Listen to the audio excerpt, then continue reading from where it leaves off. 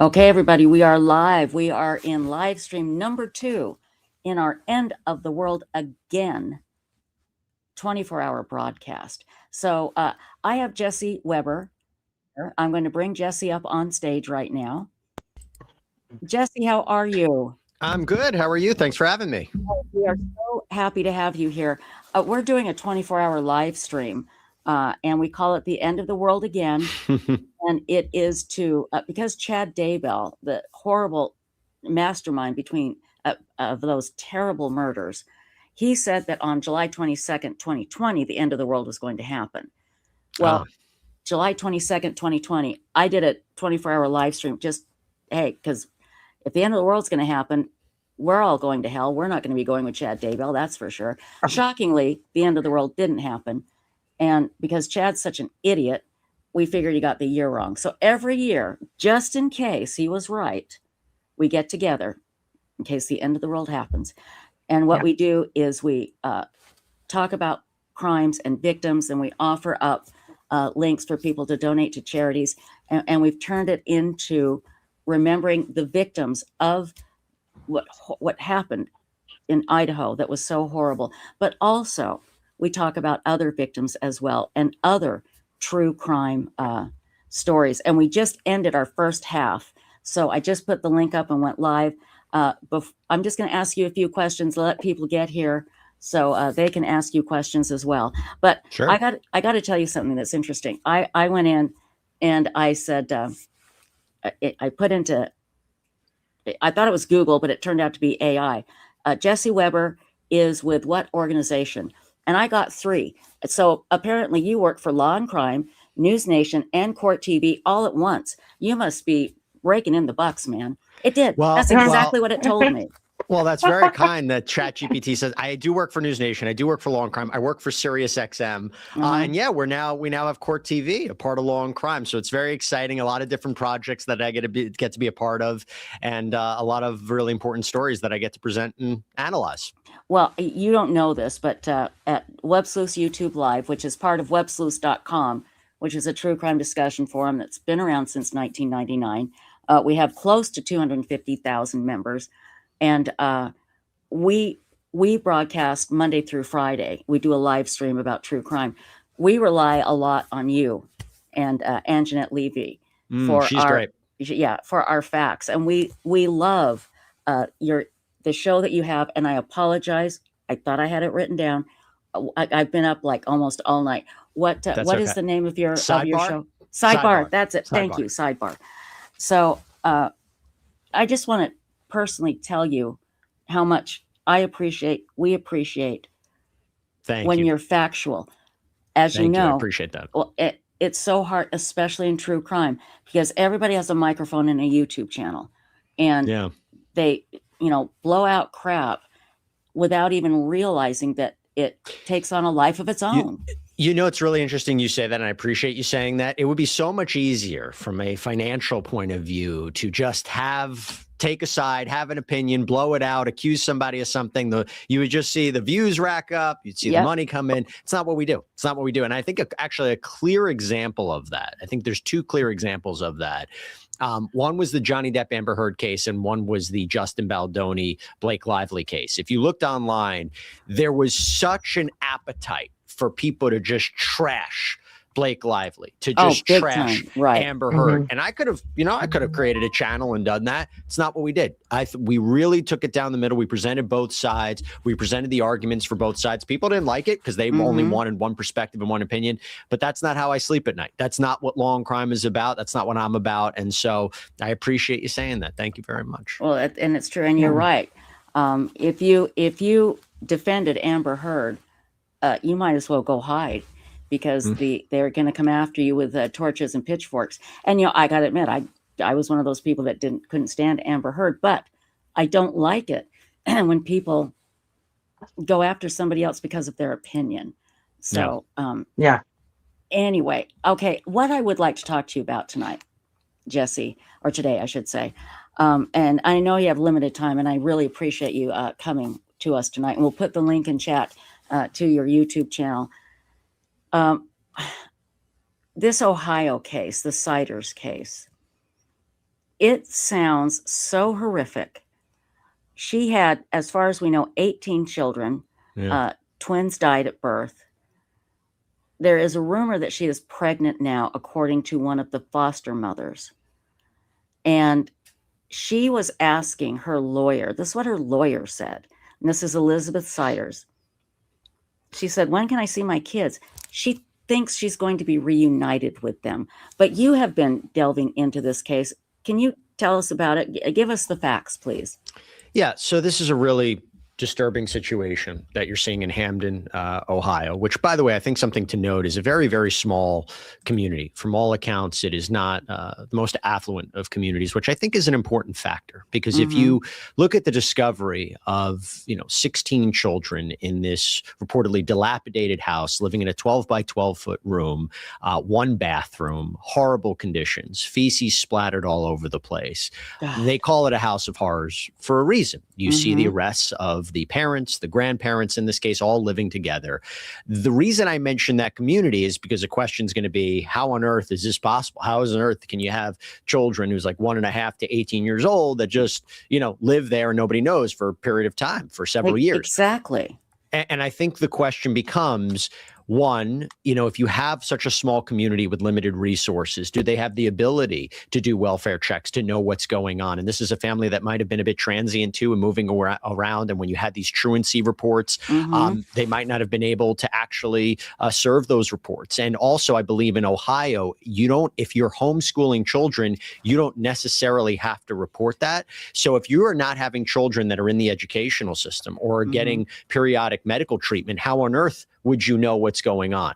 So you have these children that have been recovered from this house. You have 4 individuals that have been arrested. They're each facing child endangerment charges that basically you're talking years and years and years in prison. And from a legal point of view, and I think this is important to note, it will be very difficult for a defense attorney in other cases when you're talking about child neglect or child abuse for one parent or caregiver to point the finger at the other, right? One of the things you'll see is, well, I didn't know what was going on. I was working so much. I was traveling. I was leaving our baby to, my wife, my husband. They're all living together and they're all in this small house. That knowledge component is going to be important. However, you raised a really interesting issue.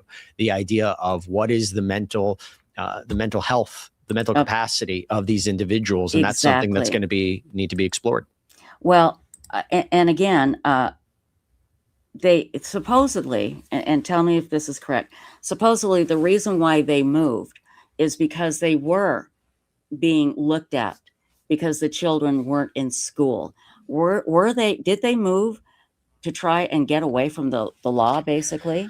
So what I can tell you is, based on the reporting we're seeing, they did move. The reason for the moving, I can't tell you. I can't definitively say at this point what the motivation was, but that is obviously something that's going to be explored during the course of this criminal case and during the course of discovery. And I will tell you, Elizabeth Siders' attorney, who's appeared at least 2 times on my network, News Nation, appeared on Cuomo show. Even he was like, well, I don't have all the facts. I don't have all the information. I don't have the discovery, which is interesting because some of the reporters who've been covering this case have found out more than he has, but he has a different job. So I think that's something that's going to be explored and try to understand a little bit more of the movements, because that matters. That matters. If the prosecution wants to establish that they were hiding these children and making sure nobody knew what was going on, that's going to be a key factor in determining this child endangerment charge. One of the questions that I have, and something I wonder is going to be explored, I don't know if it's going to be successful, but if they say, listen, this is the best we could do. This is the best we could do.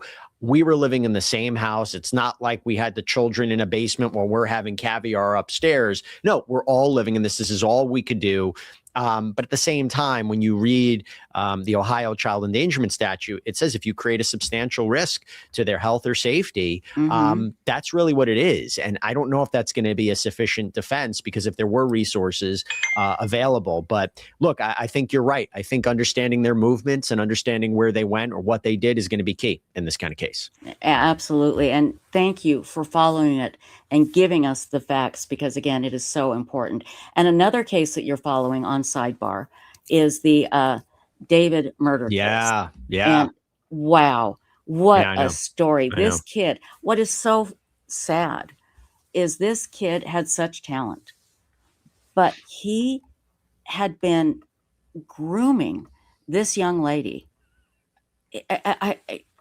Jesse, you got to help me here, because her parents allow her to go with him and his entourage basically at a very young age? Is that true? Okay, so you raise a really important question, and it's a question that I'm glad I'm having the platform here to address. So first, let me say, from a legal point of view, he's in the second day of his preliminary hearing, where the judge has to determine if there's sufficient probable cause to support the charges for this case to move forward. He is innocent unless proven guilty, despite what appears to be a mountain of evidence. Have to make that. Okay. The family, I want to be clear, is not on trial here. The family, sure, there could be questions about what they knew. They're not testifying at this preliminary hearing. They may testify at the trial. What we seem to know, based on the reporting and what has already been presented in court, is that through a prior investigation in 2024, remember the prosecutors believe she was killed in 2025. 2024, there was reports that she had gone missing. There were reports that she was with him. In police, and this was presented in court yesterday, there was body cam footage where they went to David's home and asked him about Celeste. And I believe that's going to be used by the prosecution to say he wasn't forthcoming about his relationship with her and what he knew about her. But he allegedly even showed a yearbook photo of her where she appeared very, very young. So the idea that he didn't know that she was a minor is going to be interesting.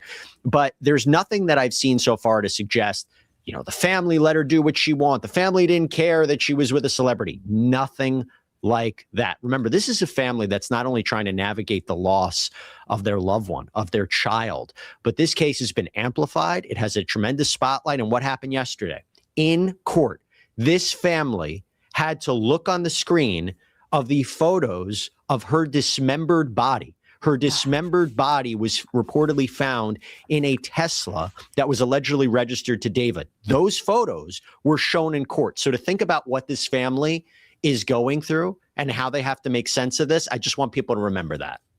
And also remember, I'm sure they are living with a tremendous amount of guilt. What should I have done differently? What should we have done differently? And again, kids run away. We have to remember that too. And short of locking a child in, it's hard to keep children under control sometimes. And you're right. We need to wait till all the facts are presented, and they are not on trial, but they are on trial in social media. And the things that I see being said about the parents are horrible. We don't know what happened. We don't know. And we do need to wait and see. But the evidence against David, and what is so sad is this man was very talented. Young man was very, very talented. And he had a chance to have an amazing career. He broke through at a very young age.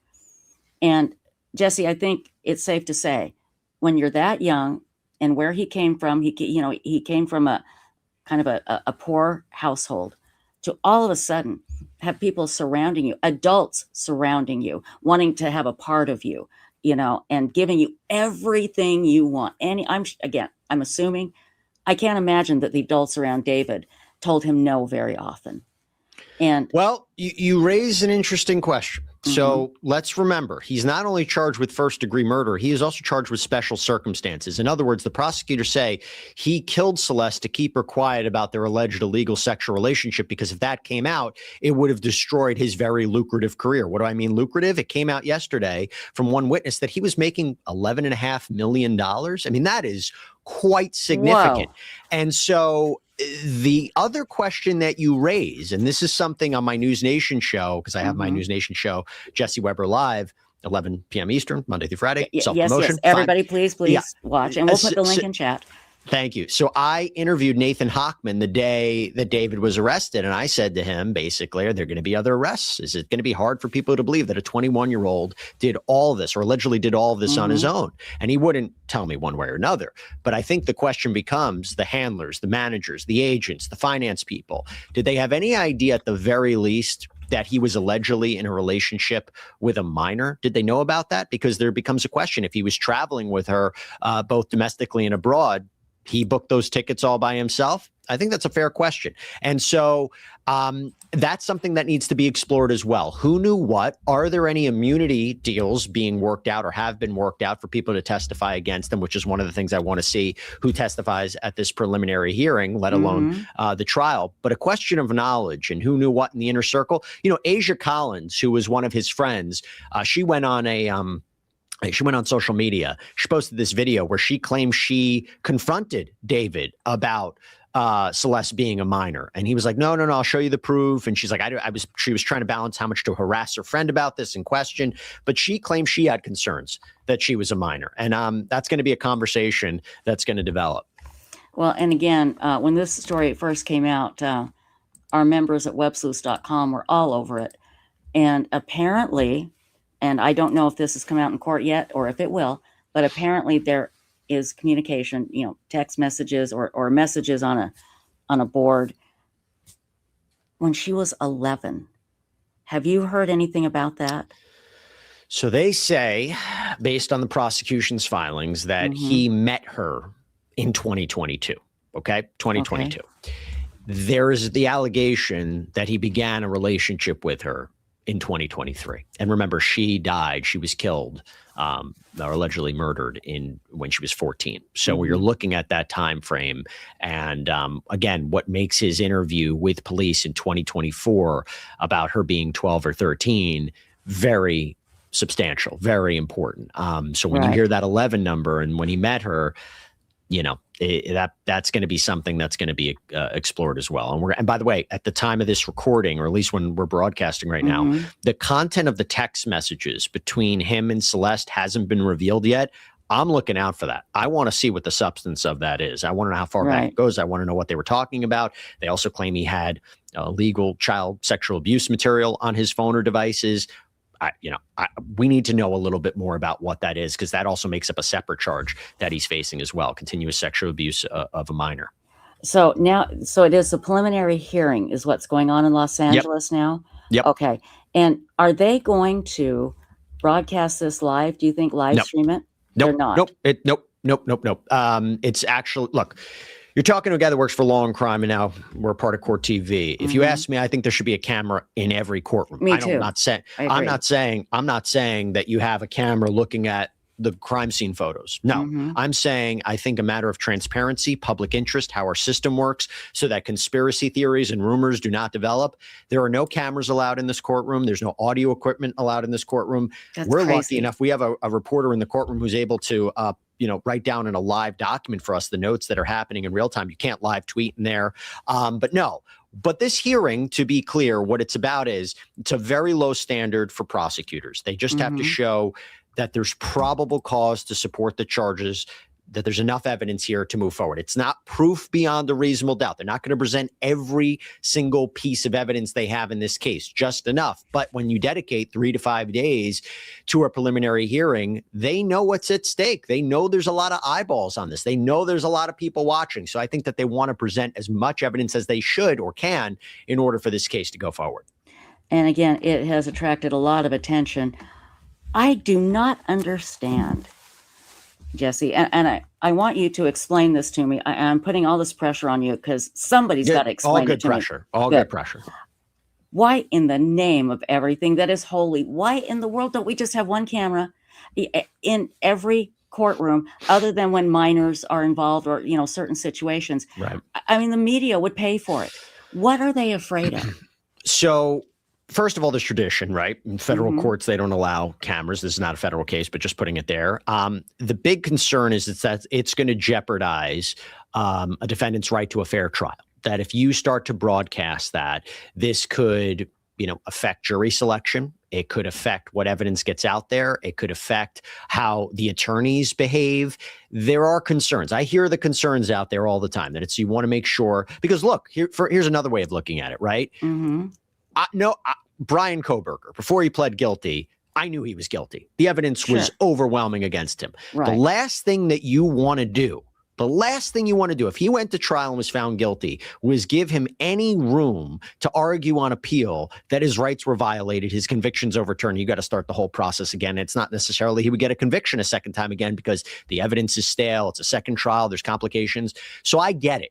I get it. In the interest of justice, for the people who believe that David is guilty, even though he's innocent unless proven guilty, the last thing that you want to do is create an issue on appeal. So the argument would be you limit what's going out there, you limit any kind of complications, you have the trial, and particularly when you're dealing with very sensitive material like this, there's also the idea that you don't want anything getting out, no photographs, no videos, no sensitive material that could harm the family or the victim's family in any way. So I get it. But at the same time, for me, transparency, how our system works, I think it's important. I say it in the Charlie Kirk alleged assassination case, Tyler Robinson, so many conspiracy theories, so many rumors. It's crazy. It was important to see the evidence, to see the arguments for out there. I hope it convinced people that it wasn't a foreign government and that this is some patsy. He too is innocent unless proven guilty. Right. But, you know, even so, I think that's necessary. And again, I see when you present it like that, even if you wait until after a jury was chosen, they have to go home and they're admonished, don't watch anything, don't do anything. There's no guarantee. Short of, putting a jury in a motel and sequestering for every single case, which is impossible, that I can see. That would be a problem. But again, you have to have some faith in the system. And wouldn't it be better, and I know I'm preaching to the choir, wouldn't it be better to have a camera there and just have transparency, like you said? I agree. I agree. In Tyler Robinson's case, that was so important. Yeah. You know the crazy stuff that was out there. And how do you get to these people? Well, you get to these people by showing them the truth. Sometimes it doesn't matter. So is it the second day of the preliminary hearing of David's? As of right now, it is the second day in the preliminary hearing. The prosecution's presenting their evidence. And this is also the opportunity for the defense to question that evidence, to question the witnesses. It gives them an opportunity to strategize, which is sometimes an advantage for the defense, which, this is why prosecutors, do they go the route of a grand jury? It's a secretive proceeding. There's really not that much input from the defense, if any. It's very, very different. Whereas you go in a preliminary hearing, the judge has to determine if there's enough evidence to move forward. So you're starting to see a little bit of what the defense may do. They're questioning how evidence was handled, how evidence was tested. The idea, I think they seem to be making the argument, one of the biggest pieces of evidence, in my opinion, is the purchase history, right? They claim that David purchased a cadaver bag, laundry bags, chainsaws, a blue inflatable pool, the things you would need to dismember a body after Celeste was reportedly killed. And the defense, if I recall from yesterday, seems to be challenging, well, never purchased those things before. So are they trying to heighten up this argument? It was a heat of passion killing. It was self-defense. We don't really know what happened, that it wasn't planned. Maybe they're exploring. But again, there's no jury. This is in front of a judge. And I look, it's an incredibly uphill battle for the defense to argue that there is not enough evidence for this case to go to trial. But you're starting to see some of the grounds for what they may go to if a trial happens. I'm assuming he has a very high-powered team of attorneys. Yes, Blair Burke. She's a acclaimed celebrity criminal defense attorney. Do you know any of her former cases? Yeah, Mel Gibson was one of them. I think I want to say Harvey Weinstein too, maybe Britney Spears. I might have to double check, but she's renowned in the space. She's a very good attorney.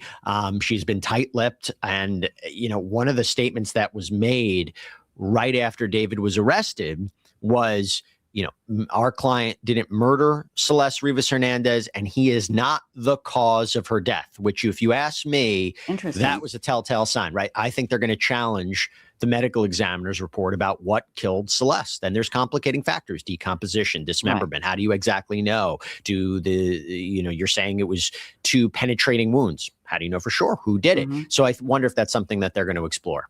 And that you're right. Who did it? Because her body was found in a trunk, and I don't think they have, blood on David. I don't think they have blood on clothes. Do they have a murder weapon? I don't know. Do you know any of this? I don't believe they have a murder weapon. I think there was a back and forth yesterday about the chainsaws being tested and whether they had blood or not. But this is what we call totality of the evidence, a circumstantial evidence case. Yes, but if you can use the digital records, the purchase history, the Uber receipts, the cell phone records to say, we can show she showed up to his house that night in April and then completely went silent. No one heard from her again. He makes alleged trips to the Santa Barbara area. We have him driving the Tesla where her body was allegedly found. These are the things that add up. And there is also going to be testimony from friends, associates that he lied to them, right? That's the allegation. He lied to them, lied to them about the smell of decomposition in his home. These are the things that are all going to add up. And I think, and this is something I mentioned on Sidebar too, that I wonder if the prosecution is going to say is, let's say he's completely innocent. Let's say he had nothing to do with this whatsoever. He stops communicating with her or reaching out to her after she allegedly is killed. Isn't that strange? Out of all times to stop communicating with her. So I wonder if that's something, again, this is the alleged evidence, but I think that this is something that I think the prosecution is going to really focus on. Jesse Weber, we have just a few more minutes left with you. What do you have coming up? Since you're on every, I swear to God, you're on every news platform there could possibly be in the universe. What do you have coming up that we can look forward to? Well, thank you very much for the opportunity to come on here and speak with you. Look, we're following the David case every day. I've been following that case since September of last year, but we're also following the Nolan Wells investigation, which I think is a really interesting case to follow. I mean, today, just a few.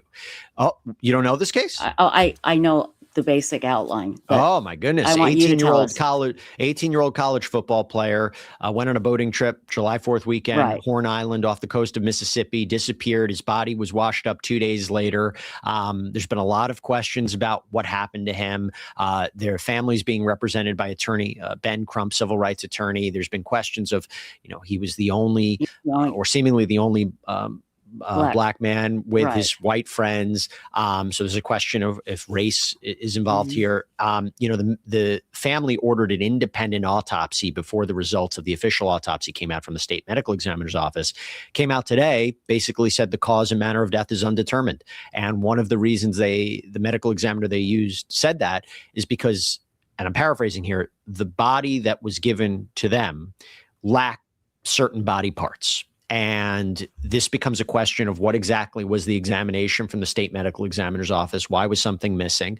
And if you can't definitively rule out foul play, what is this investigation going to look like? What is the state medical examiner's autopsy going to look like? What are the toxicology results going to find? Every day we're learning more narratives about what happened. We are also learning more about photos and videos that were taken that day. And this family is looking for answers. This family is looking for closure. And I think it's an important case to follow. And it's one that we've been covering on Sidebar almost every day. And I'm so glad you're covering it because you will tell us the facts. But again, when you just look at it, it looks like a bunch of young guys getting together, partying with a tragic accident. Yeah. But all of these other questions now come up. Yeah. And you can't tell. They said there might have been a bruise to the back of the head. And I interviewed a medical examiner, a coroner today, who said that would have had to been inflicted or received before death. That's pretty substantial for her to say. And then you have to say, what's the motive? Why? And you do have to look at race. This case has so many explosive elements. And sometimes the facts are blurry as well. And that's what makes it even more difficult. So where is that case now? Is it in an investigative stage? Nobody's been charged, right? Nobody has been charged. It's being investigated by the sheriff's office. Ben Crump had announced, I think it was last week, that after meeting with the DA, this case would be presented to a grand jury. Maybe, we'll see. But we're also now waiting for the official autopsy results from the state medical examiner's office, although they're also waiting toxicology reports. But this announcement today about the independent autopsy results is now going to put a spotlight on law enforcement, and I think it's going to present some difficult questions for them. So it's just, it adds to the conversation in a substantial way. Is this going to be the battle of the experts, do you think? Maybe. If there's Yeah, boy. I mean, it was one thing I was waiting to see if the results from the independent autopsy would definitively say one thing, and the results of the state medical examiner's office was going to definitively say another, and then you're going to have two conflicting points. But if they come out with something definitively by the state medical examiner's office, how is it going to jive with the independent autopsy? Maybe. I don't know at this stage. I think we just need to understand a little bit more. And the difficulty with drowning, and apparently his body was decomposed as well, but the difficulty with drowning is sometimes you can't definitively say what happened. How would you know if someone pushed him into the water? How you know if somebody held him down? Exactly. Or he drowned, or he accidental. Yeah. Was it an accident? Somebody push him? Yeah. How do you tell? What do you do? And again, this is going to be a case that's going to be very compelling. Stacey, I don't know if you know your microphone is on and we can hear it sounds like you're baking bread and creating pottery. That's okay. It's interesting. Kettle. Sorry. Interesting sound. All good. Jesse, we're going to let you go. But Jesse Weber, you can find Jesse Weber literally everywhere. News Nation, Law and Crime, Court TV. We go to Jesse with Sidebar because that happens every night. And we're going to put all these links in the video underneath this video when we're done with the live stream, so everybody can check it out. But Jesse, I can't thank you enough. You are so busy. And for you to come on our live stream, Websleuths YouTube Live, means a lot. So thank you. Thank you so much for having me. It was a pleasure. And I look forward to it again, hopefully sometime soon. You got it. Anytime. We'll talk soon, my dear. Take care. Bye-bye, everybody. Bye. Thank you. Bye-bye. I feel like such an idiot. No, that's okay. I kept muting you, and then I didn't know. Yeah, and then all of a sudden you'd be unmute, and I'd hear and then it's so hot. I'm making iced tea. Sorry, but I feel stupid because I should have changed my picture. What a dumb picture with Jesse Weber on. My God, and that meant I would have had to go out and come back in, and I'm like, I did not want to do all that with him on. I just cringed the whole time. To me, that just looks so normal, wearing a tinfoil hat. Like that's. Oh God. I'm so embarrassed. Trisha, why'd you let me do that? I didn't even think. To me, there's nothing wrong with that picture. It never occurred to me that here we're having a very well-known and incredibly well-respected member of the true crime community and media. And here is my executive producer wearing a tinfoil hat.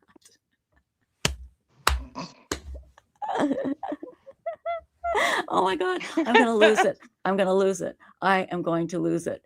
What did Frey say? I didn't see that. I actually wanted to make a tinfoil hat so I could fit in with the cool kids. Oh, you know what I do? My God, phrase! I can't believe she didn't say anything. I didn't think. I would never let. I know you don't yourself. Think. No, I know. But I swear to God, I would never let you do that. To me, this is just normal. It didn't occur. I am so sorry, Stacey. I should have gone. Stacey, go change your hat. Oh my God. That is too funny. Oh my God. Hey, just another day at Websleuths, people. That's right. You never Only know. The best. It's again, we put 60 Minutes to shame with our precision and our professionalism. I'm just surprised Boo didn't get up there and lift his tail up so you can see his rear end and then start cleaning it like he's done before. McSpunky, you should see me without makeup. McSpunky, you're adorable, even without makeup, honey. Yeah. You're just adorable. Oh, and thank you, everyone, for the kind words about the picture. It is cute. It's really cute. I love it. It is adorable. I'll send you the bigger version because I was trying to where it wouldn't just be a circle, but I guess that's my only option. Oh, unless Phrase knows a secret trick. So I'll tell you what. Phrase is backstage, and everybody. Phrase is our. I hate. He's so much more than what I'm about to tell you, but he is our head of everything technical. Everything that you see on Websleuths that is wonderful and working beautifully is because of Phrase. And we are making Websleuths even more user-friendly. That's websleuths.com. So let's bring Phrase up here. It's definitely not Trisha doing that. It's all Phrase. I can guarantee you I did not do one technical thing ever. The only thing I did was go, hey, let's put all the threads right here. Let's just pile everything right here, like a big pile of clothes. Just put it all here, and then we'll figure it out later. That's my contribution to how Websleuths is organized. Phrase is a genius. He is a genius. How are you doing, my dear? I feel like I'm being overly fluffed here, for lack of a better term. We need to make a phrase altar. We do. With candles. That's and what I want to do. Yep, absolutely. But here's the thing, Phrase, you have to remember.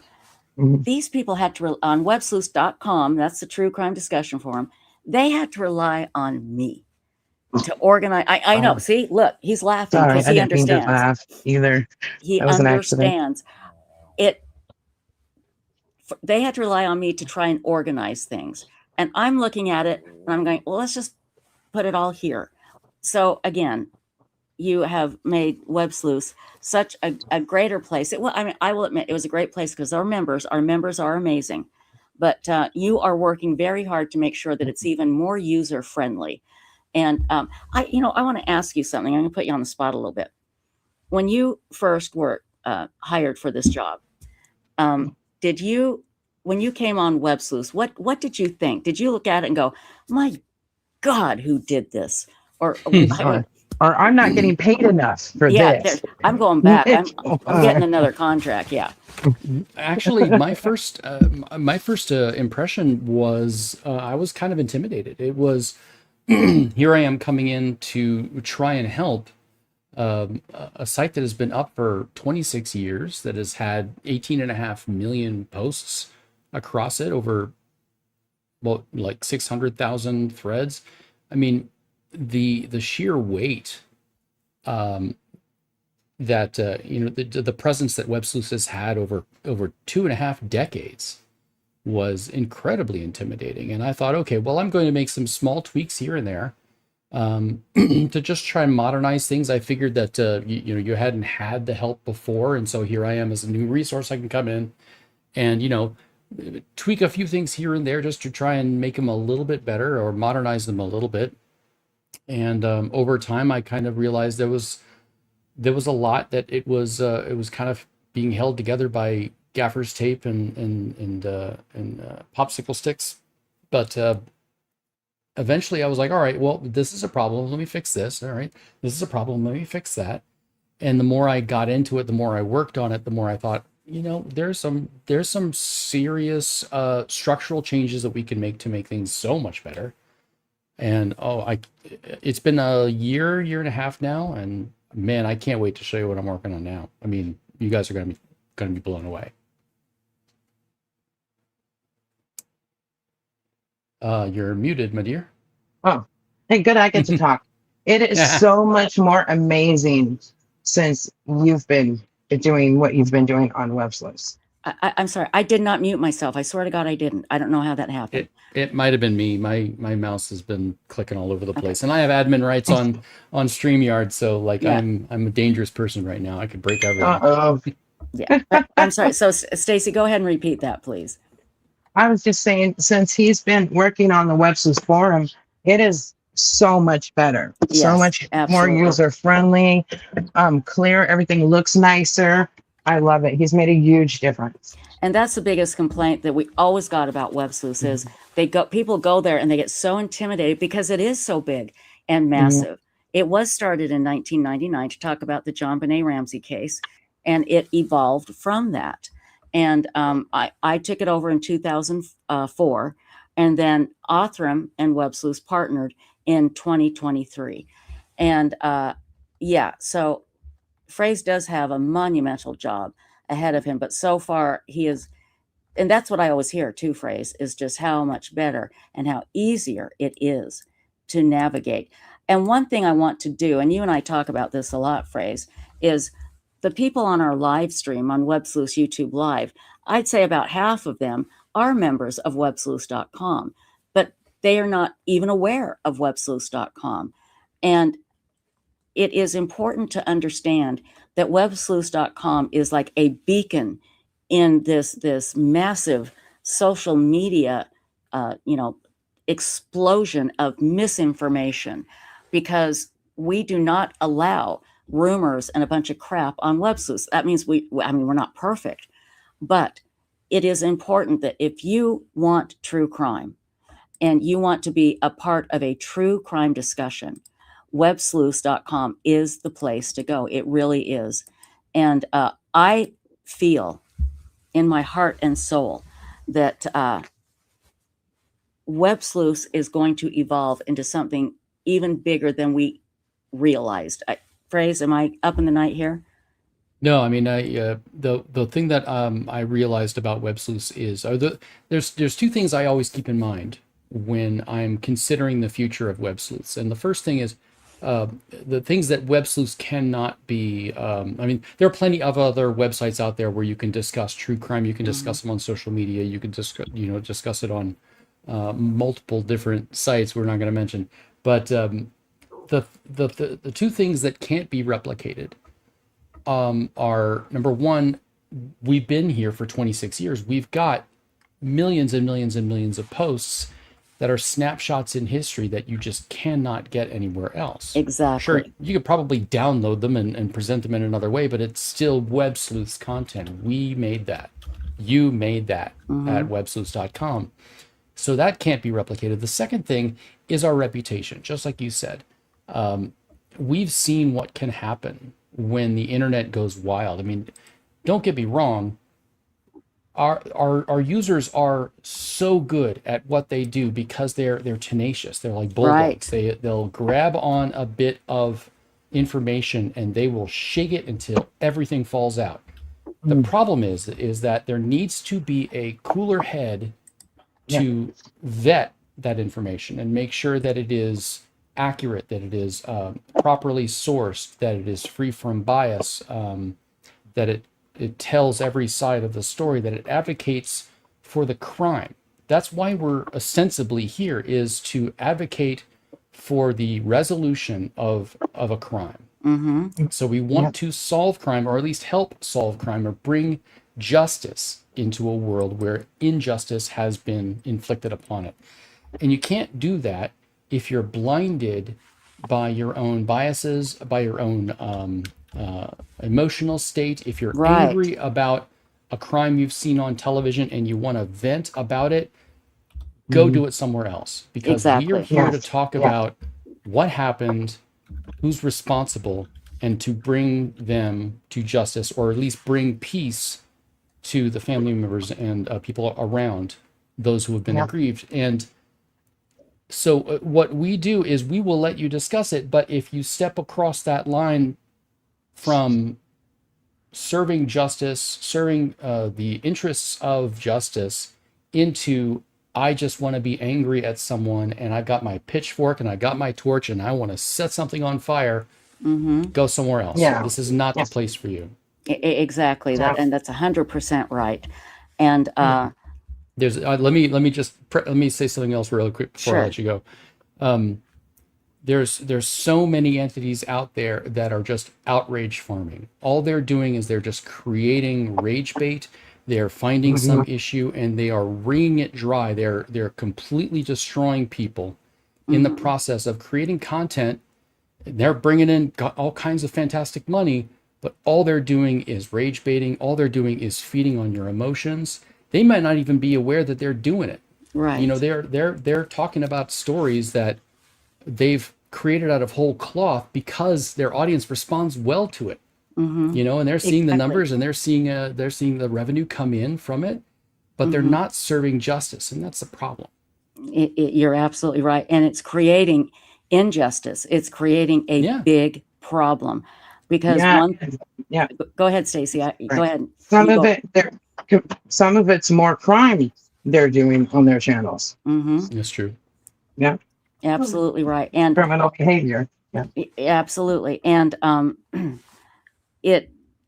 what people need to remember when they post something, your words have power. And I keep repeating that. Your words have power because number one, you don't know who's reading them. You don't know who takes them and passes on to somebody else and where they go. So when people come on and just say something flippant, like, well, yeah, I think they're guilty, and say something crappy and then move on. Well, the person that person is speaking about, their child might read this one day, find it, and all of a sudden their parent, who did nothing wrong, but this person decided they were guilty, and they just had to tell everybody. They had to let everybody know, yes, I think they're guilty, even though there's nothing to suggest they are. It can create waves of issues with people. And it's an Ouroboros of true crime. I mean, you create some kind of statement that says that say it's true, that you create some situation where people say, oh yeah, this must be true. It gets repeated. Another person picks it up and it gets repeated, and another person picks it up and gets repeated, and it gets back to the original source, and now they've reinforced themselves without even realizing it, and suddenly they're just spinning in this spiral of injustice. Exactly. And I've told you this before, Phrase. We there was a time, I wish I could remember what forum it was, but I did a little experiment. I had somebody, I didn't have somebody posted and said, this is a rumor, and they posted something. Literally within 30 seconds, it was on Websleuths. It was being repeated as fact, even though it was labeled as rumor. And that's how this crap happens. That's how you get these crazy conspiracy theories, And I think, and not on Websleuths. Hold on, I need to clear my throat. Not on Websleuths, but I think on other social media platforms. I think something that could help this is if people had to use their real names when they posted. That would really stop people from going crazy. Now, again, how do you know they're their real names? And, that creates a whole bunch of other problems. But there was a platform that did that. I wish I could remember what it was. It was a magazine. And they were having so many problems with trolls and people getting mad at each other and saying horrible things. They said, I think it was, we need to see your driver's license, and you need to post with your real name. Everybody freaked out. It's going to fail. Your discussion part of this online magazine is going to die. Just the opposite happened. It became amazing. It was all political, and it became an amazing place. And I think that something like that should be done here, because I go on Facebook, Instagram, TikTok, and I see the crazy crap being said in the comments. I'm not even talking about the initial post or the initial video. I'm talking about in the comments. And people pick that up and run with it. And it is horrific because, again, your words have power, and you're affecting somebody's life. You're affecting usually an innocent person, because you've just decided that they're crappy and you want to make sure that people know your opinion. It can ruin lives, and it has ruined lives. And so when Websleuths, I think about the Boston bomber all the time. Yeah, and let me remind everybody what happened. Boston Marathon, there was a bomber, and he blew it up at the finish line. People killed, lost limbs, and arms and legs, and it was a horrible, gory situation. And they had a picture of the Boston bomber. Well, and this is on Reddit, and there was a documentary called The Thread. I don't know if it's available anymore, about what happened. These people started a thread, and they decided they had identified the Boston bomber from the picture that was released. And they named the guy, and they put everything up on this thread on Reddit about this man, saying he is the Boston bomber. Now, on Websleuths, Reddit is not allowed as a source except for in rare occasions. And what we were doing at the same time, when people were posting everything that was on Reddit, they were bringing it to Websleuths and saying, here's the guy, his name is, blah, blah, blah, and here's where he lives. We were taking it down as quickly as everybody was putting it up. Come to find out, that wasn't the Boston bomber. They misidentified a completely innocent man. But what had happened was, this man had actually killed himself before the Boston bombing incident happened. But his family had to endure and deal with, people coming to their houses and harassing them, because they were so sure. And this was before, facial recognition and all that. Yeah, he did look like the Boston bomber. But these people decided he was the Boston bomber, and he made the lives of this family miserable. They didn't know that he had killed himself and was missing at the time. That was found out later. But that is a great lesson in what can happen. And when they did this documentary, I wish I could find it.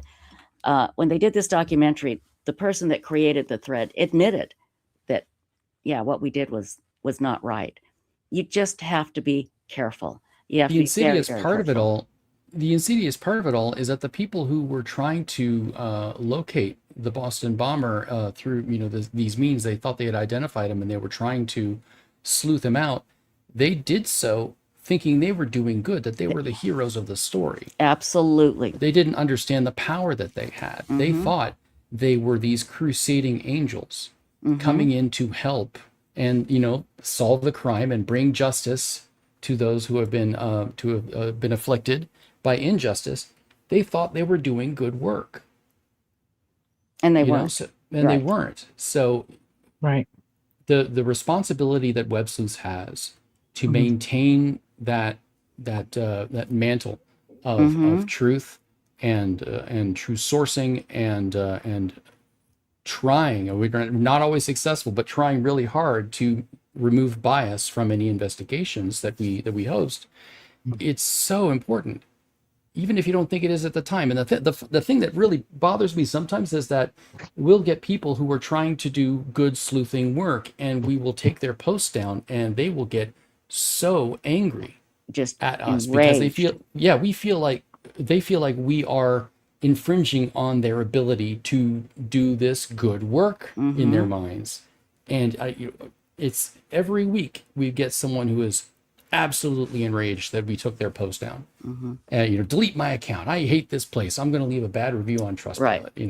Right. It's so frustrating because you want to shake them and say, you don't understand the power that you have.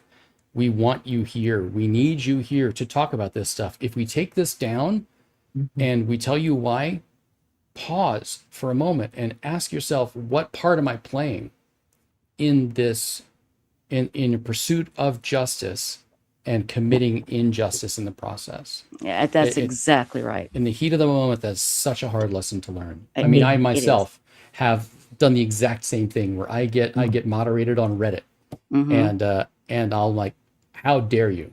How absolutely dare you? And enraged and block everybody and delete and leave the site and tell Reddit I'm going to delete my account. And then I'm like, no, take your emotion out of it. Just calm down. Exactly. That's exactly right. Hey, I'm so glad you said that phrase, because I've talked to Trish about this all the time. If you've got to take your emotion out of it, or it's not going to be accurate usually where your mind's going. But the thing about what you're saying, I think the most important is everybody needs to realize that information, is everywhere from everyone, good sources, bad sources. So even when, say, you read something on another website that says, oh, so-and-so's mother, abandoned them when they were 3, and it's in some case or whatever. Don't go repeat that on somewhere else. Go do the research. Find out if that's true, if it's confirmed. Sometimes our only confirmation will be in a mainstream media article. So then post that along with it. And you just say, they say this. Of course, we don't know if it's real in that case, But and it's also sad that everybody, you guys got to really, when you read something, before you believe it or share it, go research if it's confirmed. Absolutely. And that's find another news source. If Daily Mail is posting something, you say, okay, let me go check the Washington Post. Let me go check the New York Times. Let me go check Fox News. I don't care. Just find it on a second independent site. That that circular reference. If Washington Post says the Daily Mail reported, nope, go to the next one. Right. Go find someone else who's reporting the same thing. That is so true. Exactly. My rule of thumb is I find 5 other sources. And this is what I do. And after that, I'll be satisfied. Either it's not confirmed or, okay, it's confirmed, it's being said in different places. So I will repeat it and say it's being reported, but not that it's a fact, it's just being reported. Yeah. So. And that's important to remember too. The media gets it wrong as well. Yeah. And you have to keep that in mind. And also, we talk about this phrase in Stacy a lot too. A lot of times family members are reading on Websleuths. Now, we do take into consideration their feelings. However, when it comes down to it, it's a photo finish. Are we victim friendly or are we a true crime discussion forum? Well, we are both, but by a minuscule nose, we are a true crime discussion forum, which means at times we're going to discuss things that are going to really, really upset the family. And we don't want to do that, but it's unavoidable because we are a true crime discussion forum. And I've told family members, don't read at Websleuths. We have a case now where the family members have quit reading, and rightly so, because of what our members are uncovering and theorizing. It's very troubling to the family, and we get that.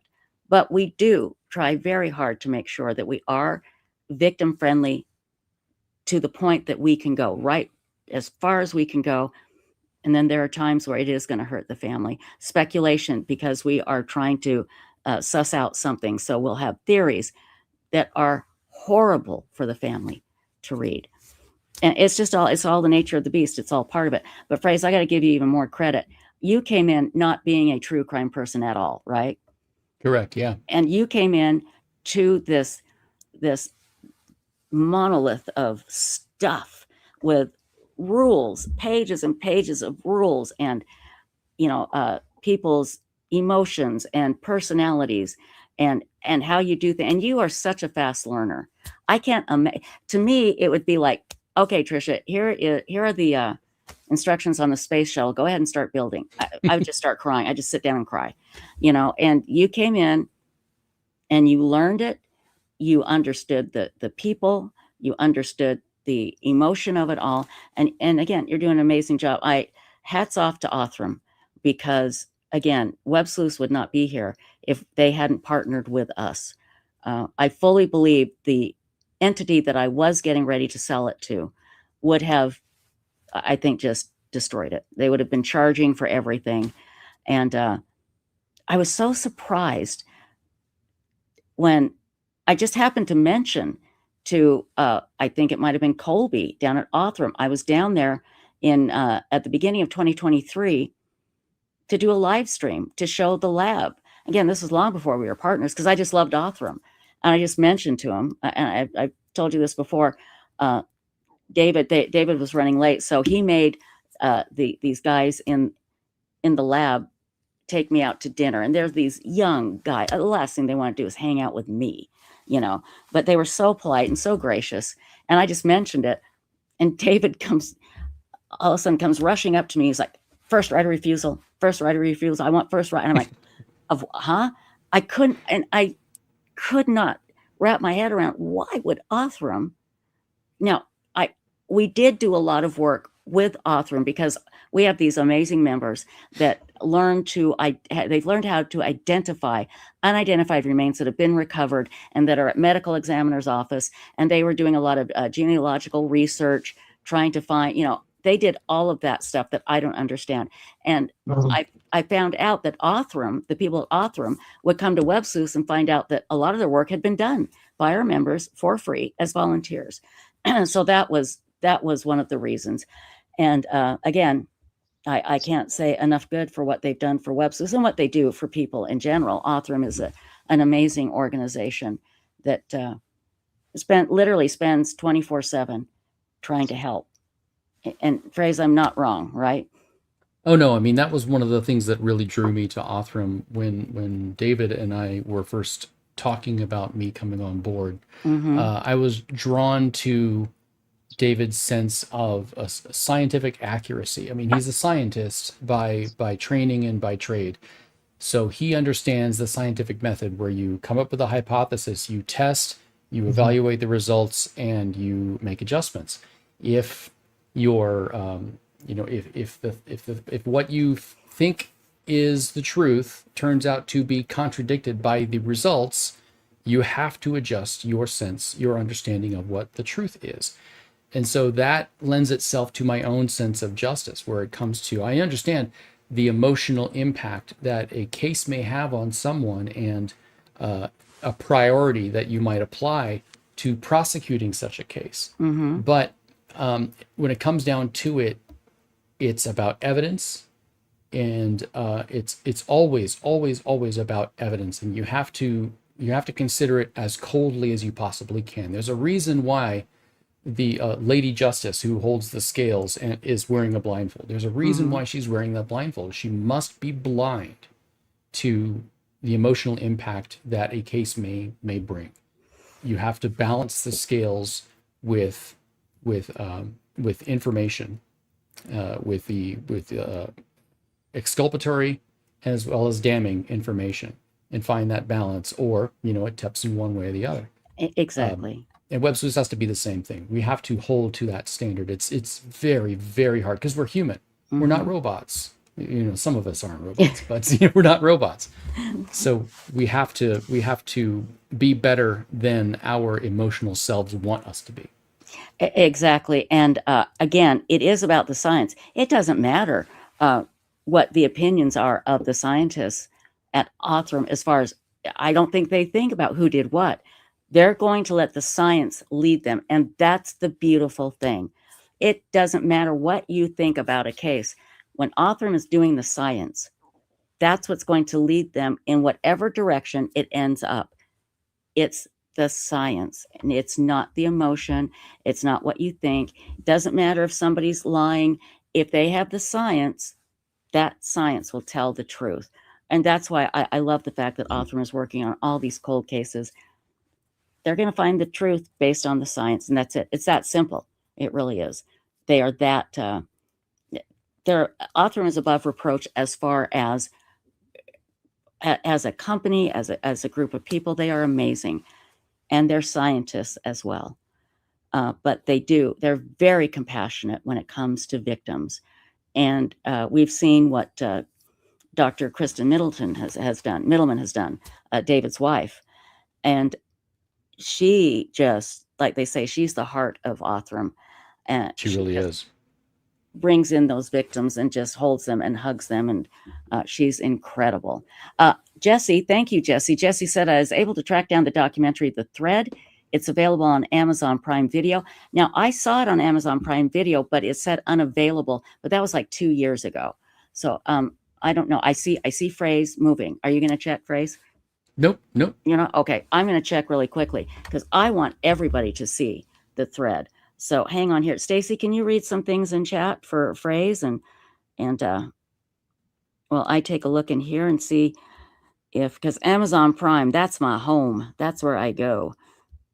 Let's see. Oh, that's not Amazon Prime. That's AT&T. I don't want to deal with AT&T. Stacy, are you there? Stacy. She's getting bread out of the oven, I'm guessing. I think that's it. Okay, let me see if The Thread is available here. Let's see.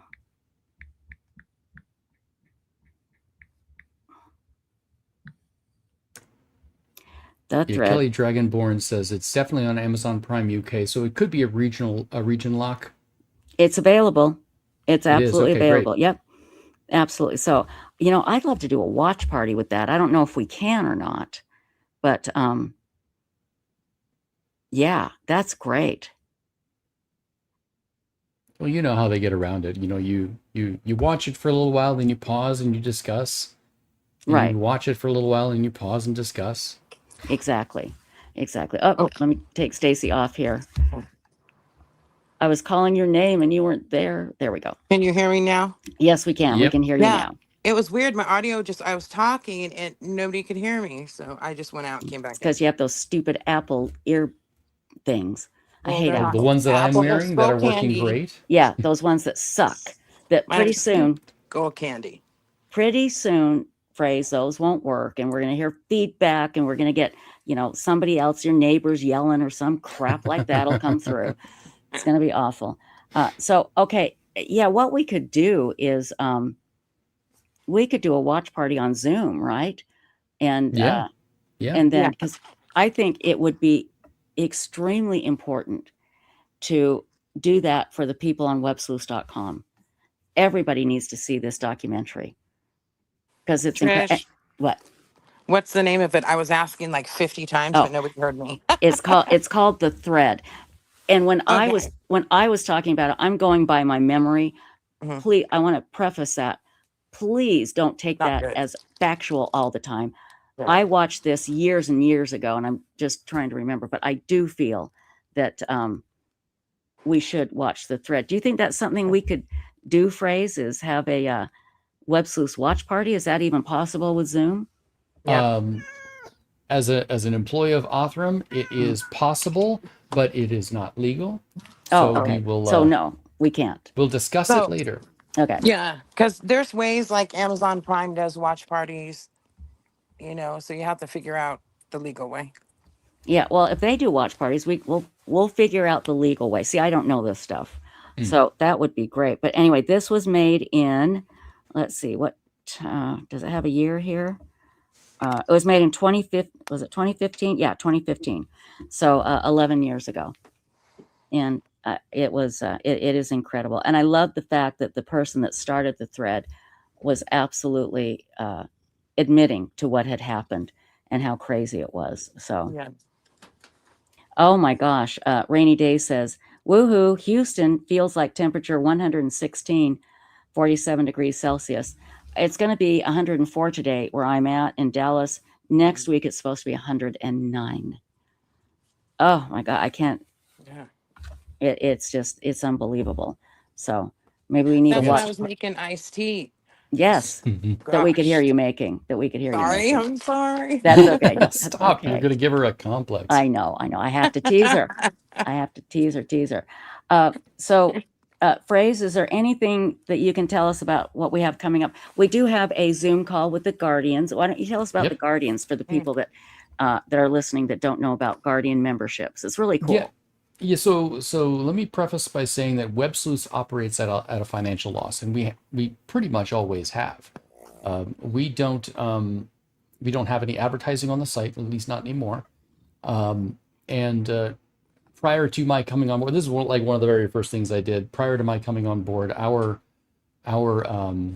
server bill was, I want to say, about 10 or 11 times what it is now. It was unbelievable. And I was told that was like a good deal, You were ripped off. big time. I mean, It was for what it was, but at the time it was thought that what we needed was this big giant server that could run the entire site, whether we had 100 people on the site or 100,000 people on the site. That one box had to scale.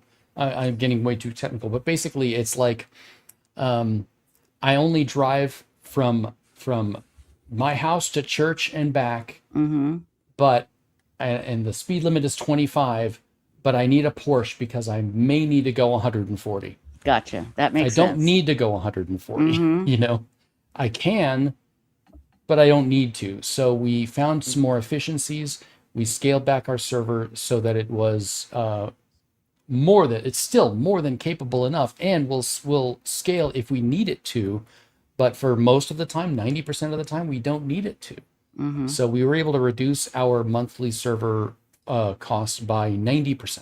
Yeah, and so amazing. That reduced our financial load by a lot, but we still operate at a loss, just less of a loss than we used to. Right. So what we do to try and recoup some of that is we created the Web Sleuths Guardians program, which is a paid membership program. You get some benefits, like you get additional emojis, you get more time to edit your posts. So after you've posted something and you realize, oh no, I've misspelled something, I don't want to look dumb, so let me go quickly and edit it. We've extended that amount of time so you can go and edit it. We've increased the number of people that you can communicate with via direct messaging from like 20 to 100. And I'm always rolling out little new features and handing them off to the Guardians first to play around with and give me feedback on. You get a private members only forum that you can talk about true crime in, where the rules are a little bit more relaxed. But yeah, Wow. it's a paid membership program. It's $3 a month. You can get it as low as $2.50 if you buy a year in advance. But we also have Guardians Gold and we also have Guardians Diamond, which are upper tiers, which are get you everything that the base tier gets you, but it takes some of your donation and gives it directly to DNA Solves to help solve to help fund the very expensive DNA testing that we do.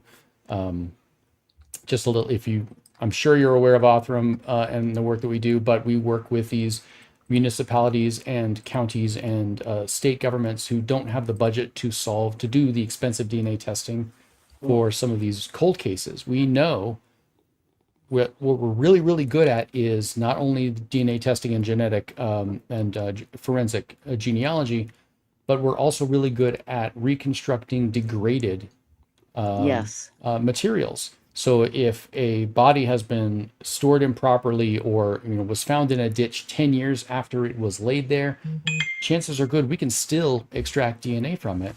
But that work is very expensive, and most of these municipalities just don't have it in their budget. They're like, this case is 50 years old. I'm not going to spend $15,000 for a case that I don't even know that Othram is going to be able to solve. Right. Well, we probably can. We just need, and we don't do it for free. We've got to pay our people. We got to pay for our lab equipment. We got to pay for our chemicals, storage, database, everything. Right. So we'll take some of that money from the Guardians Gold and the Guardians Diamond membership, and we give half of it straight to DNA Solves. So your contribution helps keep websleuths.com online and also helps bring justice to those who have been victims or that are victims. So we try and do good work with the money that you give us. We don't take any other money. Right. And like I said, we still operate at a loss because we love what we do. What we do is very important. Othram believes in the power that Websleuths has to bring justice, and that's primarily what they're interested in. And I've got to tell you, when David and I were talking about this, he made me the promise, and this was the line in the sand, but it really wasn't a line in the sand because he agreed that Websleuths would always be free. That the main posting, the main page that you see with all of these hundreds of thousands of cases, it will always be free. We're never going to charge people just to post regularly. And, he was very, very clear on that. So again, that's why Othram and David and Kristen saved Websleuths, because it was going down. The advertising wasn't covering the expenses. And I was at a loss on how to fix anything. And it was going down, but they saved it. And what I love is they do believe in Websleuths and what we do. They really do. They understand it. And, one of the things I convinced David to do was this back in March or May was, the Websleuths YouTube Live hasn't been monetized this entire time. it was in March. Yeah. It was in March. Let's talk about, this is important. This is important. Yeah. So David and I, we'll talk all the time. And while he's not worried that Websleuths' financial loss is hurting Othram in any way, he does have to report to kind of a board of directors who help us keep things running. And he likes to have more information every time when they talk. And like, hey, we need to find some more revenue sources. Do you have any ideas? And I said, yeah, what if we monetized Websleuths YouTube Live? And he said, you can do that? I'm like, yeah, we can do that. So what we did, yeah, bless you.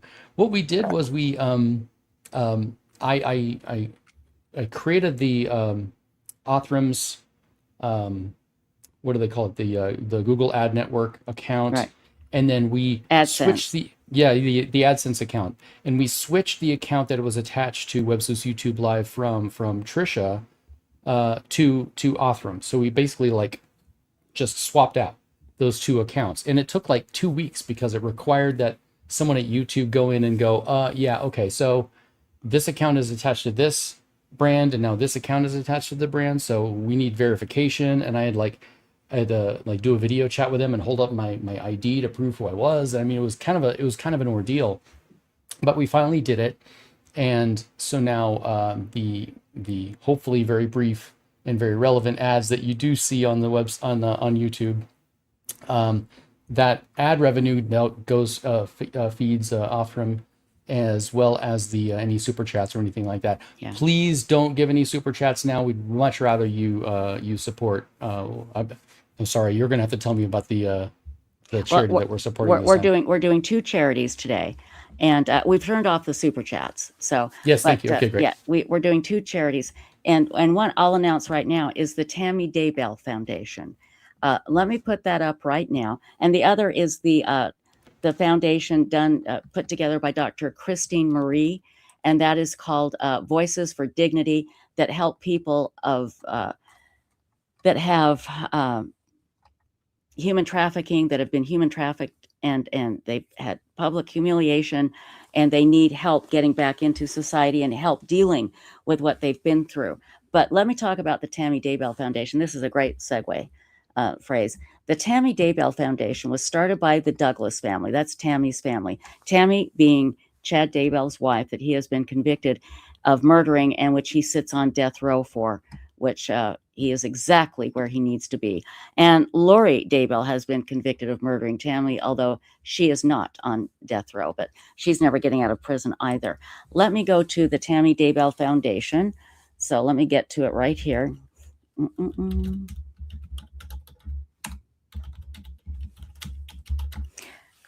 You get to it by going to the Tammy Daybell Foundation.com, but it's actually called the Tammy Douglas Daybell Foundation. And let me share the screen here with you, and then share their mission statement, which is perfect. It so represents what Tammy Daybell loved, and she loved books. Tammy adored books, and she worked with children. She worked at the library. And here is the link to the Tammy Daybell Foundation.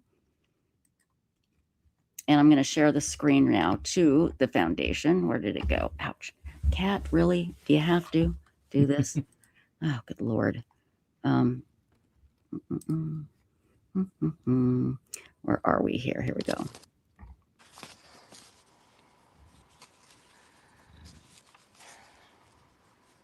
Here it is. And see, they have a link here where you can donate. And I'm going to put that in chat right now. We want you to go directly to the website itself and donate. You can't send us any donations because everything is turned off. So, but there's 3 ways to donate. You can use PayPal, Venmo, or checks by mail. And about us, let me tell you what it says. It says, literacy is a key component in a child's education.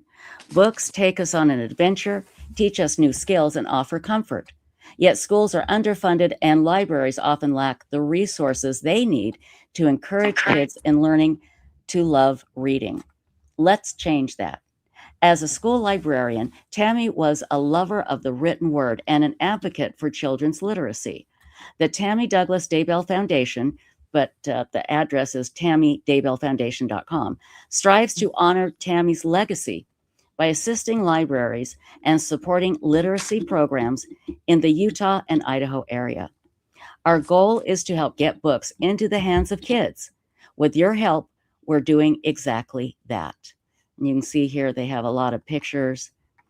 And Tammy loved ducks. On her gravestone, they have 5 little ducks that represent her 5 children. And coming up is a picture of the family right here. I hope you can see it.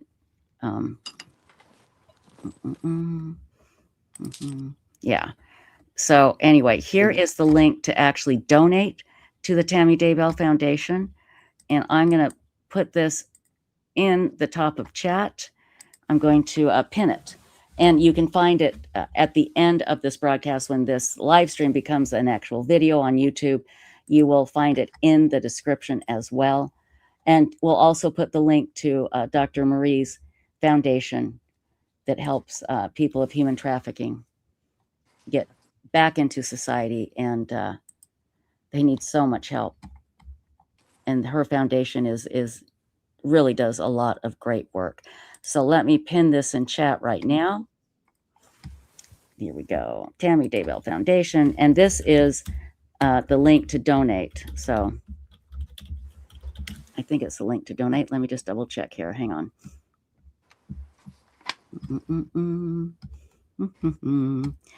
I've got so many windows open. It's just hard for me to see here. Oh, shoot. Now I can't find it. Hang on just a second, guys. Yeah, this is the donate link.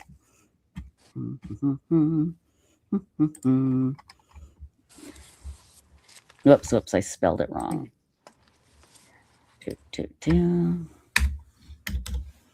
Oh, shoot. Come on, Trisha, you can do this.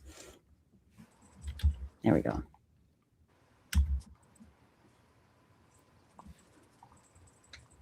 Foundation. Donate. Okay, and I'm going to pin this at the top of chat.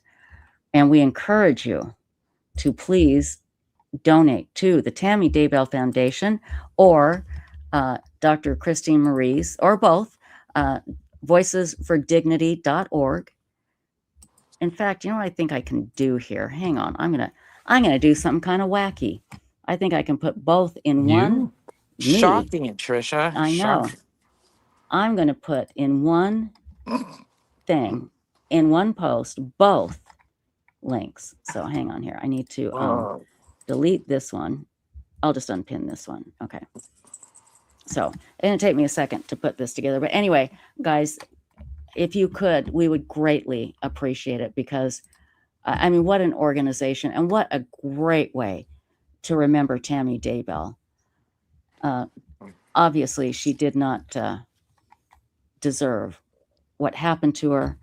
She was a wonderful mother. And let's remind everybody, Chad Daybell was a lazy ass. Tammy was the one that made the money. Tammy was the one that carried the insurance. Chad had his little publishing company that it did make money, apparently. I thought it was a complete and utter failure. But no, it did sell some crazy books that did make money, which really surprises me. But Tammy was the heartbeat of that family. And she did everything. I mean, she did everything. Mm-hmm. So this organization, this foundation made by her family, is such a great way to remember her and the work that she did. You know, she was one of those cool librarians. She was fun. She was always happy. And just a loving, amazing woman. So let me grab it here again. Here we go. Tammy's family just seems like they're such good people. They seem so amazing. Down to earth, wonderful people. Really? And they had to go through all of that hell. I mean, how many years of waiting for the trial, and then going through the trials, plural, and they've come through with dignity and grace. And they are amazing people. Absolutely amazing. So here we go. Now, who killed her and how he killed her and why he killed her. My gosh, you know. It is absolutely horrible. Now, let me get this other one here. I'm doing highly technical work, people. Don't try this at home, please. Because something's probably going to explode. So really, don't try it at home. Yeah, exactly. It's exactly what's going to happen. That's why I'm here. Yeah. Okay, I am now putting into chat both links to the two places that we are encouraging you to donate in honor of the victims of Chad and Lori, and the victims of all crime that happens. Yeah. So if you have a little extra, you know, a buck here, buck there, it can make a difference. So both now are pinned at the top of chat, and we'll put them in the description as well. So I think we've got it. I think we've got it all. Okay, let me go back to StreamYard. I am so tired, you guys. You know, poor thing. I know. Well, I went to sleep at about probably about 5:30 and got up at 9. But hey. Exactly, Laura Thomas. That's a great comment. Laura says, Othram has given so many back their names. And you got to realize sometimes they're working with a little chip of a bone. And that's why those DNA tests cost so much. And I'm thrilled that we have turned the monetization back on of Websleuths YouTube Live, and it goes directly to DNA Solves. I am thrilled that that happens. I think we have a lot question. about. I'm sorry. Oh, what? sorry. Grace? Go ahead. Oh no, you go first. I have a question that might take a while. I think about the Pecos Jane Doe case that was recently solved. The material that was used to solve that particular case was I want to say I'm probably getting the number wrong, but it's so small. It was something like 10 nanograms of material, and to put that in perspective, a single grain of salt. I'm worried that I'm saying nanograms. It should have been picograms. I mean, it was so small. But basically, Picograms was the smallest one. Yeah. They did. Oh yeah. So the material that was recovered for the Pecos Jane Doe case was like 1/60th the weight of a single grain of salt. That's how little material that they had available, and they still were able to generate a profile from that. And the profile was it of the person that killed her? Family? No, it was she drowned, Right. but we had no idea who she was. Right. So she was unnamed forever, but we were able to find a family member, and it's part science and part detective work, just straight up detective work. You know, you will understand like a general area that this person came from or a family lineage, and we'll go and interview surviving members of that family and say, did you have a family member that went missing? I remember I want to say the story was something like the police showed up at this woman's house and she said, this is about Sally, isn't it? I don't remember her name, so forgive me. It's so many names that that go by and I just don't have the mind for them. But you know, she knew immediately who this was about. So that's how these crimes are solved. We know the family members or the area that she was from, and then we start the detective work. We start asking around and piecing together what clues remain. But those picograms of genetic material is what cracked that case. Yeah, and it's been laying dormant for 47 years or something like that. Just crazy. Incredible. Yeah, you know, I think we talked about this a while back, I think with Colby, because I brought it up. So there's another one too that's it's astounding. They did it. They had trace amounts of DNA. They had under 120 picograms, and it's an ultra low DNA threshold.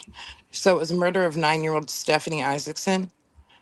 And so, like I said, they had 120 picograms, which is only 0.12 nanograms of evidence. And they were able to identify her perpetrator with just that little small bit. That's incredible. Rainy Days wants to know, is Othram doing the Asian doe identification from the list case?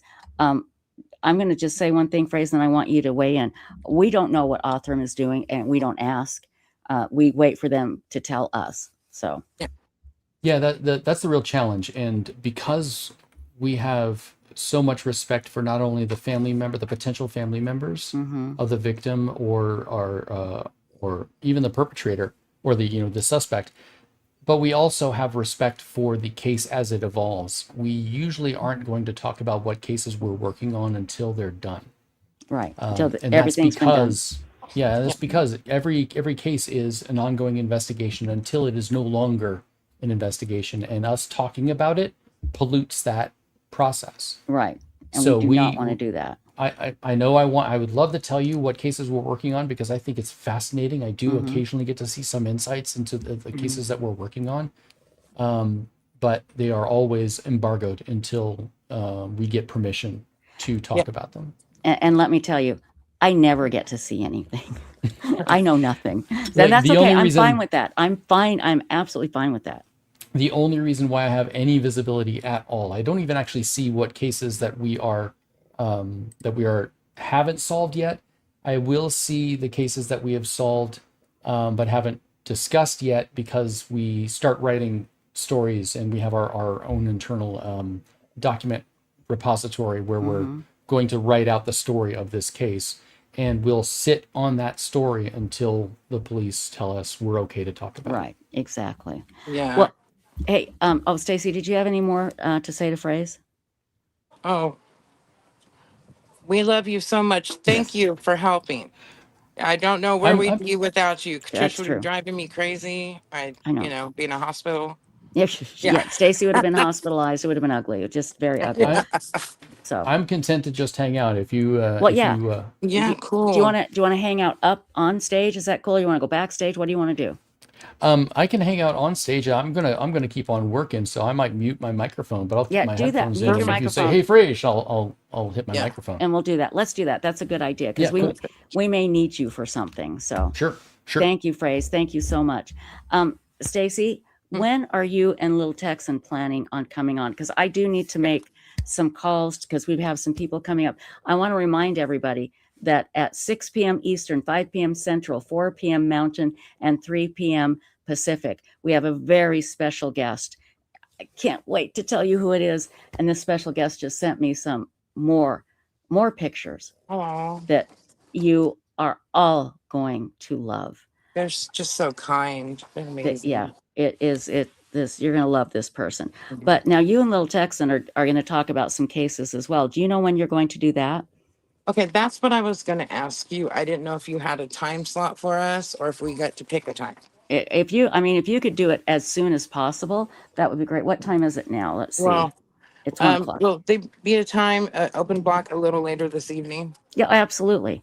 Absolutely. Because I believe I'll text her to confirm. Okay. Because I believe Lauren Matthias is coming on later this evening to talk about what they're working on. But I do need to see if I can get in touch with Mike King. So, Stacy, if you could just talk with the people of chat, I'm actually going to go make a old-fashioned phone call to Mike King and see if we can get him on here just to talk a little bit about cults. He's involved with the Zionist Society and he rescued all those kids. He's an incredible man. So, but he might be out of the country. I'm going to go call right now and see if we can get him on today. Okay. So if you could just take over chat for a moment, I'm going to mute myself and head out. I'm actually going to grab something to eat. I haven't eaten yet. So I'm going to make my cream of wheat and blueberries. So, and then I was going to make a cream of wheat and blueberries joke, but go for it. No, that was it. I was just going to mention it. Say, it's time for Trish's cream of wheat and blueberries. It is. That's all I eat, you guys. That's all I eat. And we can show some video if you all want to see. We have we have the Dr. Christine Marie video that we showed this morning. We could show what was it we were talking about, Stacy, that we could show? I can't remember now. Oh, great. No. See, you have to remember these things. I can't. You have to remember them. Too. I do have, let me tell you, I do have something here. It's from Broman TV, and we'll stop and talk about it, but it's 43 minutes long. And I'm so sorry. One of the Mad Chatters sent it to me, and it is this story. It was posted just about a week or so ago. And this mom was really concerned about what was happening to her son in his class. And she felt that the school staff was ignoring her frustrations and her complaints. So she planted a camera, a small recording device, in his hair to document what was happening. Now, I have not watched this yet. It was recommended to me by a Mad Chatter. In fact, I want to give them credit. So hang on, let me take a look at this. And it's from something called Broman TV, BRUHMAN TV. And they have 1.9 million subscribers. So I think they're well loved. So obviously they're good as well. But let me tell you who gave this to me. Hang on, because I do want to give them credit. We can play that. Again, we can't play it all the way through. We will stop and talk and do it in accordance with the fair use policy of the United States of America. But let me do this here really quickly. Hang on. I've got to find it. It's going to make me crazy. Hang on here. Make you crazy? Oh, stop it, young man. I'm older Make than me.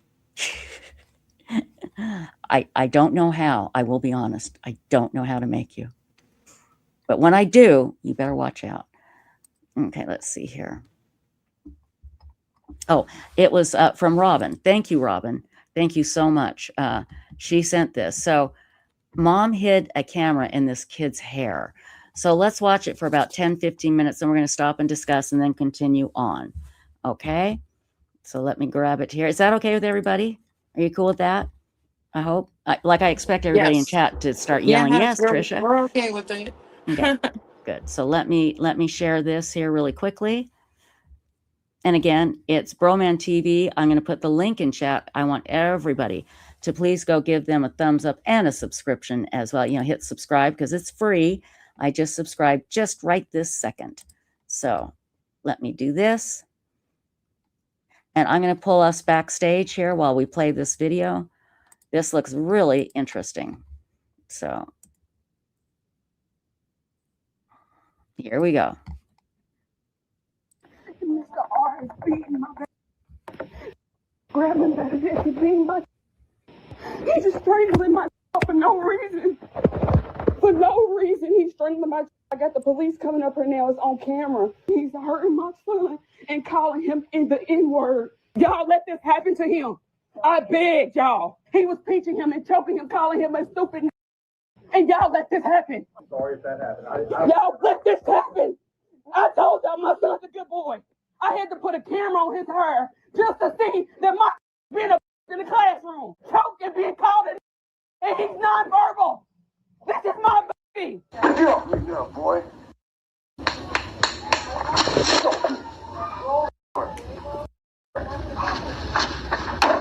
Play with you no more. That is. What? Like I don't even know what to say. By the title, thumbnail, the intro, everything, y'all see what's going on. I haven't even had a chance to watch all of this. But from what I've heard, and from this is what y'all has sent me, and I want to say thanks, man. I actually appreciate when y'all send me content and y'all send me things to react to or situations that's going on that actually mean something. This guy, I'm going to put on the screen right now. This teacher was caught on a secret cam that the mom had bought from Amazon. She bought a secret camera. She has an autistic, nonverbal, special needs son. There were reports coming from school that the son was, I guess, terrorizing people or whatever you want to call it. And she's like, I know my son.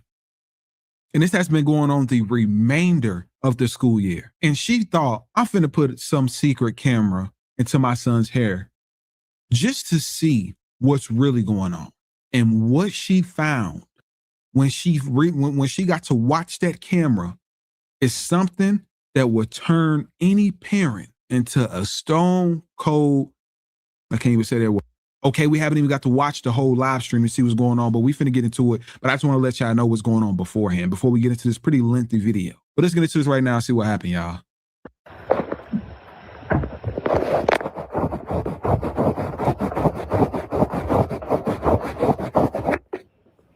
She must be cleaning off her. She cleaned off the camera. Okay, thank you.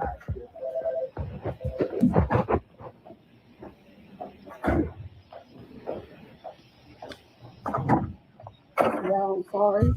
But I just think the worst thing in my life. My son with a camera in his hair, and Mr. R is beating my baby, grabbing back and beating my for no reason. As soon as Sarah walked out the classroom to go to the restroom on camera, Mr. R is strangling my baby. He's just strangling my child for no reason. For no reason, he's strangling my child. I got the police coming up here now. It's on camera.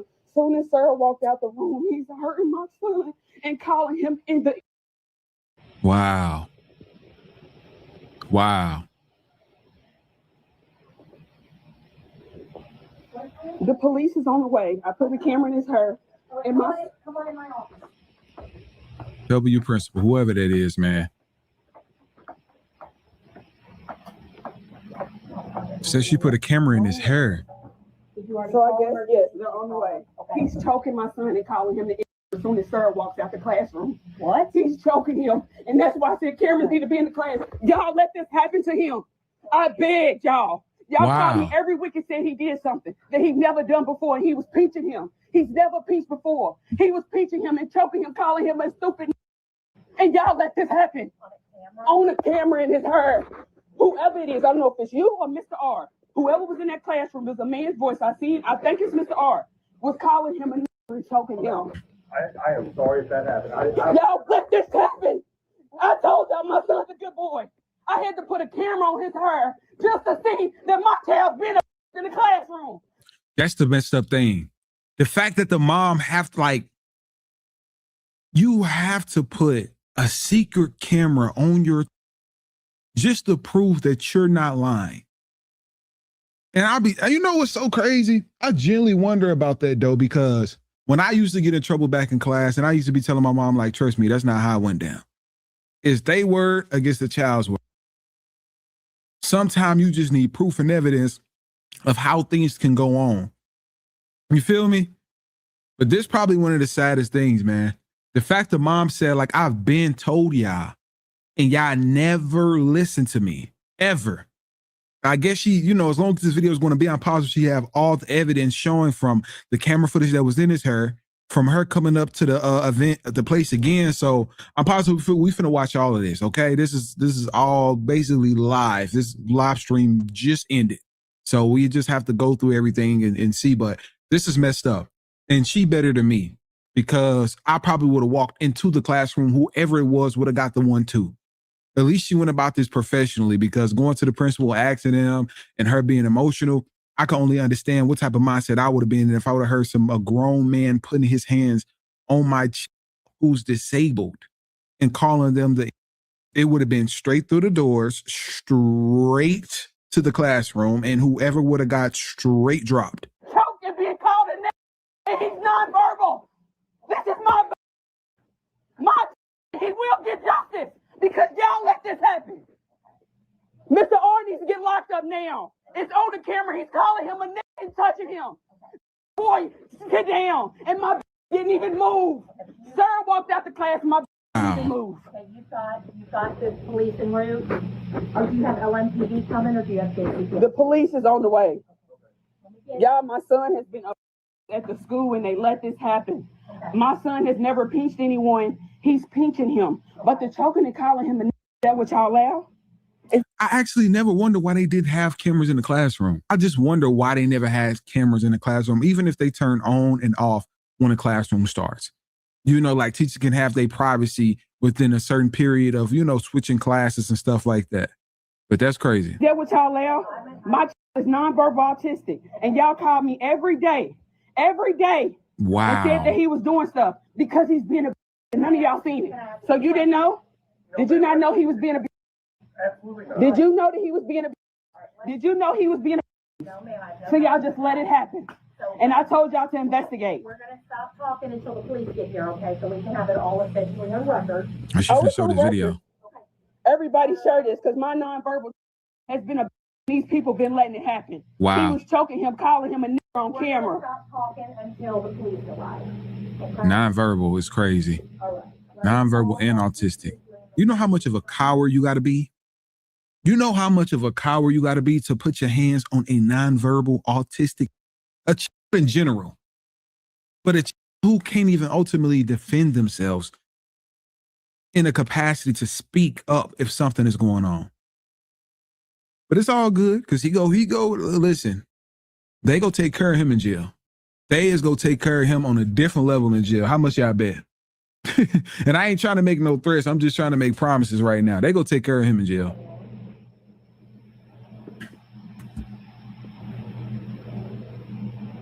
Something told me, put a camera. God told me. Yes, God told me that he's a good boy at home. At church around a lot of people, he's a good boy. But somebody has to be doing something to him. And it took one day. One day. Mm-hmm. And that's how God works. You believe in God.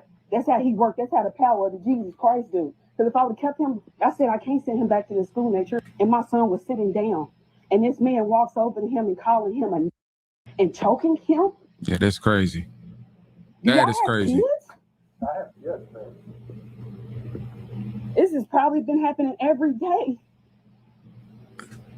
And I know she's probably very emotional because the fact that this is the only time she caught it and this is the end of the school year. Feeling so sorry at the times that she probably yelled at him or was confused or upset, knowing that it was, and it turned out to never be his fault. I know she feeling some type of like, you get what I'm saying? Just imagine you yelling at your child all this time, or you feel like your child's a problem and you're not getting them the help. And you finally figure out what's really going on. And all of these times that's been going on throughout the year that this child's been, to know your child been getting mentally and emotionally, you get what I'm saying? Like by a grown adult for almost 9 months. It's crazy. Home with scratches on his neck. Man, that has to be a lot. One day. All praises, man. At least she figured it out. This is just the worst. This is just the worst. And my composure right now is like at the best. It's at the best. It's It at is. the best. I'm upset because when I seen it, I was just crying. I was like, God, I see this all the time, but why am I baby? Why am I sweet? You gotta go. And I kept sending her, I kept saying, just give him a chance to send him to school. Almost. I kept sending my to hell every day. And the whole time Sarah wasn't here. Soon as Sarah walked out the room, he walked up to Tamara and just started touching and choking him. So just thinking that weakness, he wasn't here. Right. That y'all called me every day and I begged and please. I said, look, I don't know what's going on. This is somebody I'm trusting to take my son to the restroom every day. This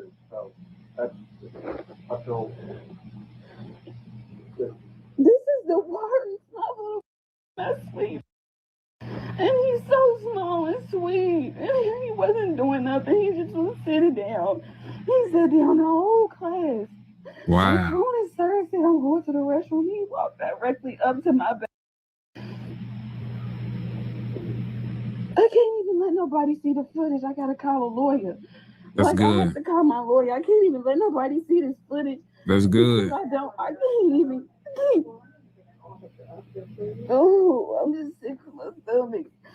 This is just the worst ever. I gotta tell his father this, and his father told me don't send him to the school. Somebody's doing something to our son. And I still sent him now. I just look like even worse. This is Field Elementary. I just feel like an even worse parent. This is the worst. My don't deserve this. I know he don't like. That's sad, man. That is honestly sad. I can't no, I can't sit. I'm just so like, I can't call nobody. No, nobody call my phone. If you see these videos of these kids getting beat on the bus and they nonverbal, it hurts my heart even more because my son can't say somebody's hurting me.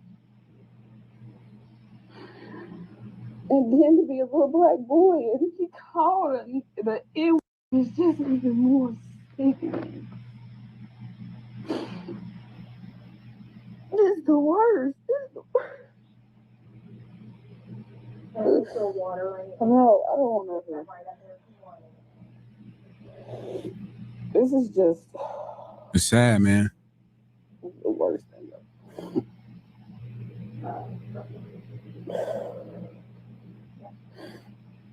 I don't even want to watch the rest of the video. It's like.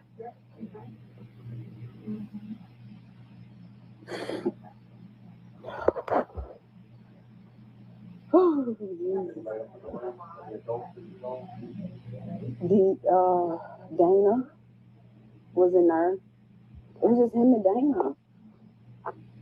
As far as I knew, but it was like soon as Sarah said I had to go. Oh, and there's a lot of footage, honey. The beginning, I was like, okay. The beginning, they talking about smoking weed and eating weed brownies. I mean, all of the teachers are. Every single one of them. Dana's like, yeah, I smoked last night with my son. And then Sarah's like, yeah, I had a brownie earlier, but it didn't have a lot of herbs in it. And I'm like, what the fuck?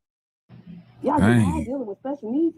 That's bad, but I was gonna keep that to myself. You know what I'm saying? Right. But this is crazy. The footage is like it's like at least 80 footages, and I can't even say to what led whoever went to the sensory room whenever he had to go to the sensory room. If he was calm, this is what pushed him to act out in any type of way. He's protecting himself because he's never hit anyone or did anything before. This is it. He will never come back to JCPS again.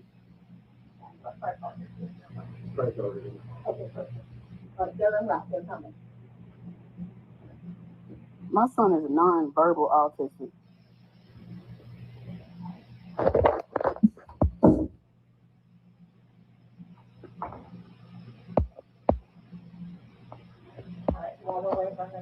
Is there anything I can do for you? No, I really just, can I go sit in the car?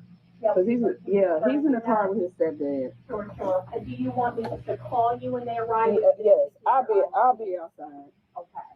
Because Lord, I'm just. Do you want me to call you, or do you feel like you'll see him pull up? I'll see him. Okay. I'm thanking God that I got saved.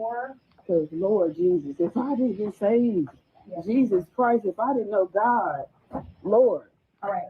I'm crazy. Reason they get in, I don't see you coming up, I'll call you. Okay. Yeah, I'm staying calm, y'all. Like, I honestly think, I actually thank the staff for being as calm as they was and understanding.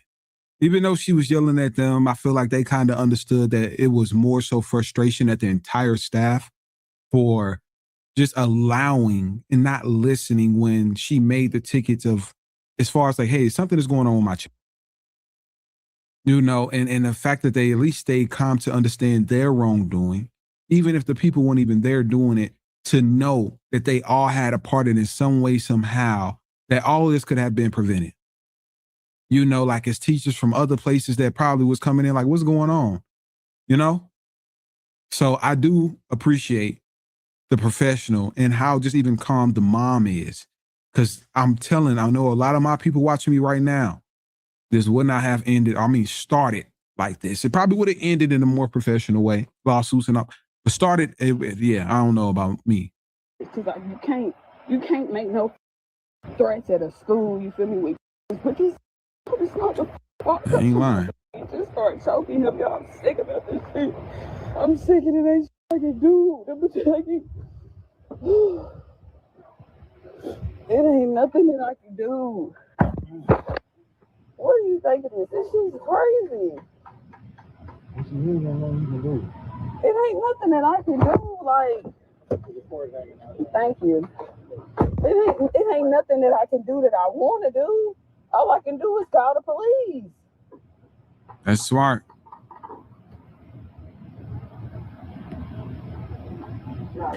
He coming home with scratches. Look, that's him screaming for help. That's him screaming for help. That's my baby screaming for help. He's hurting him, y'all. He's hurting him. Rewind it back. Sad. I'm not gonna let y'all see it, but I'm gonna let y'all hear it from when the teacher walked out the classroom and he walks up to my son.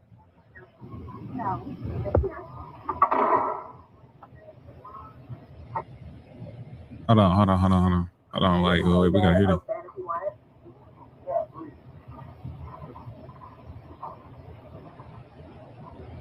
My son's just sitting there. My son's just sitting.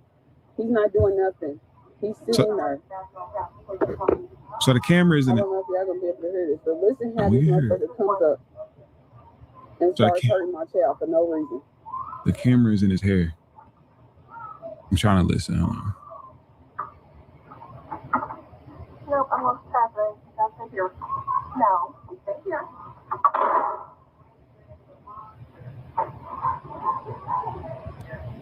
No, I'm over here. Oh. Where'd you go?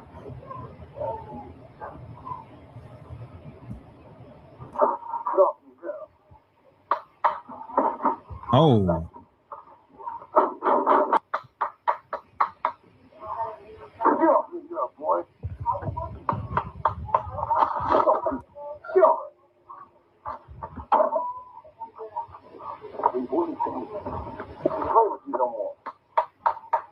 Because I'm not playing with you.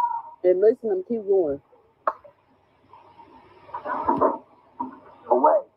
Get away.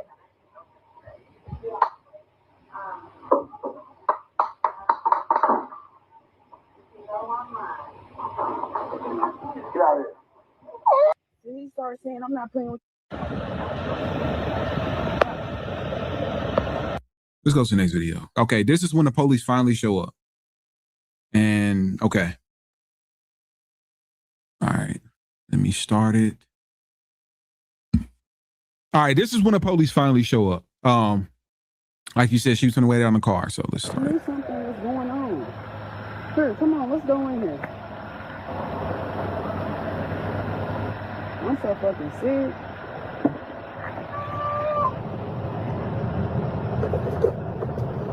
I need to figure out how I can save that video. Is it, make sure it's saved.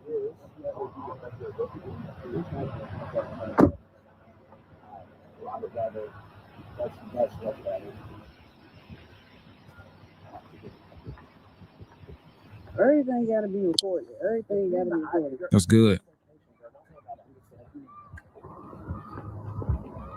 Oh, so that's district police. That's who we was waiting for. That's why it was taking so long. So me calling the virtual 911 wasn't gonna help anyway. No. I just want to see what the they got to say. What's they plan of action? Right. What's gonna be they plan of action? Cause what the it's crazy. I'm sorry, what you say? I'm sorry, what you say? Jesus, Lord, please, God, give me strength, Jesus, please, God, give me strength, God, please, give me strength, God, because the Lord knows, Lord, I can't take this. My chest hurts, my stomach's hurting. I don't give a fuck how I look, Lord, please, Jesus, give me strength. I just cannot. It's so crazy because when you know something, you know it. And God ain't gonna keep telling you. And something said, y'all, if I show y'all when I got that camera delivered, I was having sickening. I was sick. And I kept thinking, every time the teacher called me, it's something else. And that's just not the I see at home. I ordered that camera last night.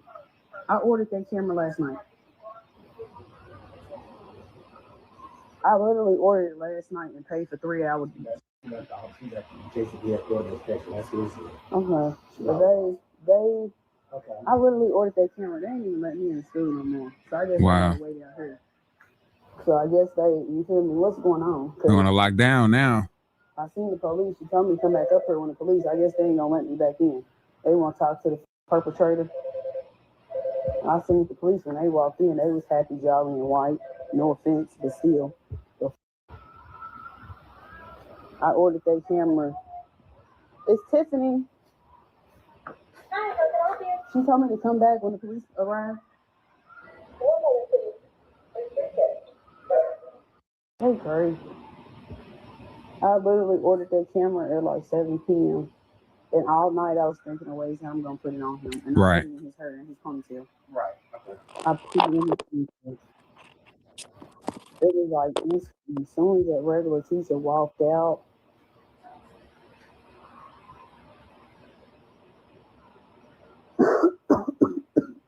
he just started attacking my child. Whatever camera did that for no reason. from Amazon too, 3 hour shipment. They go get some. Hey, why is they taking so long to let them in? Why are they taking long to let them in? You said the was gonna let them know. Y'all just making them wait outside. It's crazy. The police is here. Right. Nobody came and spoke to me. Right. Nobody's let me in. That's messed up. Because I mean, what side of the story they need to hear other than let's see the footage. Right. That's it. There ain't nothing else to say, nothing else, none of it. They just need to see the footage. They could at least came out and talked to her and said, just give us a minute. But why y'all just having her sitting outside? That's man, I would have been open. Yeah, they wouldn't have opened the door for me. They would have thought I was an intruder. That's why I called you. Would have thought I was a school threat. I'm upset, but I ain't stupid. I got a lot to lose. I'm upset, but I ain't stupid. All praises. Well, he ain't coming back to this radio anyway.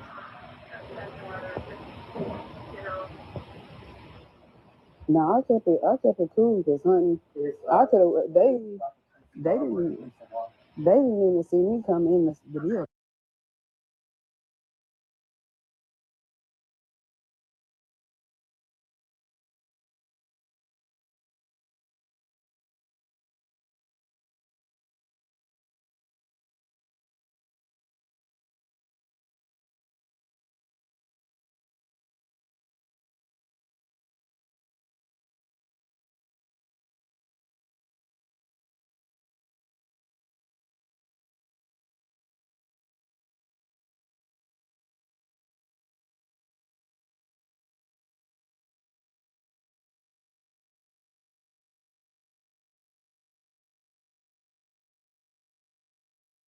Hey, Trisha, you're muted, my dear.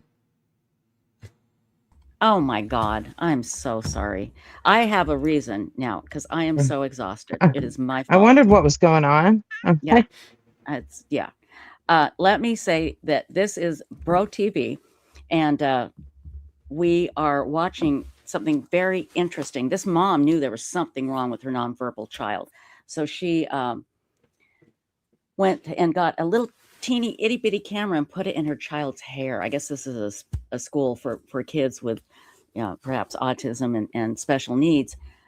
She knew her kid was being abused. And now we're at a part of the video where she's at the school and they're making her wait outside. I love this channel. I have never seen this channel before. Let me tell you what it is again. I'm going to put the link in chat. And it was sent to me by Robin. Thank you, Robin. This is called BRUH, Broman TV. Sorry, Broman TV. And let me put the link in chat. I really appreciate this. This is an incredible story, and I have not heard anything about this in the media. So let's go to it right now. Yeah, I forgot I muted myself because the dogs and cats were here, and I was talking on the phone, and then I completely forgot. So, but that's never happened before. So it is the first time that I've muted myself. We all know that, right? You're perfect every single time. Yes, of course. Absolutely. Thank you. Yeah. Thank you. Thank you. Okay, everybody, here is the link. Everybody, please go give a subscribe and a thumbs up to this great channel. Let's continue watching, everybody. And I'm not going to mute myself this time. So when I come back on, you'll be able to hear me. And then I'll give you the lineup of what we have to expect the rest of the End of the World Again 24-hour live broadcast. Let's continue. They didn't even see me come in the building, and I'm still standing out here waiting. Can't say it's a word against the word because my son can't speak, so. Right. Now it's the word against the truth. Which is even worse. It's even worse. I can't even ask my son what happened to him, what's been happening to him, because this isn't the first time this has happened. Why they taking so long? This girl been sitting out for almost 10 minutes. Lord have mercy, help me, Jesus. Give me strength, Lord. Please, God, give me strength. Oh, God, give me strength. Please, give me strength, God. Please.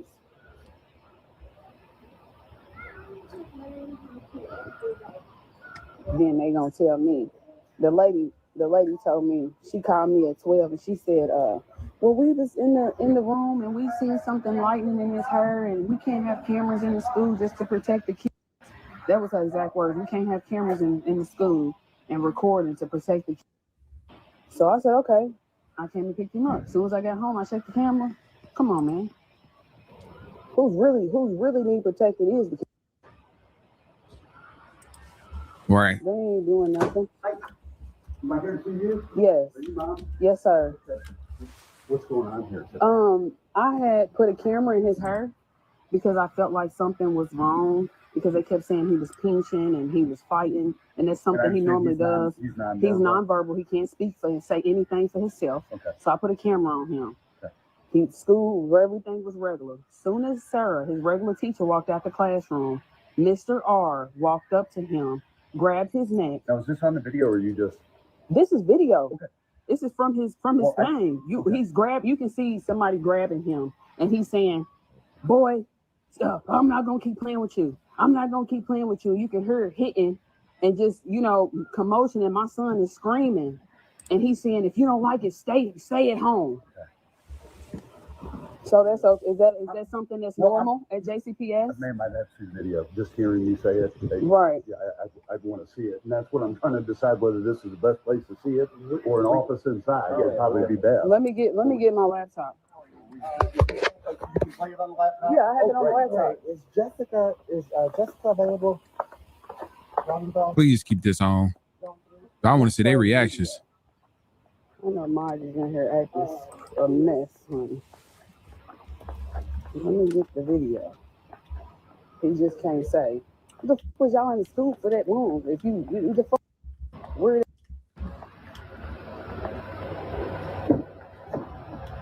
Whoever his man is, he do not need to be in it at all. Give me to the part of the video, because I'm gonna take it up there. Go from Her back. 13, go to 13. Can you take it to it and pause it so I can take it in there and show them? Did you save it? Did you save it? It's saved on it. I guess it's a USB. This is USB itself. Okay. But I don't want nobody in there but the officers and me and whoever else need to be in there. But it's on this video. 13. That's when she walks up. Okay. Well, go ahead and pause it. Hold on. We'll just go to 13 because it's only 4 minutes. And then go to 17. I know at 17, he's telling somebody, I know he said something to somebody. He's like, see that they're gonna say some shit like, I'm sick of you, sick of. He's like, yeah, say some shit like that. Go to 17 and probably look at. Okay. Kurt, can you hold this for me? Don't let it play. I won't let it play. I don't want no teachers in there. I don't want nobody in there.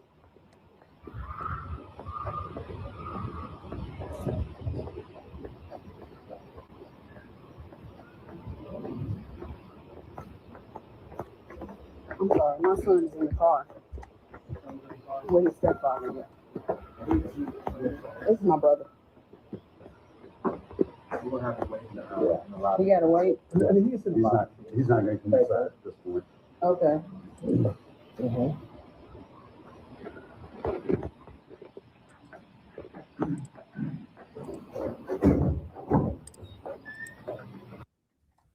Dang. He needs to go to jail. Here go another clip. I guess this was But just in case. I was going to put it over there.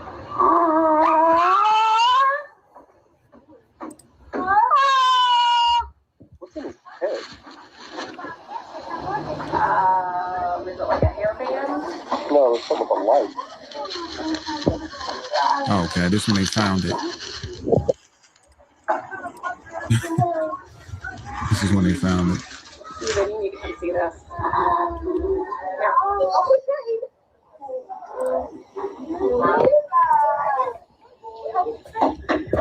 Good catch.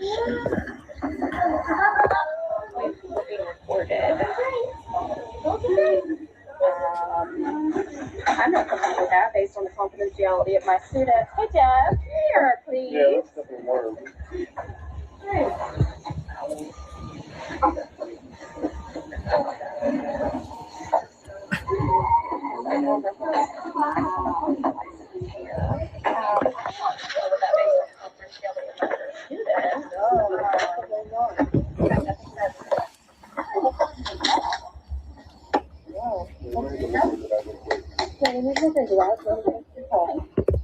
So, okay, that is when they found out thing was in his hair. Let's see if this is the other one. Remember, she said that they was in the room talking about stuff. So I think this was the part where they was talking about something in the room with the teachers. Like the teachers were talking about something regarding them. Think about it, when they teach kids lunch, kindergarten on, realistically, that's when they get a prison after they get their lunch. What? Is it the same number? Oh, I was gonna say. I think old girl know what's going on. The one that was at the beginning, the principal lady, whoever she is, because I keep hearing her voice, allegedly. Okay? That's who it sounds like to me personally. It could be anybody, but it sounds like her. Say you're a number. That's all you got downstairs, see, just a number instead of a name. Yeah. I thought maybe it was like a FaceTime number that they were saying.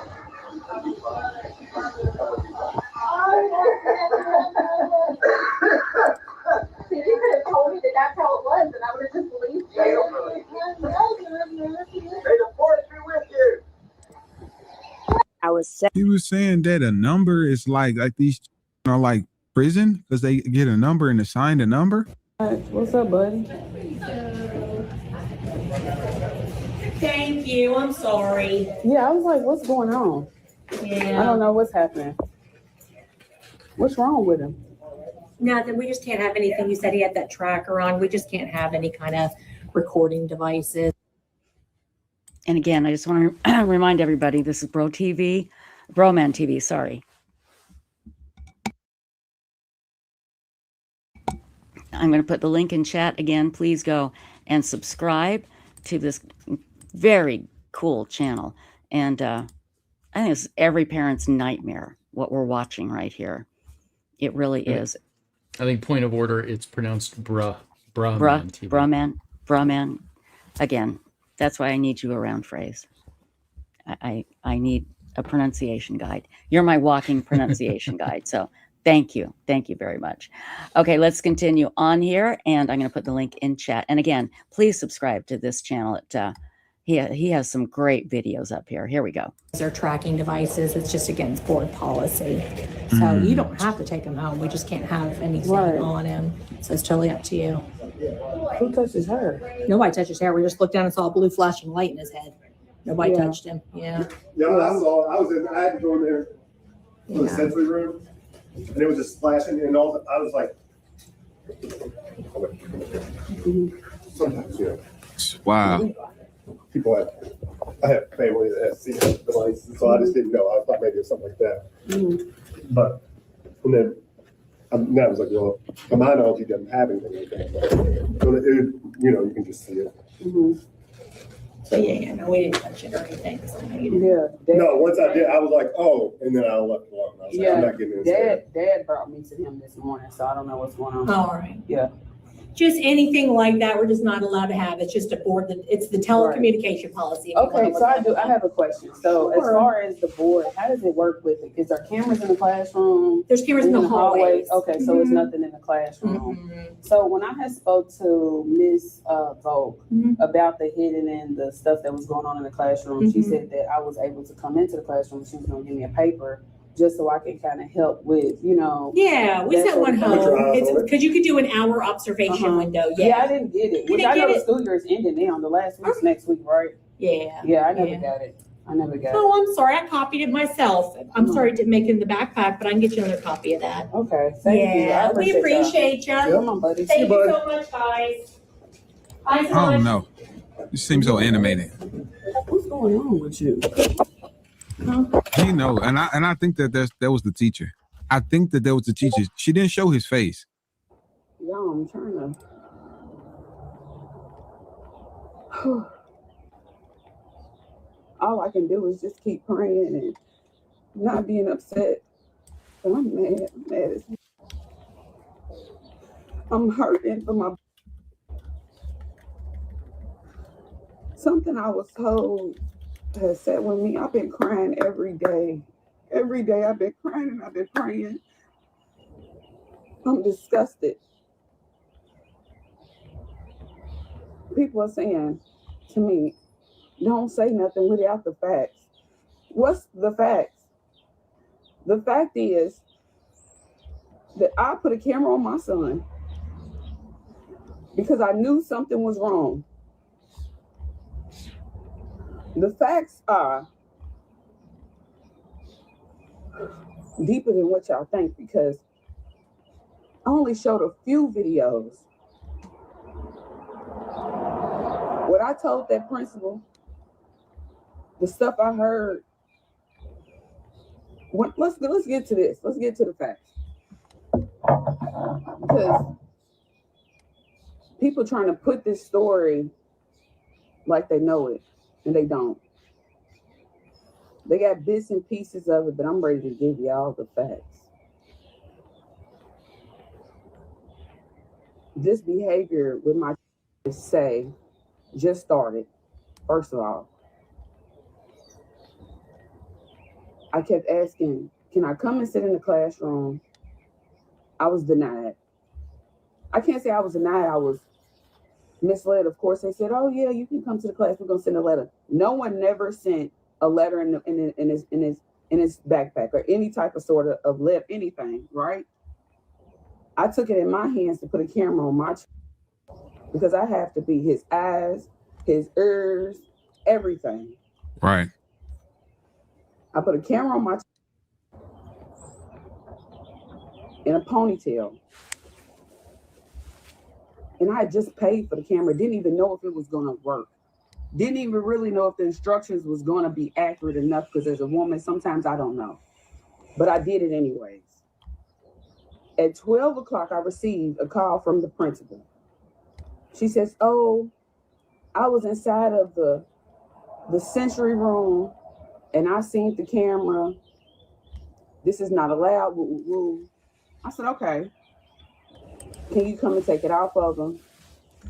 I played like, hey, I'm not coming. You know, he has everything set up. They'll come when they come. You know what I'm saying? But I went straight up there to school. It's on recording. I picked my son up. When I picked him up to sign him out, I looked at every name and it stood out to me. The first two that was dismissed were from the same class, my son's class. And he was the third person. Right? So this was alarming to me.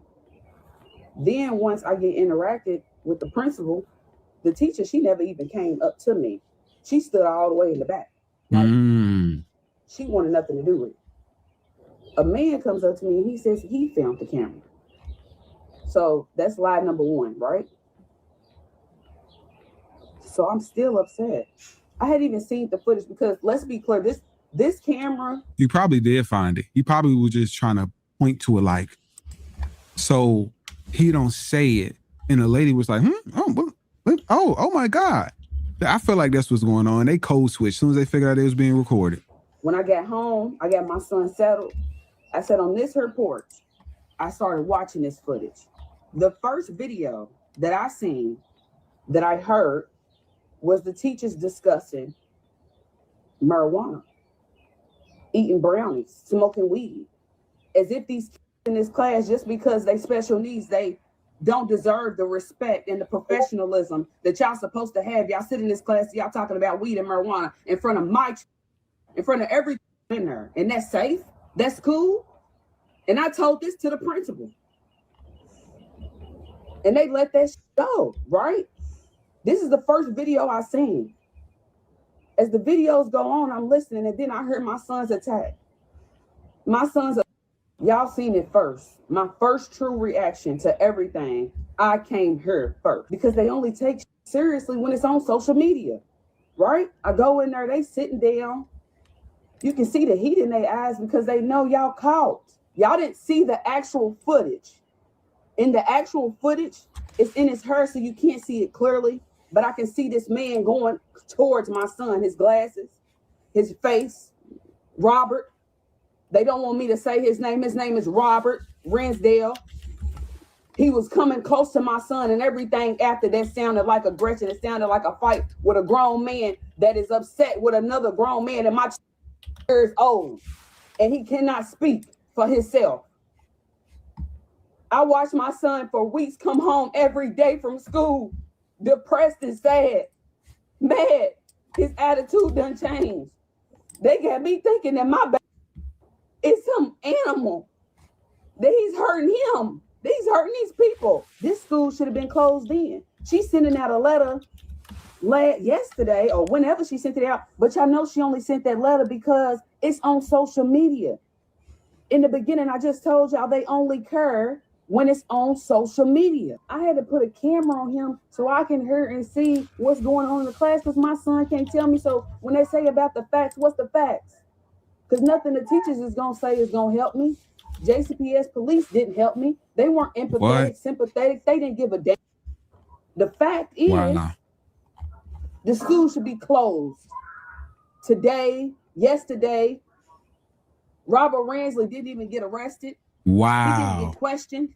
Wow. If he did, I didn't have no knowledge. You know, they didn't care because no one reached out to me after the fact. Wow. Nobody still has reached out to me after the fact. So did they care? Let me show y'all. This is what I got from JCPS police. This is all I received. Wow. This is it. This is all I got from JCPS police. Not I'm sorry. Now we're going to investigate this. We're going to make sure your son is okay. Now that we're going to talk to him. We're going to arrest this man. Nothing but this. And y'all think I'm going to sit down and be quiet?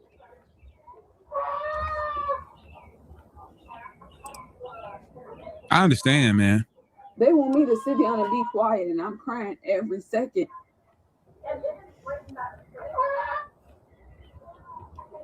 Wow.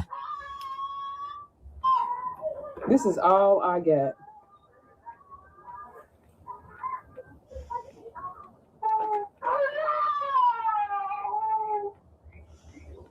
On a piece of paper, this is all they gave me. A mother who had to hear that. This is all they gave me. And y'all asked me, was he arrested? Do they care? They don't care. They didn't care when I told them. This is all they gave me.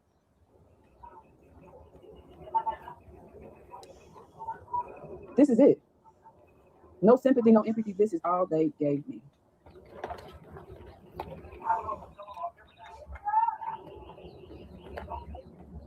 That's so sad, man. It don't matter what type of tantrum, what type of episode that a disabled autistic student had. The fact that he even put his hands on him in general, popped him nose many times, calling him all types of words. She says she ain't put everything on her, but she has so much footage that I'm positive is going to come to light. Y'all definitely let me know your honest thoughts and opinions on this down below, man. I honestly, I just can't believe such a coward.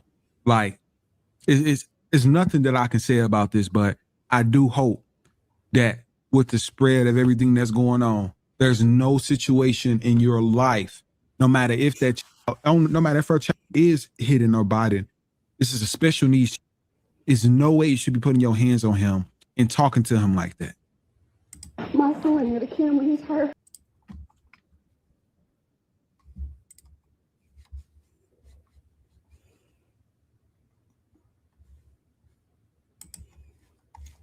That was very compelling. I'm surprised that maybe it has been in the mainstream media. I just haven't seen anything about it.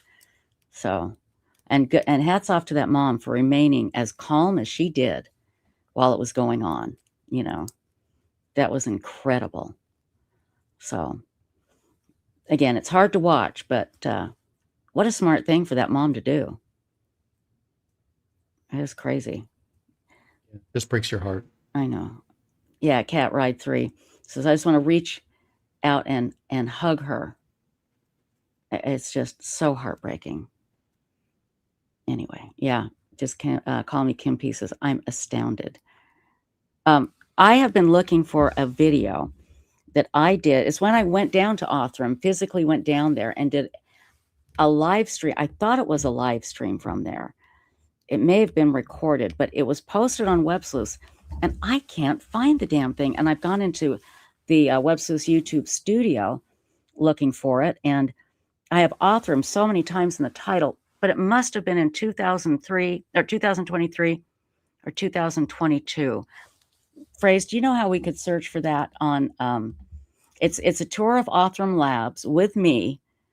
And look, right now. Yeah. Well, if you can find it in YouTube and Phrase, I tried to search for it on Websleuths. I posted it on Websleuths, but I can't find it. I can't Yeah, I'm find sure it. that Stacey will be able to find it in the Oh, video archives. yeah, good luck, Hmm. because I've been looking for days and can't find it. So, I'm sure it's still there. There'd be no reason for me to, to remove it. So, but let me just check one more thing here.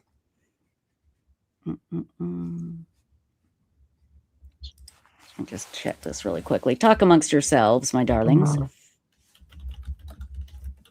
I will tell you that speaking of search, we had some search issues on the site yesterday that Jemmy, our good friend Jemmy, pointed out that I was able to fix. And I'm actually working on the new search for the new site, for the new site update right now. Oh, cool. So hopefully we'll be a little bit better in finding that post you're looking for. Very good. No idea where it is, but the search is much cooler. The hell. Yeah, I cannot wait to show you the new site redesign.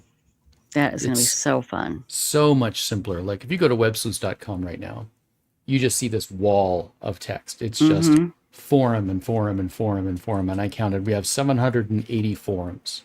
Now, right. Granted, a lot of them are old private forums, archives that no longer see the light of day, but they're still out there. There's still at least 500, 600 forums and subforums, and it's crazy. But the new site will simplify it down to like 8 major sections. Oh, it's going to be so fun. Lets you filter and sort, and it's going to be really good. I can't wait to show you. It is going to be amazing.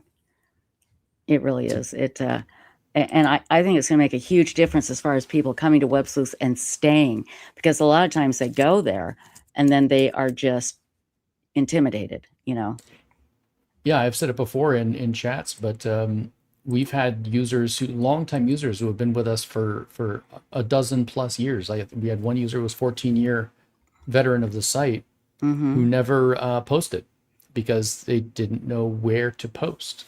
They didn't know how. And I'm like, okay, that's a failure. That's something we have to fix. Exactly.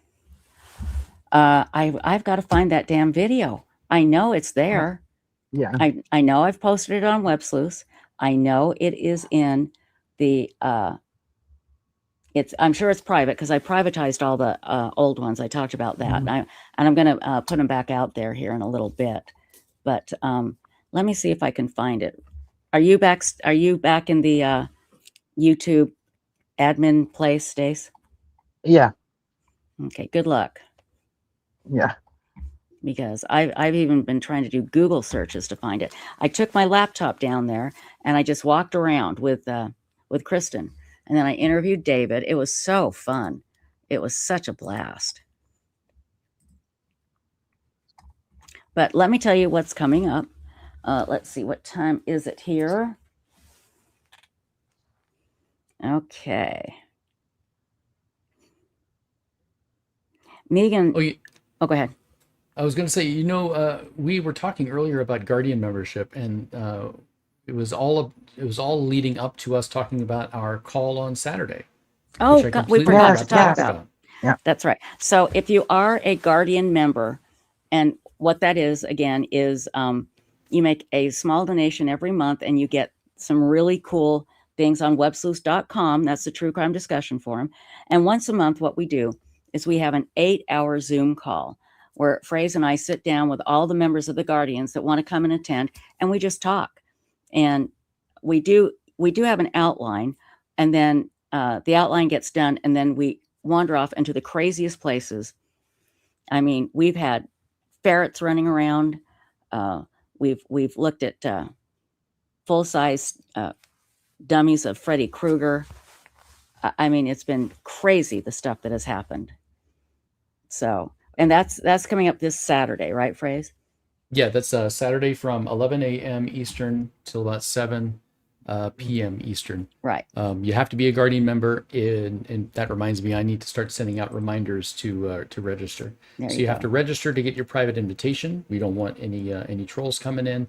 So we need to verify who you are. And then, you come and read us the riot act. I mean, one of my favorite parts is when people like tell me what's wrong with the site. Tell me how I can fix it. And sometimes I could do it like live, right there. I'll share up my desktop and I'll show you the back end, and it's all behind the scenes stuff. Sometimes Trish and I will do administrative work where we're saying, hey, this we need to shut this thread down so that we can do some moderator cleanup. We need to go over here and fix that. And it's cool. I mean, if you're into the sausage making of websleuths.com, it's a great way to get behind the scenes and to really strongly influence me and Trisha when we have our ideas and we know where we want to take things, but sometimes our users come to us and they give us some really good insights into their. They do.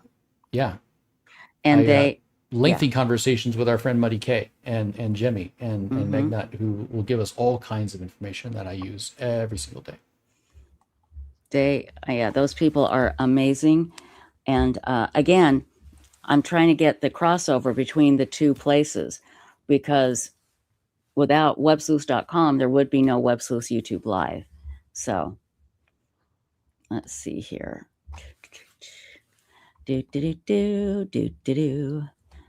da, da, da. And even in chat, I see some people who are regulars of our call. I see Stephanie Ferraro is always there. Just call me Kim. P has been there a couple of times. Let's see, who else am I seeing? Bipolar is always there. Cat Ride is there occasionally. I love that. Lindy D is there. Yeah. I'm just. She's been in chat today. Yeah.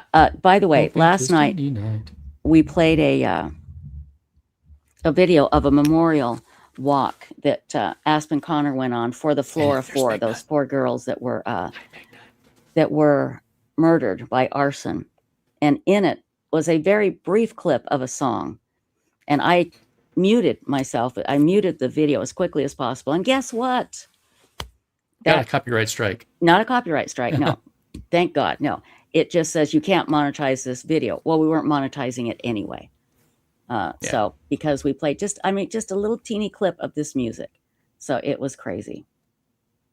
Absolutely crazy.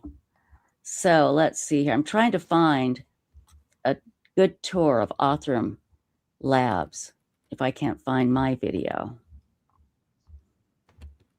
My tour was fun because it was different, as you can imagine.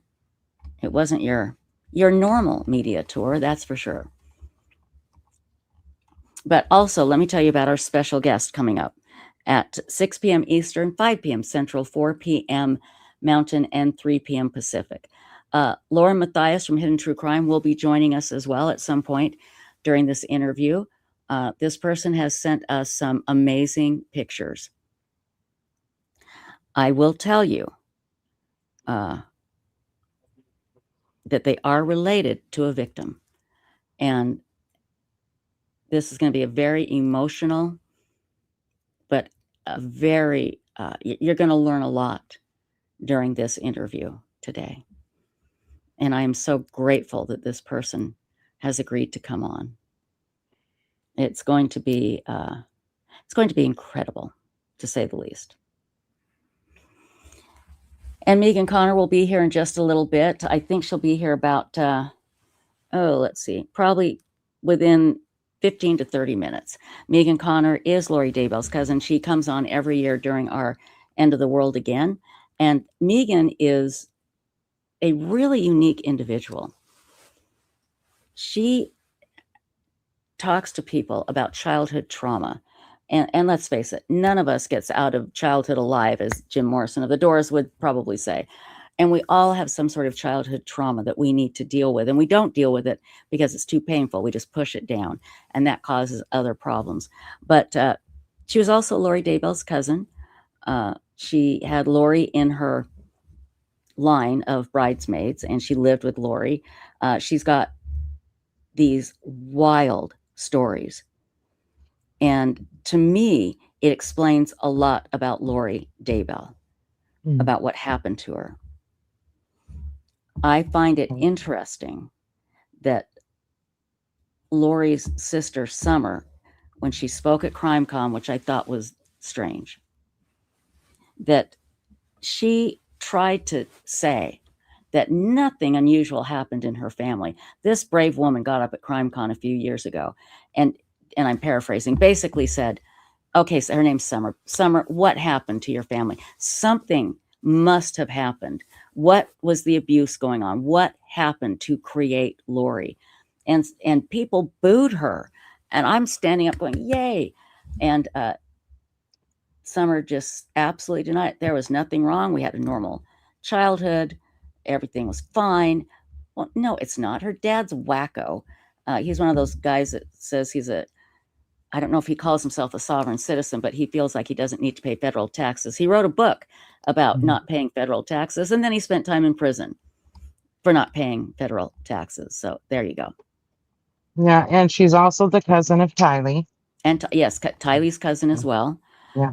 Absolutely. And she is the cousin of Colby. And Colby and her daughter used to play together when they were little kids. So she can speak to Lori Daybell. And she is related to Tylee. And she understands what we're doing. And there has never been any complaint from any relative of Tylee's.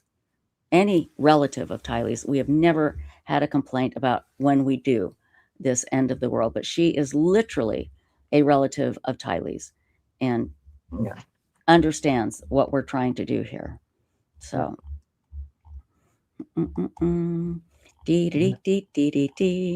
I know that video. Oh, gosh, you know, people hear cousin, it's her cousin, whatever, but Megan's father and Lori's mother, brother and sister. Right. So what happened has deeply affected their family.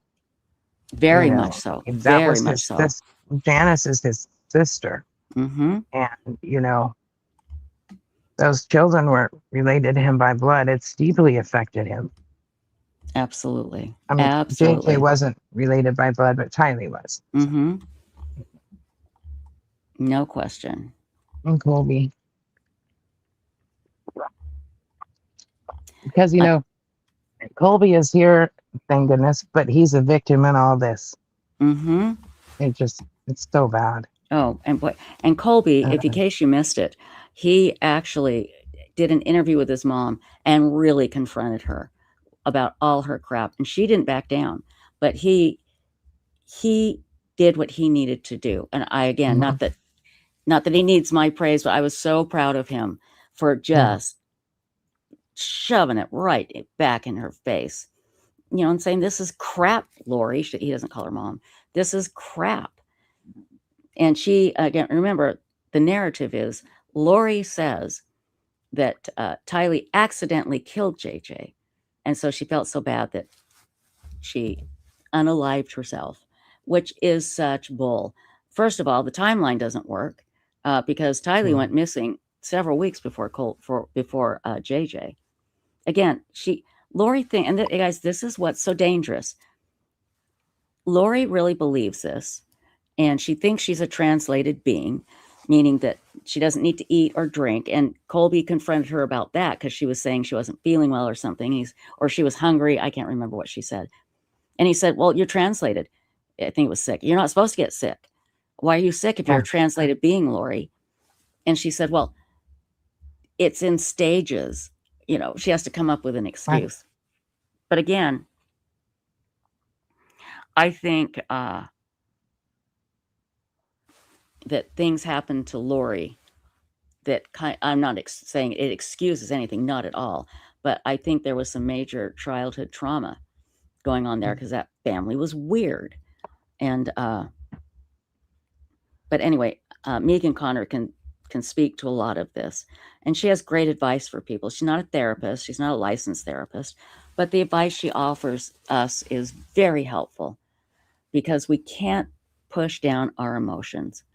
And that's what I have learned. When you have trauma and you push it down and don't deal with it, it's going to come out some way. it's going to come out in the shape of an addiction, in the shape of an issue that you don't understand, why you behave like this, you don't understand. Well, that's that trauma that you haven't dealt with trying to come out some way. It's your brain's way of dealing with it. I'm going to see, I had Kristen Middleman on many times. I'm going to see if I can find, can two people be behind in the YouTube studio at the same time? I guess they could. Yeah. Yeah. Okay. I'm going to see if I can find all the interviews I did with Kristen. Hey, when was it that you were there? I think it was January 2023 or maybe 2022. All right. I'm going through the archives. Good, I'm going through the because- the Websleuths archives. Okay. Yeah.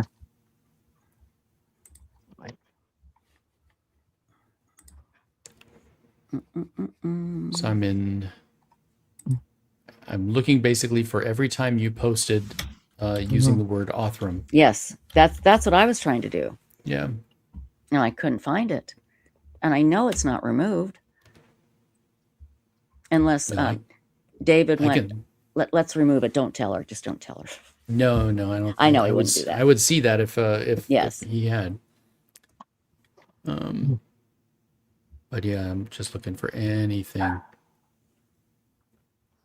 Well, I started interviewing David in 2021. I didn't realize it was that long ago. I'll never forget the first time he came on the show ever. I'll never forget it. Wow. Yeah, that looks like that was September 1st, 2020. That he came on? Well, I mean, I see like the very first time you ever mentioned Othram on Websleuths was September 1st, 2020. Right. And that's because he contacted me to ask me a question. And I can't remember what it was, but it might have been, and I don't know if this was it, but it was to point out some misinformation, I think. And I was so grateful that he did that. I'm like, oh my God, thank you. And then we just started this great, I call it a friendship. I was so excited to find out how much they used Websleuths. I was so thrilled. So let's see here.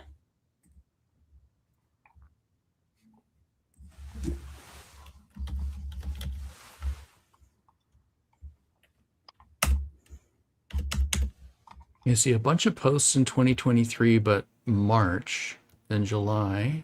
But it may not have been January. Again, that's my memory, and that could be anything. It just told me we can't find a member Trisha Griffith. It says, oops. Well, it's probably because it's just under Trisha. So is it? Okay, yeah. Perfect. Yeah, by the way, some uncomfortable news to report, Trisha. You're fired. I know. I knew it. They're going to clip that, and I'm going to love that. That's let's say it and make a nice pause in between it. Yeah. I love that. That is fantastic. So let's see. Well, I'm trying to find. I'm back in the YouTube studio, and it says I have 40 videos that mention Othram. Othram's in the title, but I can't get them to pull up. Oh my God. Have you tried searching for misspellings of Othram? Because I get Orthram all the time. Yeah. I don't know. No, because it would have been in the thumbnail. So it said, what, hold on. But it says I have 40 videos with Othram, but yet it's only showing me like 6 of them. How do I get November 26th? Oh, November 27th, 2023 is the one I see. Yeah, and that was that was long after I went down there. Yeah. Now, why can't I find these 40 videos? By the way, we need to get you a shock mount for your mic. Because every time you hit your table, it goes thump, thump, thump, thump. I know, it's annoying. It's really annoying. I'm used to it. Like every freaking podcaster has this problem because they don't hear it in their own cans. Right. But you know, the listeners, the viewers, they all hear it and they're like, what is that? What is that Yep. bump? Oh, it's annoying. It's so annoying. Okay, talk amongst yourselves because I'm gonna do this the long way. I thought that's what I was doing. The long way? Yeah, I was doing the long. No, I was. Okay. I thought I was talking amongst. Oh, you are. You are myself. talking amongst yourselves. Absolutely. Ladies and gentlemen, this is called pattern, and this is something that the co-host would often do to allow the host themselves to keep on fucking around like they do. Just Yeah. that's exactly what I'm Yeah. doing. Oh, I'm going to go so- manly. I'm going to, in the manly sense, meaning just manually is what I'm trying to say. manually. Not manly. Manually going to go and find 2023 here in YouTube. So I'm sorry, Fraser, you're going to say something. No, I was vamping. You were doing good. Yeah. Doing good here. Oh man, yeah, Jesse. So Trisha and I bonded. Our first, among our first conversations, we were talking about our getting up, our getting started in radio, back when radio was The still thing. fun. Yeah. It was still fun. It was still people and personalities and fighting the program director and arguing with the continuity director and And having- getting fired out of the blue. yeah, and having to move to an entirely new city because you've been blackballed, you've been blacklisted in Indianapolis or Spokane. It is crazy. But It I was got crazy. started right out of high school. I was hired. I was running the student radio station in my high school, and we had invited one of the local DJs at the top 40 radio station that was in my area to come and help us promote some school event. And he showed up and he was really, really cool. And I sort of casually said, well, the real reason Captain Dave Fogel, yeah, and that was the top 40 DJ name at the time. Captain Dave, the real reason why we've invited you here is so that we could ask you for a job. And, and me and my partner at the time, he looked at me like, don't ask him that. That's rude. And Dave looked at us and he said, actually, and invited us up to meet with their one of their marketing managers. And we met with them and we got a bare ass entry level job working a literal closet.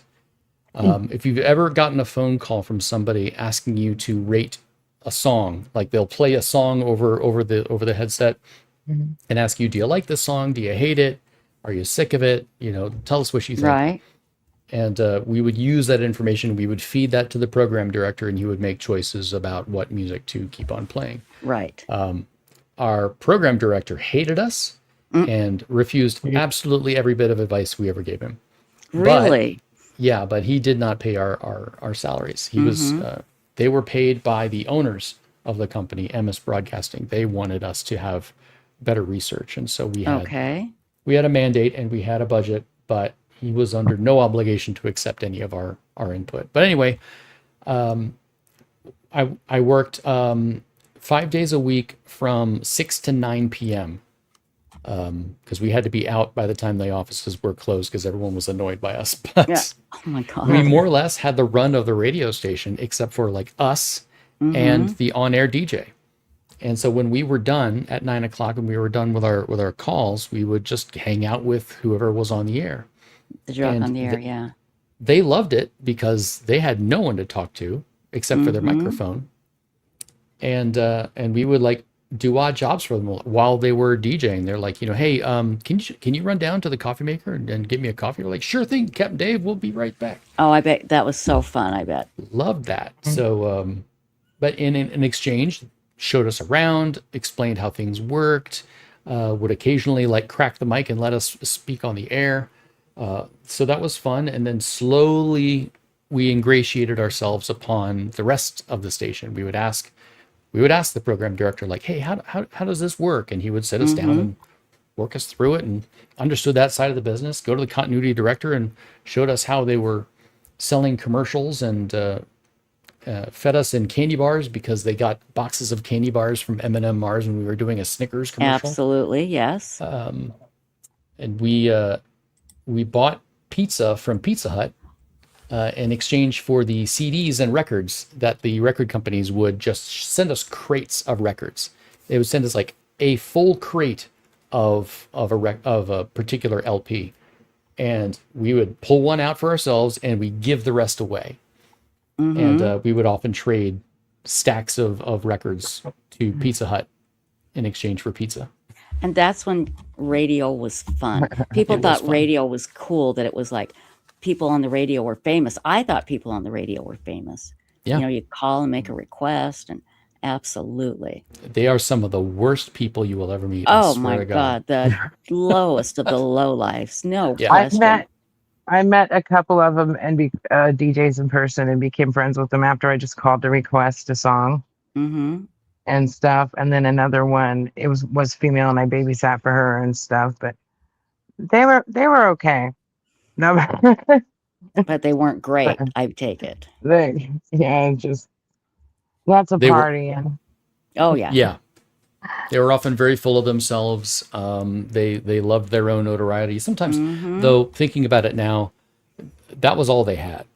Right. They lived out of really shitty apartments. They drove beater cars. They were prepared, like we were saying earlier, they were prepared to up and move to a new city the moment a program director fired them, and you would be fired at a moment's notice.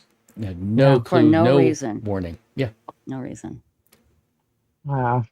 So yeah, that was all they had was their ego, and I think about it now, and that's just sad. It is. Yeah, it's I got out. I got out before it got really bad. I was forced out, and I started just doing Websleuth stuff because I didn't have anything else to do. I didn't know what the hell I was going to do with my life, because that's when radio started to change. There was, the voice. What was it called? Jesus. The voiceover stuff? Not voiceover, but you'd come in and you'd record, 3 different stations across the country. Voice tracking took over. No more live DJs. That was gone. And it just started to go downhill from there. They say they're not even going to include AM and FM radios in cars pretty soon. Yeah. So. Bipolar. WKRP is shockingly accurate, or at least oh my gosh! If you want to see what radio's like, you've got to watch. Yeah, that's right. I love that show. Love that show when I was a kid. But you're right, Phrase. It is absolutely accurate. But with nowadays, an operation like WKRP, where you had 6 or 7 people working at a single station, nowadays that same 6 and 7 people would probably run 20 radio stations. Right. Yeah. They'd be doing so many different jobs. The days of one disc jockey doing one shift, totally gone. That doesn't happen anymore. It's no fun anymore. I can't imagine what radio's like. It just probably sucks. I can't find this damn. I know it's here. Saw a funny thing the other day where a guy had coded an AI bot to simulate a AM talk radio format. So they would use an AI bot to go find a subject to talk about, and then you know how you've got those the Notebook LM where you can create a fake podcast with it. You would just have 2 robotic talking heads just hashing out an idea and talking about it, and it was really weird. I sat and listened to it for like 5 minutes, and it was definitely like Siri, like robotic voice thing going on. It wasn't like realistic voices, but it was oddly compelling. It was really, really strange to listen to. I mean, that is weird. Evil and awful, but really kind of interesting to listen to. Okay, Megan Connor will be here shortly. I just need to get her the link to backstage. Let me get that for her really quickly here.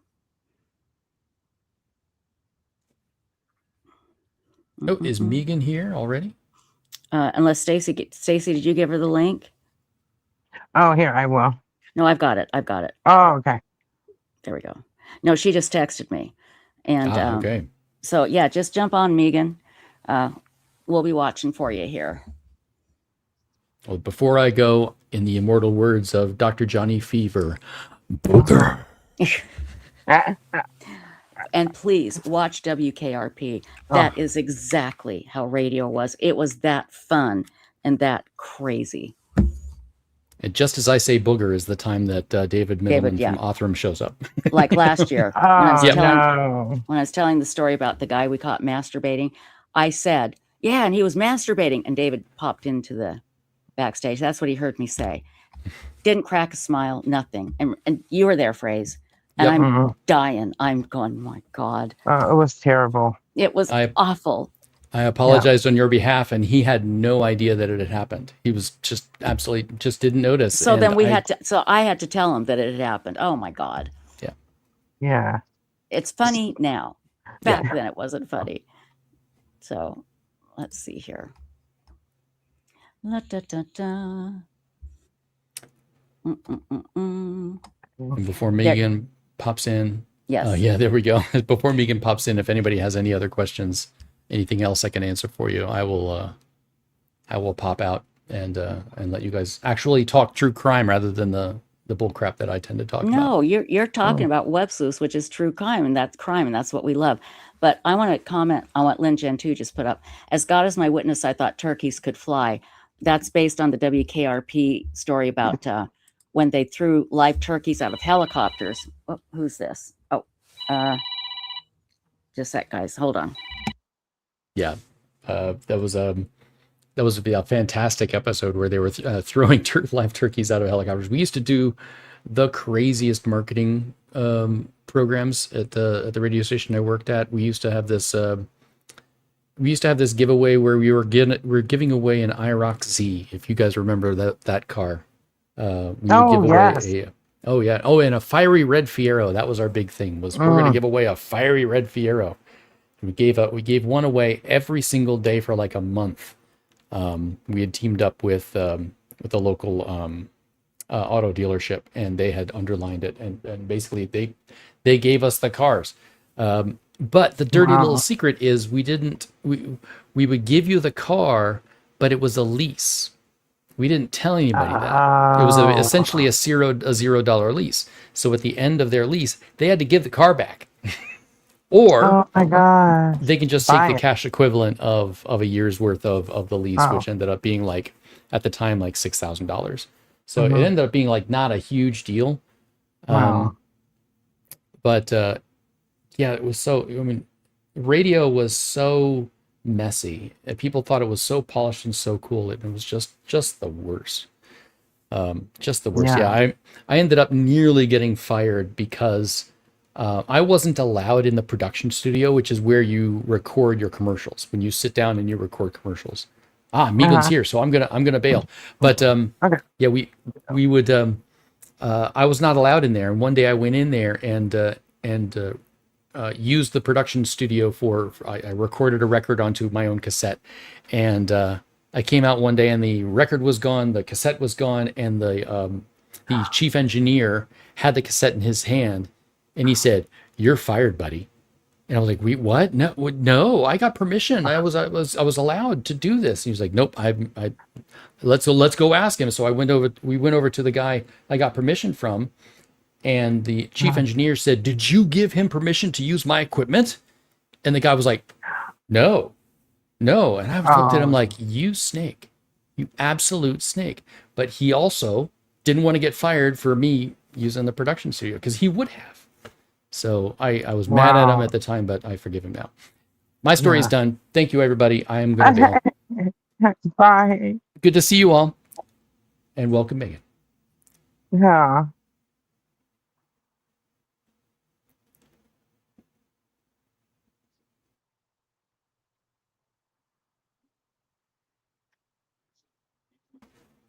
You're muted again, my dear. I was just saying, why is it so freaking quiet? You know. Trisha, you're muted. Hi there. Nope, you're can't muted. Hear you. Oh, I can see you're not muted in in StreamYard, check your microphone. Did you hit the button? That's what happened. I hit the button. Yeah. Sorry. Oh, Okay. there we go. All right. Okay. Hi, Megan. Bye, Megan. Hi there. See ya. Bye-bye. God.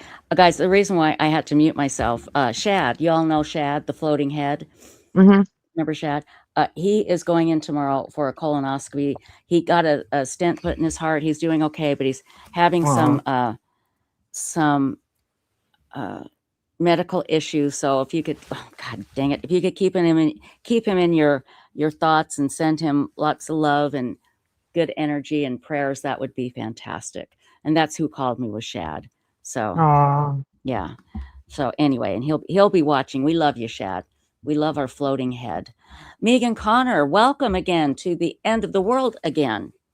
Thank you. Thank you. This is our so seventh good to season. be here. So good to see so many people here as well.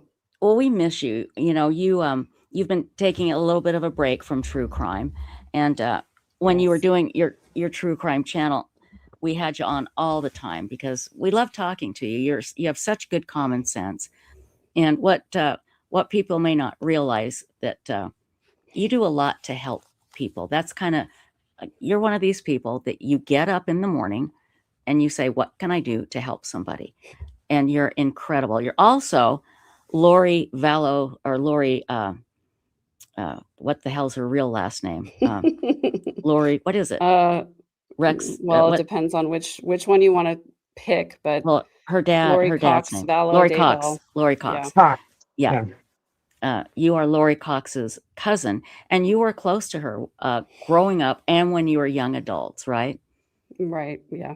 And you did go down to Arizona when she was on trial for Brandon Boudreaux. I did, yes. And you guys made eye contact, right? Yeah, we did. Actually forgot about that. Mm-hmm. And what Thanks happened? for bringing it up. Yeah, of course. I bring up all the good, warm memories that you have. So yeah, the first time she sort of just was scanning, and she sort of scanned past me like she didn't recognize me or know who I was. Mm-hmm. But then we did actually make eye contact. And I just, I really felt nothing. It was so wonderful to just feel nothing. After all of that. And I was like, that's it. I just wanted her to know that I was there and that, I don't know, she knows who I am. Well, do you think kind she of a person I am? Well, do you think she recognized you? Definitely she did, yes. Okay. I just noticed my cat Boo is laying on my name on that shelf. He's like half on, half off. Good Lord. Anyway, so you said you were surprised that you didn't feel anything. Oh, go ahead. I felt so many, such a range of emotions over the years with regard to Lori and everything that she's done. And I really expected to feel, pain and rage and, so many different emotions, and to feel nothing at all was actually very relieving to me, because I was like, wow, I really nothing her. I don't hate her. I don't wish her ill will. I don't anything. It's just there is no emotion there for her at all anymore. Well, and again, it must have been horrible when you found this out. And if you don't mind, and do you mind if we talk about it a little bit? And no, it's totally fine. Okay. Yeah, of course. So you hadn't talked to Lori for quite a while. And then what was the first inkling that something was going on with your cousin that wasn't right? Well, we knew that the kids were missing, or that, people were asking about the kids very early in the fall of 2019. Mm-hmm. And, it was just sort of, I think it had been mentioned to me by my dad that, Lori had moved away and, nobody was really in contact with her. And, she had moved to Rexburg, and which is where my daughter lived at the time. And so that was kind of the first inkling that we had that something was weird, was that she had moved away and sort of cut off contact with the family. And we knew that she had taken Tylee and JJ with her. And we also knew that Alex was with her. And that was kind of all that we knew. And I, just sort of keeping my finger on the pulse of social media with the family, just trying to figure out what was going on. Mm-hmm. But I certainly wasn't in any kind of a position to like reach out to Lori herself. Right. I don't even think I had her cell phone number at the time. Like I had Summer's, I think I might have had Janice's, but I hadn't been in contact, like I said, with the rest of that part of the family in a really long time. Mm-hmm. Pretty much since Lori was divorcing Joe Ryan. And I think Tylee was around 3 years old or so. So it would have been like 2004-ish time frame. That was the last time that I really had a lot of contact with them. And in 2005 is when Janice and Barry left San Antonio in the middle of the night and didn't tell anybody they were leaving. So that was hold on. Why did they do that? Were they avoiding what were they avoiding paying?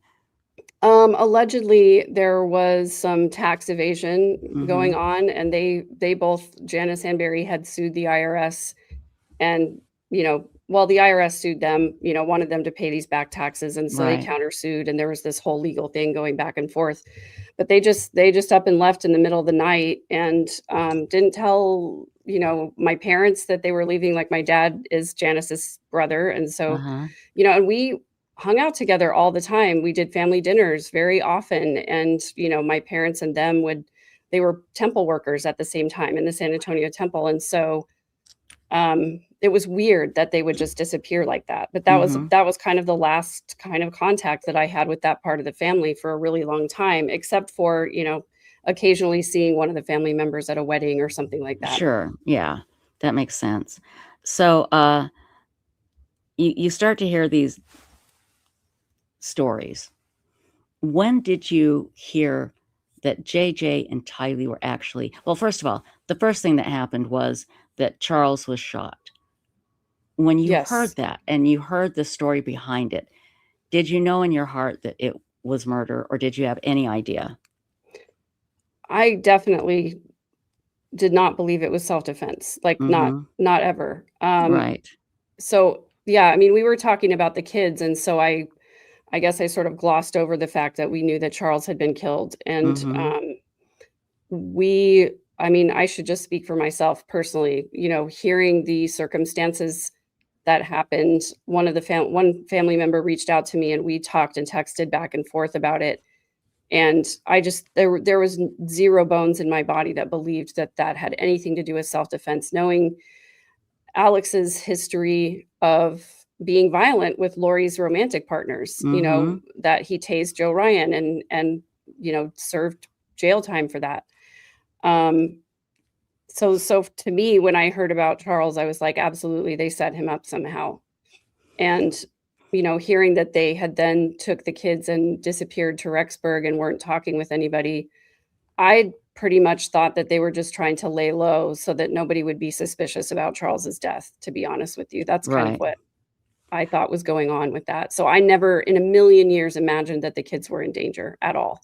And again, I think that did surprise everybody in your family, that nobody thought that the kids were in danger, but they didn't know all the bull crap that they were saying about how if you were a zombie, the only way you could be saved is they would have to cast the zombie out of you, and then your mortal body had to be killed. And the people that knew that and sat back while the kids were missing makes me so angry. But you didn't know that.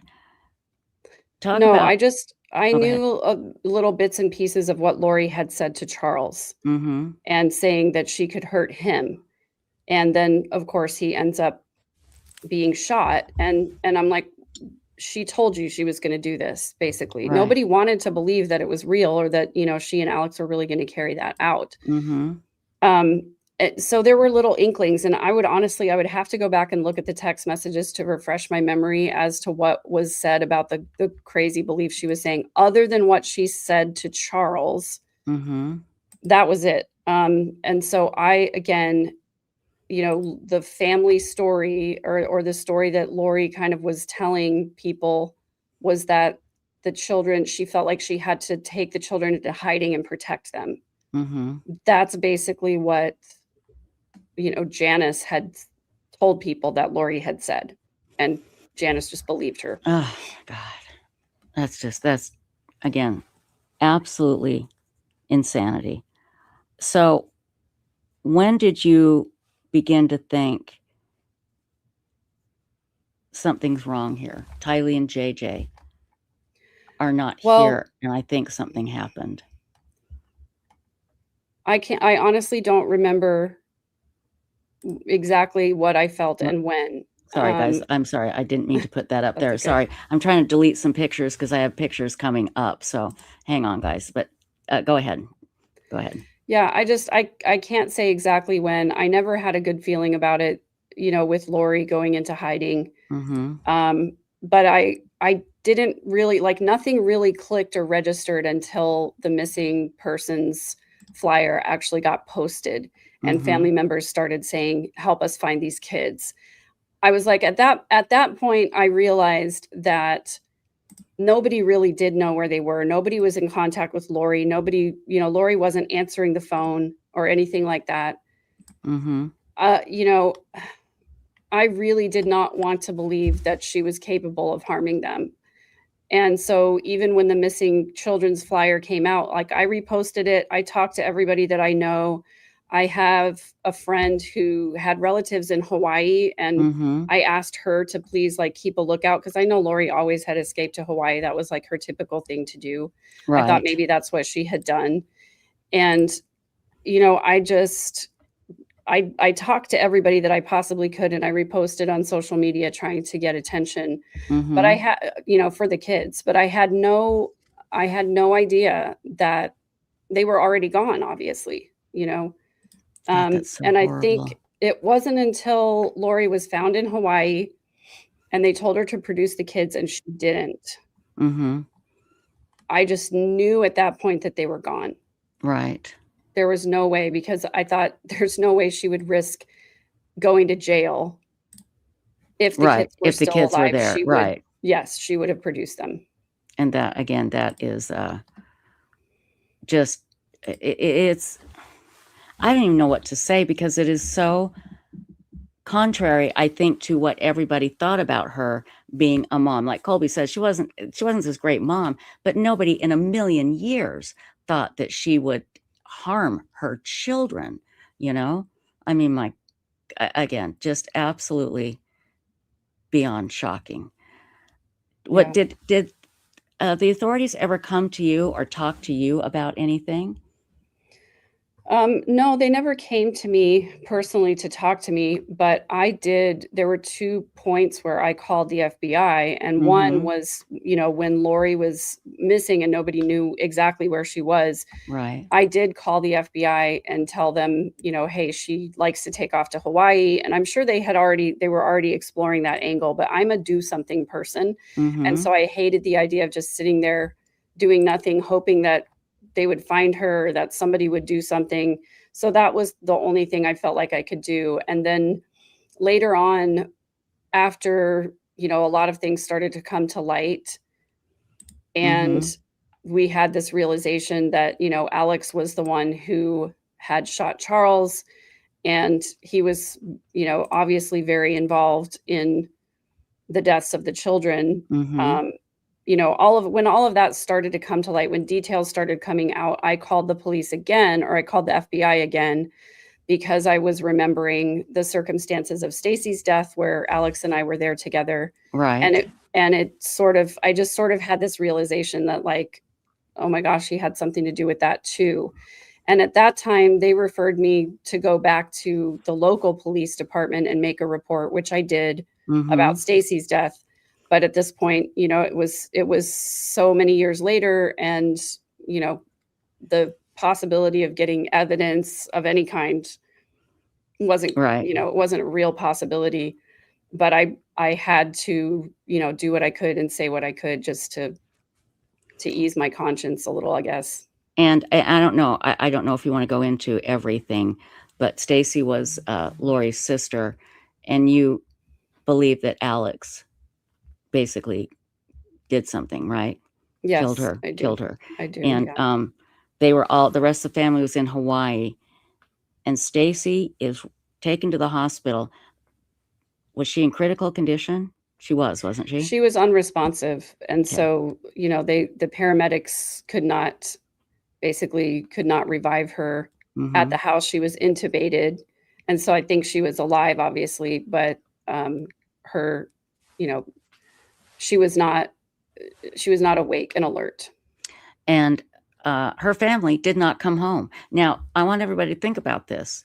You're on vacation and you get a call that your child is unresponsive. Do you continue your vacation, or do you move heaven and earth to get home as quickly as possible? They didn't come home, did they? That's correct. Again, come home. I can't even begin to imagine what is wrong with this family. So many things, Trisha. I know. That's another rhetorical question, people. Another rhetorical question. But it was traumatizing to you because, let's face it, this was somebody that you were close to. And then to have all of this come out, I am sure it was devastating to you. Or am I incorrect?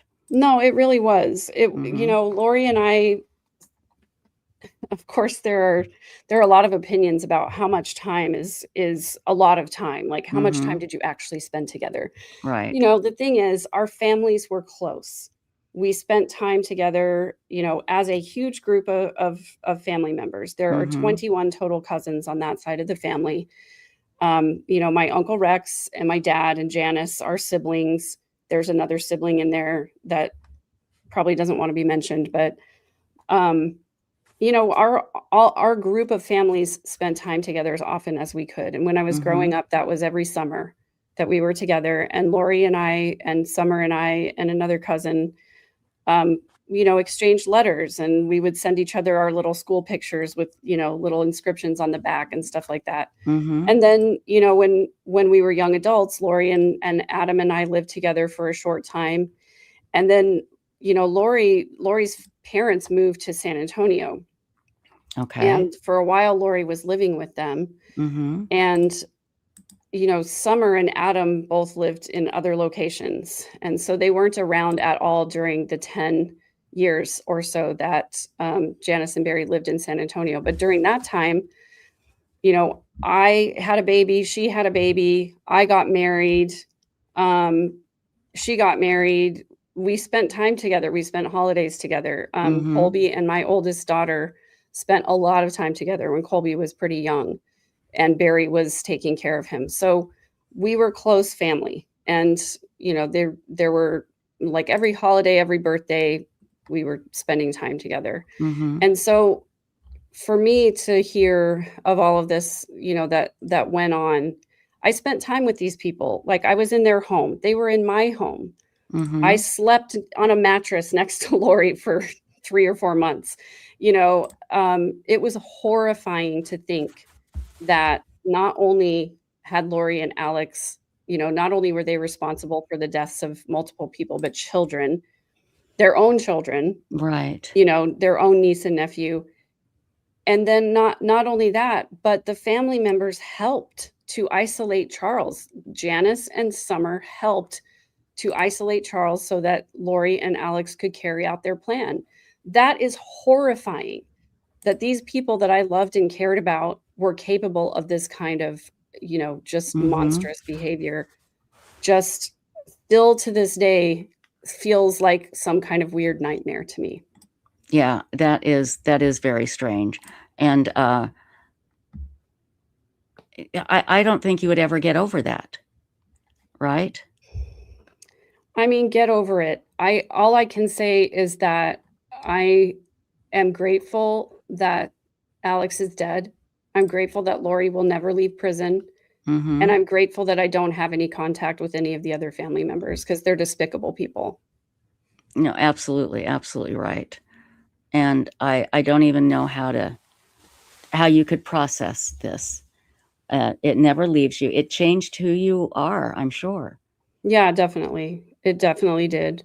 It was like, you know, I was kind of already going through this evolution of, you know, realizing that the world isn't all sunshine and rainbows. I really liked to have an optimistic view about things, and I really liked to believe the best of people. And I was people pleaser anyway. You know, I grew up in that type of family and that religion where people pleasing was imperative. Right. And so, you know, I was in the evolution of learning how not to be that way Mm-hmm. and to see people for who they are. And I realized that I had developed this set of skills from growing up in an environment with these toxic people where I could recognize their behaviors for what they were. Yeah. And I was just ignoring those instincts for so long. Mm-hmm. But having this happen in my own family really just woke me up to the fact that, like, we're not safe anywhere. There's not a single person on the planet, in my opinion, that I can just trust right off the bat. Mm-hmm. Because that public face that Lori put on for everybody fooled everybody for such a long time. And, you know, it's not until you observe somebody in a difficult circumstance, or, you know, when they get angry, or when they get hurt, or when something happens that they didn't plan or expect.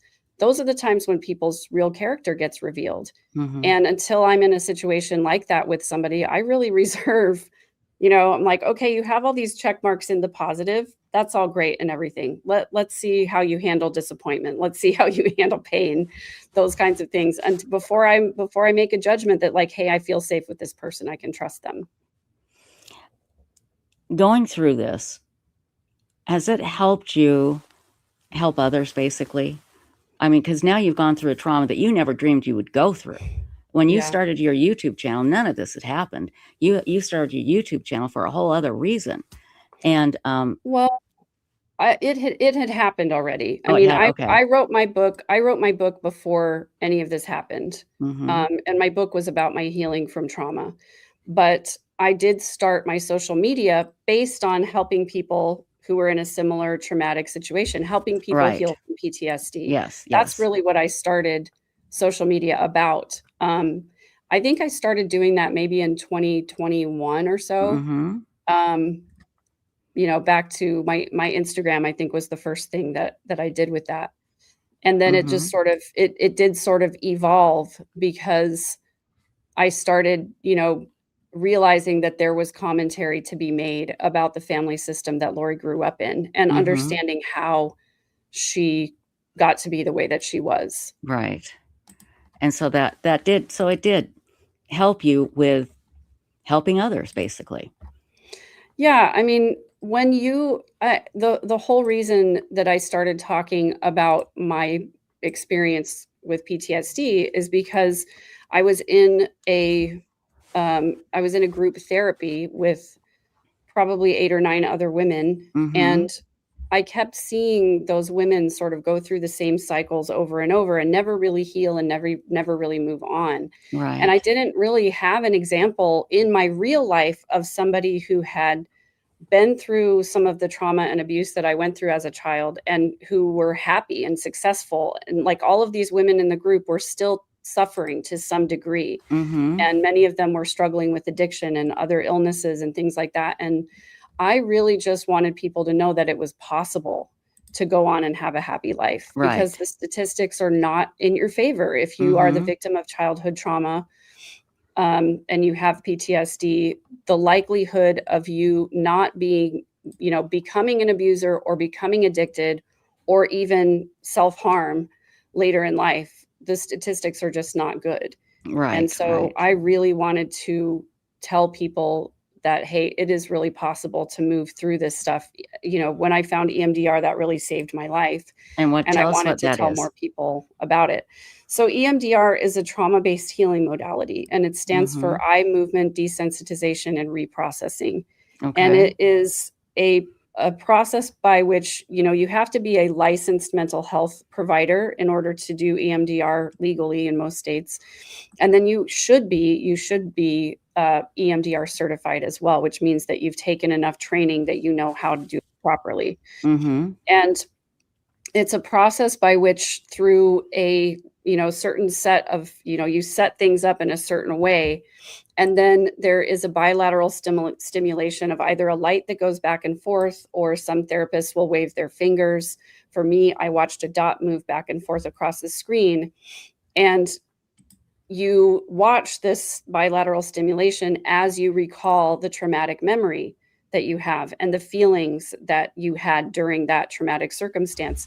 Mm-hmm. And the end result is that your brain kind of carves this new neural pathway where it removes the emotional wounding from the memory itself. And it's the reason why I can speak about all of these horrific things without being taken down emotionally, essentially. Yeah, I don't know how you're sitting here talking about it without just starting to bawl, because you slept next to a serial killer, basically. Yes. And, yeah. So, but that's what did it, because you're able to use this process to redirect your brain, basically. Yeah, your brain starts to erase the negative emotional response that you have when you recall a traumatic experience. And so even though I don't, because I don't want to traumatize other people, but I could speak in detail about my child sexual abuse without having any negative emotional response. And the only times that I've ever done that are to help other people who have been similarly abused, so that I could say, this happened to me too. It was horrific, and I was able to heal from it and move on. And, I again, this is me playing armchair psychiatrist. I have no business doing it, but I do. I see somebody like Lori Cox and see the things she's done and hear the stories about how Alex was so attached to her and how weirdly close they were, how inappropriate it was, and how weird her dad was. And I think it would explain a lot if we found out that she had been abused in that way. Do you find that when you're talking to some of your people that are coming to you for help, that you're able to say, did this happen to you? Are you able to come out and say that?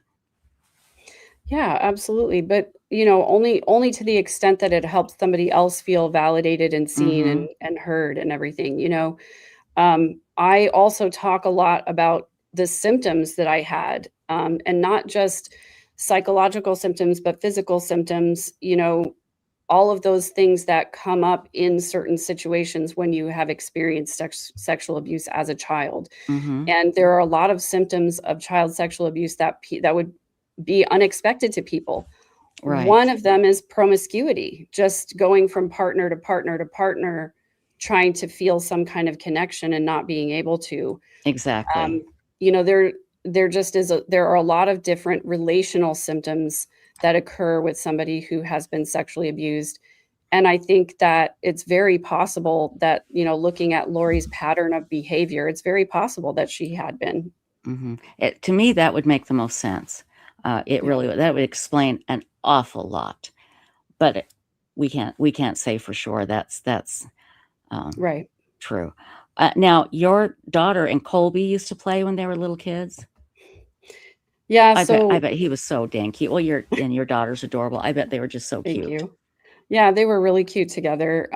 Lori left Colby with Janice and Barry a lot while she was working, and she would work in Austin, and so she would leave Colby in San Antonio with Janice and Barry for the weekend so that she could fill her weekend with clients. Is the story that we were told. Yeah. So that's eventually, a good point. Yeah. So eventually Barry, contacted me and asked if my daughter could hang out with Colby so that they could kind of, kids playing together is a lot easier than the adult being the sole entertainment for one child. And so I allowed my daughter to go and hang out with them. And so I want to say that happened until she was probably around 11 or 12 years old, was kind of the last time that happened. Yeah. And why did it stop? Can you say? I started to grow increasingly uncomfortable with the amount of time that Barry was wanting her to come over. And also, he would buy her all kinds of little presents. And he one time bought her a pair of pretty expensive running shoes and, told her that she had long legs and she should become a runner. She should, try out for track and whatever. And apparently Janice got pretty angry at him for buying these super expensive shoes for her. Right. I have no idea what was actually going on in the background of any of that. But that was the sort of the story that I was told by my dad about how Janice reacted to it. Interesting that she would get so upset, but I'm glad you didn't feel right about her going there. Yeah. And it was sad because, Lori and I would take my daughter and Colby to like the Target photo studio and get pictures taken with them together.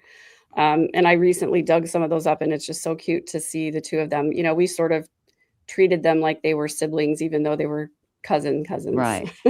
Right. Cousins. But and again, at that age, they're just so dang cute. I just love little kids. They're so adorable.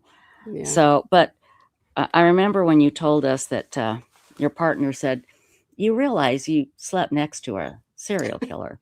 And that just the thought, putting it like that. Yeah. It would just freak me out. It really would. Yeah. It's like, thanks, babe. Yeah. Thanks for bringing it up. For putting that in my head. Cause I honestly, up to that point, hadn't really thought about that connection. I just thought, we lived in the same apartment and we worked together and whatever. But I was like, wow, it's funny. I never really thought about it like that. And he goes, I think about it all the time. Yeah, exactly. Like, sorry. Let me ask you, and we don't need to get into the reasons and such, but you haven't been doing true crime for a while. Are you thinking about getting back into it? You do the Mormon Snark. I put that link up in chat. Thank you. Are you thinking about getting back maybe? I've thought about that so much, and I actually have recorded several things that I'm like, nope, not going to post it. And I had plans to cover, the Corey Richens trial. I had lots of other things on the docket of things that I was going to cover. And it really just got to the point where I've done this many times in my life. And I think this is it's a good thing for anybody to do, is that when things are not feeling right and they're just not, settled with you, take a step away, take a break. Absolutely. And just see how you feel. And almost every single major change that I have made in my life has come after just such a thing, just taking a break and stepping away and see how I feel. And after stepping away from true crime and then considering getting back into it again, it's just not where I want to live. Right. I just don't want to dig into the deep, dark, horrible anymore.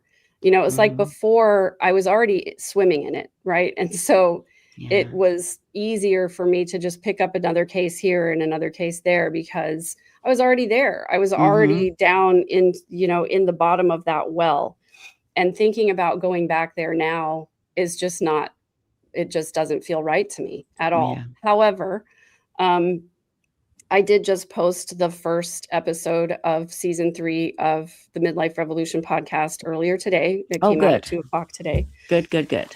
So I am going to be continuing the Midlife Revolution podcast. I am considering doing a live show once a week where I just comment on things in media and society in general. Right. Just talking about healthy relational dynamics and what is healthy and what is not, what's functional, what's not functional. And I'm looking forward to engaging with a live audience again, because that I do really, really miss. It's fun. We miss you being live. I have to say, we really do. And you're getting lots of love in chat. Everybody loves your hair color. Let's talk about it. Have you been this color before, or did you just decide to do it one day?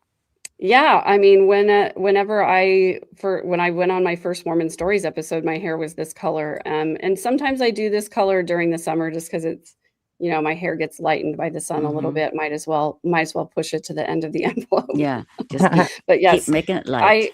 unexpectedly visited Kirsten in person in Las Vegas last week, and she helped me out with this. So it looks cute. I really like Thank it. you. Hey, Thanks. everybody, I want to take a moment to remind you during our End of the World Again broadcast, we do have a special guest coming up at 6 p.m. Eastern. You're going to love this person, trust me. And we have pinned at the top of our chat 2 charities. One is the Tammy Daybell Foundation, and that is where they raise money to buy books for libraries for kids, elementary school kids and such, so they can get excited about reading, because that's one thing that Tammy Daybell loved. She was a librarian.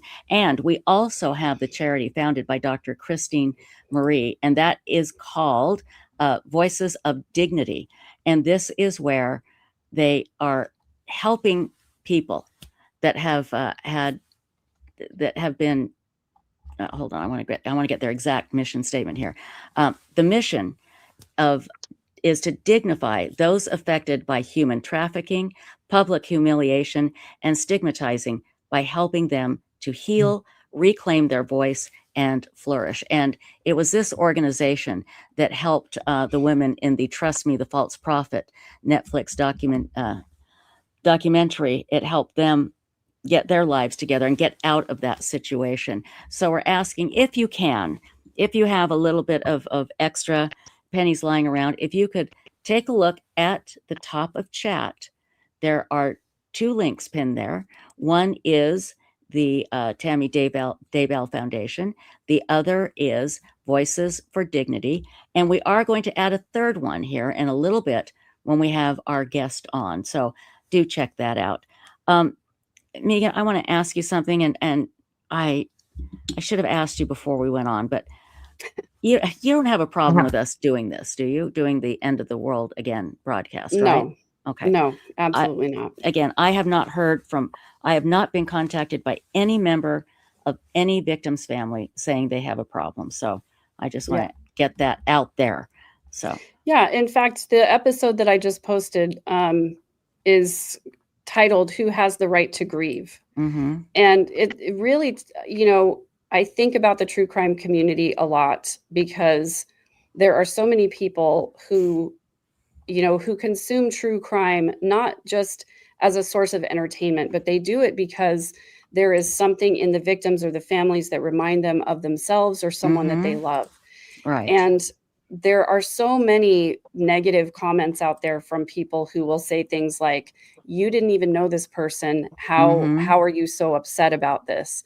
Well, Right. humanity for one, compassion for two. There you go. But then also, we in the true crime community, and those of us who follow cases like this, we're grieving parts of ourselves or parts of our loved ones that we see in these other people. Mm-hmm. And I absolutely think that nobody gets to tell anybody else how to grieve, or whether or not they're allowed to grieve.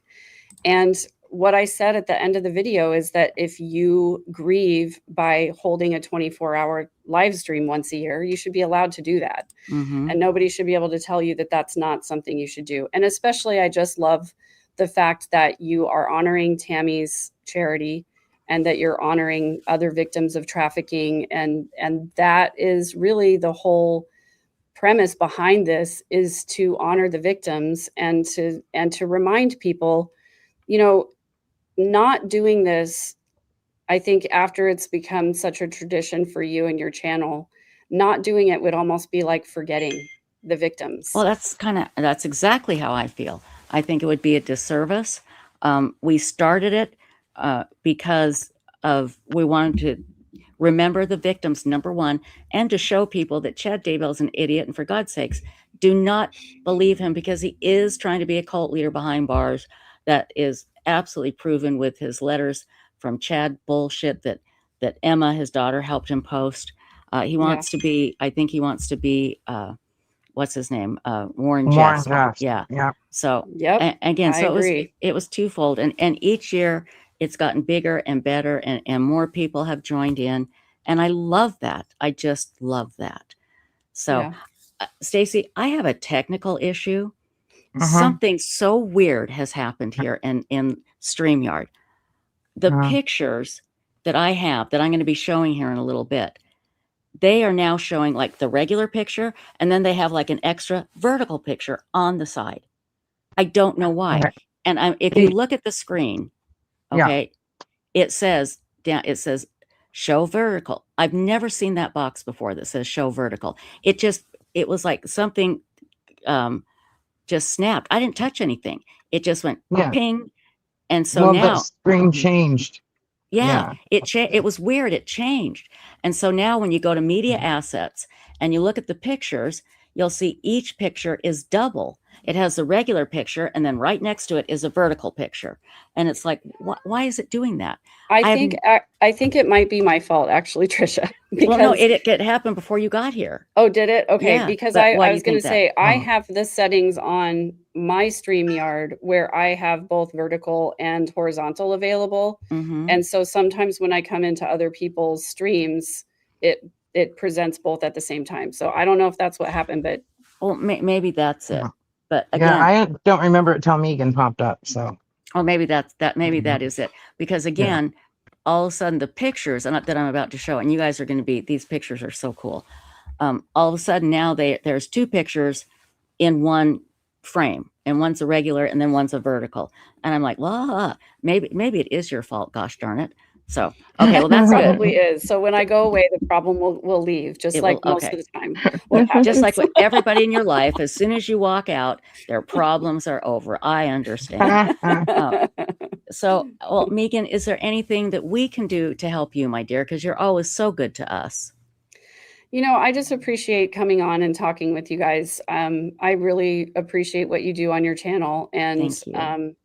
you know, it makes me feel good. I have to say, there are lots and lots of times when I will just turn your show on as I'm dozing off, and I don't mean to say like you're so boring that I could fall asleep, but it is soothing to me to have familiar voices. Oh no, in my I head. take that as a compliment. I do. Yeah. Absolutely. And I don't always jump on the chat, but I frequently listen to you guys, and I'm really grateful for your support and your kindness, because you guys have kept me connected to this community in a way that I think I probably would have just disappeared if I hadn't just stayed connected to you guys. And your audience has always been so lovely to me, as well as your mods. And I appreciate everybody and the love that is in chat and everything. I'll have to go back and watch later, but yeah, I just appreciate your support. I'm glad you guys are here. I think that the work that you do is really, really important, and it gives me sort of like, I don't know, permission or a little boost of extra courage to keep doing what I've been doing. So I appreciate you. Please do, because you have so much, and thank you very much. And you have a lot to offer people. Yeah. We love you, Megan Connor.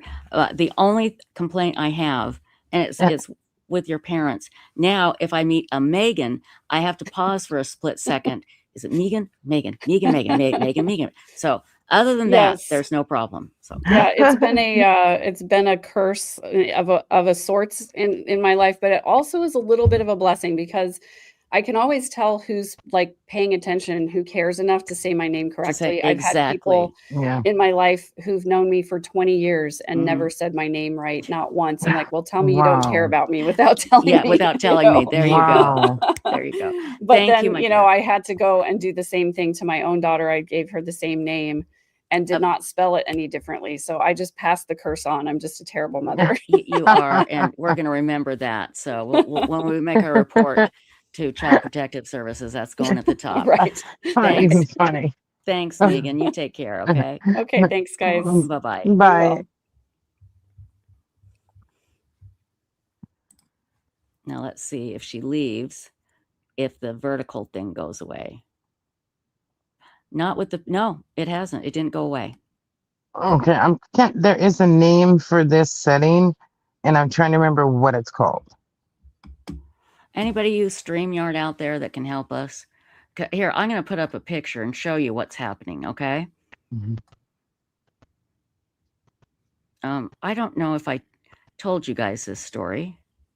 I might as well. I'm gonna let out a little tea here, okay? Are you ready?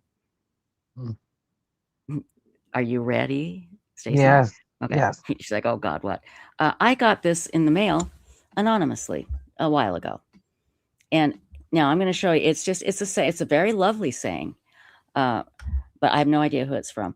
But I took a picture of it and put it up, and now it's 2 pictures, one vertical and one regular. Here it comes. Oh, you know what? It's not showing the vertical. Mm. Oh, that's good. That's good. I remember what it's called now. I'm looking it up, how to stop it. So hang on here. But it's showing in the settings of the pictures. It's showing me vertical and regular. Here's my son. And see, when I go and look at it in the actual setting, it has this picture and then a horizontal picture. So it's really weird. But I thought when I put them up, they would show like that. No, it says here that you pick which one you want to show. Okay, well, again, but I don't know why it's giving us that option now. That's so weird. Yeah. See, we've used it before, but like once, that was it. Yeah. Yeah. So let's see. I'm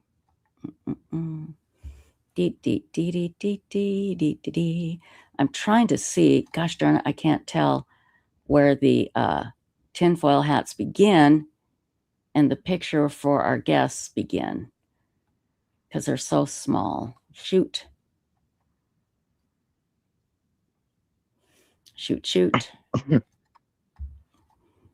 Got a lot of pictures from our guest.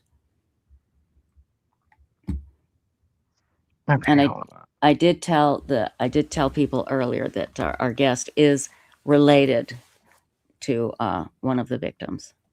So let's see. I'm trying to think. So you and Little Texan will be coming on later tonight. Lauren Matthias will probably jump up and come on with us with our guest coming on at 6 p.m. Eastern. I have not heard back from Mike King, and we can play Dr. Christine Marie's interview again, which I thought was really good.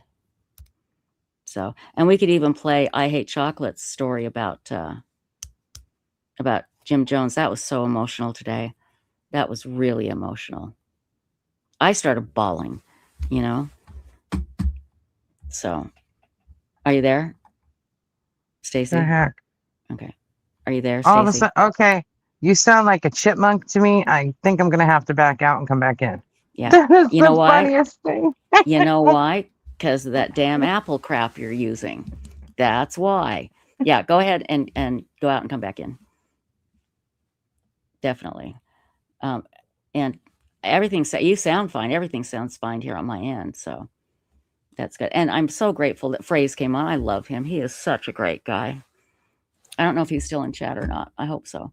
I told him, I said, stay in chat. We feel safer when you're here. So let's see. Bipolar Express. Apple rules.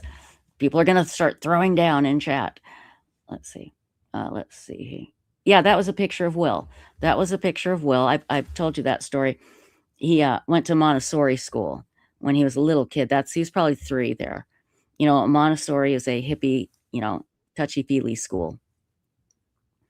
And they told the kids that they had to pick to be a character that represented their relatives, represented, their past. And since my mom was born and raised in London, and Will knew that, he was 3, he wanted to be an English policeman or an English Bobby. I panicked because I have no idea how to sew anything.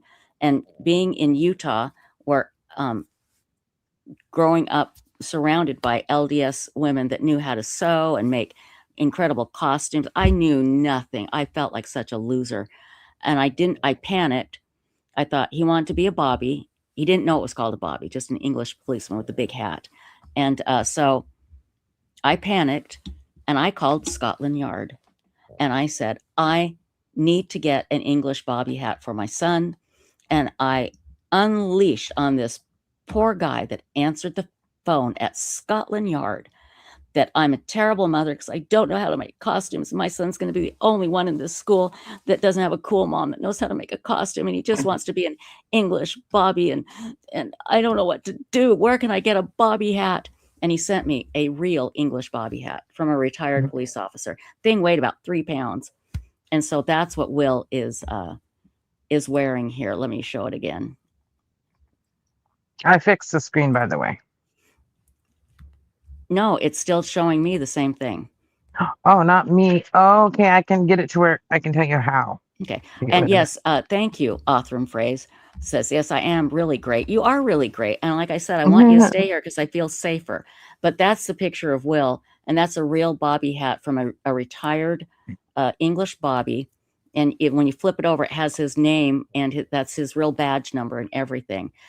I mean, this poor guy that answered who calls Scotland Yard and unloads on these poor guys because I can't make a costume. God, what the hell? What is wrong with me? I didn't think to call a costume shop. I didn't think to do that. I called Scotland Yard, panicked. And he was it must have cost them a bundle to send that, you know? And we still have it. But look, I mean, you can see it's weighing his little ears down. It's so heavy. It was so heavy. But isn't he cute? Oh my gosh, he's so cute. Yes. So, okay, here we go. So good. Phrase is still here. I feel safe now. I feel safe. Well, Bipolar Express, and this was in 1999, so you probably can't call Scotland Yard today. But landline, I had a cell phone, but certainly couldn't call Scotland Yard. I think I looked it up online, or maybe I called the international operator, and I just got the general number for Scotland Yard, and I started crying that I was a horrible mother because I couldn't make costumes. That really was a true fear of mine. Like I said, growing up in Salt Lake City, to be surrounded by LDS women that could make anything. And I was horrible in home ec. I could cook, but I couldn't sew. So, yeah. And so I'm sure he told that story for years about the crazy American. Yes, Vanessa Joy. Will was and is adorable. So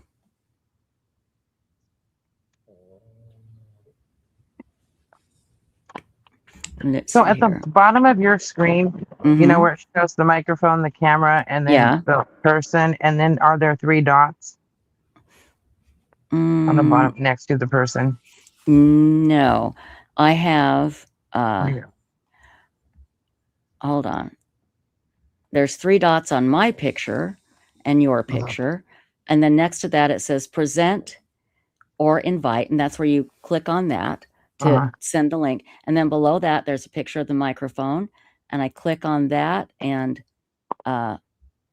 it shows me what type of microphone. And then it has a little bolt that shows, settings. Settings, right. And then I click on the camera, same thing. And then I click on the, what is this? That says share screen, slides, PDFs, extra camera, video, image file, and that's it there. Check on the settings. Settings, okay. It says general, and then it says show resolution badge on stage, display information message, shift videos up, audio avatars, automatically add presented media to stage. Okay, now I have camera and it shows the camera. That's it. And then I have audio and that's the microphone and all of that. I have visual effects and it shows like visual effects, like virtual backgrounds and color fill. And I've picked nothing. Recording and just the recording. Hotkeys, nothing there. Sharing devices, layouts, solo group, spotlight, screen, news, cinema, picture in picture, scenes, open comments. And then I have guests. So it's interesting. So mine has 3 dots. I click it. It's a menu that pops up. And on the menu, it says show vertical preview, or it says, remove it. So on mine, I clicked remove the vertical preview, and now it's back to normal for me.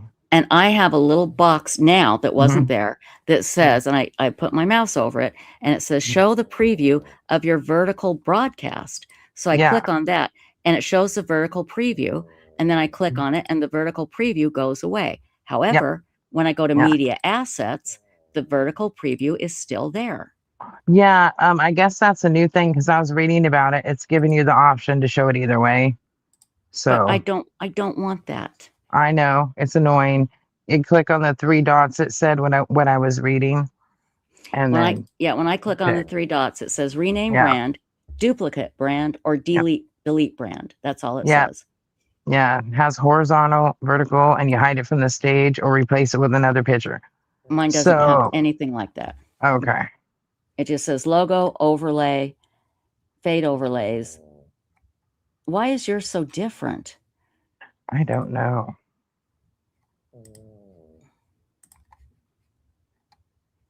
So when you go in and when you look at media assets, oops. See, there, I put that up. Okay. It just shows that. Yeah. Okay. Now it looks normal, but in my media assets, it shows a vertical and a horizontal picture. It does on mine too. Okay. It doesn't. Okay.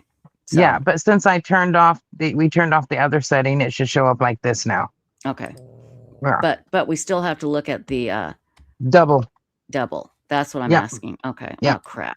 I hate that. Yeah. Okay. I can't tell. Did I need to put up a picture really quickly, and this may give our guest away, but I can't tell if this is the picture that I want or not. No, don't say anything.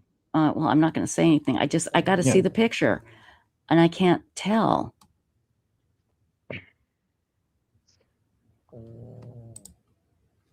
That's not the one I wanted. And we still have to do the tinfoil hat contest too. And I still have to show my tinfoil hat with my squeezy cheese, by the way. Yeah. And let me see. So little Texan was asking if 9 p.m. Eastern will work for us to do our thing. 7 p.m. And that would be, we're going to do 5. Unless 9 p.m. Eastern. So that's 8 p.m. our time. Yeah, that should work great, actually. Okay. All right. That perfect. should work great. So that should be beautiful. Okay. Shoot, I wish I could tell what these pictures were. Dang it all to heck. Oh, well. Got a bunch of pictures. I cannot wait to tell you about our guest. Let's see how much time we have left. We have a little over an hour and a half left. Should I play Dr. Christine's video? I played it not early, but I played it like at 10 o'clock this morning. Oh yeah, that's a good idea because it's a good video. Yeah, and it's an hour long, and that will take us. That'll give us about 35 minutes before our guest comes on. So let's see here. Let me just take a look in chat really quickly to say hi to people.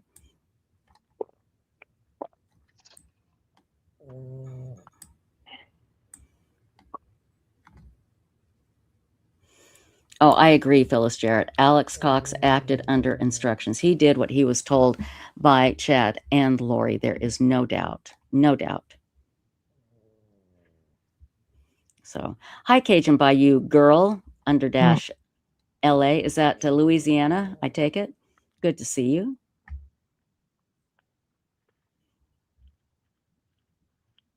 Let's see. We haven't had any flying monkeys in here, have we? I think maybe I think we had like 1 or 2.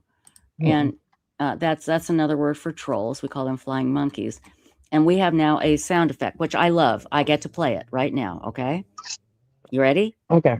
Yeah. It's a troll alert. I love that.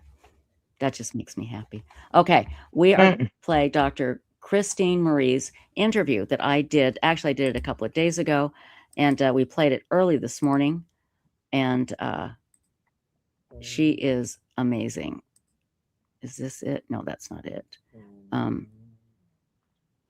I'm going to have to go in and grab it really quickly. And it is just a little over an hour long. So let me go into the YouTube studio. And videos. There you go. And Stacey, I'm going to give you a quick call too, okay? Okay. Okay. Let me bring this up to the StreamYard.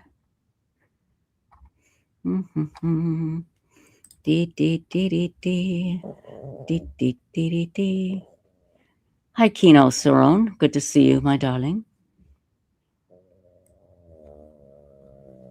Berserker Loki, glad you made it. Princess Peach, hi. Bree Mama 4, hello. I'm trying to say hi to the people that I know I haven't said hi to yet.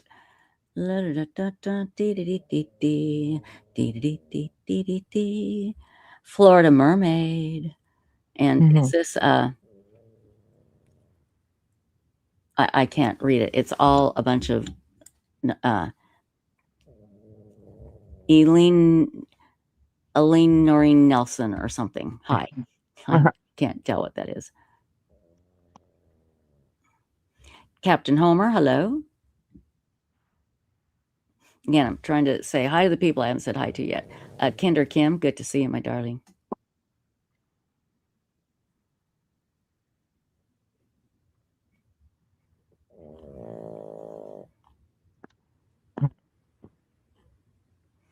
Kiki 20, hi.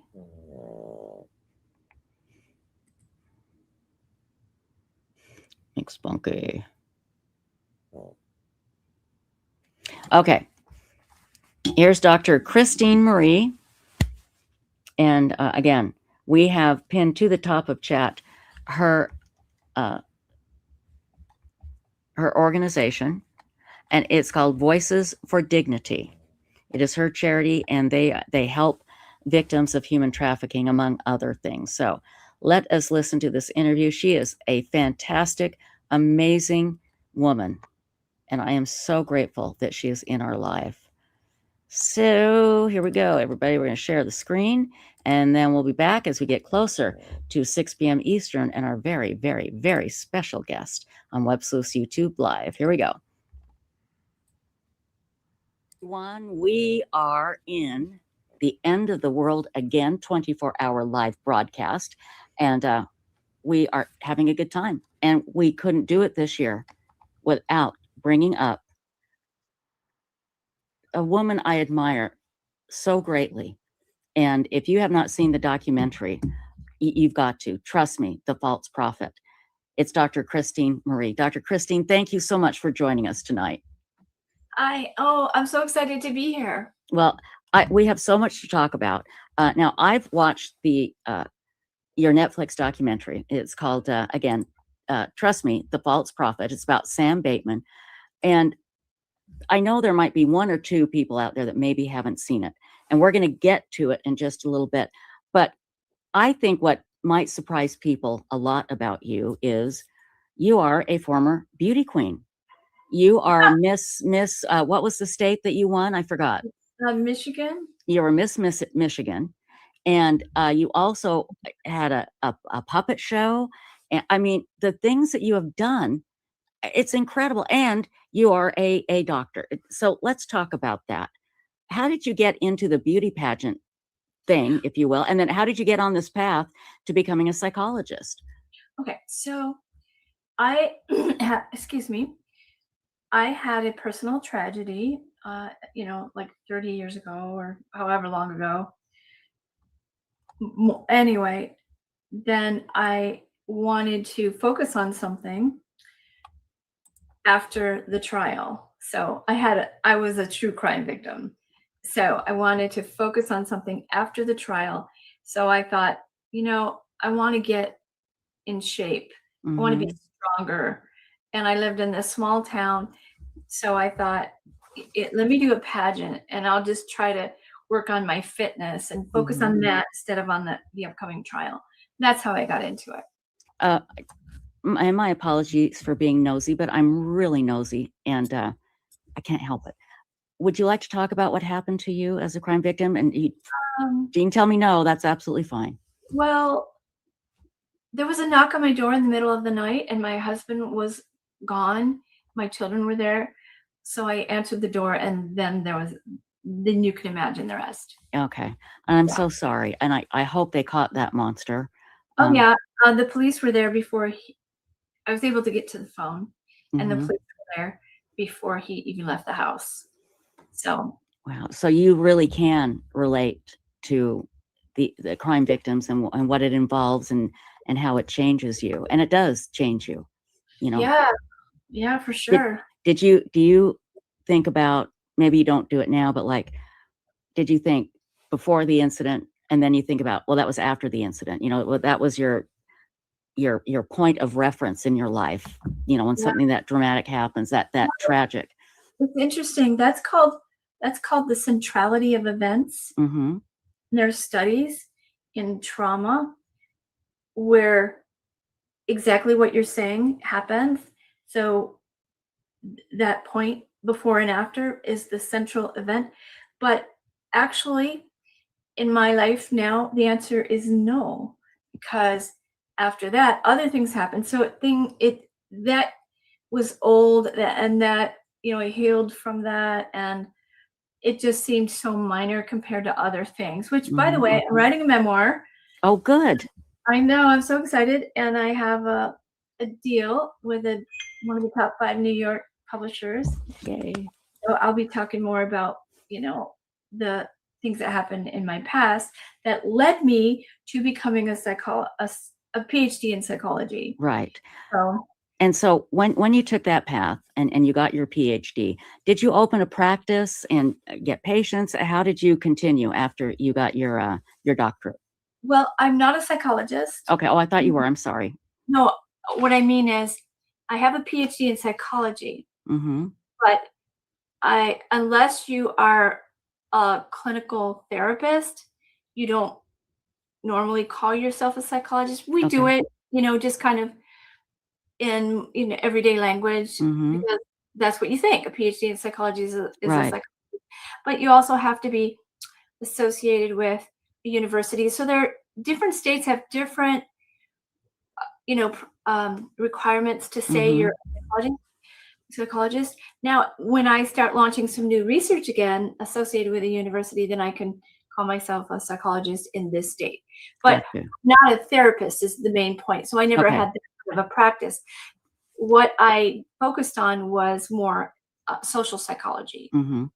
And how would you define that? Well, specifically, it's media psychology. And media psychology, I was interested in that. I'll tell you why. I had an experience that I shared with what I thought was a reputable documentary company. When it came out, it was a docudrama when my story came out. And it was so slaughtered and devastating that I became very hated online. Oh my God. That shocks me, because you are truly one of the most kind, gentle, and compassionate people. You have time for everybody, and you're always thinking of everybody else. And that shocks me. Thank you. What this company did is they painted me as a caricature. So the person that they hated wasn't really me. It was how the media company portrayed me, and they were trying to get audience engagement. So it was very devastating to me. And that motivated me to go back to school late in life and study media psychology, because I wanted to understand, why would a company take a true crime story and twist it and create a victim shaming narrative out of it Today, nobody would get away with it. Oh my God, no, they would be torn apart. Right. But back then it was the end of the world for me. So I went, I already had a master's degree, but I went back to school and I got a second master's and a PhD in media psychology. And what's interesting about that is that it is it's a new field, but it's the study of how media and technology impact human thought and behavior and communities. So anything that is digital or on a screen, it could be film, TV, social media, movies, gaming, mobile phone apps, software, all these things.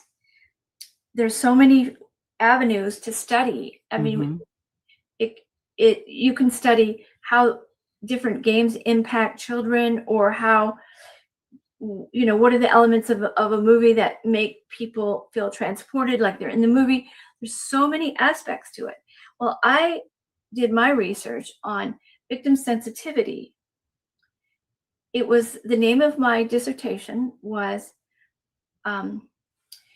media, the traumatic impact of media misrepresentation, humiliation, and victim shaming on narrative identity and well-being. So if I had a war cry, it would be for the media to be sensitive, caring, and do their homework. Yes. Get their facts straight. And you're exactly right, because it is devastating when the media comes out and gives misrepresentation. I'm not going to say they absolutely knowingly lie. Sometimes they do. But it is devastating to victims and their families, when, even if it's, something that doesn't matter. I remember very clearly there was a man whose daughter was murdered, and they reported that her shirt was torn and half off of her body. And that wasn't true. And that poor man focused on that. And he went around trying to get the media to report how she really was found. It devastated him. And again, go ahead. It's interesting because that's one of the things that I talk about. I talk a lot about the emotion of humiliation. Humiliation is when somebody tries to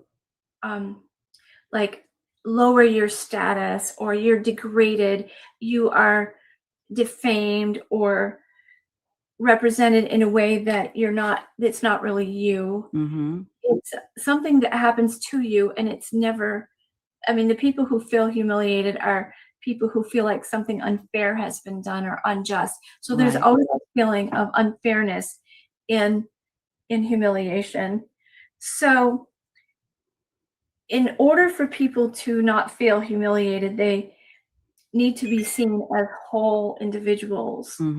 And when some media company gets a fact wrong, even if it doesn't matter, it feels like that journalist or producer, it feels like they didn't care enough to get the details straight. And even small things. For example, I have 4 children. And if there was an article that came out that said I had 2 children, that would bother the heck out of me. Oh, that'd drive me crazy. Right.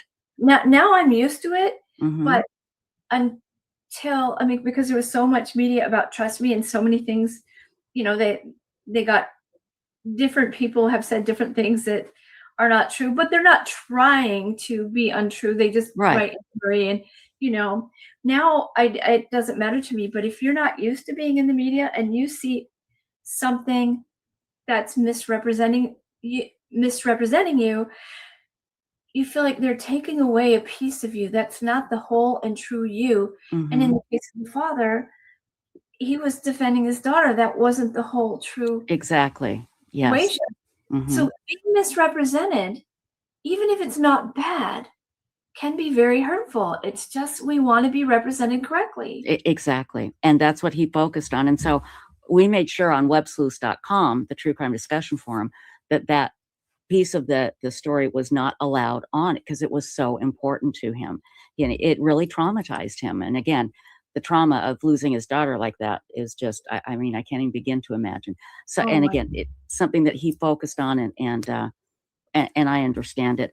That's a really interesting study, though, what you've chosen to go into. And like you said, it is new, right? It is.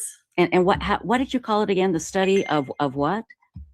Media psychology? Yeah, is it media psychology? But you said the study of media psychology, and then you said something else too. Well, my dissertation is the dramatic impact of media misrepresentation, humiliation, and victim shaming. Gotcha. On narrative identity and well-being. So, because when people are misrepresented in the media or in the social media, like let's suppose that people say things about you that are not true. And when you're a social media influencer, you have this. And it hurts because that's not who we are. Right. And it really, I mean, I have it too. I'll tell you why. When I moved to the Crick, that's what we call this area, in the year 2016, I was an anti-polygamy activist. And after I moved here, as it shows on the documentary, I realized I can't help these people if I'm attacking them. That's right. I want to get into that too, but yes, go ahead. So I laid down my weapons of war, and I thought, I was thinking I was doing the right thing by being an activist, and I was protesting and wanting to increase criminal penalties for people that were living in polygamy. And I realized, I'm really not helping people. I'm just sitting on my couch, writing things that I think the world needs to know. And there are other people doing the very same thing, and they didn't need me being another voice in that field. I could actually be on the front lines right here and take a different approach, which I did. I took a harm reduction approach, which means to stop judging, start helping, and just meet them where they're at. Right. And when that happened, my former anti-polygamy friends felt like I had betrayed the movement, right? And I had betrayed them. And since that time, it's been 10 years, they pop up everywhere where if there's some good media, you might see some hateful comments here and there. But the point is that they can't accept that my decision to take a kinder approach and just meet people where they're at, it's what worked in the Sam Bateman case. Exactly. And again, that's so shocking to me because you were successful in getting Sam Bateman off the streets, basically. So you would think they would go, well, hey, maybe there's something to what Dr. Christine is saying. In fact, go ahead. Well, they won't watch it. They won't? Oh my gosh. That's ridiculous. So it's like, we talk a lot about cults. I talk a lot about cults. I, am embedded in a situation where, there are people dealing with cultic impact, everywhere. Not just because I live here, but it's what I do elsewhere too. I help a lot of people on their path back to independence. But cultic mind control or undue influence involves a number of things, including cognitive biases, and it's like, you ask, how can people still believe in Sam Bateman? Now, he's been convicted for all these crimes against children and so on. And some people, they know that. They were there, but they still believe in him because they have something called belief bias, where you don't want to give up your beliefs. And then there's something called sunk cost fallacy, which is you've sunk so much of your time, your investment, your prayers, your spiritual life into a cause that you don't want your investment to be in vain. So you're finding reasons to hold on. So there are all kinds of things that our brains do to keep holding on to false beliefs. And even when my former friends, if they were to learn the total truth, they wouldn't believe it. People who don't want to know the truth won't believe the truth. And I think we all know people like that, especially in this day and age. Yeah. You show them the black and white truth, recorded, video, audio. Yeah. Doesn't matter. And that's what's so frustrating. But when I was watching the documentary, I wrote down a quote that you said that I just love. And you touched on it a moment ago. You said, I don't shun. If you shun, you can't help. If you attack, they are not going to come to you when they are in need. And that is so true, but it is our nature to shun and attack. I want to attack the people that have been attacking me falsely, just saying crazy crap about me. And my instinct is just to go in and attack them. Or I see somebody doing something really stupid and they won't be able, and they refuse to see that they're doing something stupid. I want to yell at them. But you are so right, Dr. Christine. None of that will do any good. If you really want to help people, none of that will do any good. It's true. And I am far from perfect. And I have learned throughout the years, I mean, you kind of learn by trial and error. And what is in my heart is to love people and to think the best of people. But I have been the same at different times. I've seen people do some really horrible things to other people. And in that case, I will step up. But if it's something that they do to me, I usually just stay silent. I'm not saying that's the best thing to do. Right. I just read a study a couple days ago that said it's more effective if you defend yourself. Anyway, now I'm really diving into this one strain of thought. But well, can we touch on that? And then I do want to get back to the documentary. But that is interesting because I've always been taught, and it has worked for me before, when this lawsuit that I had in 2013 brought against me, and it was literally made up of things that were not true. Person thought I wouldn't be able to hire a lawyer, so they would win. I wouldn't even be able to show up in court because I wouldn't have a lawyer. And I was able to get a great lawyer. And she told me, she said, don't, and they were online posting crazy, just ridiculous things about me. And she said, if you respond, I will fire you as a client. You will have your chance and it will be better if you just wait and follow our lead. We know what we're doing. So, and she was right. And so I've always gone by that. Don't respond. Just don't give them energy. But now you're saying there's a little different study out there, maybe saying that may not be true. Well, it doesn't suggest that you go on and respond to every comment or anything like that. Right. Do something. You don't have to take it passively. And you did something. You got legal. Legal is the best. Yeah. Oh, and it was great. Everything worked out. No problem. The deposition in it, she admitted that she didn't have any evidence in it, and it ended up I ended up keeping the website, so it worked out fine. But again, it's court documents, they're out there, and people bring them up, and they think because something's said in a court document that it's true. Well, this person said a bunch of stuff that wasn't true, didn't offer any proof, but because it's in a court document, people think it's true. And I have been ignoring it, and you're right. It was best to get legal help then.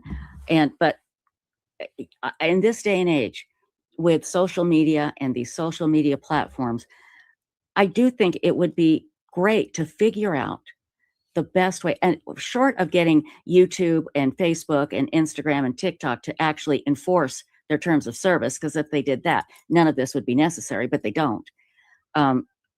What can we do the best way to serve our purpose, to get the truth out and to not be destroyed by these lies. And so that I'm so grateful that you are digging into this and studying about it, because I would love to follow what you find out and what you suggest. Yeah, I'll let you know. I mean, there is a lot of great information out there and available, but I do think it's important to share the true narrative, to make sure that that's out there somewhere. The people that aren't going to believe it, they're not going to believe it. No matter what, right. You know, in the same way, I believed in a false prophet once, and if somebody, and people did, they told me, he's a fraud. But I had my reasons that I believed in him. So I was ignoring all those red flags. If I wasn't ready, I couldn't see the truth. So if people are not ready and they're not open to look at the facts and change their opinions, then, you know, you just have to let them go or take legal action. Right. But you can still, and I think it is important to make sure that whatever the true narrative is available for people to see somewhere. That's a very good point. And I'll talk to you more about that off this interview here. And I think we'll be discussing it later in the future publicly. But I do want to talk about, trust me, yes, the false prophet. My God, that, I mean, if you haven't seen it, people, you have got to see. It's a 4-part documentary. And how did you start?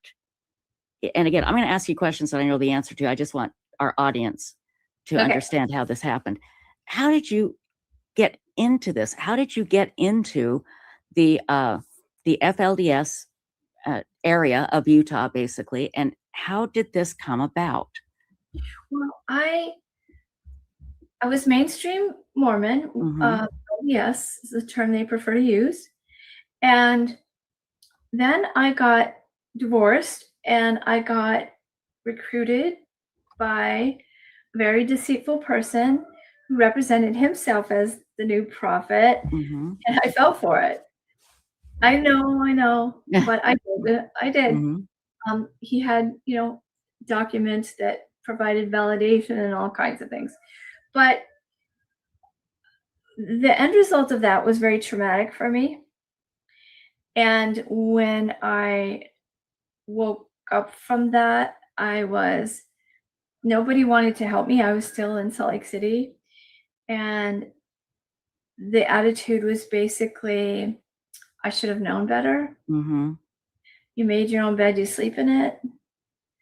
A lot of victim shaming and unwillingness for people to help me because they thought I deserved what happened to me. Yeah.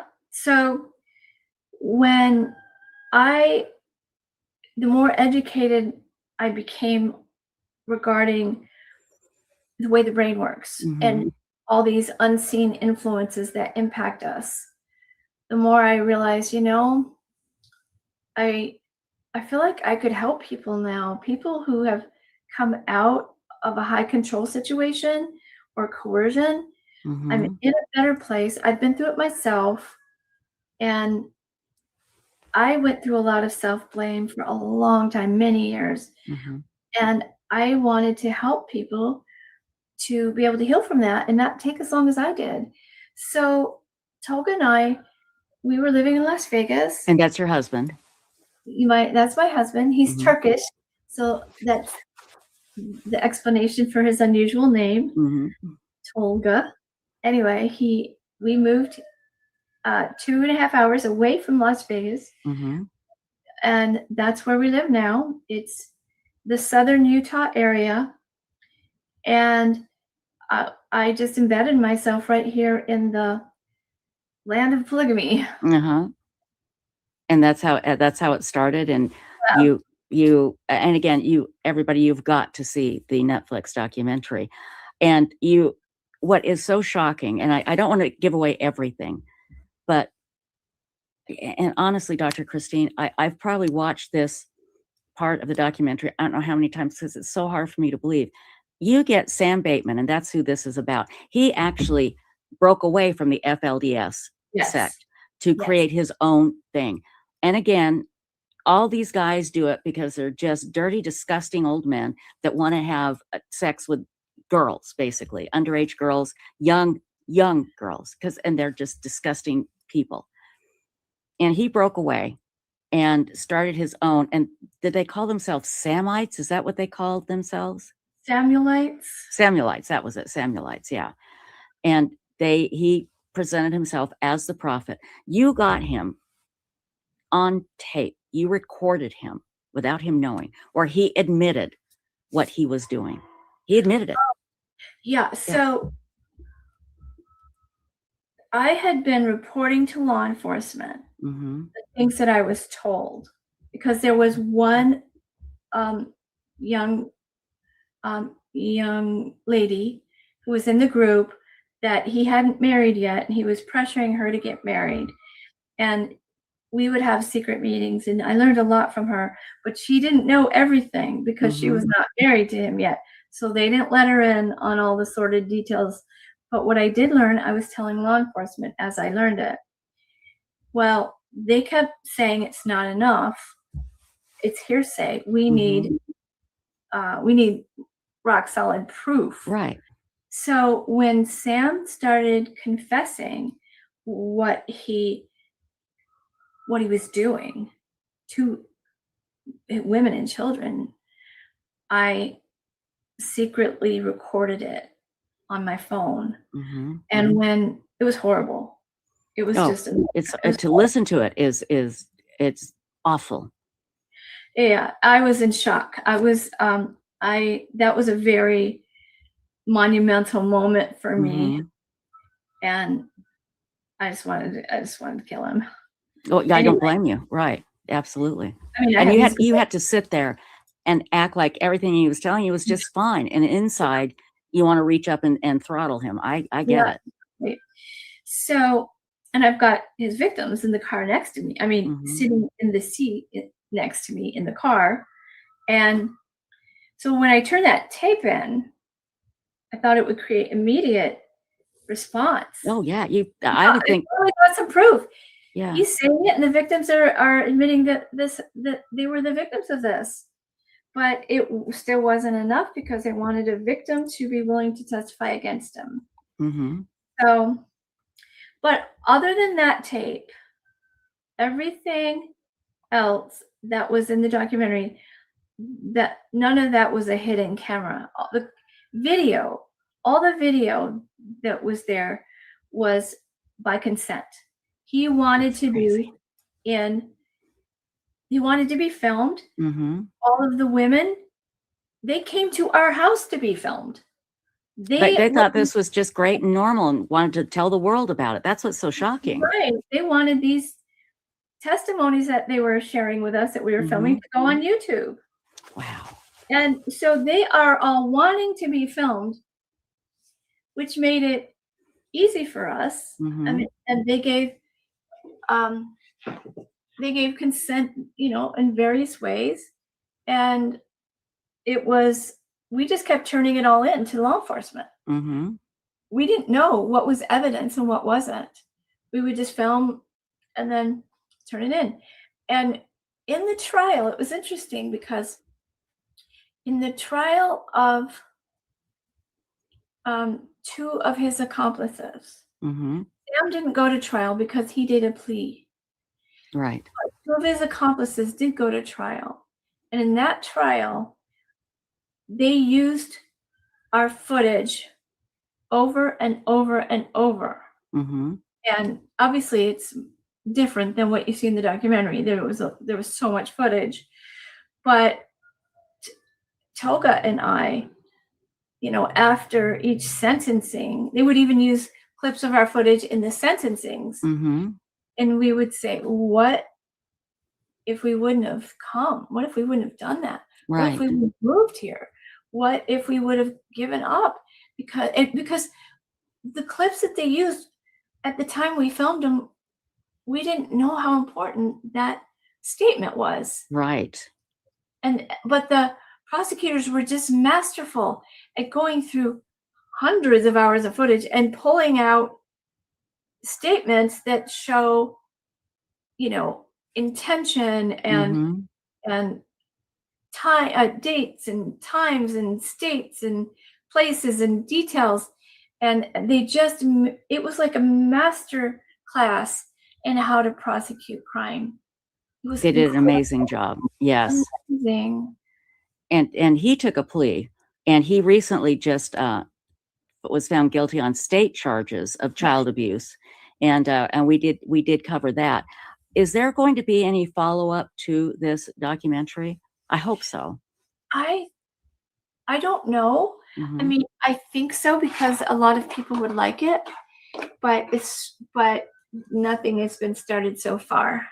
Well, you have a lot of wonderful, amazing people in your documentary, and one of them is a young lady named Gnomes. It's Naomi is her name. Is that correct? Yeah.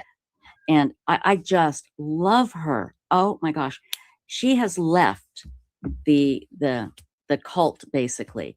And when I saw her recently, well, I had Lauren on one of our lives, and she came out and said hi, and she was dressed.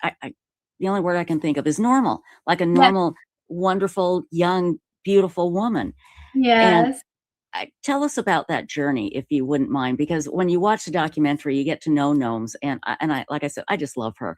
Could you explain how that happened? How she was able to lift that fog, come out of that fog, and see the truth? Well, according to her, the biggest influence was prison. She went to prison because she did something that Sam coerced her to do. So she ended up in prison. And understand, FLDS are so very sheltered. They wear their clothes from their neck to their wrist to their ankle. They don't use words like, sex or rape or body parts. Everything is very sanitized, and there are certain things they don't talk about. They are so sheltered. They, when I moved here, I would ask my FLDS friends, have you ever heard of Kim Kardashian, Britney Spears, Elvis Presley? No, they hadn't heard of any of them. Wow. And I mean, depending on which generation they were. But so take a sheltered girl like Gnomes, who they don't even go in the media. I mean, they don't do social media. They don't go online. All they knew was their very sheltered lifestyle of being devoted to God. Like, think of a nun, right? Take somebody like that, maybe somebody who's been a nun her entire life. Right. Throw her into prison with all kinds of people. Oh God, talk about culture shock. All kinds of things. The language they use, the fights going on, the backgrounds of the people that you're in prison with.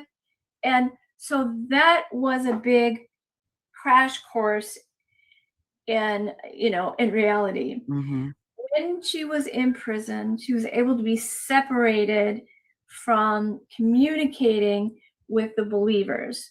The believers would be calling all the time and encouraging the women in jail, because a number of women went to jail, maybe 7 or something, 8. So they went to prison, but the constant communication from the rest of the believers kept them in groupthink. Groupthink is a very strong social force. It's like super glue on your mind. Okay. You want to stay in conformity with the group that you value. So if you're in constant communication, it's going to be very hard to extricate yourself. Okay. But when Gnomes went into prison, her attorneys, put her in a situation that was very good, in that they took her away from the prison that had all the other inmates in it and put her somewhere far away, got her therapy, and that is when she started to deconstruct. And she was able to read books and watch documentaries. Sometimes you can do that in prison, and it really just helped her realize that the life that she believed was her entire worldview started shattering. So she woke up. I call it woke up. She woke up on her own. Mm-hmm. I mean, her therapist helped her. Right. You know, and the people she was in prison with, she actually has some fond memories of. They Mm-hmm. were very protective of her. And so when she got out of prison, she still wasn't fond of me and Toga Mm-hmm. because, you know, when you first believe something, so they believed that because I turned in Sam, that we were these evil people. And Mm-hmm. even when you let go of Sam, that doesn't mean you let go of the belief that, Right. you know, and all the emotions associated with, you know, Mm-hmm. with feeling like somebody has betrayed you. But once we met in person and once she heard my story, then she understood why I did what I did. Mm-hmm. And now we are very close, very, very close. And in fact, she's moving her stuff into my house tonight. Oh my gosh. I That's know. great. Oh, I would imagine I would imagine it is difficult to go from that sheltered life to the reality of our world now. That must be a huge culture shock. I mean, prison, yes, but then to live this every day, I would imagine she does need a lot of help, but she's a very strong, brilliant woman. She's so resilient, and now she's independent, she's confident. She's about to come out with a song and a visualizer that Tolga made that, you know, it was a song that she wrote in prison. Mm-hmm. And so he did a production on it. And it was like a healing. It was like using media to heal in a different way. So the documentary, she agreed to be on the documentary, and that was a healing experience for her. It was a healing experience for me. And it helped make up for that bad docudrama that I was in a million years ago.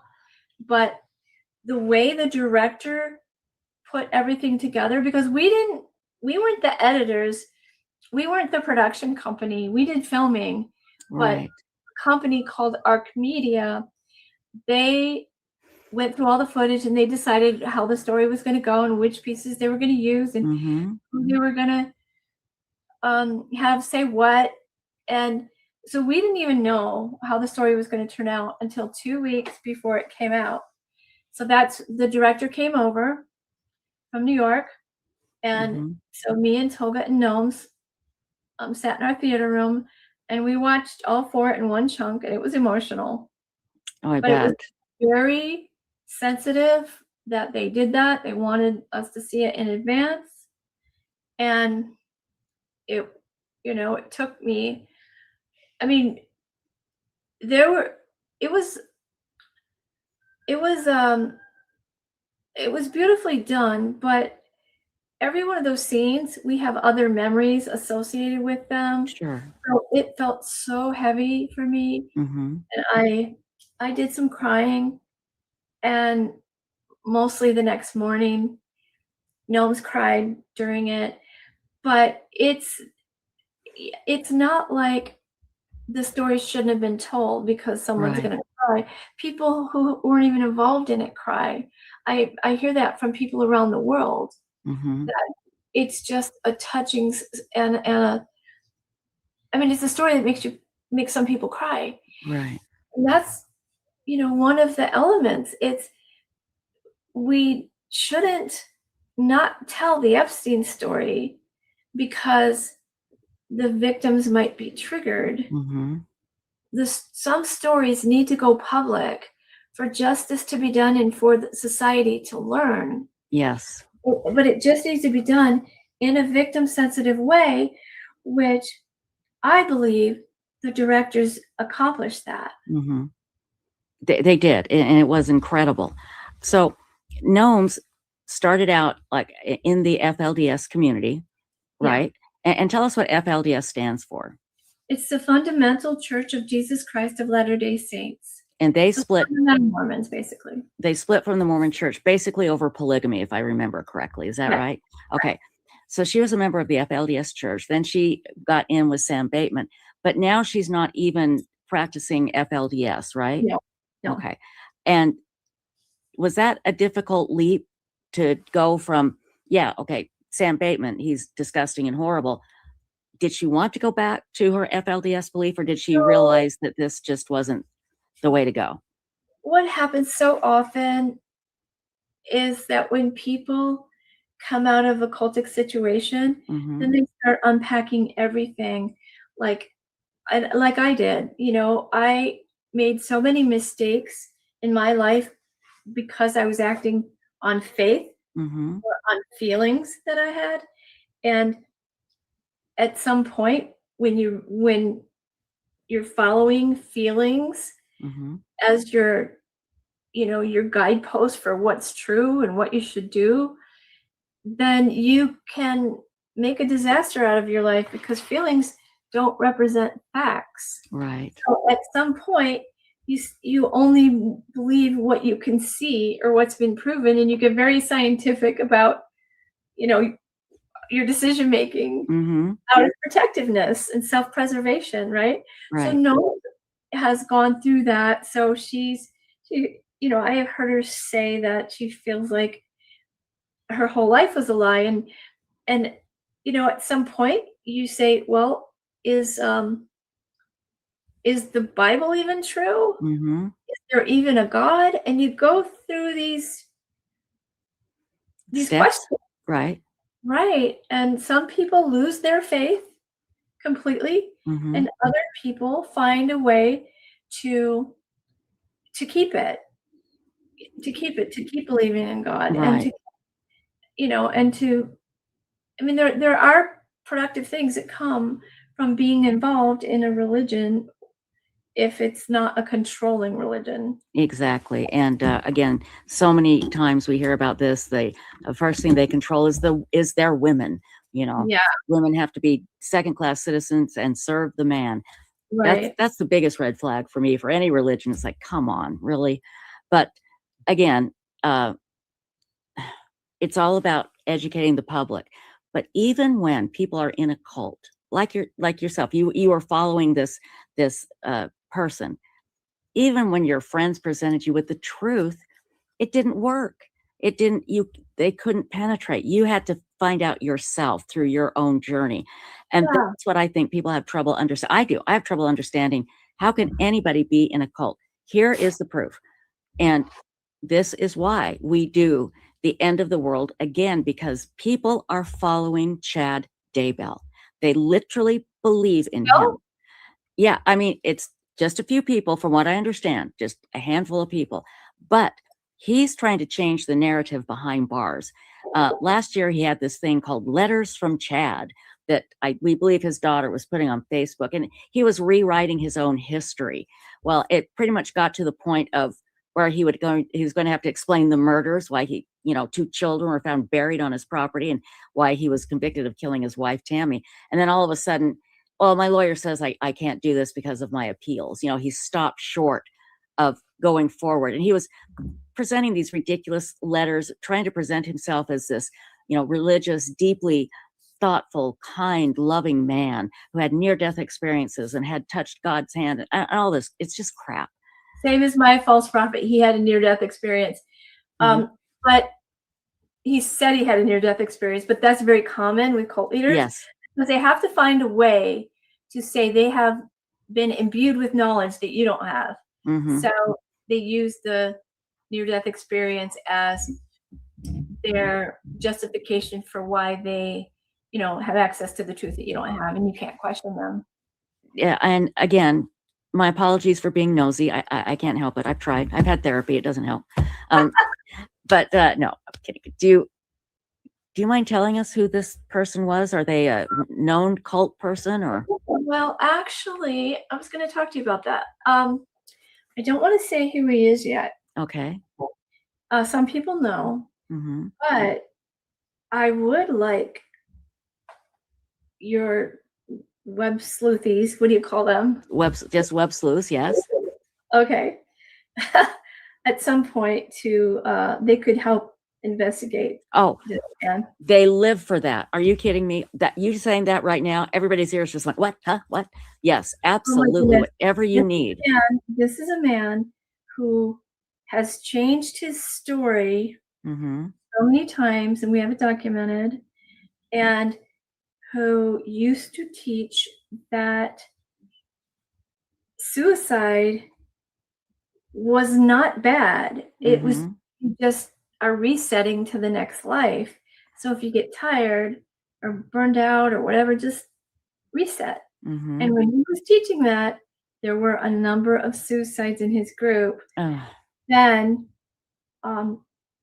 he had to, I think he realized he could be in big legal trouble, because then he came out with a book that was against suicide. But what about those lives lost? I mean, there's so many things that could be researched that when I'm ready to go public with it, I really would like your help. We would love to help. Absolutely. And again, that's what our Websleuths members, this is what they live for. This is what they do. This is what they do. And they're from all over the world, and they have all different types of life skills and professional skills. They are an amazing group of people. You just say the word, Dr. Christine, and you've got a huge team of researchers digging in, and they'll find everything on this guy. Trust me, everything. Yeah, there is a lot to find out. And he has silenced everyone through lawsuit threats. So that's why he's still on the street. Right. Because the truth about him is not really known. And the thing is, and that can stop a lot of people. But remember, if you're telling the truth, anybody can sue anybody. That's the problem. Right. But when you're telling the truth, you will win. It's going to court and spending all that money. That's the problem. Right. Does he have any idea about you and what you've done? And yeah, he does. He watched the documentary, I'm told, and he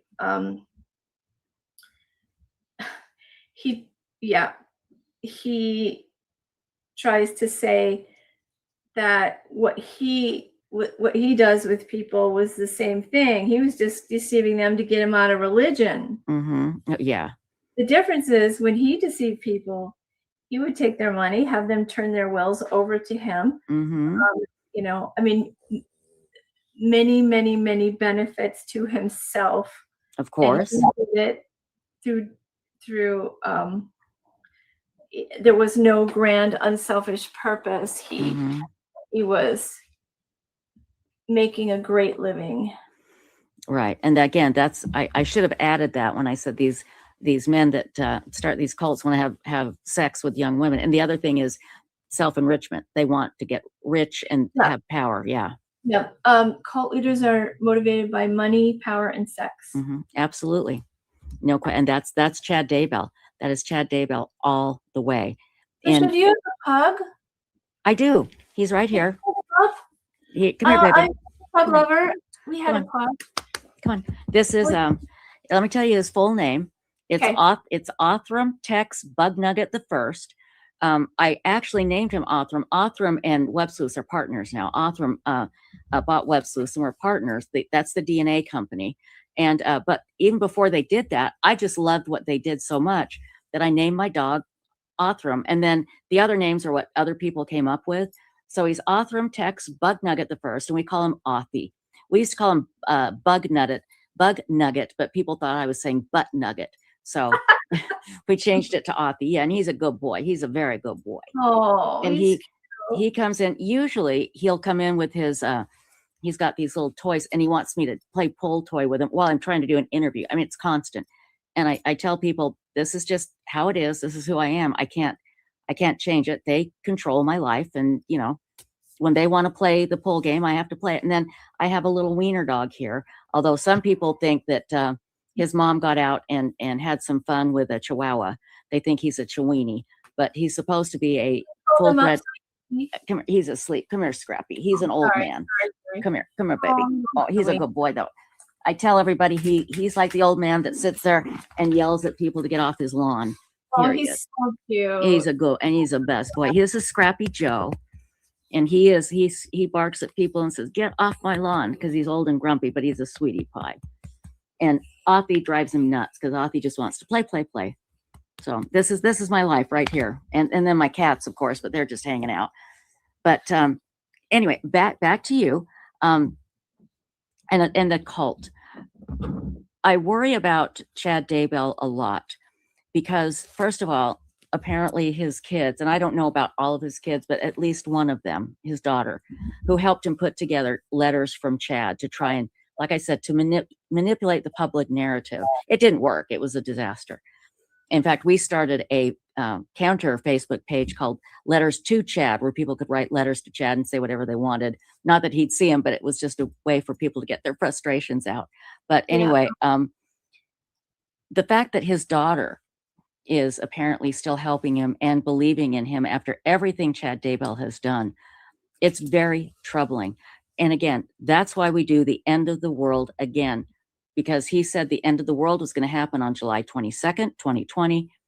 And to be sarcastic, I said, well, we'll do a 24-hour broadcast because we're all going to hell, according to Chad. So we'll all go to hell together during this live broadcast. And then every year we just say, well, maybe Chad got the year wrong because he's an idiot. So, but we do use this time to bring attention to many things. And one of the things that we like to talk about is the fact that cults are real, they're dangerous, and it doesn't matter how crazy the ideas seem to us, they can draw people in to do dangerous, horrible things. Yeah, our brains play tricks on us. Mm-hmm. You know, and why did I believe in a false prophet? And you're so brilliant. I mean, you are brilliant. Everything I said at the beginning is true. You're brilliant. You're kind. You're compassionate. You're creative. All of those things. You would be the last person I would ever think would fall for that. Well, I'll tell you why I did. And it's because I was a very religious, devoted LDS woman. Mm-hmm. And I prayed about who I should marry. Because now I was divorced and looking for the real Mr. Right. Sure. And then I had a dream. And I saw this man in my dream. And when I met my false prophet, he looked like the man in my dream. Oh, wow. So I thought that was God's answer. I thought I had proof. Mm-hmm.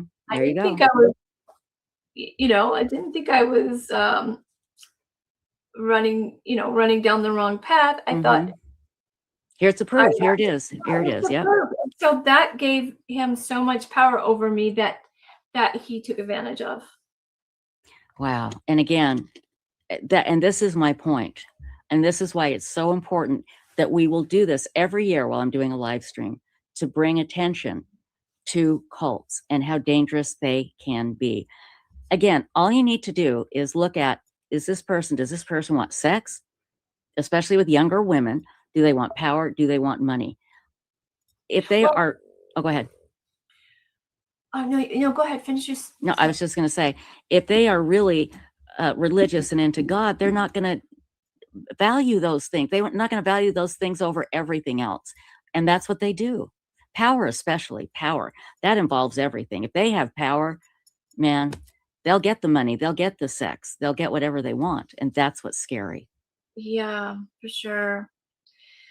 And I tell you, it's a good living. Mm-hmm. You're a cult leader, you have power over people. And people will give you all their money. It is amazing. And again, Chad was starting to build his cult when he got caught. I think he had like 7 women that just kind of would hang on his every word.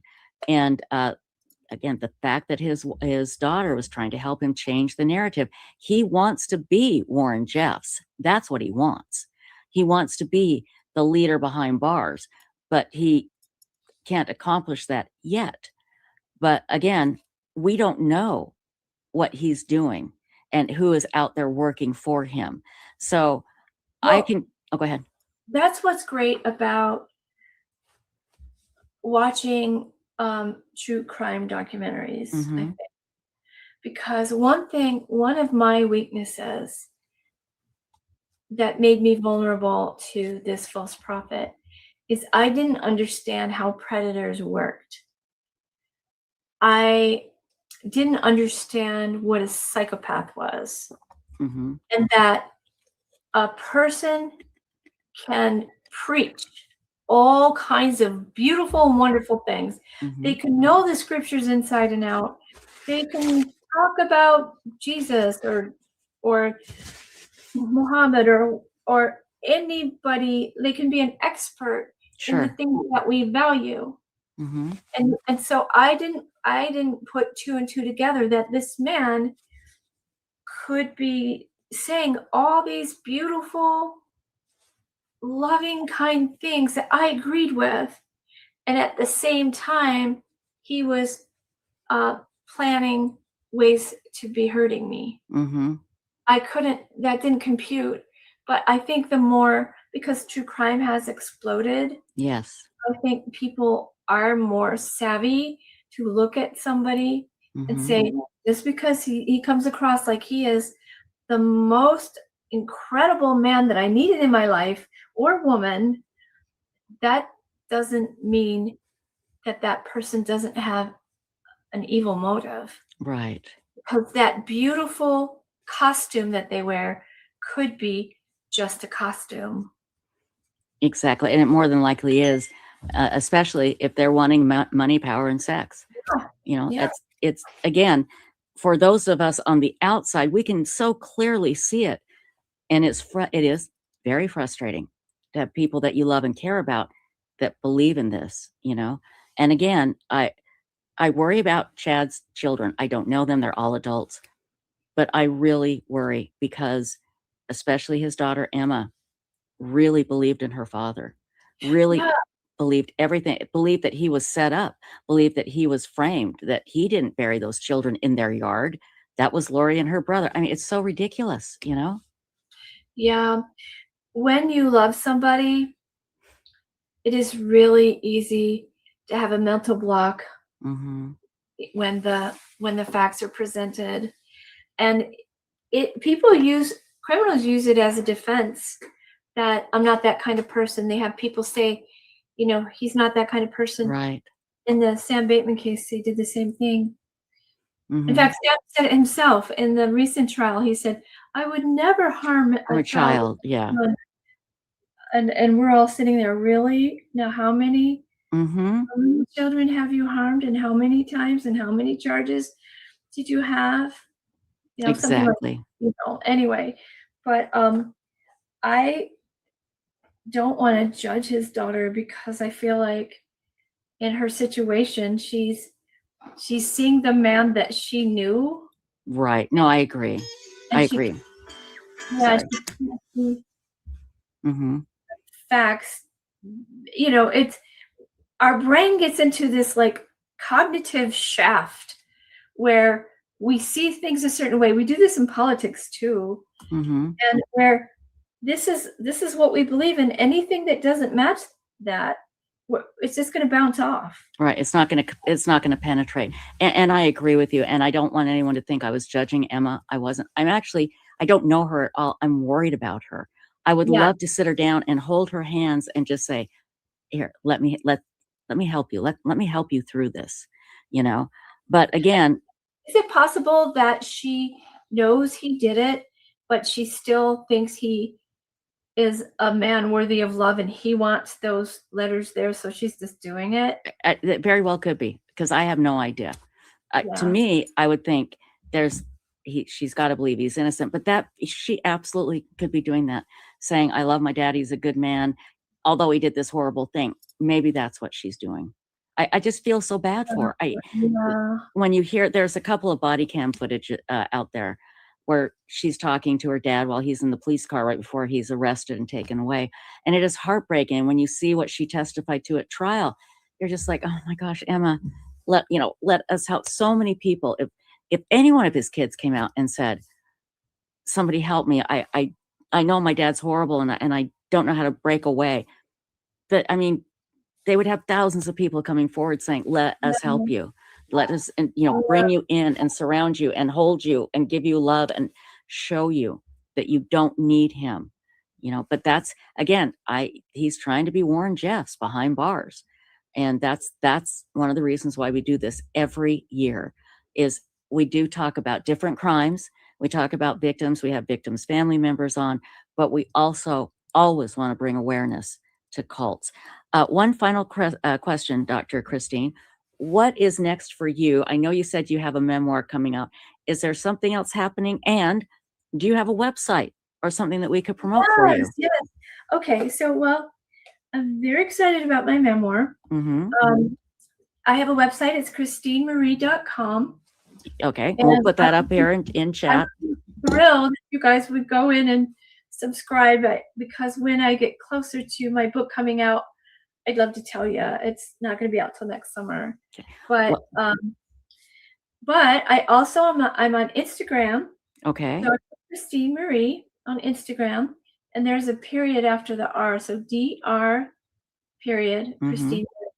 Gotcha. I'm going to write this down right now in my notes, and then what we'll do is we'll put this in chat because we'll be showing this interview live. So Dr. Period Chris, and no space, right? Correct. Okay. Christine Marie, and that's for Instagram, right? Yeah. And then there's drchristinemarie.com. Yeah, just christinemarie.com. Oh, it's just christinemarie.com. Okay. And that's your website.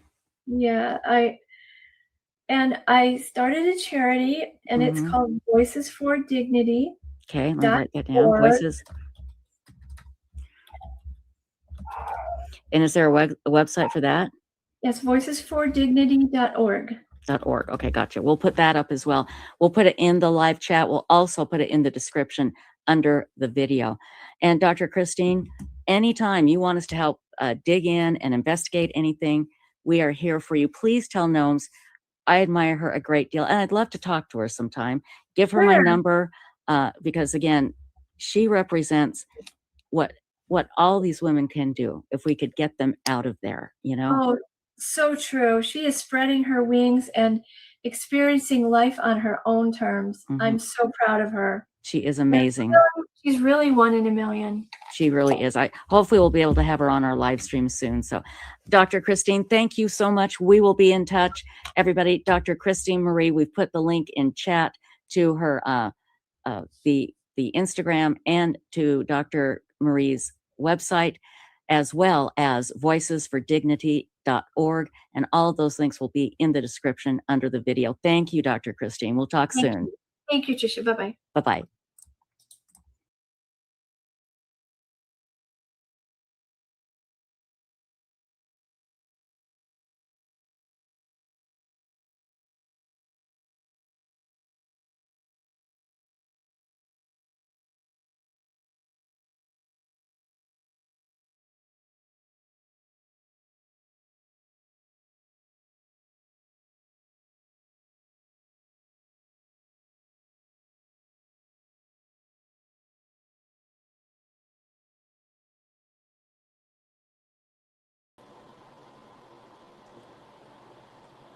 Okay, everybody, there you go. And remember, if you look at the top of chat, you will see pinned to the top of chat a link to Dr. Christine Marie's charity that she created to help victims of trafficking and humiliation, and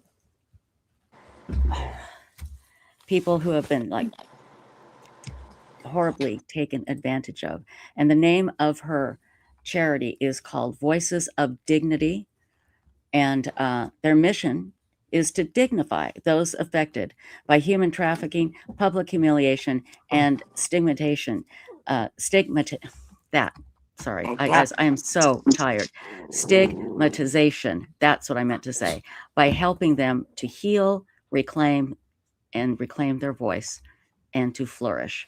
And really, you guys, if I got 2 hours sleep last night, it was a miracle. But anyway, that was Dr. Christine Marie. Please check out her charity, and if you can, make a donation if at all possible. We're also have posted at the top of chat the Daybell, the Tammy Daybell Foundation. That is to raise money to buy books for libraries to get kids interested in reading, which is an amazing organization. So, Stacy, how are you doing, my darling? Good, but I do want to say so people don't get confused. The pinned items are now on the bottom of chat. Oh, they are? I thought they were at the Yes, top. at the bottom now.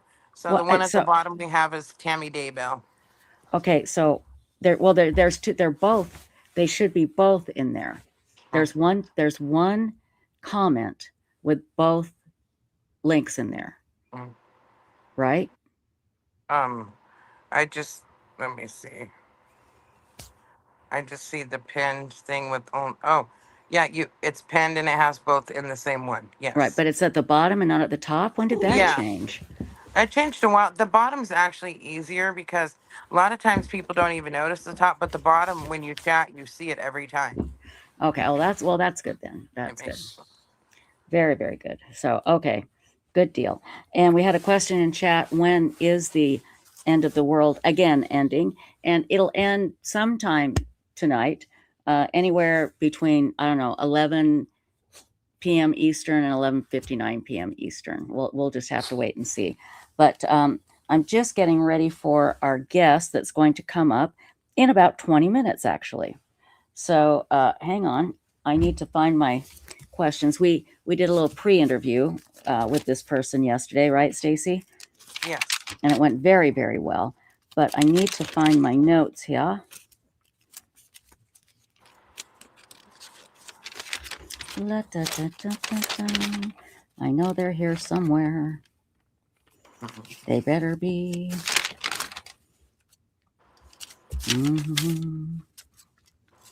And I have the pictures ready to go that this person has sent us. I would like to say who it is a little bit beforehand so people can think of questions if they'd like them. And we can go to chat for questions. This person is very easy to talk to, very kind, funny, gracious, and amazing. Okay.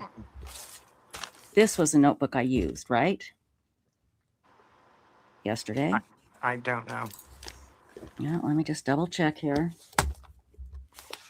Maybe it was this notebook.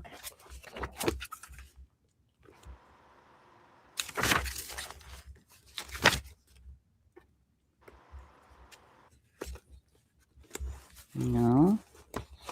Let me go here and take a look. Could have sworn it was this notebook.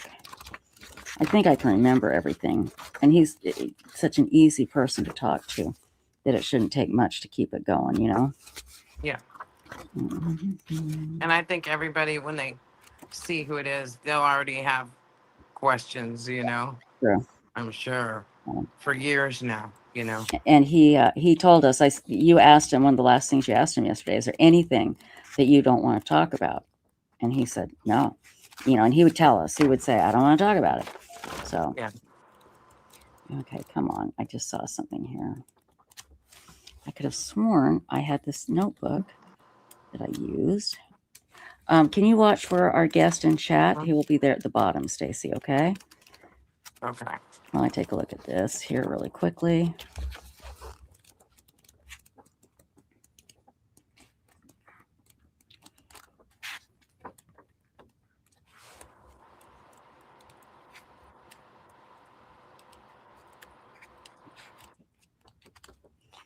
Oh my gosh. Yeah, that's what I was looking for. Was this it? No. Wasn't it. I could have sworn I used this big notebook here. But let me take another look just to see here.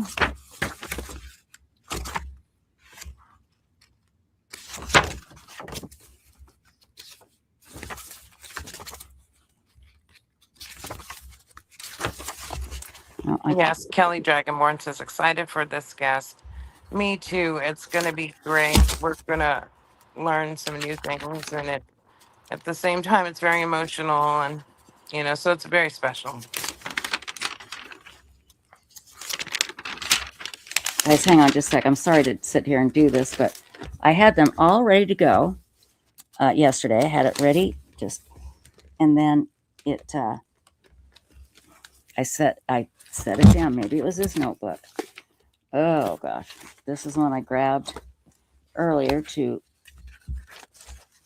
send a message to I Hate Chocolate because she couldn't hear us. Yeah.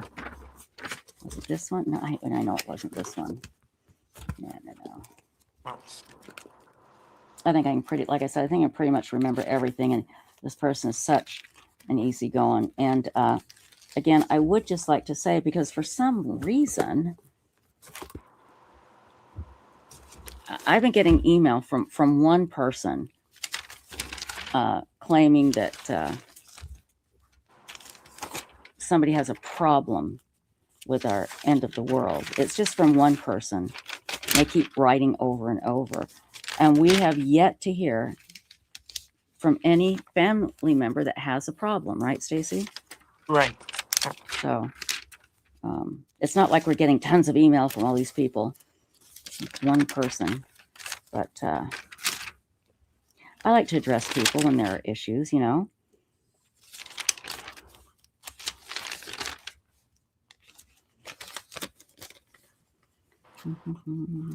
Can you read some things in chat while I work on this, Stacy? Yeah. Put some things up in chat too, please. I mean, up, you know, put them on the board. Oh yeah, I was just going through some.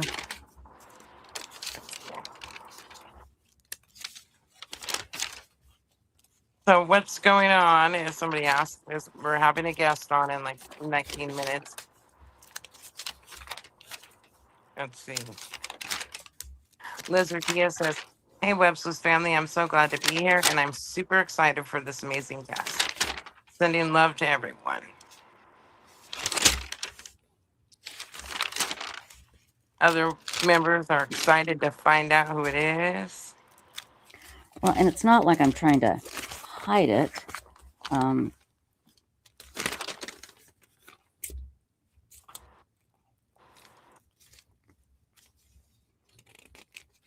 There's my list of things to do to get in touch with this person a while ago. Oh, we got to read the Dave letter too.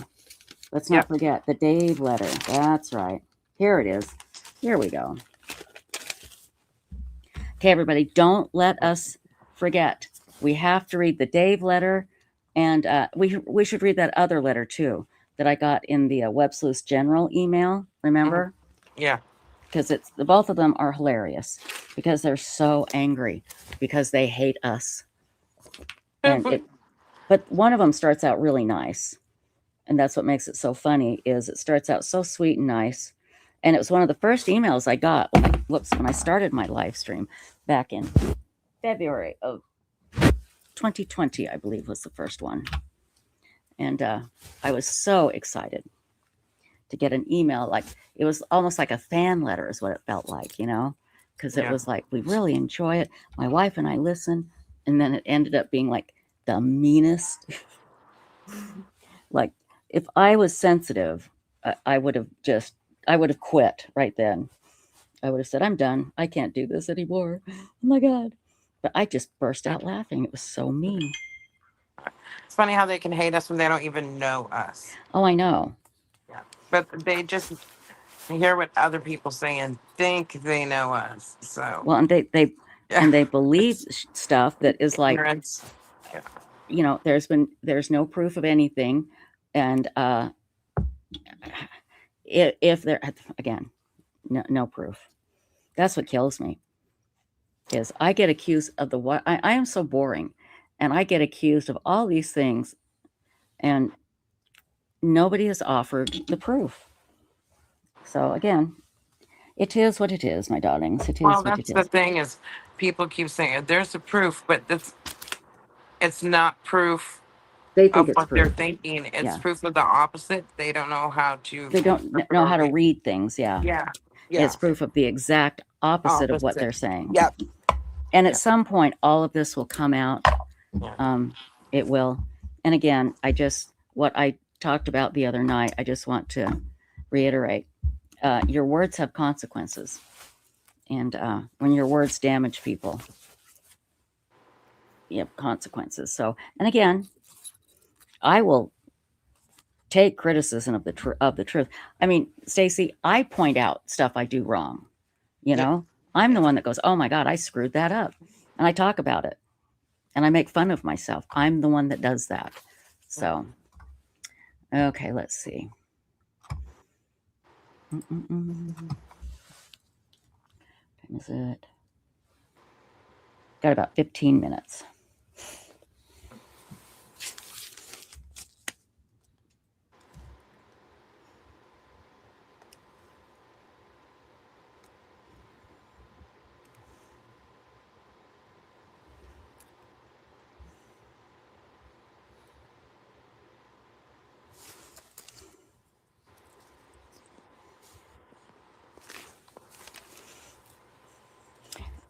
I want to say something. Charles Vallow was everything that Chad Daybell isn't. Charles Vallow is a good man, funny, kind, generous, and amazing. Smart, loved, not selfish, a protector. Everything Chad Daybell wishes he could be, Charles Vallow was. Huh, Boo? Yeah, Boo even agrees. And in a few minutes, we are very honored to have with us Gerry Vallow, Charles's brother. And I can tell they're brothers because I can tell that Gerry is like a man of his word. He's honest. He's honest and isn't, he's not the least bit phony, unlike Chad. And just a good guy, just a really good guy. And calls it like he calls out people that are lying. And that's what I like.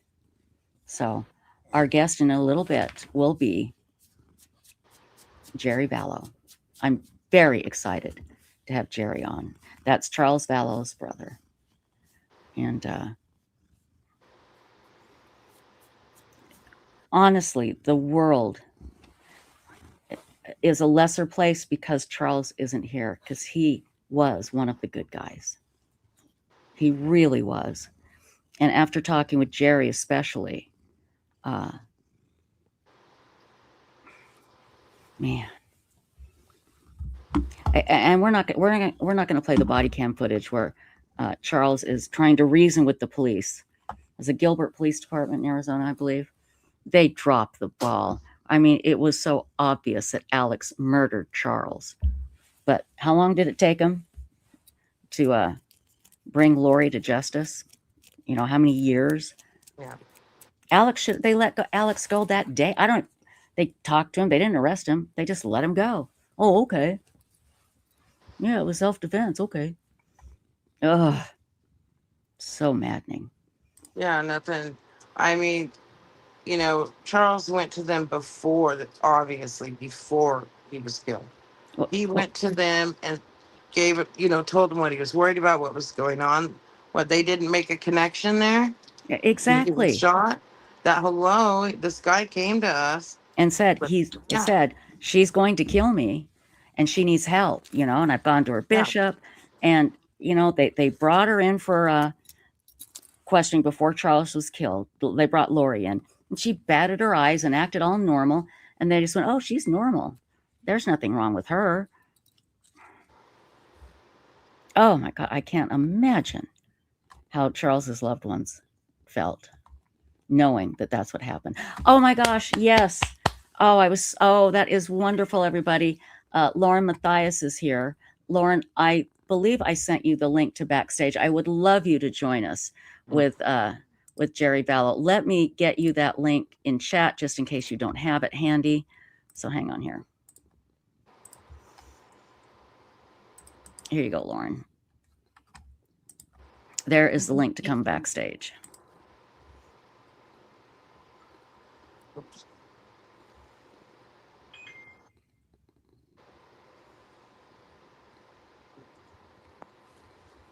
And Joe Schmo was here. Hi, Joe. I'm so glad you're here. He was here very, very late last night with us.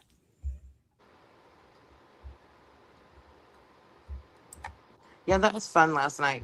Having That Joe and was. Aspen up there talking and stuff. Yeah. And Aspen's going to try and come back later tonight if he can. He's got something pretty cool that he's doing right now. I So, know. I told him he has to take pictures just for me. yeah, exactly. Exactly. So anyway, if you do have any questions for Gerry Vallow, Charles's brother, please put them in chat. We'll try to get to them. But what I really wanted to do today with Gerry was I wanted to find out more about Charles. We know some. We know he loved Lori, and he loves his kids, and he was a protector. We know that, and he knew something was going on, and he was smart enough to get Lori off of that insurance policy. Thank goodness he did that. And he made sure it was done. That was one of the best things is hearing Lori talk to the insurance agent. And she's like, well, no, I'm the beneficiary. And they're like, no, it's his sister Kay. And it's like, yeah. Yeah. So, anyway, the link did show up in chat, I hope. Yes, I did. Okay, good. So Gerry will be here at 6 o'clock Eastern.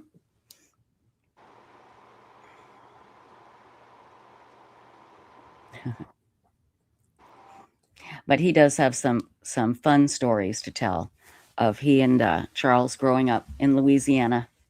So, Hidden True Crime, you are too kind.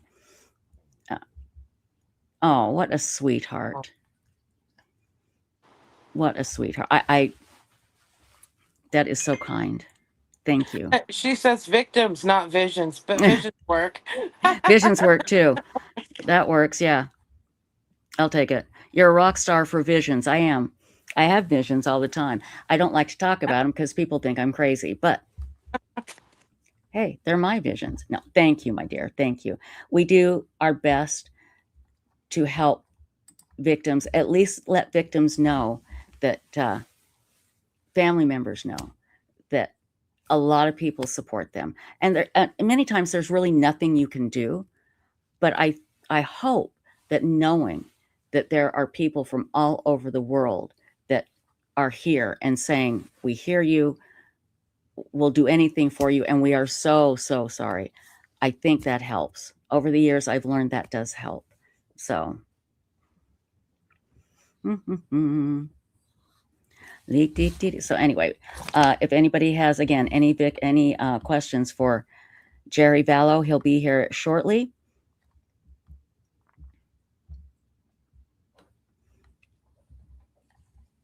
Cat Ride 3 says Kobe really speaks highly of Charles. Say again, you were breaking up, hon. Oh, says Cat Ride 3 says Colby really speaks highly of Charles. Yeah. And that right there, I mean, Colby had stepdads, and had Lori as a mom. And I'm sure that Charles was probably, without a doubt, the most stabilizing person in his life, very, very stabilizing. And he called him his dad. Yeah. So.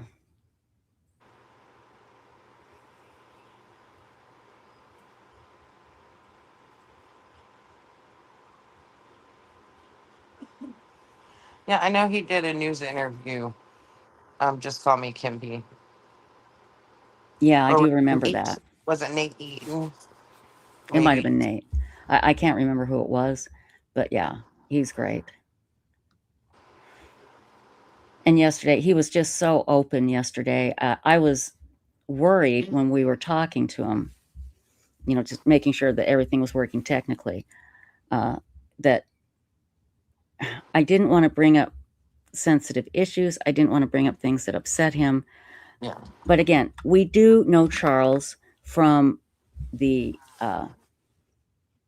police body cam footage and a few other things from emails and such.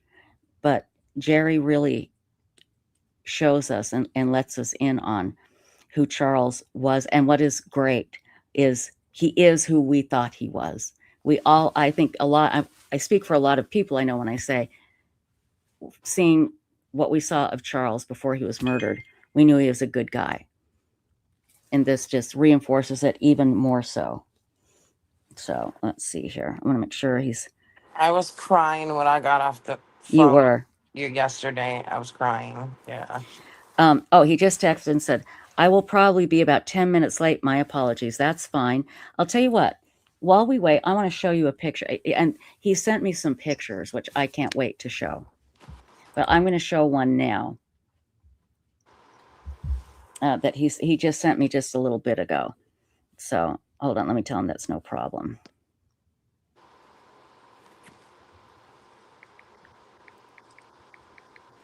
No problem. Take your time. He's stuck in traffic. Okay. Do not rush. Be safe. There we go. So there's a picture here that I want to show you, but it also comes with some information.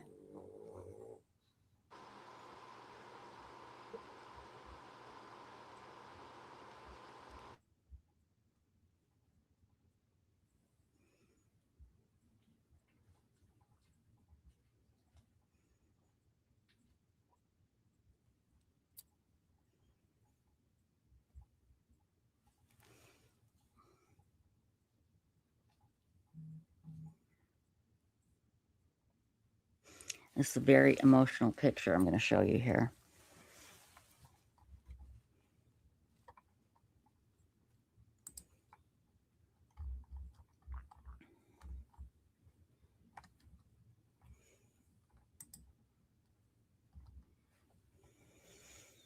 Okay, and this is the text that Gerry sent me describing this picture. They come from a very big family. And he says, this picture has Nancy in it, the sister that died on Christmas Eve. And she was between Kay and Bobby, I think he means age-wise. And I remember that when we were told that she died on Christmas Eve, that night, Charles was crying. And my older sister, Terry, told Mom. And Mom had to come in our bedroom and comfort him. He told her that he was crying because he missed her. Oh. And I'm assuming that's her in the color picture there.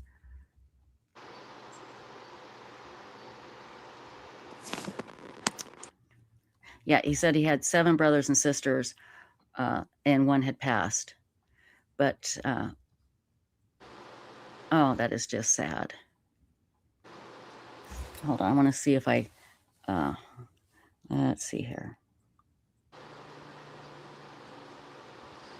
She's between Kay and Bobby. Okay, so that's Kay. That's Bobby.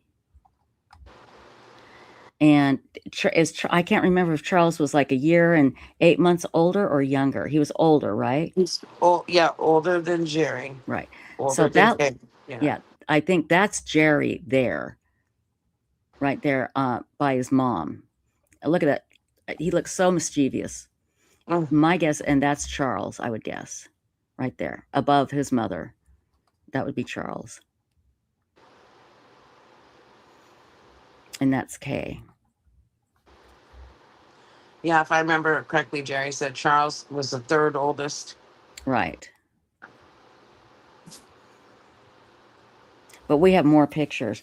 And Charles almost made it to the minor leagues. Maybe he might have made it to the major leagues. But he was an excellent athlete. Excellent. And we'll talk about that.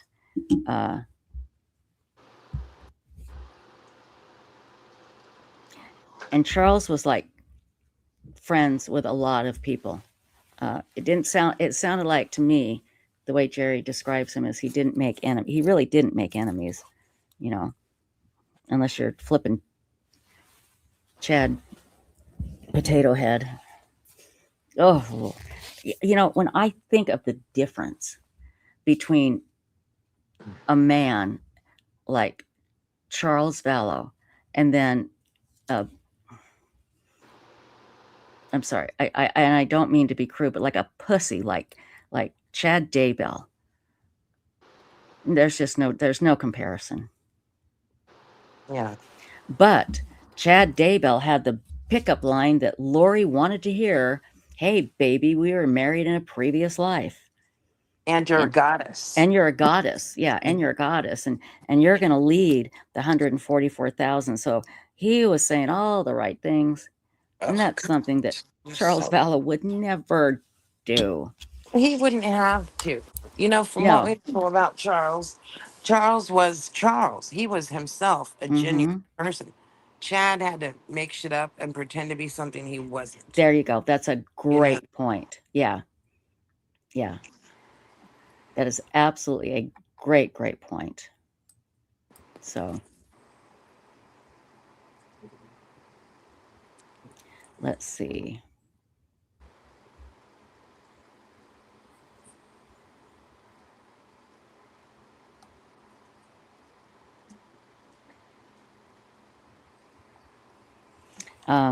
Yeah, if any flying monkeys come in, you know what to do. I don't think we will, but who knows? Who knows? You know, depending on how pathetic some people are, I guess. Yeah.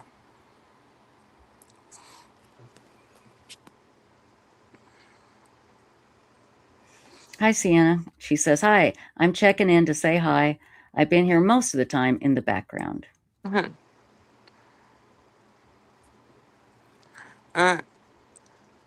you go. The clan dad.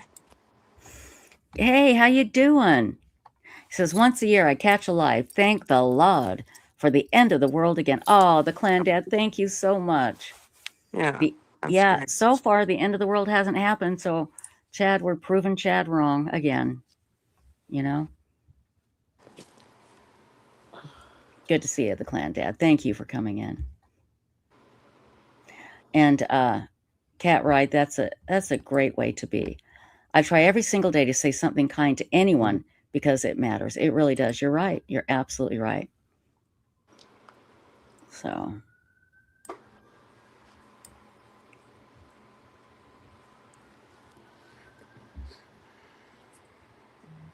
Oh, yes. I detest chocolate. Is that our friend? Is that I hate chocolate? Because she's got Robert Plant and she loves Robert Plant. I detest chocolate. Yeah, that's got to be I hate chocolate. I think Charles came so very close to finding the right woman the night before he was murdered. Yes, Nancy. Absolutely. I think they would have been a great couple. When she testified against Lori in that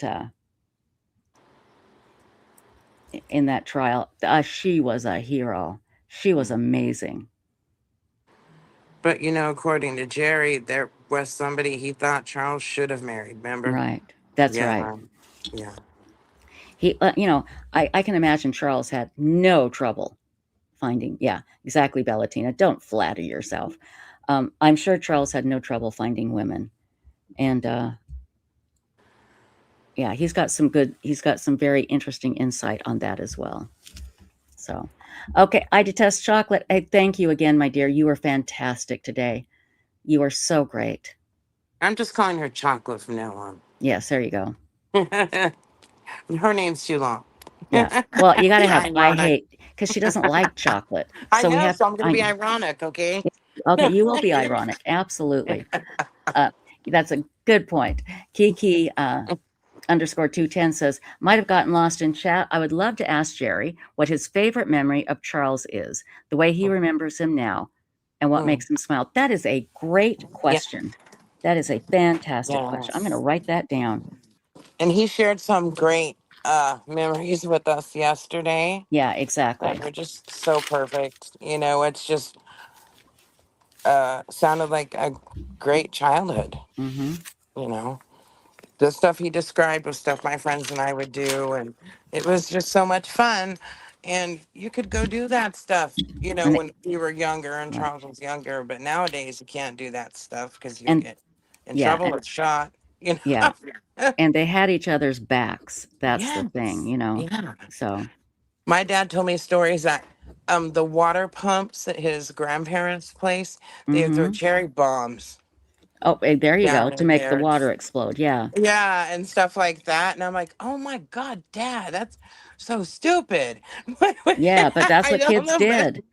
but They they did did. They stupid loved it. stuff. Yeah, You know? exactly. Exactly. I would never do something like that. But that's because my dad taught me better, ironically. You know. Yeah. Don't do what I did, kid. Exactly. Yeah.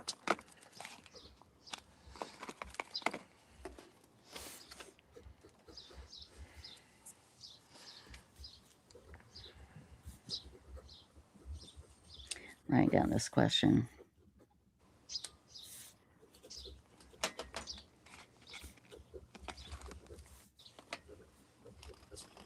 Oh.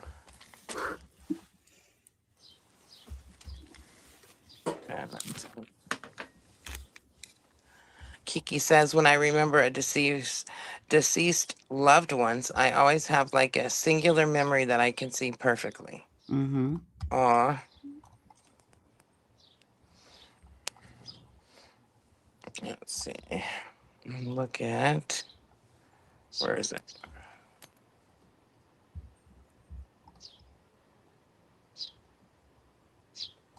Okay, I think it is that Kiki. I wasn't sure. I need glasses. I had a like screenshot and then Mm-hmm. zoom in. So Is it's great it to a see you Kiki? here. I don't know who that is. Who was Kiki? Mormon Snark. Oh, okay. Gotcha. Oh, now I didn't know this. Hold on just a second here. Just a second. I did not know this. Where is it?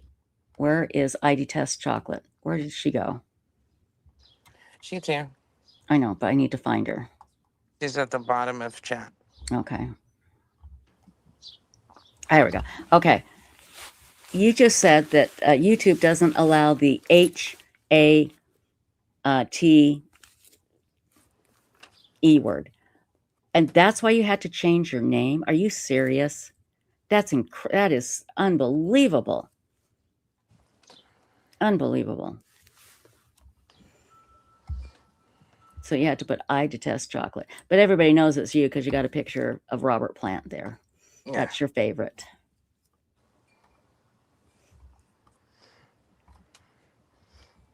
And again, I detest chocolate was on this morning, or actually around noon, between 11:30 and 12 Eastern, talking about when she went and saw Jim Jones and her grandmother took them. And when she realized what Jim Jones was preaching, she grabbed her kids and walked out, and Jim Jones called her grandma out and said, "Where are you going?" And she said something like, "I can recognize bull. I can smell bull when I see it, or I can, something." And stood up. Everybody was cheering Jim Jones because he was saying all the right stuff. This is the late 60s, I think, or this is the 60s. And grandma knew, got them away from her. Good for her. I know. But I Detest Chocolate lost two very close friends in the Jim Jones mass killing. So that's one of the cruelest things ever, that massacre. There was no reason in the world at all that anyone should have or had to die. He was just sick. And we have we didn't get it, but a YouTube channel has the audio recording.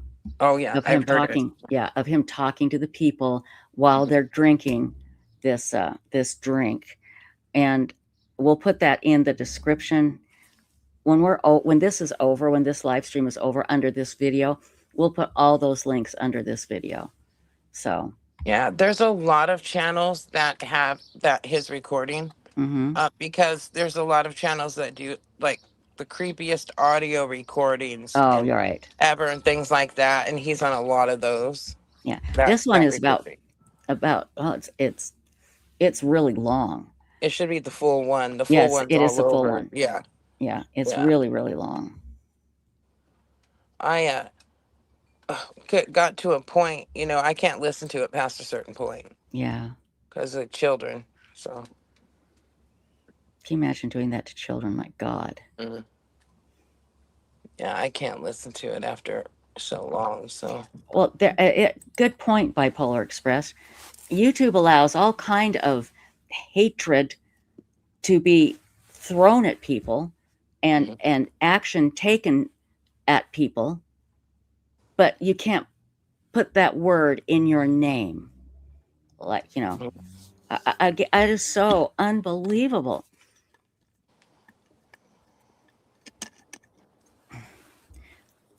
Real quick, I was watching this channel, and I want to get the name of it because this guy is so good. His name is Brooks, and he does these interviews with kids that have special needs. And he has 1.2 million subscribers. yeah. And he has a video out that he put out yesterday. YouTube has once again turned off his comments because his comments are very important to him.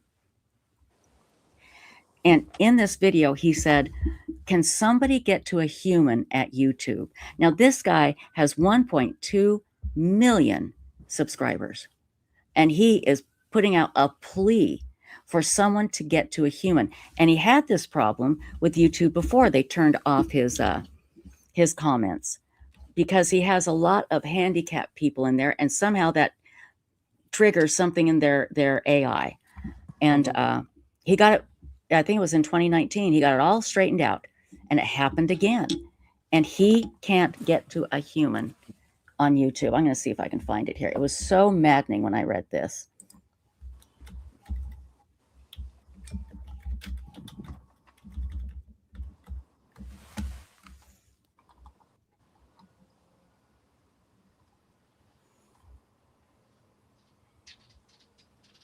Oh my gosh. Now I won't be able to find it.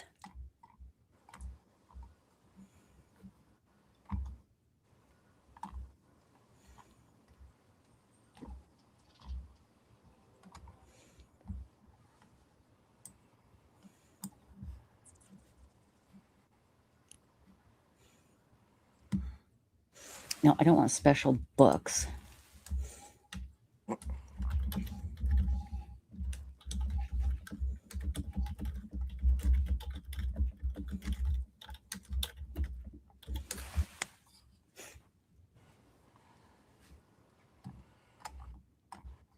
Here it is.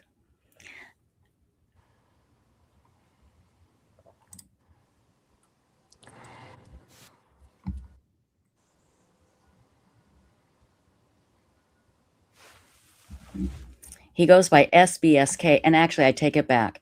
It is Special Books by Special Kids is what it's called, is his channel. And let's see if I can hear it. Here's the video. And it's called YouTube Disabled Our Comments Again. Are any humans left at YouTube? And what he does is he interviews these incredible children, and a lot of them are nonverbal, but he still finds a way to communicate with them. I'm going to put the link in our chat right now.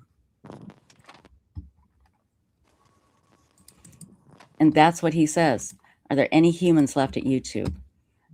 Because that's it. Thank you, Kiki.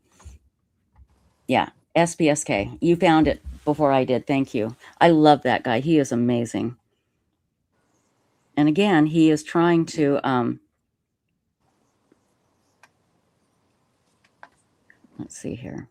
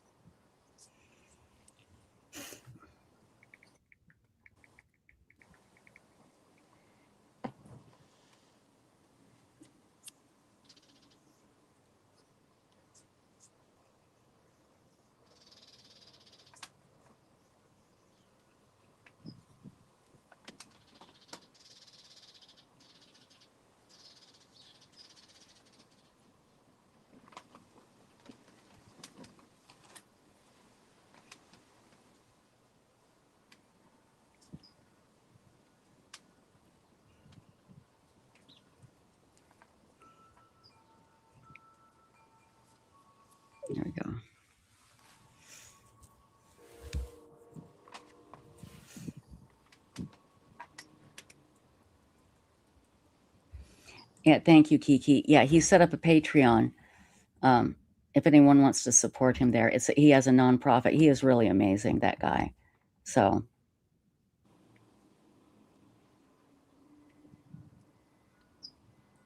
I found it interesting that he has put out a video saying, "Are there any humans left?" Because you can't talk to a human at YouTube. You just can't, you know.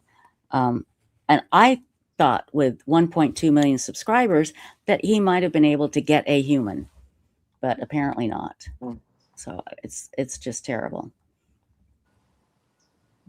Yes, Marilyn Landis, if you're just joining us, our special guest is going to be Gerry Vallow, Charles Vallow's brother. He is stuck in traffic, and I told him to take his time and not rush and don't worry about it.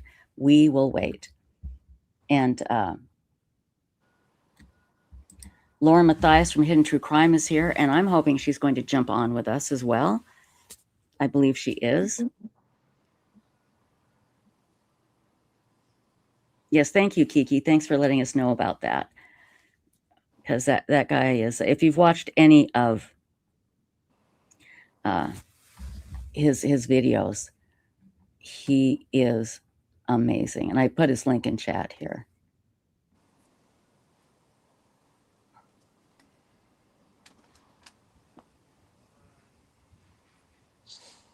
SBSK is the channel, Special Books for Special Kids.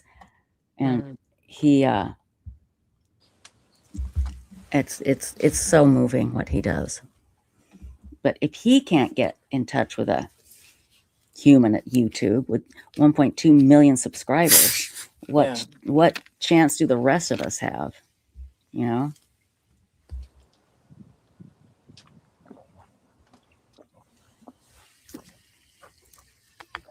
You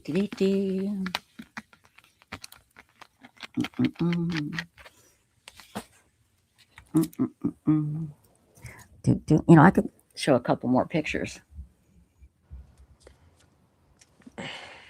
Let's see here. Okay, we showed that one. And that's the same one. But it's the same picture, but here it is with his sister that passed away. And that's her right there. Here they are as adults. Aww. Isn't that cute? That's so cute. Yes. There's another one.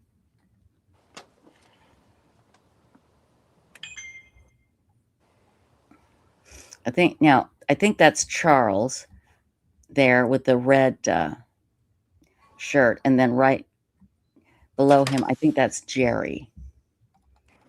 I believe. And then there's little kids. That's what I was hoping, that you could send us some little kids ones, you know? So let's see.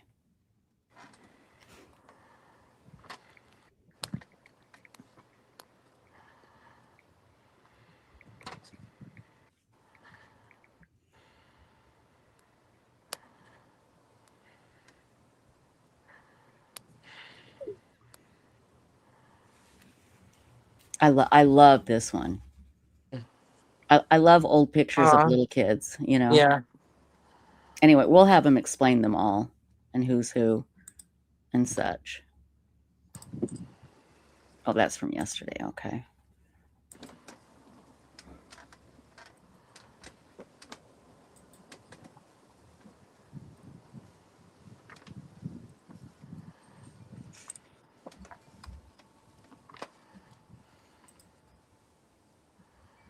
There we go. He should be here at any time. Yeah, everyone, he just said he was stuck in traffic yesterday when we were talking to him. Yeah. So very busy. I want to see what the temperature is. It says, let's see. It's going to be 109 in Dallas next week. 109. Have fun. Yeah. Good Lord.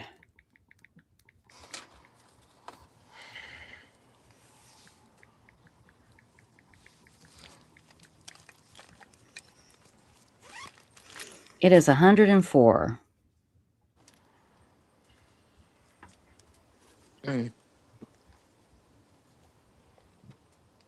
Cooling expected over the next 2 days.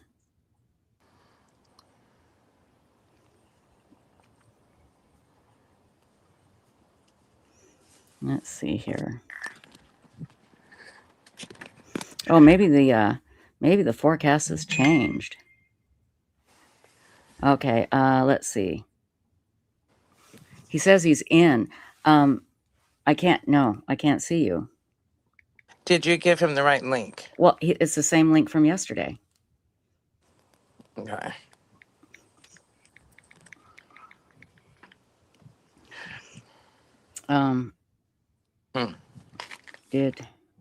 Let's see, did you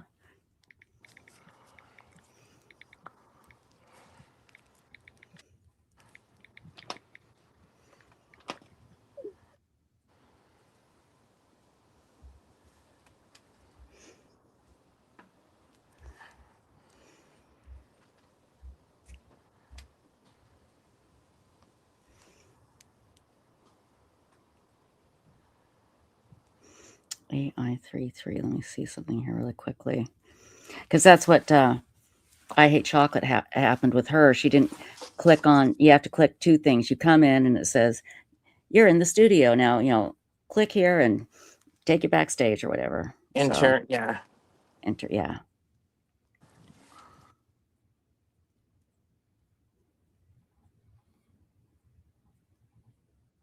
There he is.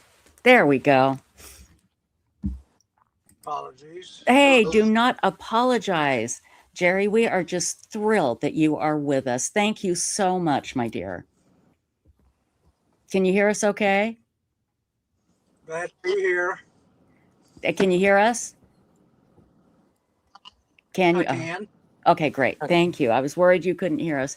Again, it's hot and you've had a long day, and we are so grateful that you are here.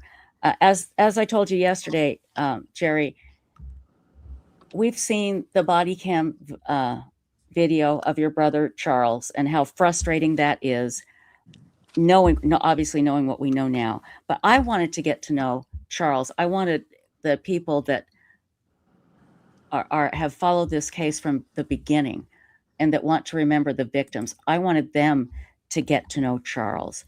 Tell us about Charles. You are the younger brother of Charles, right? Yes.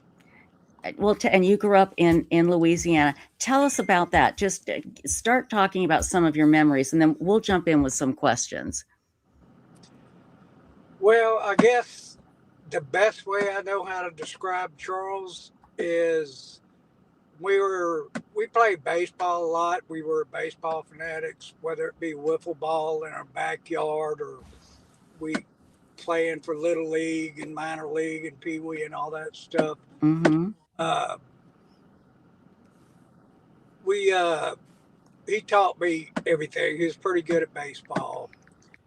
And I was on this in Little League. I was a pitcher for the Cubs, and we were undefeated, and we were playing the championship game to, be the Super Bowl champs, I guess you would say. Right.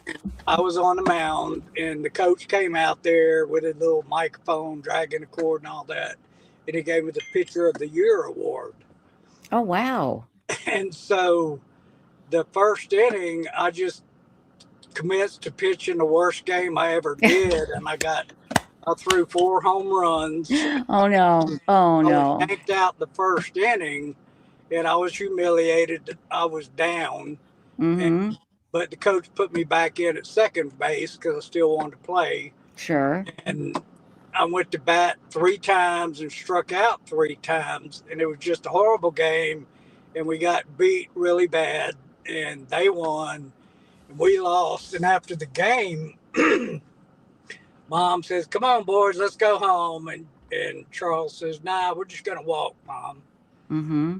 So we started walking home, and, nothing but a mile. And he knew I was hurt and humiliated. Oh, yeah. And he said, it is better to have swung at strike 3 and missed than to have never swung at all. Mm-hmm. You know, and he was trying to comfort me. That's an old baseball saying, been around forever. And you know, he put his arm around my shoulders and we walked home. We were throwing rocks at stop signs, stuff like that, and just cutting up. And he turned a humiliating defeat into a lesson that, you know, you're not always going to win, but you can still play. Something like that. You know, I'm not real articulate expressing myself, but that's just kind of who he was. Encouraging, positive. He was funny. He wasn't perfect. Nobody is. He's not this super guy, but he tried hard. He is compassionate, and he could be a little vain at times. You know, he never walked past a mirror. He wouldn't stop and take a look at it. So, you know, but hey, who doesn't? Who doesn't like to look good? But right, yeah, you know, and we were kids. We cut up. We rode bikes and camped on a bayou and hunted squirrels and ducks and fished and camped and you know, we'd water balloon cars and I love it. And all our buddies, and we had lots of friends, and we just, you know, we'd tell our parents, hey, I'm going to spend a night over here, Mom. Okay. Then whoever's house we were spending a night at would tell his parents, hey, I'm spending a night at Jerry's house. And we'd have the whole night to roam the streets. And you didn't get caught? No, we didn't do anything really bad. I mean, water ballooning cars is not too terrible of a crime. Right. But we were doing it one time, and we would hide behind this bush on the main street in Lake Charles. And there were like 7 or 8 of us there that night. And we couldn't see the car, but we could see the lights approaching. And right when it was right there, we'd just nail it, you know, like 8 water balloons. I love it. And that night, just so happens, it was a cop, and he had his window down.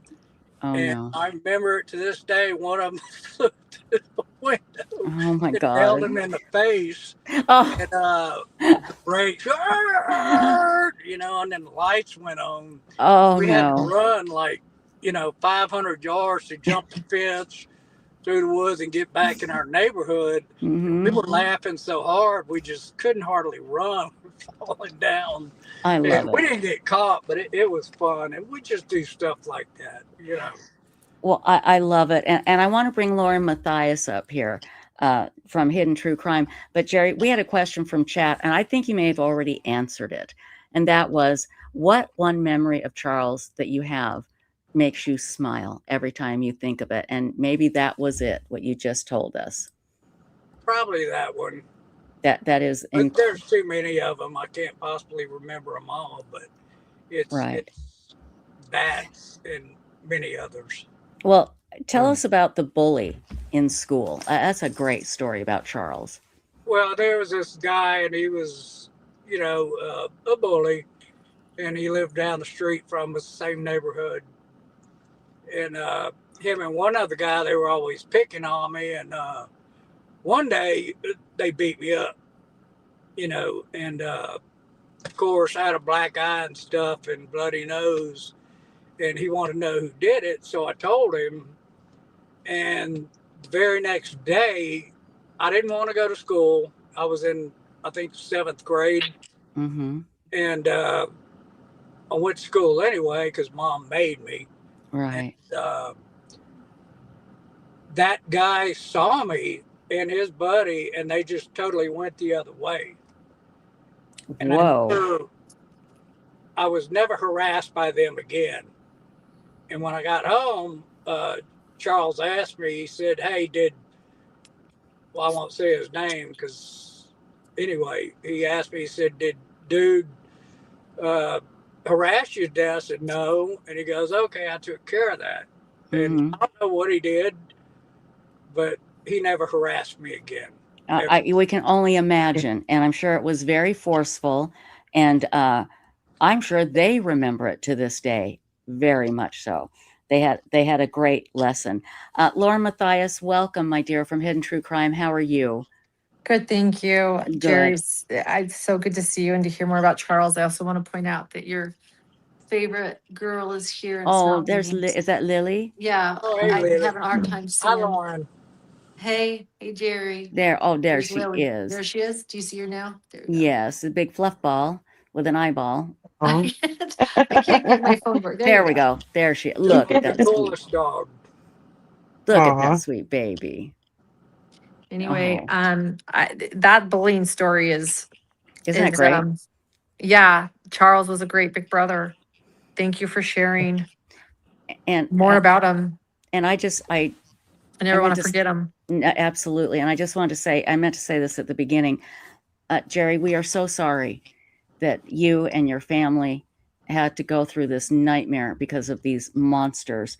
And we don't ever want to forget Charles and his family, and to let you know that there are people all over the world that want you to know that we are very sorry and we won't forget Charles. No. And I do.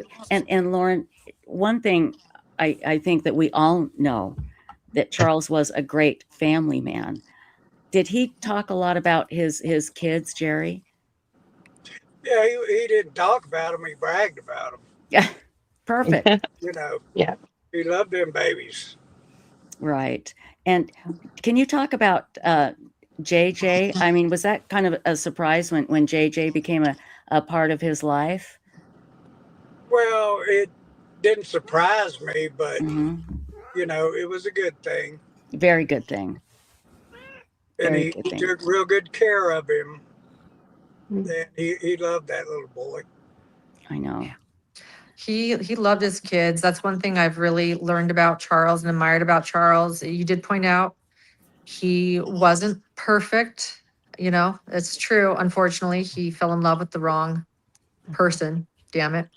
Because he was very loving, and everybody says that he loved his family fiercely. And I feel like you've all allowed us to get to know Charles more, and that we'll never forget him. And I'm so sorry about his, your loss. You have really brought him to life more than anyone, and his incredible talent. And hey, look, if I looked like Charles, I'd look in the mirror too. You know what I mean? Yeah, All the time. You can't blame him. I mean, good looking guy. Very good looking guy.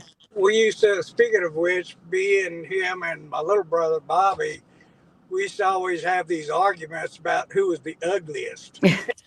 Oh my The gosh. guy thing of harassment, ragging each other and stuff. And we'd cut each other down. Who's the ugliest? And king of ugly, it turned out my little That's brother so funny. Do you have any stories of you guys? I mean, even kind of in the bayou, like, would you guys just like go outside and just explore and get in trouble? And I think you missed the story where they threw a water balloon inside a cop car and it hit the cop in the face. Yeah, that's the type of thing they did. Did you hear that, Lily? Lily's thrilled. Perfect. I can't ever. I don't know why I can't. We were always outside riding bikes or in the boat on the bayou, exploring the rivers and lakes and stuff like that. We didn't stay inside.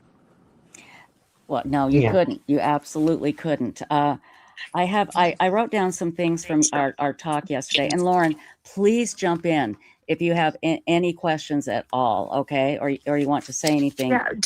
Yeah. I mean, there's some. Do we have any photos of? Oh yes, let me show Charles, you. We've got lots of them. I mean, this man was. I'll say. I think the thing that I've learned about Charles from Gerry that I admire the most, and also through sitting through trials, learning about him, was the love for his children. He wanted a lot of children. He wanted a family. He wanted to take care of people, and I've heard so often again and again that he took care of those around him. He did, and he was the protector. You could tell, absolutely. And when he went to the police, it is heartbreaking to hear him beg, because he just wanted help for Lori. and he couldn't get it. He couldn't get it. But we're showing a picture now, and I think this is all of the brothers and sisters as little kids, and is Charles the oldest? Well, that's actually a picture with just me and him and some of the neighborhood kids. Neighborhood kids. He's wearing the green hat and he's got his arm around me on his right. Right. Showing he was always a protective big brother, I think. You could tell, absolutely. Now here's a picture of everybody as adults, and that's a lot of people in your family, you know. So I can imagine that your house was fun with all those kids there. I grew up in a very quiet big brother who wasn't home, so I was pretty much an only child, and it was too quiet. This looks like this would be a blast, growing up with all those kids. We were a riot, trust me. I trust you.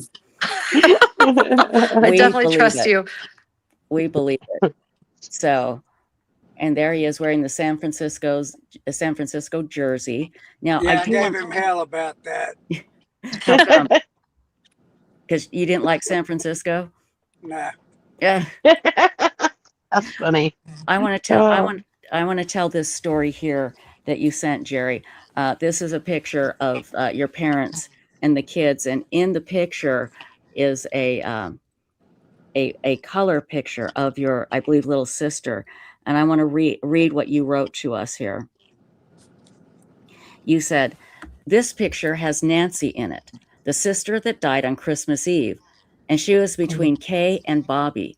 And I remember that when we were told that she died on Christmas Eve that night, Charles was crying, and my older sister Terry told Mom, and Mom had to come into our bedroom and comfort him. And he told her that he was crying because he missed her, and she had just died. And that's the type of heart he had. I mean, I can't imagine. I can't imagine. That's the little sister that passed away." I remember that day, and I was only 6 years old. Yeah. Oh my goodness. And I believe that's Charles Wright standing behind your mother, correct? Yes. Look at that. I mean, look at that face. That face says mischief. And you, Gerry, are below your mother, I believe. And that face says mischief. The two of you, I bet, I can imagine. I would have loved to have been hanging out with you as kids. That is such a beautiful picture. It really is. And I'm very grateful that you shared these pictures with us, because the only pictures we have are the pictures that a few that appeared in the newspaper, but that body cam footage. And I want people to know that Charles was so much more than that. Yes. And again, you mentioned that Charles was friends with his exes, with at least a couple of them, like close friends, right? I don't know the personal details, because I'm sure, you talking about his wives or girlfriends? I think you said it. Didn't you say he was friends with his ex-wives? Well, no, I'm still friends with all his ex-girlfriends. Oh, Gerry. Okay, Gerry, you are right. Except right. for his first one. Right.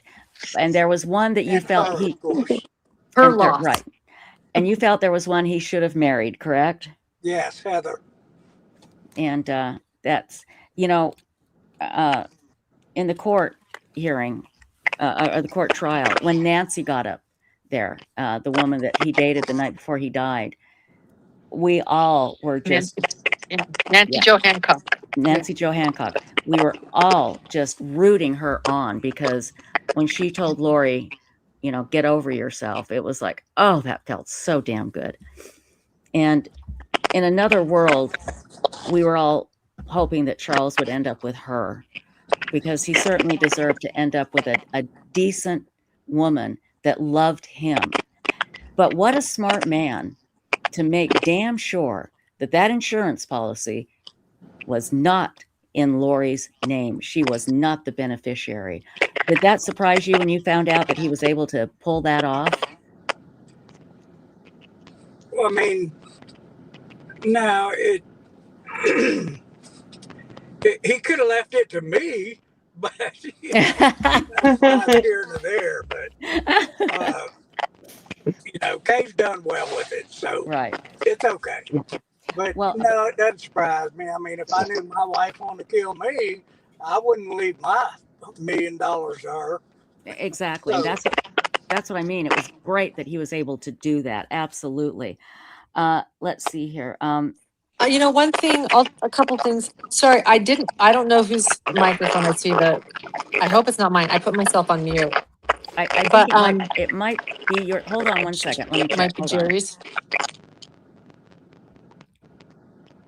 I think I'd love to know more about Charles, because not only has everybody said this about him, but I've already brought it up, but I really want to understand it. Not only has everyone said this about him in the trial, even when you read the court documents and everything about him, this protective nature of him, he wanted to help everybody. He was just this protector. I'd be kind of curious more about I guess the bullying story kind of talks about that, how he protected, but I'm curious, Jerry's thoughts on what made him such a protector of his family and his friends and people around him. And then also, I do remember, I'll say this too, I'll never forget the judge. Jerry, you were there that day, but the judge was so, during the trial for Charles, getting justice for Charles, the judge said at the end, I share the same birthday as Charles, and I'll always think of Charles on his birthday, and I'll never forget too. That was really touching. So I guess my question is, do you think there's something that gave him this sort of desire to protect and have a family? And I'm also curious his thoughts sitting through his trial and getting justice, because Jerry was there, during the trial, getting justice for his brother.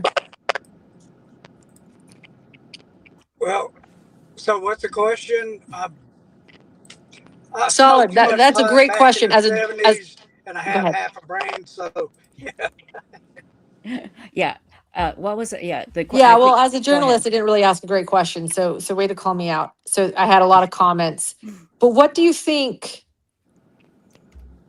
First question is there anything that you think made him particularly protective of people? Because he seemed very protective of those he loved, and he wanted to help everyone.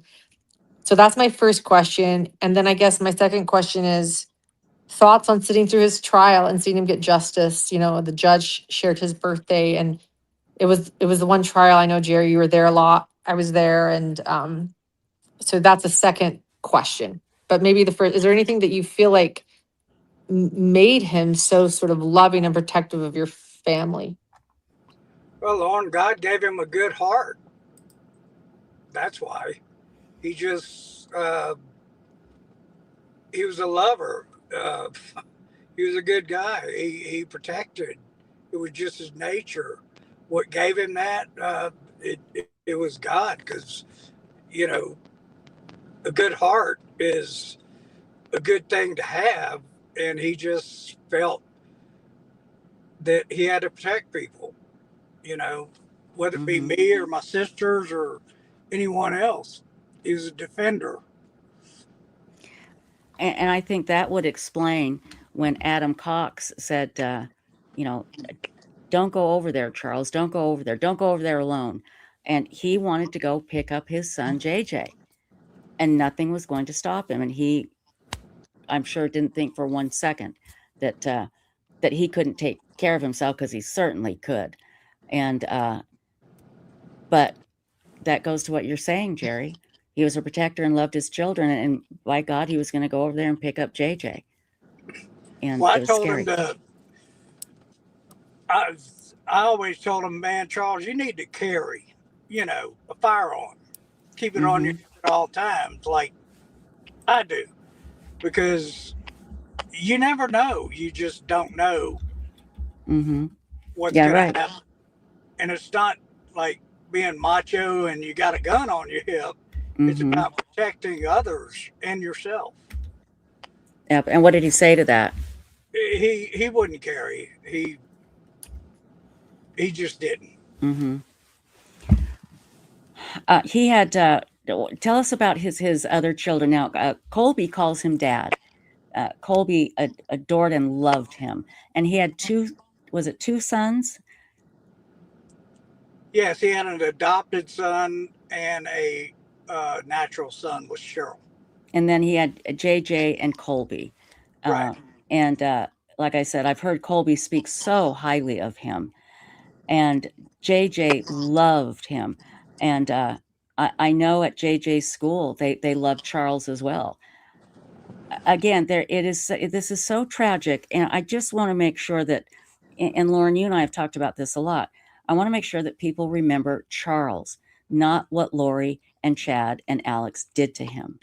Amen. He was a good guy on this planet, and he deserved a love of his life. He didn't deserve this, and we need to remember him when we think of this horrible case. Yeah. And always remember, Chad Daybell is trying to run a cult from behind prison bars, and we can't ever let people forget what a monster that piece of crap is. But we can't ever forget. Thing, I agree with you. Yeah, I feel like just in the Charles, I've heard this with Charles and too, you know. Oh, you know what, Lauren, you're frozen. You're frozen. Kind of fading out. Yeah, Lauren, you're frozen. You're frozen and fading in and out. Uh-oh, she's frozen.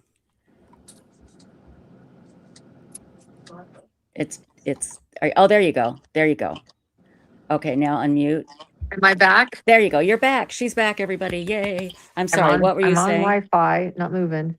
Can you hear me? We can hear you. I'm scratchy too? No scratching. You sound great. Do you want me to? I'm going to try to reboot my Wi-Fi. Would that work? That might work, yeah. Should I go off and come back? Yeah, do that. If you could, maybe that, because we'll be here for, Gerry, you can stay for a little bit longer, can't you? Sure. Okay, great. And again, guys, this is technical issues. What can I tell you? It happens all the time, and we're used to it here. And the internet isn't perfect, as we say. But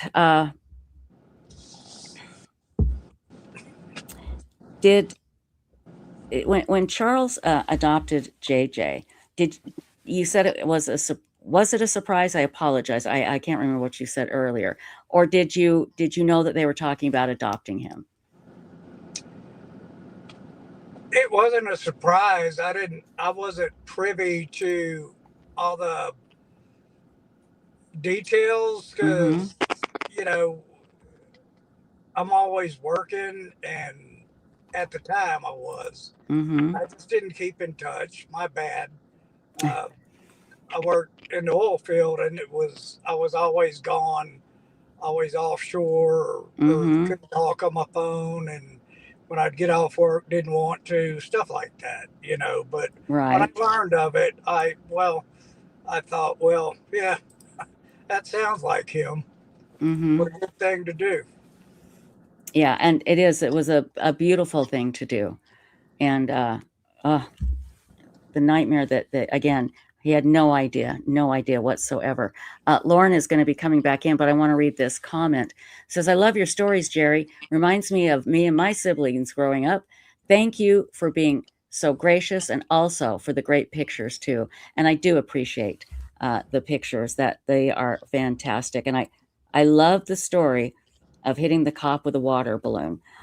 It's funny probably to him now. It wasn't funny to the cop back then. And I'm glad you guys could run fast. You know, that was good that you could run as fast as you did. There she is. Well, we didn't mean to smack him in the face. It right. just happened. You know, I don't go around assaulting cops, but yeah, exactly. We were kids throwing water balloons, and it happened. And once again, we were laughing so hard, it was just hard to run. And he had to drive all the way around, and by the time he got to us, we were already over the fence and in the other neighborhoods. So gotcha. Anyway, well, thank you for that comment. I love it. Love it. And I'm sorry. Oh, look at this. Lauren has the best blanket ever. That's so cute. Looks like my Lucy on my lap. Oh, look at that sweet baby. She's our head of HR here. She's our therapy. Aw. She was with Gerry. You were with us. Uh-oh. Is that me? Is it my Wi-Fi? I don't know. I'll get off. No. Stay there. Stay there. Let me try something really quickly. Let me try something. Hold on. Okay, now try talking. Hello, hello. Okay, there you go. Okay. So what I was trying to say before the portal happened, that's what we blame everyone on, is Chad and his damn portals. So we can just scapegoat that asshole throughout wrong happens. But one thing I've learned about Charles is, understandably, Kylie and JJ took, as far as victims go, took precedent in this case, 2 children that were murdered. It was absolutely heartbreaking. And I think that Charles and Tammy naturally didn't get as much attention as 2 children because it was so innocent. And what I've learned about Charles, though, and I find really touching, is that he would have said, your sister says that he would have said, take care of justice for the children first, worry about me later. And it's so symbolic that while Charles, in this horrific crime, was the first person actually whose life was taken, he was the last of the murder victims to get justice. And I feel like it's very symbolic in that it was saying, like, take care of everything first, worry about me later. Because that's exactly what happened in the court system. He was the first, the last to get justice. And I'm curious, Gerry, what it was like for you to finally have your day in court and to be there and to watch justice happen finally for Charles, the guy that warned everybody what was happening.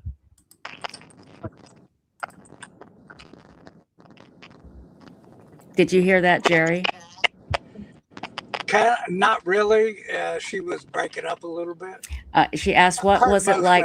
But yeah, okay. Thank you, Lauren. I understand what you said. And yeah, I didn't get my day in court. Charles got his day in court. And, this woman,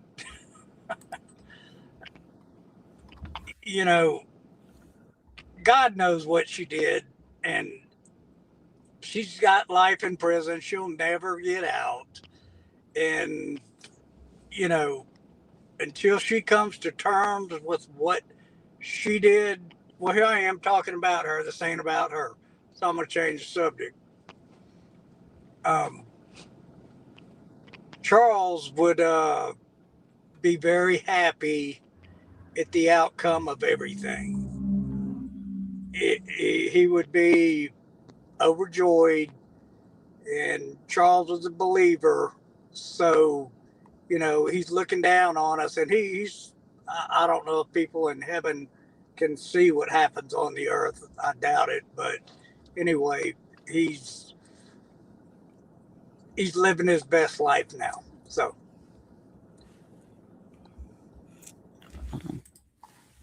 Whoops, hold on just a second. Oh, Lauren, you need to unmute. There we go. Gerry, I'm glad you believe that, and I think that's absolutely true. Again, we've heard so much about Lori and Chad, and we're sick of them. We were just happy to see her get hers and to see the judge come down as hard on her as he did. And I know I can't imagine how hard this has been on you. And again, I'm so sorry. Is there anything else that you would like to tell us about Charles or about yourself? Just anything. The floor is yours, my dear. We would love to hear from you. When I made my impact statement, I had every intention of turning around and just flipping her off or, you bitch or something like that. But I respected Judge Boreski too much to do that in this courtroom. So I just made my statement and left it at that. She heard me. She knows how I felt. And, as far as me, it's not about me. It's, I can tell you all kind of stuff about me, but it's not my story to tell. it's about him and his life and the good that he did and the people he loved that loved him back. And, you know, there's so much. It's just, I'm not real good at articulating what's in my brain and putting into words. Well, Gerry, we understand what you're saying, and you are keeping Charles' good memory alive by taking the time to talk with us. And we are very grateful for that. And that is a wonderful thing because the world needs more people like Charles. And for you to tell us about him and tell us how kind he was, he lives through you now in those stories. And we really do appreciate it. Lauren, do you and your blanket have any questions? Yeah, it's good to see Gerry. When I think of Charles, I know that you say this isn't about you, but I want you to know that like your kindness, your warmth, your friendship, who you are as a human being.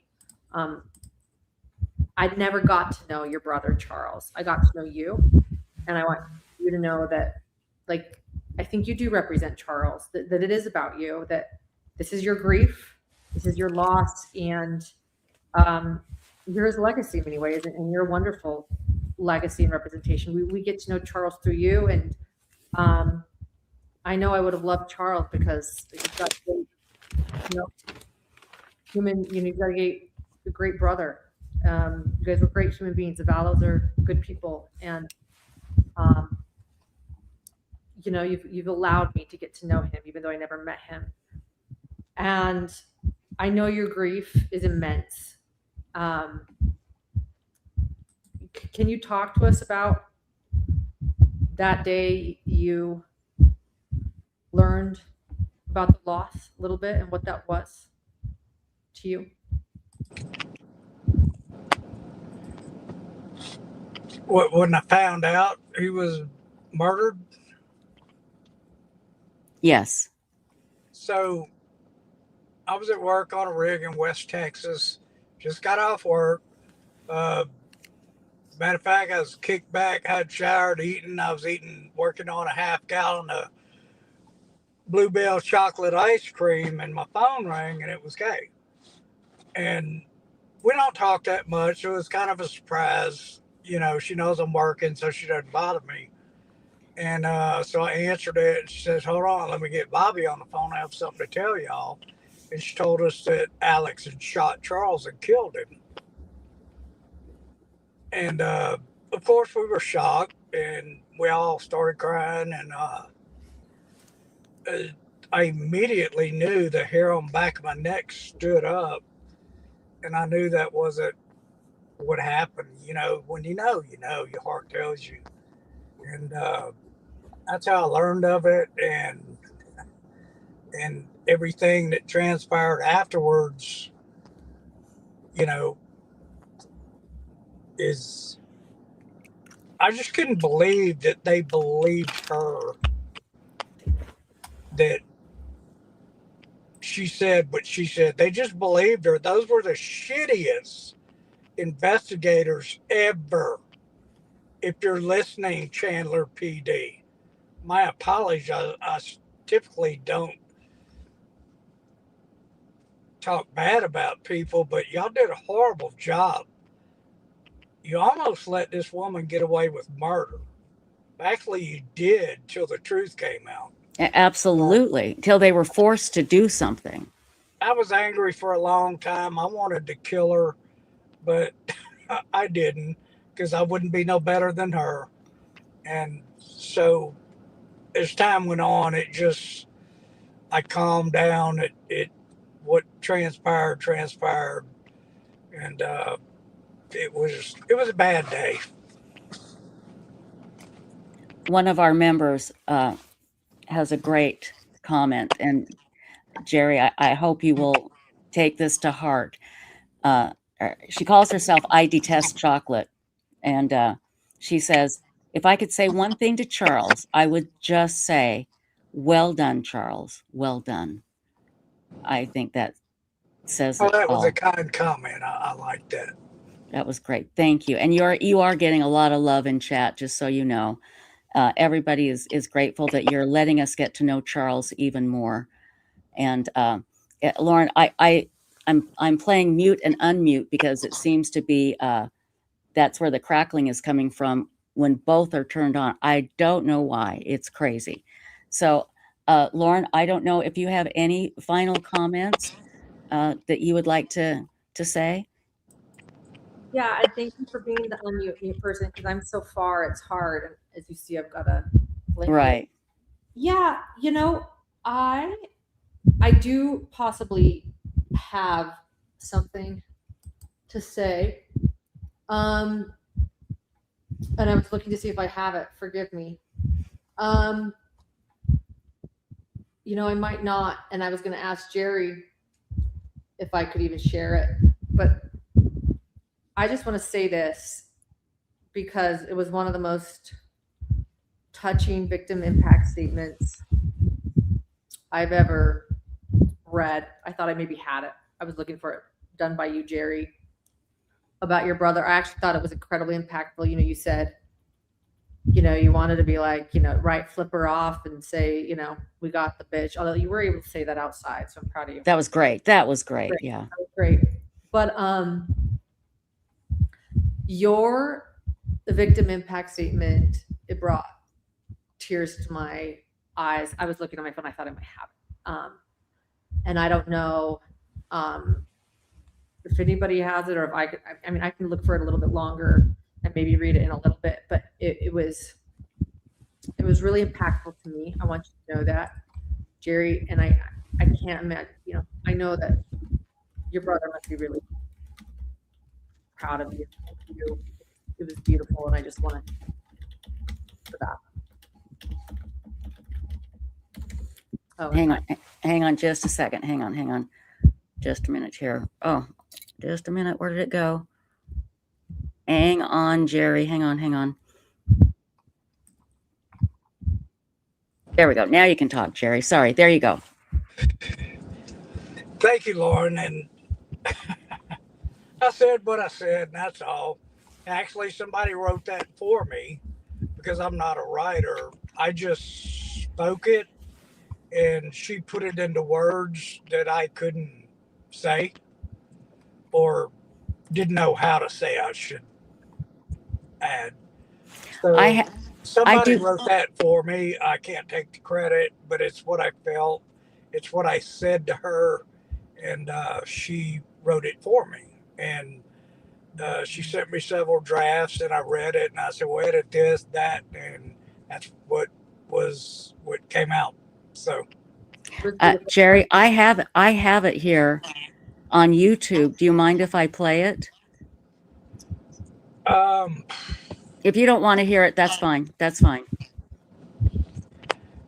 You can. I don't mind. If you're sure. I don't mind. Hang on. Let me grab it here.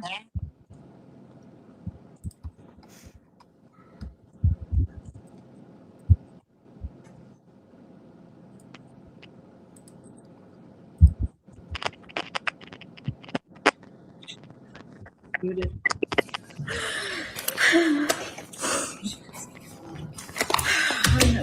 Good morning, Your Honor. Good morning. My name is Gerry Vallow. Charles was my big brother. And wasn't but a few weeks ago, I was sitting out in my garage with the door open. It was raining a little bit, listening to the fireworks in the distance. And all I could think about was everything I've lost and why. And I kept making excuses not to write a statement. But the truth is, there are no words big enough for the impact this has had, and yet here I am. I am a veteran. I served honorably for this country and everything it's supposed to stand for: freedom, independence, and justice. I knew good men that went to war. Some of them came home badly broken. Some came home and couldn't live with the weight of what they carried and ended their lives. Some didn't come home at all. Those men fought for something real, a country with laws that protect the innocent and punish the guilty.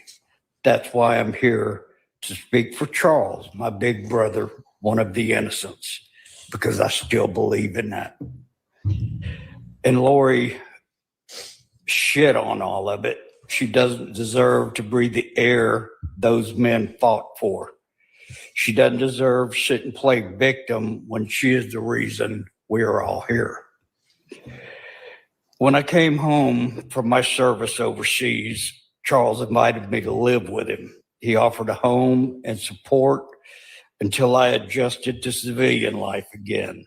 That's just who he was, giving, loving, supportive, caring, and he was funny, social, and everyone he met became his friends. You couldn't help but be drawn to him. You loved him. He wasn't just my big brother, he was my best friend. We grew up together on the bayous and rivers in South Louisiana, spending countless days and nights camping, fishing, hunting, exploring, and just being kids. We had so much fun. We learned to survive, trust each other, and become men. I miss him every day. He was a devoted father, a teacher, someone who guided and loved his kids with every fiber of his being. All 5 of his children meant the world to him. And he spent his last months fighting for Tylee and JJ because he was a protector. He was a son, a father, a brother, an uncle, a good man. He didn't deserve to die, and he sure as hell didn't deserve to be vilified by the woman that killed him.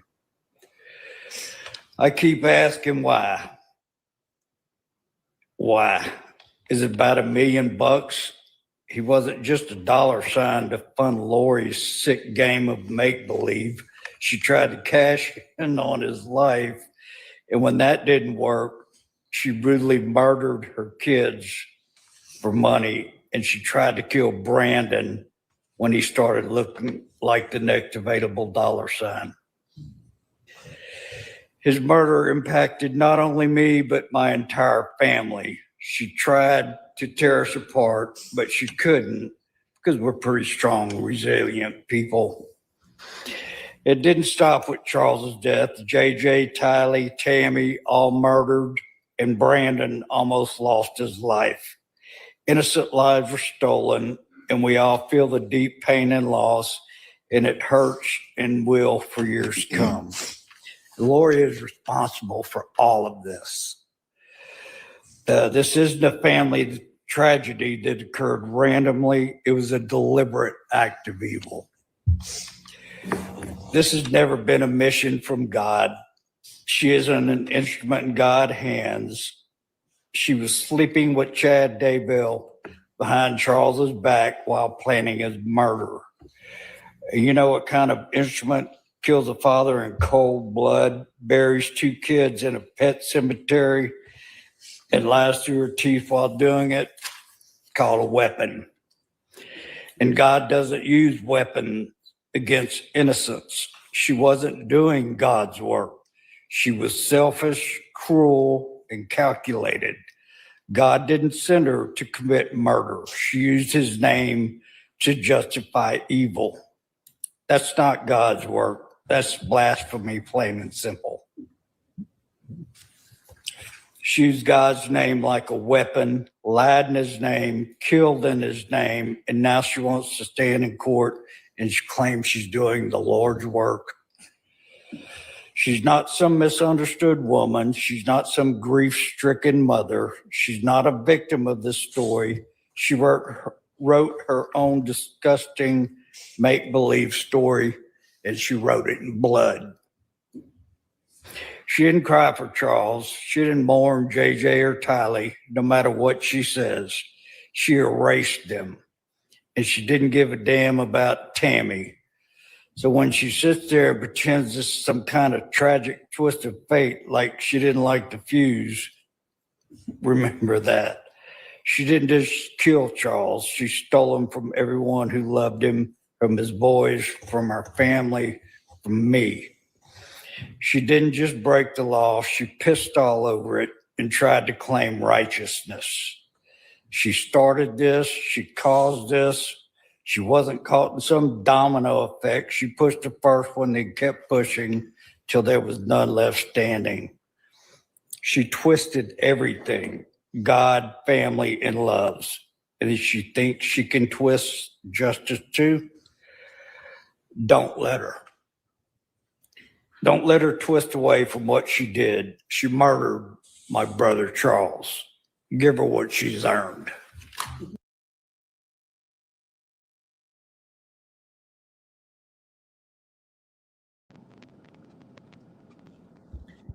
Amen. It was beautiful. You gave that justice, you know, Trisha, you're muted. remember. Sorry, I'm so sorry. I muted myself. I unmuted everybody except me. And I apologize. Lauren, I'll go to you in just a sec. I'm so sorry. Gerry, thank you for that. That was beautiful. I put a link in the chat to the Wounded Warrior Project for people to make donations. So thank you for your service. We greatly appreciate you. And I neglected to mention, I did neglect to mention that that Colby spoke so highly of Charles, and Charles loved Colby, JJ, and Tylee, and he did try and protect JJ and Tylee as well. So thank you. I'm sorry, Lauren. Go ahead, my dear. I do apologize. There we go. No, I agree. I just said, you know, amen, Gerry. It was very eloquent. I thank you for allowing us to remember Charles and get to know Charles. And you know, you're both wonderful men, and you know, you're the Vallow family is wonderful. So, Well, Lauren, I don't allow anything. It's not my decision to determine who can talk about it or who can't. You know. Thank you, Gerry. Thank you. It's open to whoever wants to talk about it. I can care less. You know, nobody owns the rights to it. It's not my story. It's not Kay's story. It's not anyone's story. It's anyone that wants to see what can happen to a person that does this. I mean, you know, it doesn't belong to me.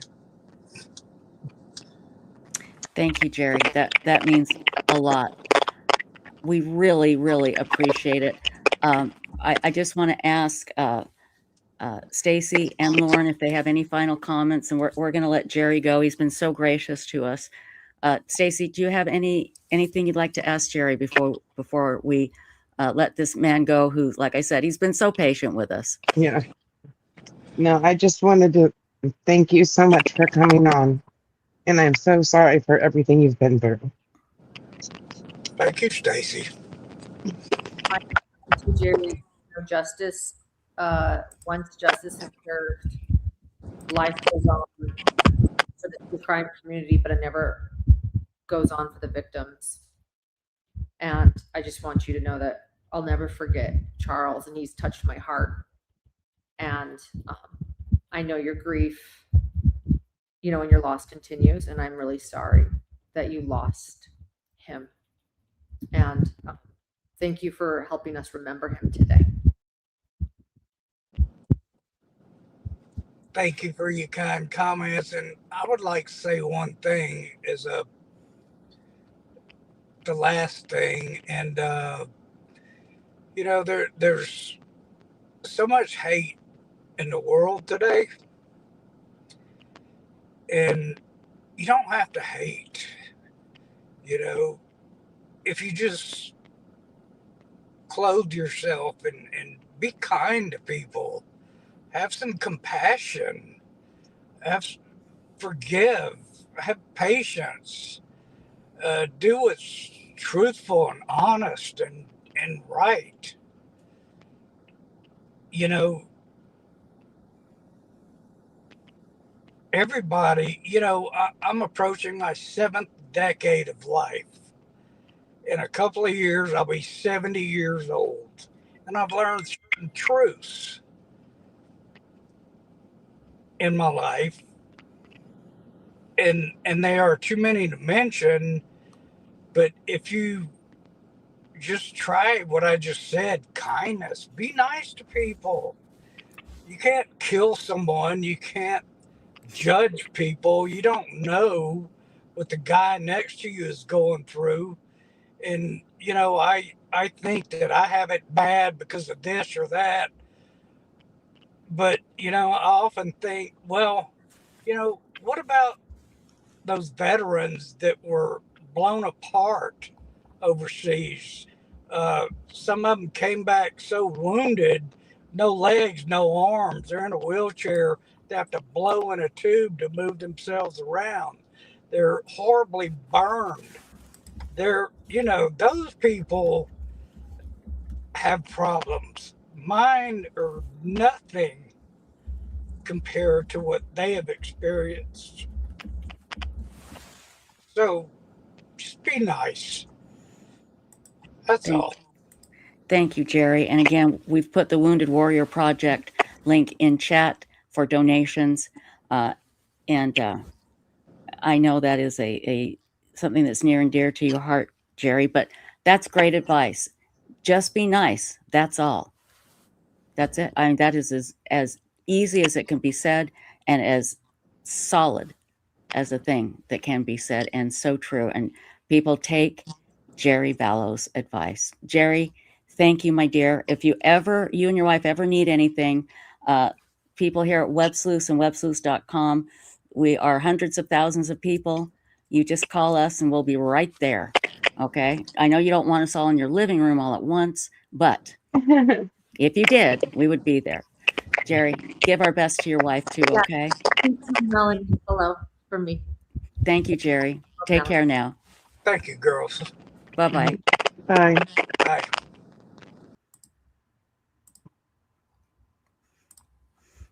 Wow. Am I okay? Is it? We can hear you. What a gracious man. I mean, that long day at work, he didn't need to do this. He didn't. And he was so gracious. And I didn't want to focus on Lori, but I'm glad that he allowed us to play his victim's impact statement. To be honest, I had forgotten how powerful it was. Yeah. And that needs to be powerful impact statements. I've heard the way he shared it and his delivery and his voice and his heartfelt. He's such a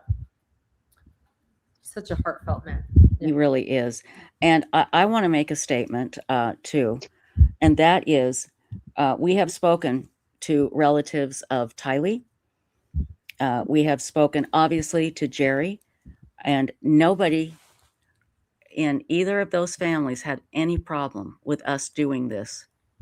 And we're going to do it again next year. And as long as I'm alive, we're going to keep doing it. And if anybody thinks of running me over with a bus, don't, because Stacy will take it over if I get flattened. So just know it's going to go on and on, because we need to remember the victims, number one. And plus, this gives us a chance to talk about other victims like we did with the Floor 4 last night, and some more that we're going to be talking about later. And also, it gives us a chance to remind everybody that Chad Daybell is evil, and he's still trying to do his evilness behind bars, and we can never allow that to happen. And we get a chance. Oh, go ahead, Lauren. Remember, he was just sending Twitter letters trying to argue. Letters from Chad. That was recent. He's like still going. Hello, Warren Jeffs 2.0. Keep going, interrupted you. Sorry. No, but you're absolutely right. And that's why this is important to do, to remind people he's still trying to normalize himself. There's nothing normal about that piece of crap, And so Plus, it gives us a chance to talk to Lauren Matthias any chance that we have Yeah. for you to come up. And I'm telling you, Lily looks like the best, biggest, fluffiest blanket ever in the universe.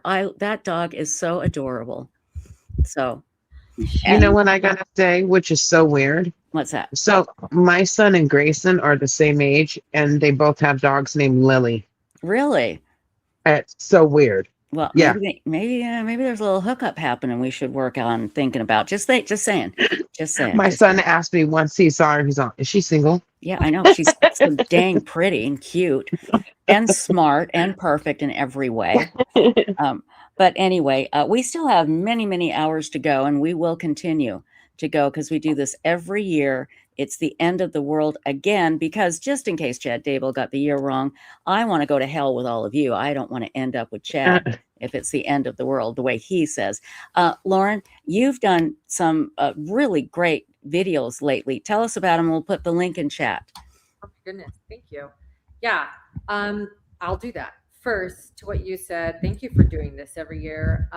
I'll tell you, I would never, ever try to pull off a 24-hour live stream. I couldn't do it. And you do it every year, and you do it for a good cause, to encourage listeners to donate to charities that mean a lot to them, to raise awareness, to remember victims that would, otherwise be forgotten as we move on, in the true crime community, and the victims do not. And I just want to thank you for that.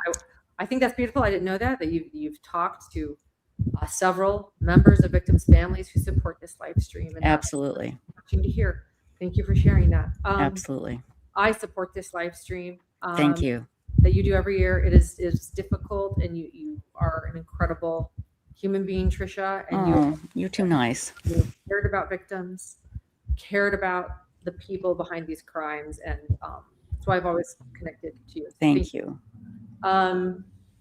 So yeah, we have been covering quite a few. Hi, you think I'm gonna scratch your belly? Of course you are, Mom. Of course you are. So we've been covering a lot of different cases. We are covering the Lindsay Clancy case. John and I have been covering that case since it happened. Us out of Duxbury, Massachusetts, the mother of 3 who tried to take her own life after taking her 3 children's lives.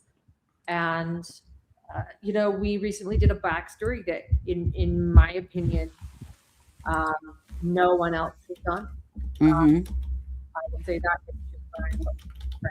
we try to tell these stories, never forgetting who are impacted, and to get everything out there. So we have a Lindsay Clancy backstory that I believe is the most comprehensive and detailed, and unlike anything else anyone else has put out there, because I think this story really, really matters. As I said in our live stream, or not our live stream, excuse me, our video backstory, there are some cases that are simply justice, guilty or innocent. Gerry Vallow was one. Right. And justice is served. And I think there are certain cases, though, that ask something of ourselves.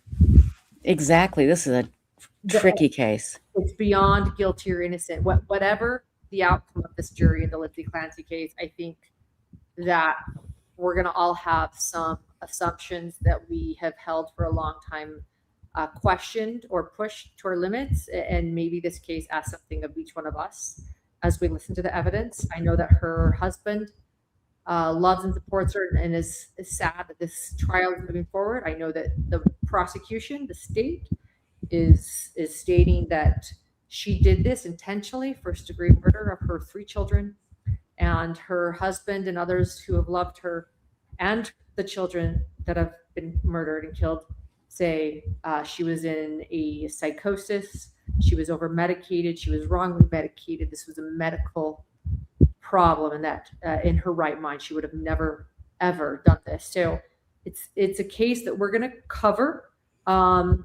We're whether or not Hidden True Crime has the capacity, we're actually arguing over it right now, if I can do this every day and follow the trial every day and report every night on a live stream, or if we're going to cover it like we did Athena Strand and do once a week. So we'll let you know. The other cases we've been covering, heartbreaking cases these days, heartbreaking, but they matter but you know, we've been, there's this case, Casper, this little boy is still in my heart. He was 255 pounds and 7 years old. Oh, yes. We talked about him. Yes. And this case, that's another backstory that I believe we've actually discussed, and things that nobody else is discussing, which is a family of parents that originally seemed very loving, and yet they have been charged with murder in their son's case. He died of essentially heart failure, obesity. You know, how does a 7-year-old, you know, hit that at 255 pounds? And there are some interesting points in that case that I think need to be looked at as well with mental health. I think similarly, hidden true crime is, we always ask what cases we can bring value to in discussing, and I think Casper's case is one too. There was hoarding involved. There was function. There was absolutely neglecting. Right. Little Casper. But there was also some moments in this family's life that marked some really interesting things, specifically during the pandemic when they had a stillborn child. And so I think it's another case that we're watching, you know. So those, and of course, the 16 children that were found is another case, and questions about this mother. Was she purely a victim? Was she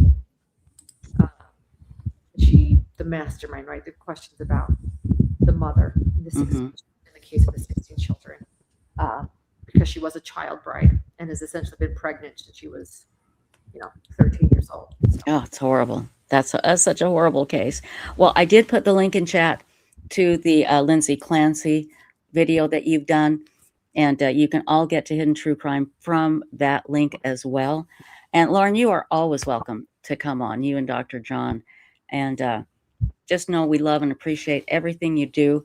We'll keep watching, and we'll keep sharing your material. We use your live streams a lot. We'll go and, you know, play 10, 15, 2, 5, 10 hours of it, because it's just so good. You know, you do such great research, and we really do appreciate everything that you do. And you are an you know, again, I know you don't like me to say these things, but you are an incredibly kind and loving person, and hardworking, honest, and we really appreciate you. And I'm so glad that we're friends.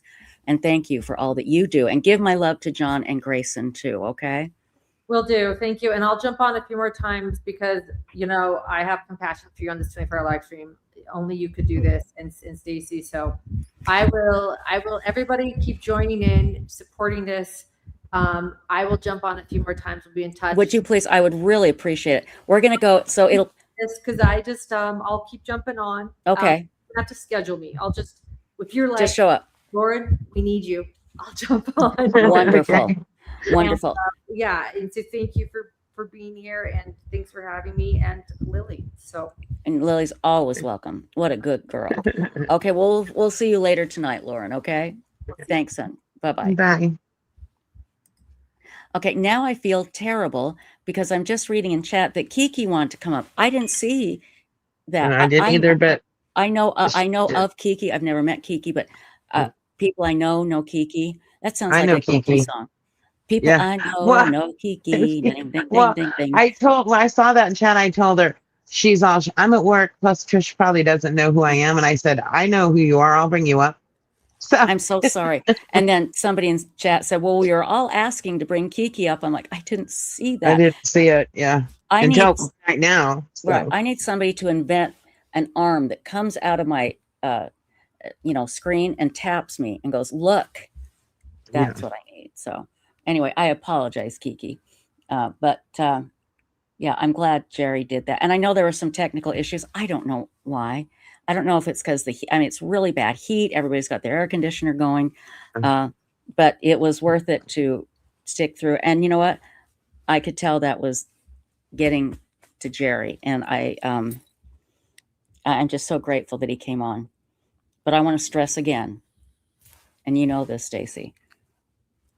We have not heard from you and I have not heard from any family member that had a problem with what we were doing.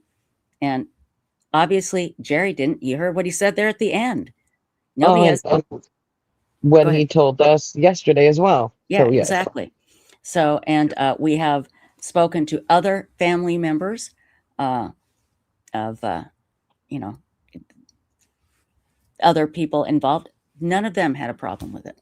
So, and again, stress one more time, not one family member reached out to us personally. So, and again, I don't know what's going on because I don't pay a lot of attention about the drama. I see some of it swirling around, and some of it I can't ignore, like we talked about the other day. But so there you go. That's it. And again, we're going to do this again next year and the year after. And if anybody thinks about, grabbing a Greyhound bus and flattening me, go ahead. Stacy will take over. And then if Stacy gets flattened, then Lynn Jen will take over. It'll just go on and on. I'm AI. It'll never stop. Well, that's right. You are. I keep forgetting. Yes. You're so realistic, Stacy. I know. I forget that you are AI. Yeah. I keep forgetting. So I almost said, okay, well, that's it, everybody. We'll see you tomorrow night. But no, that's not it.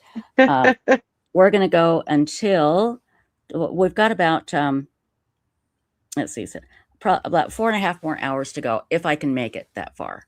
So let's see. I'll tell you what, a little bit later, we will show you the tinfoil hats. And I've got to finish making my tinfoil hat. But again, when I make my tinfoil hat, I need to light candles and have music going because it is an art. It is an art, people. It is not something that I can just do. Okay. So I'll need to leave this space and go into a holier space to put my squeezy cheese on my hat. So, and we will be showing you pictures. Thank you. And you can still send a picture in of your tinfoil hat. Let me give you the email. Websleuths videos @gmail.com or producer @websleuths.com. There we go. And we will pick a winner, and that winner will win a brand new car. And that's a lie. I'm not sure what the winner will win. It'll be something from my prize box. And like I said, it takes about 2 to 3 years for me to get to the post office. So, but we'll give you something fun, something cute, definitely. Anyway, let's see. I just want to go and chat here. And don't worry, it's not going to be a haunted ponytail. Not like, yeah, it's not. That's right. The haunted ponytail is not up for grabs. That piece of weird crap that I ended up buying off of eBay. It's embarrassing. A haunted ponytail that was 100 years old is at Stacy's house because Stacy was weird enough to actually want it. Did you ever show that to your family or did you hide it from them? Well, it's still in the envelope. They know it. My daughter checked the mail and she brings me that, envelope and says, "Here, Mom, what's this?" And I go, "Oh, that's the haunted ponytail." And then she dropped it and she's like, "Oh my God, you should have told me." Yeah, that's an ew. Yeah. Exactly. That's really creepy. What weirdo would buy a haunted ponytail, for God's sake? So somebody had asked me, did I buy something haunted yet? I will. I'll get something haunted for our Halloween story because we need to do a good woo-woo story. I did have a woo-woo the other night. This is really, again, there's no big payoff on this story. Would you like to hear it? Sure. Okay. It was a Clorox spray, but it wasn't bleach. It has alcohol in it, but it kills 99.9% of the germs on your counter. And it was on my coffee table and it wasn't at the edge. It was probably maybe, 1.5 feet away from the edge, maybe 1 foot away from the edge. And it was full. So it wasn't a light thing. It was full. And the dogs were around me. Boo was on the back of the couch. This is in the other room. And Lilith was actually on me. And I'm sitting there and I have the neon sign that's my name, Trisha Griffith, that was so big. It's like, it was the smallest one I could get. It's like as big as this bookcase. So I have it in the living room and I have all the lights out and that's on. And I'm looking at it. I'm just sitting there looking at it. And I'm thinking of my friend Janet and my other friends that have passed. I'm just thinking, I swear to you, that spray bottle went boom, boom, boom. And I looked, and I look at the dogs, and I'm like asking them questions. Did you see that? And I thought, okay, one of the cats must have jumped down. There's got to be an explanation. And I look, Boo's asleep. Lilith was on me. I don't know what happened. There physically was no way for that damn spray bottle to have fallen. If it had fallen over, it would have fallen on the coffee table. It wouldn't have fallen off. Yeah. So I just went, hey, whatever friend that is, good to see you. Thanks. Yeah. Guys, I can't explain it. I can't explain it. So there you go. There you go. Trace on the case, good to see you, my dear. I'm sorry, what were you going to say, Stace? I forgot. How long did you know Janet before you started the YouTube channel? I forgot. Janet and I met in 2017, and I started the YouTube channel in 2020. Oh, okay. That's what it was. But Janet had known me for years and years and years. She was a member of Websleuths, and she had followed everything on Websleuths. She knew, I mean, it was eerie how much she knew about me, because she had, again, followed whatever had happened on Websleuths. And and we became fast friends. I think I told you why, what happened. When about the decorating of the Christmas tree. Did I tell you about that? I'm not sure now. Okay. When she was in college, which was 20 years before me, I was in college, and we didn't know it, but my girlfriends and I had gotten a off-site apartment housing that was connected to a church, a very conservative church. And we didn't know it. And they acted like we were 10 years old. We had to have like lights out at 10. We thought we were going to go up to college and be able to go out and come in when we wanted. No, it was horrible the way they treated us like little kids. So they would come in and do inspections like a lot. And they'd open our fridge, open our food tins. And so we had a Christmas tree. And my girlfriend was 19. She's allowed to smoke. This is 19 in Utah. And so she put cigarettes all over the Christmas tree as ornaments. And then our other roommate put condoms in their packages, hung them like ornaments. Just because we were so mad at these very, very tight religious people. And I was telling Janet that story, and she goes, oh, I did the same thing in my dorm. I wanted to offend my roommate because she was so uptight. She says, I put cigarettes all over the Christmas tree, and I found one condom package, and she says, I put it on the Christmas.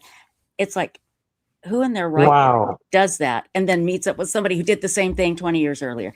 So again, that's really a weird ass story, but true. Wow. And we laughed about that a lot because that was such a weird thing. And we both did it. We both did it. So crazy. I really miss her. So anyway, I don't know what that was that happened. I call it woo-woo. I do think there's some sort of explanation that we just don't understand now.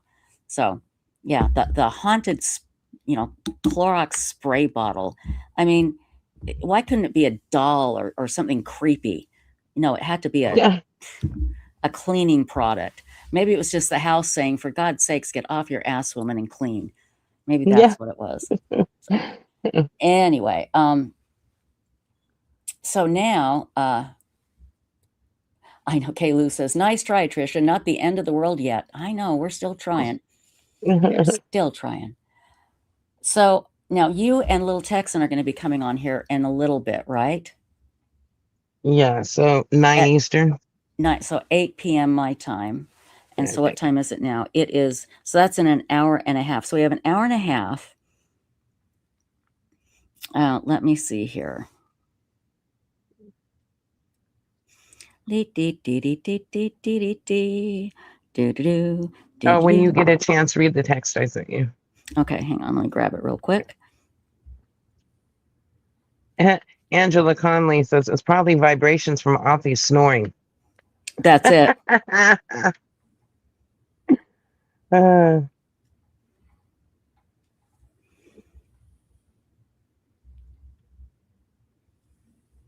Jesse Roblin almost ended up on a true crime show.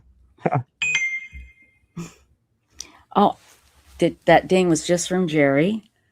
And he said, thank you, Trisha. Thank you, Gerry.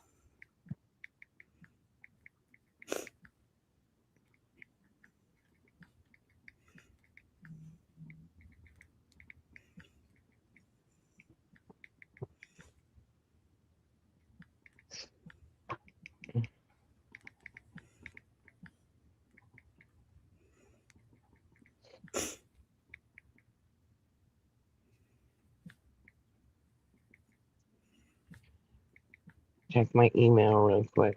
Let's see.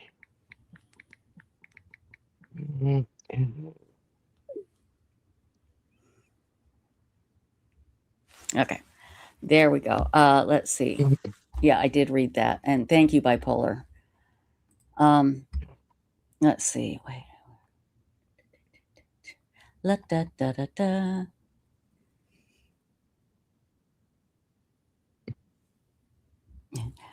Wait, aren't we on a true crime show? Yes, you are, and it's a crime that my spray cleaner had to get my attention by becoming haunted. It's a crime because I need to start cleaning better. What can I say? Dude, yeah, it was a woo-woo moment. Thank you, Soothing Mama. Let's see here. La, da, da, da.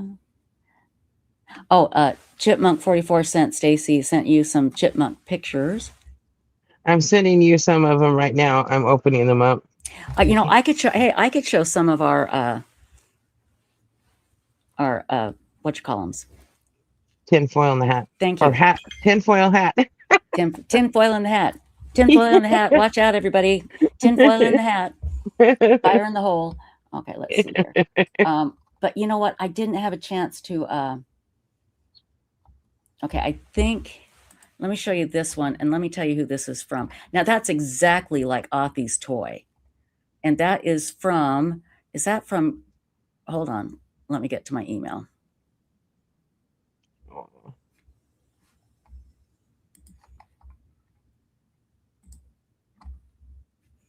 Mm-hmm. Do, do, do, do, do. Do, do, do.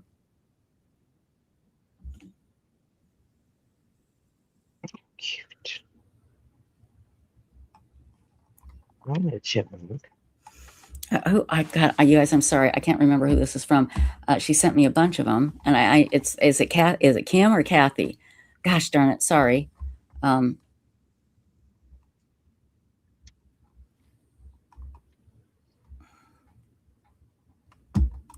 my gosh, I am so sorry. Hold on. Oh, there's a Mr. Potato Head from Mary. We'll show that. But I am so sorry. I'm sure you recognize your tinfoil hat because there's a whole bunch that you sent me. I can't find the email.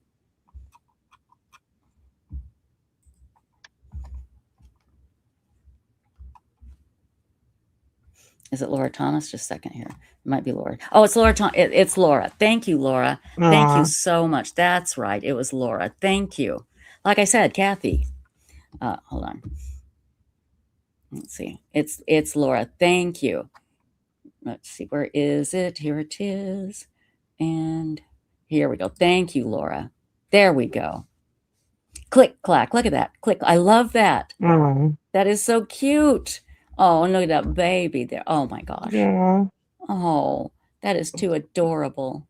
Lamb chops become real popular again. Yes, exactly. Man. It has. Okay, there's more here. Oh, that's the kitty. Where are the other? Okay, there's his more lamb chop here. And let's see. I think I accidentally downloaded them twice. Oh, here we go. This is from Kathy. Look how cute. I think this is Kathy. Forgive me if God. I'm so sorry, you guys. I'm the worst. Here's Mr. Potato Head. Who did I say that was from? I don't know. I just God, said, didn't you listen? I just said it. You showed it the other night. No. No, I didn't show this the other night. Hold on. I got it right here. I saw it somewhere. Hang on.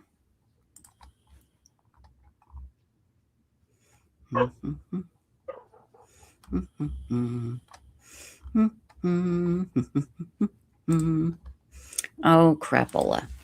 Just a second. I just said, remember, Mr. Potato Head. Let me take a quick look here. We got a lot of submissions, but they're all over. And I didn't have a chance to put them all together yet.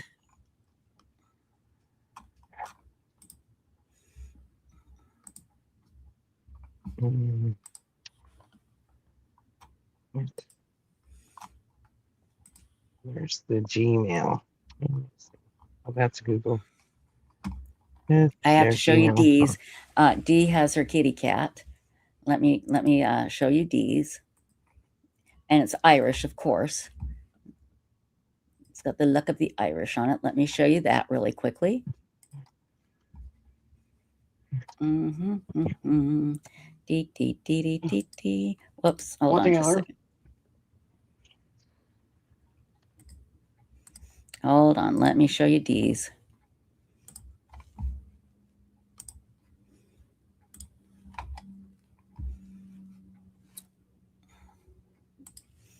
Look how cute. See, it's an Irish kitty cat. It's got the clover and the green. Look at that. And that cat's going, what in the hell are you doing? Look at that sweet kitty cat. Oh, my goodness gracious. That's cute. So, okay, hang on. I need to get...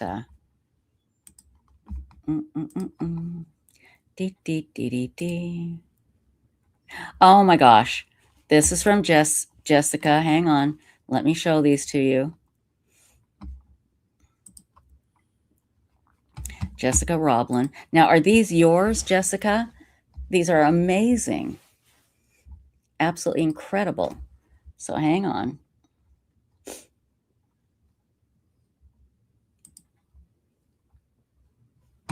Okay, I'll be right back. Okay.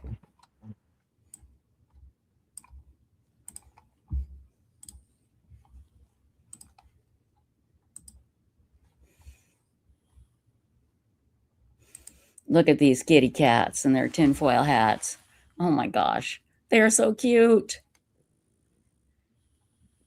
There's 9 kitties. Look out, sweet babies. Oh my goodness. And again, every single one of those cats is going, what in the name of all that is holy are you doing to me? For God's sakes, I'm a cat. This is dog stuff. Thank you, Jesse. Thank you so much. I just said, does anyone remember what I said who had the Mr. Potato Head? Diane L. The next guest is going to be Stacy and Little Texan talking about cults.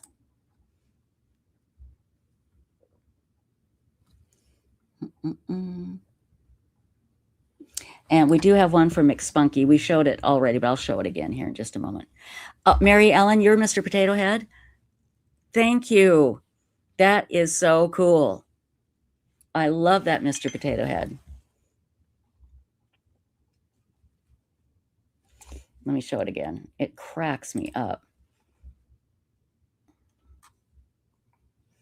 It's hard to see. They just have little teeny tiny thumbnails for you to look at.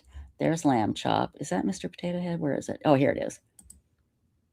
And look at this. The end is near. July 22nd, 2020, 2021, 2022, all crossed off.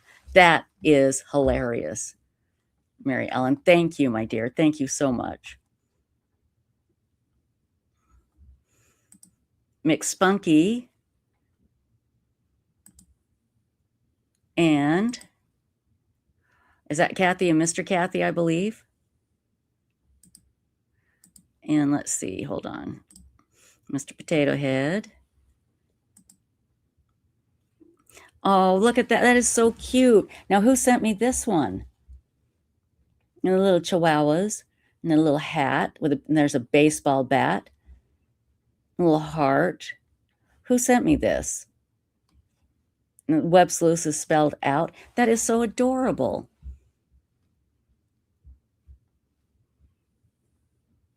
I promise next year I'll be more organized.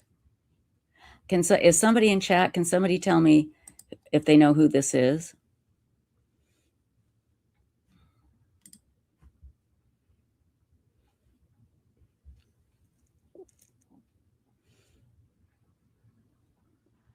Did you say it's a Chihuahua? Well, it's just got it's got a little chihuahua on the hat. Okay. It looks like a little octopus. Do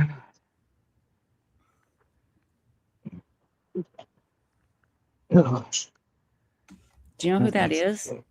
I'm going to try to find out. Let me see. Marilyn Landis, Vagisil. Yeah. That's a story for another time, but that's too funny. She's the gatekeeper of everything. She is. She really is. Yeah. Jessie last night was showing us her cats, and she said she told Rosemary, she said, "Do not pass that one to me." And that was the one that was in the top left. That is so cute. Aww.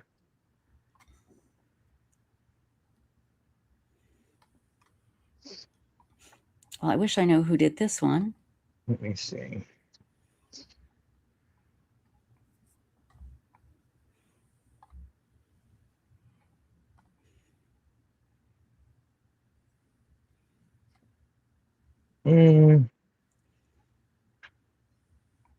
Oh my gosh, Porter 64. I will do that next year. Everybody remember this. Porter 64 is going to keep track. In fact, what I'll do is I'll send you all of these. Okay, Porter 64. I'll send you all of these so you can keep track. So we'll know who's who. And if you could email me, I think I have your email though. So I'm looking at the submissions. Let me see. This one has 2 pictures. Okay. I know who the Chihuahua one is. Who's that? Laura Thomas. She sent 2. Okay, Laura Thomas. There we go. Yeah. Gotcha. Can I show them yours, the one you sent me of you? It's really cute. Now, this is, everybody, this, of course, is not really a human. It's AI, as we know. But it's a great-looking AI, I'll tell you. Fantastic. So, here we go.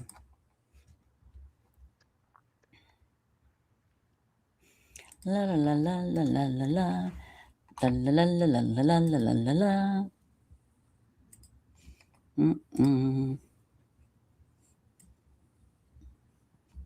You guys, you've all done a great job. Absolutely. They're so creative. They really are. It's amazing. Now, for those of you just joining us, today we had Jesse Weber on from Law and Crime, News Nation, and Court TV. He reports for all 3. And Stacy was on up on stage with us as well, and she had her picture on while Jesse Weber was there, and it said underneath it, executive producer. And I want to show you the picture that she had while Jesse Weber was on our channel being interviewed. This is what he saw as actually from here, from the neck up, the executive producer, Stacy, from the neck up. And he's looking, I'm sure he's going, I'm going to talk to my people. What the hell have they gotten me into? Sitting there just smiling with her little tinfoil hat. Yeah, that was the slumber party clothes, you know? It was that's right. It was a slumber party. Yeah, and then I forgot to change it, darn it. And when you told me that, I almost got into a laughing fit that I couldn't stop. Almost. Because I didn't even think twice about it. That's what's weird. I didn't think to go, Stacy, we have like this really professional person on. And, you know, we kind of want to impress him. And, you know, we want him to think we're cool. So maybe you should put a I regular normally picture. think of that myself, but I just totally spaced it. I think that is an adorable picture. I love this picture. So, okay. Now, I hope I haven't forgotten. I do have the chipmunks I still need to grab. So let me grab those really quickly. Wait, let me see. What's it? Oh my God.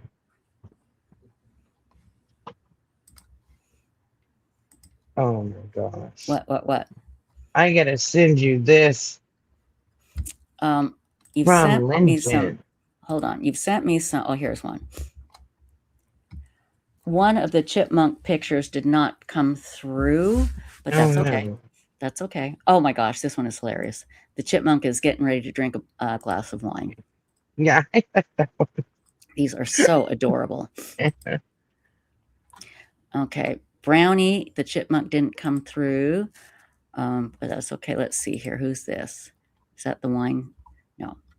Oh, here's one. He's got a big something in his mouth, and he's snuggling with some plants or something. Oh, what a cutie pie. Oh, goodness gracious. This guy's so cute.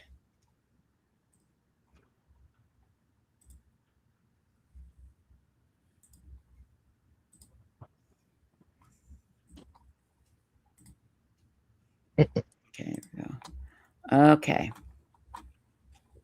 La da da da da da. Dee dee dee dee dee.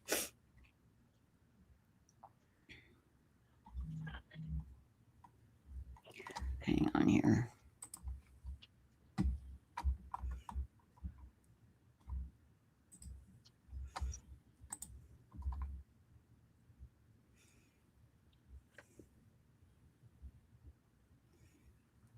There's texting Aspen. Okay.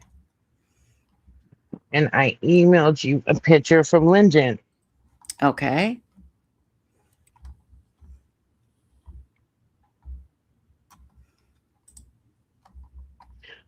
I don't know if you've read this one.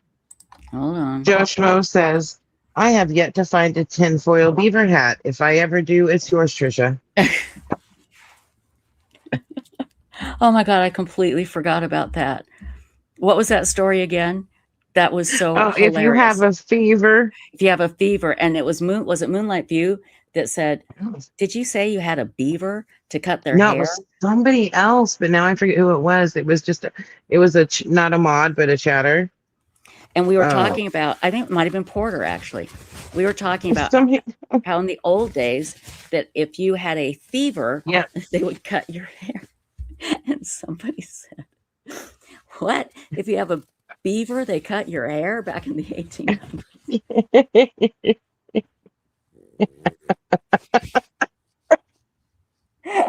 Oh my God. Oh, I laughed so hard. Oh my God. Oh, that is too funny. Oh, this is so cute. Oh my goodness. Now, is this a Lego person that Lynn Jen sent? What is this? It's you. It's the old bat in a cowboy hat. Oh my God, it is. It is. And I give you details. Let me see. Crap. Let me go back to, where is it? God damn it, wrong chat. Okay. Yeah, you can go to the Lego shop and make these. So one hand has a hammer, the other a shovel to bury a body. To what? That's a shovel to bury something. Okay, gotcha. Because we're criminals. Gotcha. Okay, hang on here.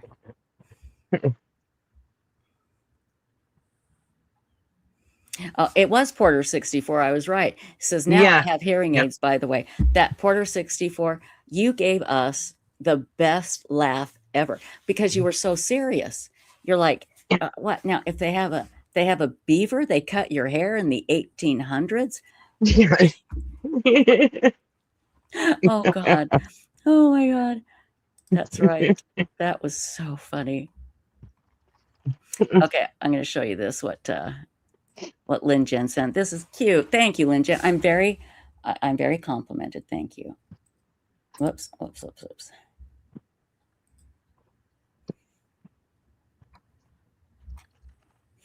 have to keep deleting pictures because we can't have The limit's ridiculous. Yeah, it's not very much. Yeah. In a second here.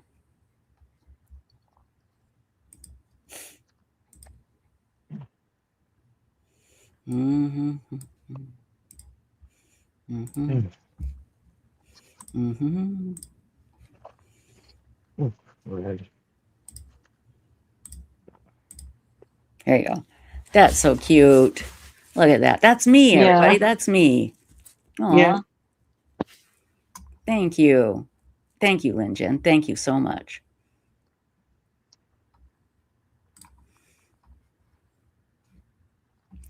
I think that's everybody.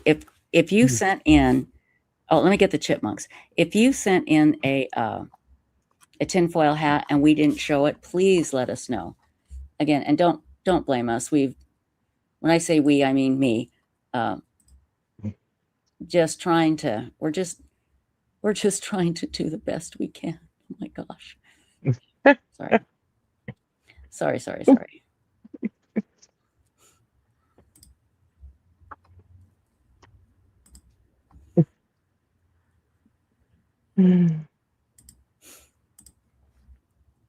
Okay, let me show you the cute. Now they're not tinfoil hat chipmunks, the ones that I have, but they're really cute. So There's more too. There's a lot. I just didn't have time to go through them all right now.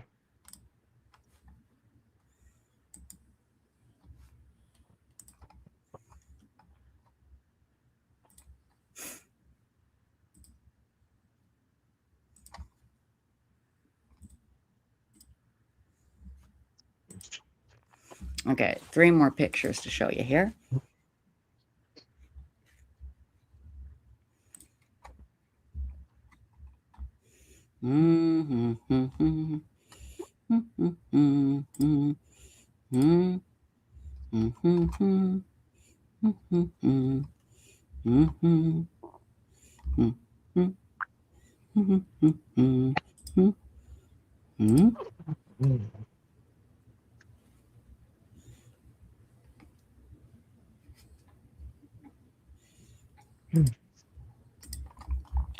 Yeah, I have to delete something to put the latest ones in. So yeah, we're gonna have to go through all those. One of us does. Yeah. And figure it out.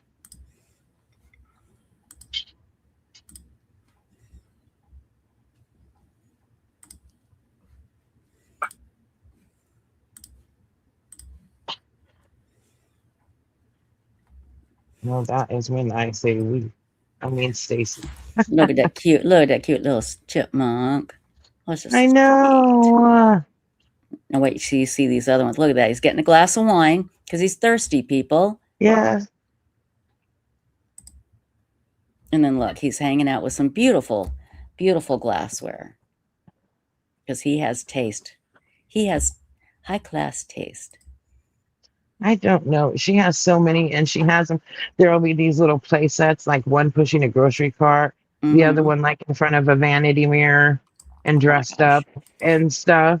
Mm-hmm. Perfect. It looks so fun. Perfect.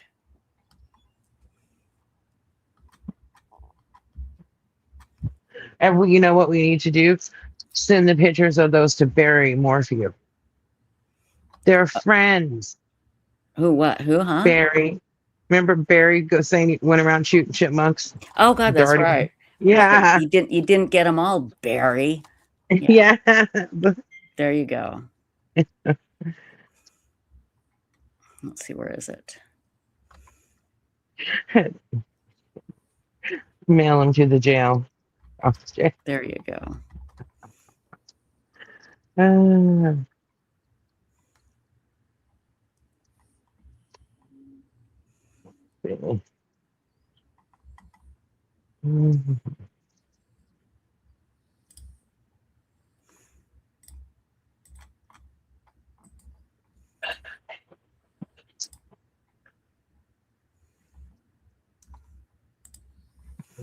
Where the heck did I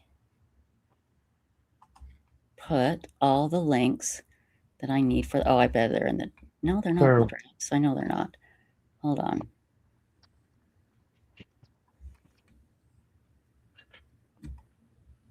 Oh, here it is.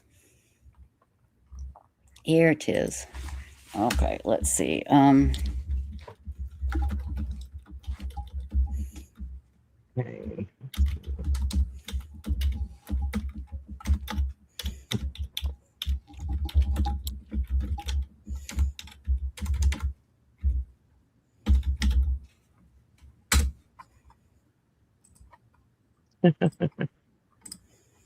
Maryland, Land of Springs, Raccoon Gate Inn. Yay. And then where do we got here? Where is it? Where is it? Yes, Chad claimed he shot a raccoon. Unfortunately, we think it was Tylee, probably. But we don't know. There's so many unanswered questions about Tylee. Oh, he's a... Yeah. Stephanie Ferraro says chipmunk is the critter whisperer. Absolutely. Perfect. Yeah.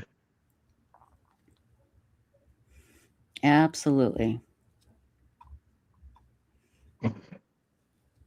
I never get tired of that. Raccoon Gate.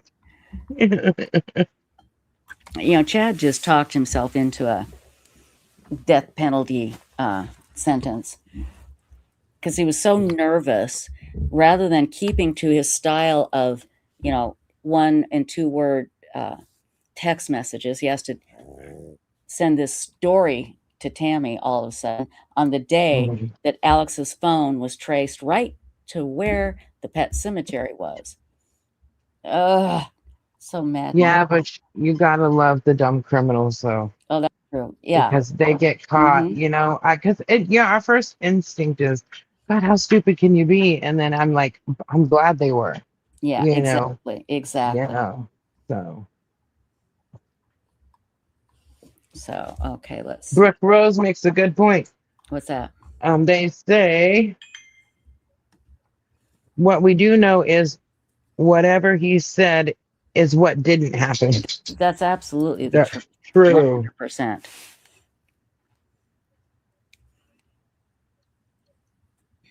Joe Schmo says Raccoon Gate sounds a lot less dangerous than Beaver Gate. Okay, wait a minute. Hold on. I got to do some math here. By 8 p.m. Mountain, 9 p.m. March. What time are you guys going on again? You and 9 Eastern. So that would be 8 p.m. That would be 7 p.m. Mountain, right? Your time? No, 7 p.m. Mountain. 9 p.m. You're Central, huh? I'm Central. I'm talking Mountain time. Yeah. So 7 p.m. Mountain time is when you guys are going on. Mike King can come on 8 p.m. Mountain time. Do you guys think you'll be over within about an hour or so? Oh, yeah. Okay, you could even start earlier if you wanted. See, when you use the Mountain, you're confusing me because I'm used to you using Eastern. So I'm confused now. So, okay, it would be, Mike King will be coming on 10 p.m. Eastern. Perfect. And you guys are coming. Yeah, okay. That I understand. Yeah. I'll let her know.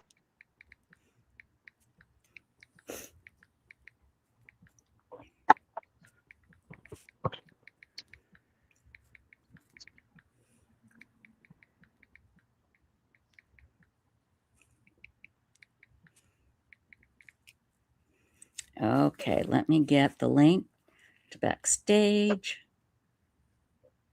I'm so glad Mike's coming on. Yeah, me too. Hold on. Oh, okay.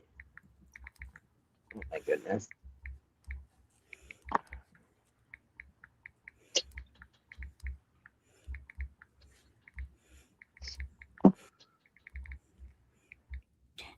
I wrote Gerry back and I said, please let us know if there's anything we can do, anything I can do. And he said, would you mind coming over and putting a new roof on my house? I said, you got it. Let me get my hot tar and hammer. Ha, ha. Yeah. So, okay, let's see here. Let me get the link to backstage. Do, do, do, do. Oh, Alvin and the Chipmunks, says Marilyn Landis. Oh my gosh. I wonder if Chipmunk can get enough chipmunks together and dress them up in little shirts with Oh, their no, that'd initials be on fun. them. That would be fun. I think that's kind of way too much.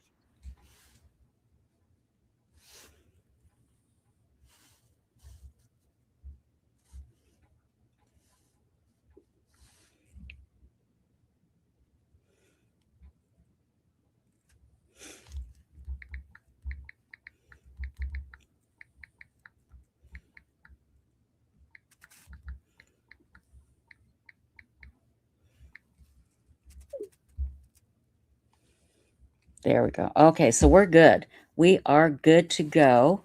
So it is 6 p.m. Mountain Time now, or 6:11.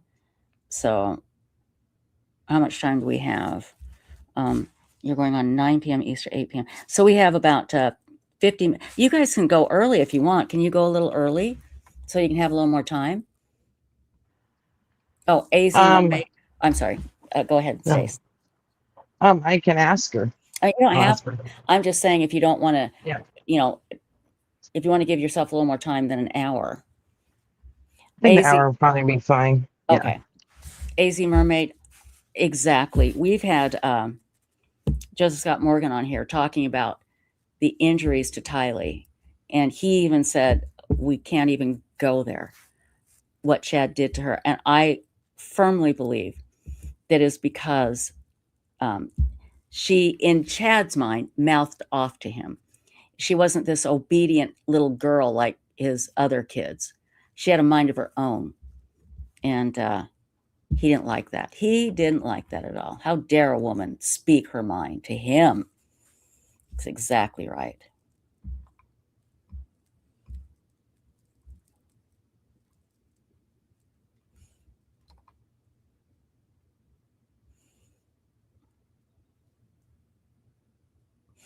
La da da da. Dee dee dee dee.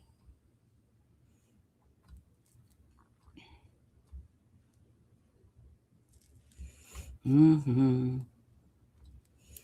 Oh, when this is over, I'm gonna crash like nobody's business.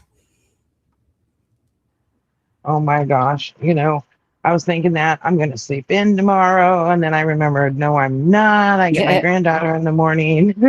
Get up. Yeah, I have to get up and work, go to websleuths.com. Although going to work involves me getting my big butt off of one couch and moving it over to Moving another. to the other. Yeah, so it's not exactly, a big drive into work. Well, yeah, that's the same thing. All my work's online, or on the phone.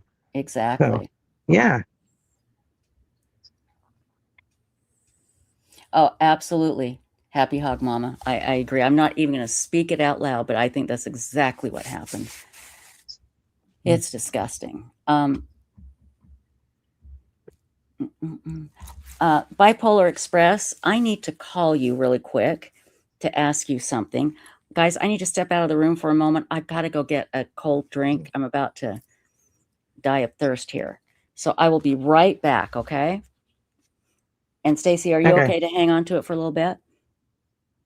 Yeah, the live stream? Yeah. Yeah. Okay. I'll be right back. And Bipolar Express, I'll call you in just a moment, my darling. I'll be right back.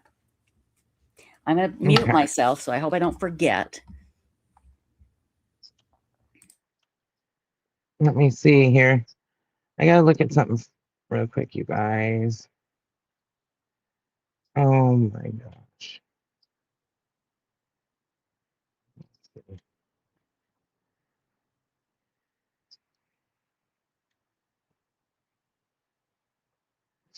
Okay. I'm not looking at any more of that. Okay. Crazy town. Let's see. Angela Conley says, when I went to bed this morning, I kept reading chat. So I had to turn the stream off eventually, but the chat about And Edinburgh and Kilts was cracking me up. Right? Just call me Kimby. He says, don't be gone too long or we'll think the world ended.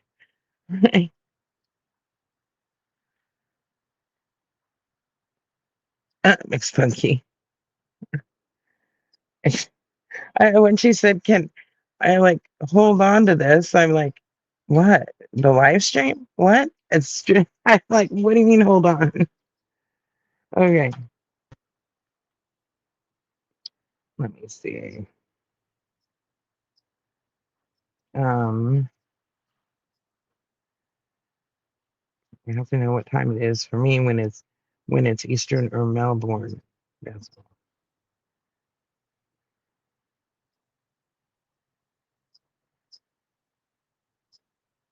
I know Melbourne time because I have it set on my world clock.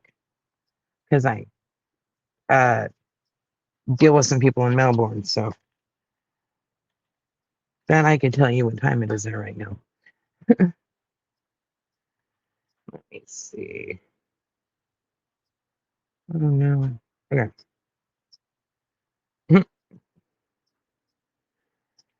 Sorry.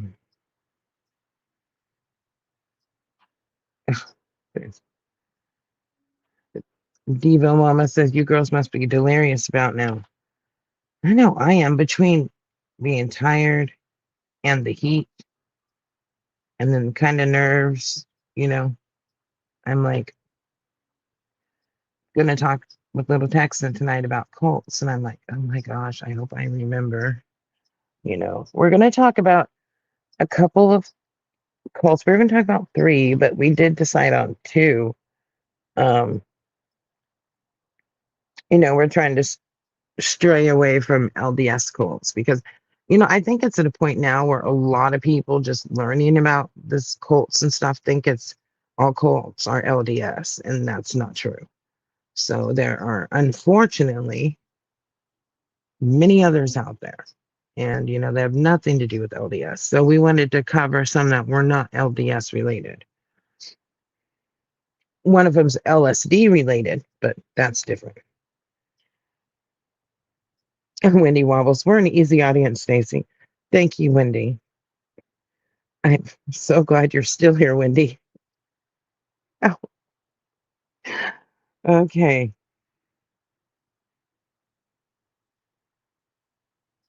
What? Okay. Let me see. Heat is brutal and isn't August. You know, it's funny because where I live, we don't normally have traditional seasons. You know, it rains a lot. I mean, okay, correction. Doesn't rain a lot. It rains during times where you don't expect it to rain. And it's so sporadic and random. But this summer we are actually having a real summer. And I don't like it very much so far. But it's great for the beach. You know. So there's that. So no, it never gets old, Wendy, but I hope you do. Yeah. Just don't let Trish talk about you anymore. You'll be good. Wendy Wobbles. Angela Conley says Wendy Wobbles needs a mark safe next to her name.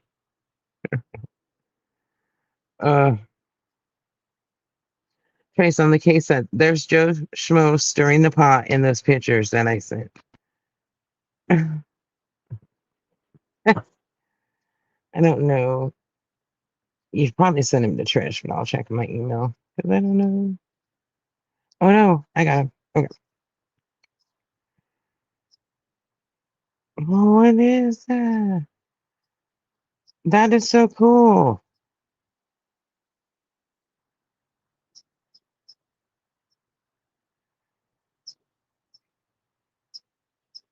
So I'm looking at each of them. That's really neat. I don't know. Are we allowed to share this, Trace? Let's see. Okay. Okay, Trisha in the sign. She's not dead. Don't call 911. It still makes me laugh. Me too. Or unseasonably, Wendy had some unseasonably cool weather this week, but tomorrow it's supposed to be like 117 and 118 Friday. So it's like Fahrenheit? Gosh. I'm glad you survived it. Happy hog gamma. Happy hog mama. I'm not sure which one you say. See, I am tired. So I'm not sure.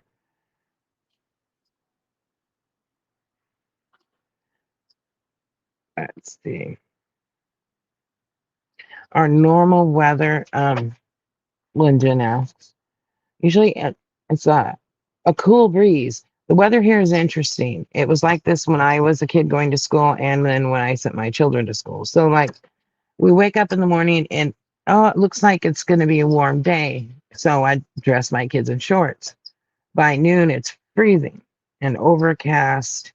So then I'd run over to school and give them different clothes, because and whatever you thought it was going to be like, it was always the opposite. So we never were sure. So it was like, just take a jacket every time. It doesn't matter, because it's weird. So the ocean, usually keeps it pretty cool. But right now we've had a lot of sun and no breeze. And then the other day we had 64% humidity, which for us, that's a lot, you know.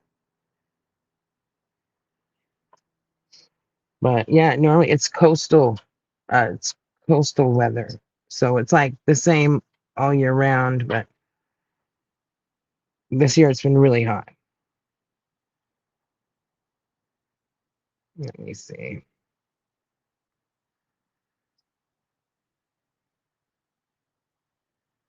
Well, that's not, let me see. Gosh, um, what was it? It was last month or whatever.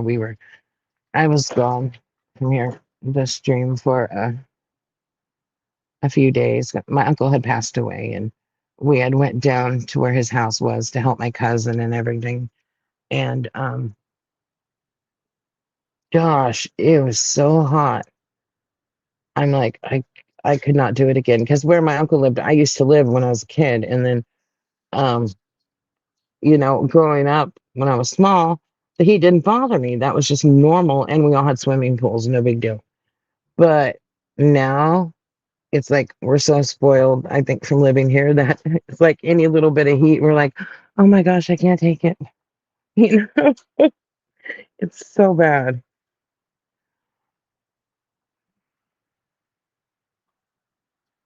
Oh, interesting, Cat Ride. Cat Ride's asking the chatter about, are you following Colt Gray trial? He is supposed to be sentenced this week, this Friday, then his dad next week.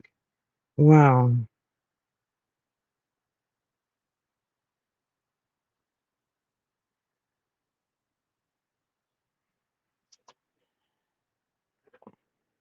I'll have to look that up.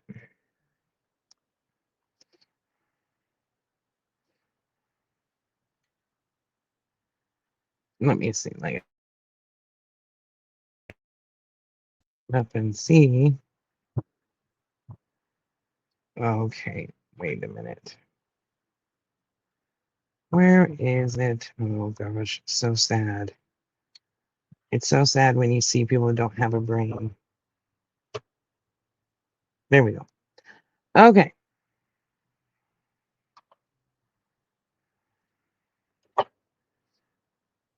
You know, the thing is,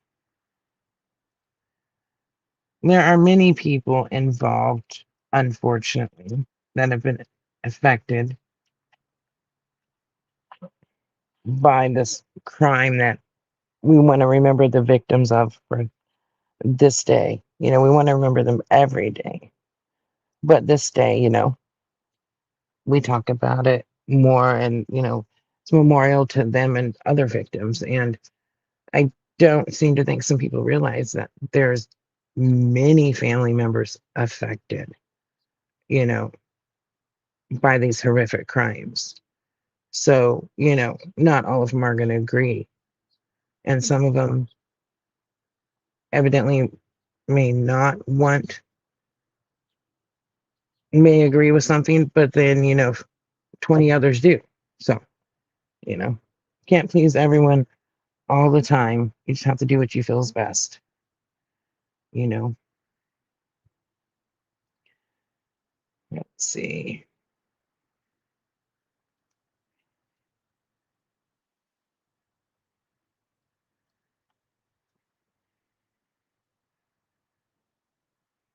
Yeah, let me see. Okay, Neil Campbell says, oh, yes, Dad got arrested for providing a premiere to his disturbed son. They live not far from my daughter and her family. Oh, okay. Oh, no. That's stupid. So, in the Buzzard case, so Ashley got like another continuance. I'm going to have to check when the next prelim is. I have to check with the paralegal. Let me see if they've messaged me since I last talked, or since I last saw. I'm so terrible. Some messages I just don't see them. They get pushed down so far from other messages. Let me see. Okay. What is it? So oh no, okay. No. So that's what it is. July 8th. She had a hearing or whatever and didn't show up because she's sick, and her her defense team filed the motion to allow her to have a stress ball in court, and the judge granted it. So she gets to have a stress ball when she's in court.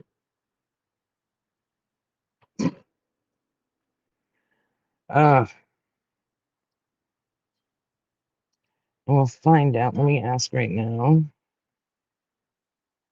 I just need to go on the court website, but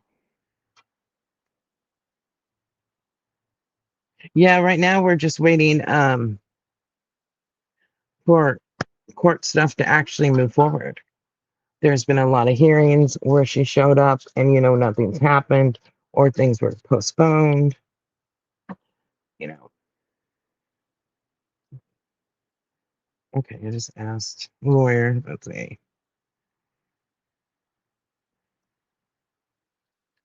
Check it. Okay. Oh, so, okay. Since we're on the topic, you know, the last 24 hours about cults and the damage they do, I would like if everyone in chat or whoever wants to participate names which cult it is that they've found just to be the most heinous or unbelievable.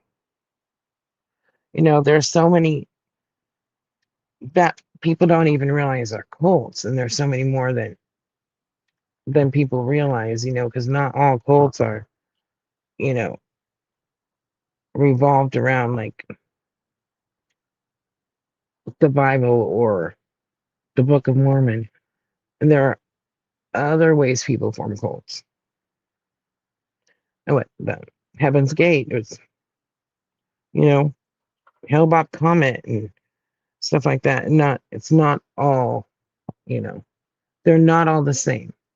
Some of them look completely different, and that's why a lot of people won't recognize it's a cult when they're starting to join the group. Derby Penny Feather. True. Yeah.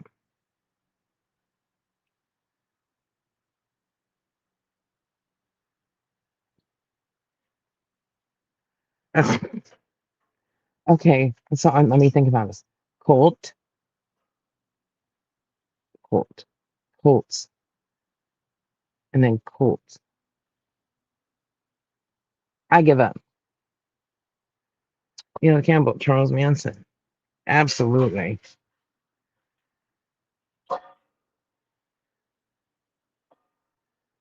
Let me see. Oh, the Zion Society. Diane L. Yes. Yeah, see, Charles Manson. That was a total cult. But so many people wouldn't associate that as being a cult. Anthill Kids. Let's see.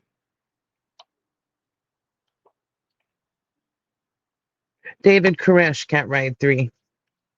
That's who you're talking about. I agree with you there. Let me see. So it goes.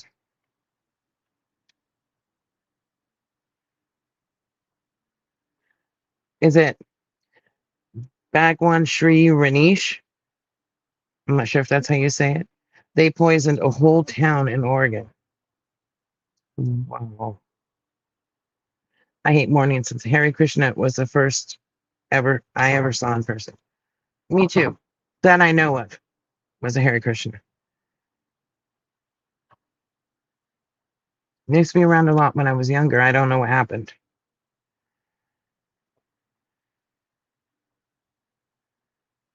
Trace on the case. I drove up north to Prescott to my aunt's. I wasn't at all drowsy, but I thought, I'm going to go lay down now before I drive home tonight, and yet here I am.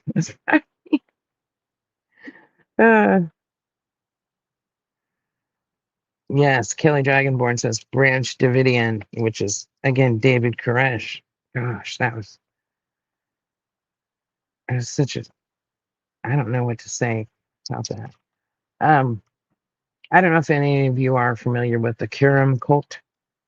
We'll have to go over that one night for people that aren't, because some of these cults are, and one we're going to talk about tonight is different than what I hate to say this word, traditional cults. It's the way they operate is different. It's not what you would typically think of. Let me see. The one that I wanted to discuss tonight, and then Jesse, somebody mentioned that above. I'm going to look that up right now to see. Let me see. Let me see. Oh.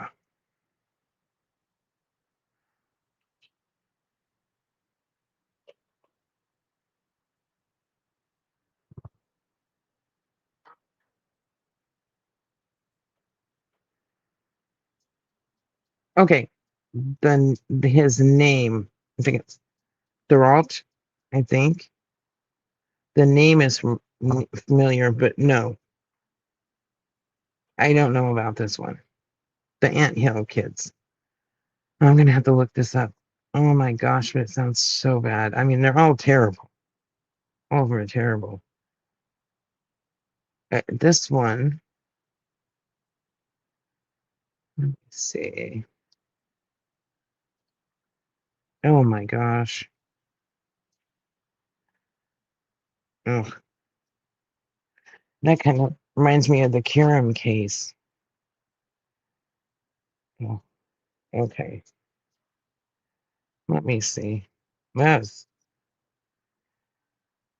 terrible.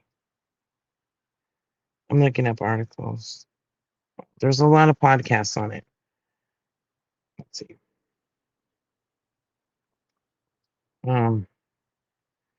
Man, oh yeah, that is bad. But that's why we'll have to go over the Kiram case one night too, because that one's pretty horrific. And I,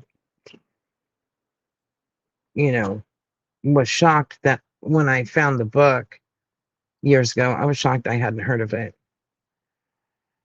Oh my gosh.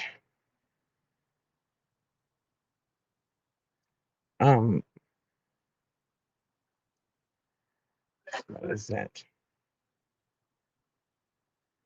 Yeah, I saw there's some documentaries on it too. I need to look for them. Oh, but Jesse Roblin. What was it? I think we were talking last night and you said something about, being from Canada, you're not familiar with like, the street gangs here in the US, which obviously is for obvious reasons that would be accurate. But I have a meme on my phone that I got from my friend in Canada years ago.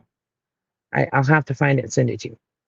And it's a bunch of bears walking down the middle of the road, and under it says Canadian street gangs. I thought that was so funny. So your gangs are just hairy. No. Yeah. Oh my gosh.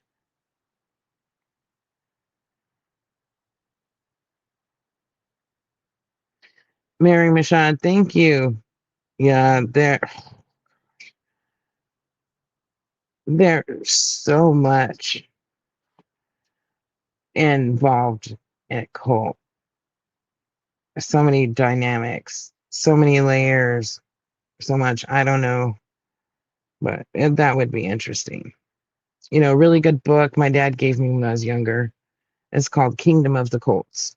And that's a book they'll like refer you to read in school, in college. It's really good. Let's see if I can see much about. Huh.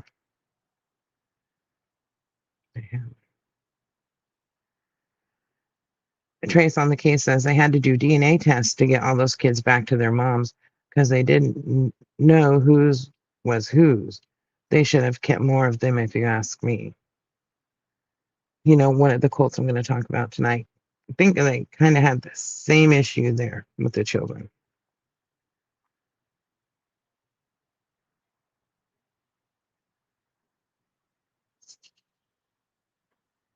Yeah, let's see. If I find that meme, Jesse Roblin, I'll send it to you because my friend that sent it to me. I mean, I just thought that was the cutest thing ever, and that was so funny. My friend lived in Medicine Hat, is where she lived at. Branch Davidian, or Happy Hog Mama, Branch Davidian, David Krish, was where we turned going to ants for years.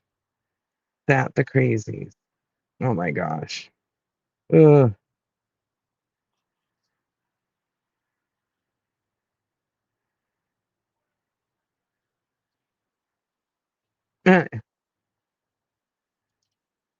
Funny. Let me see. Family and Foundation School, New York.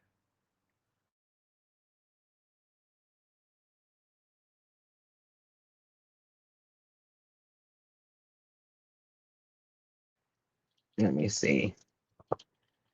Let me text little Texan real quick.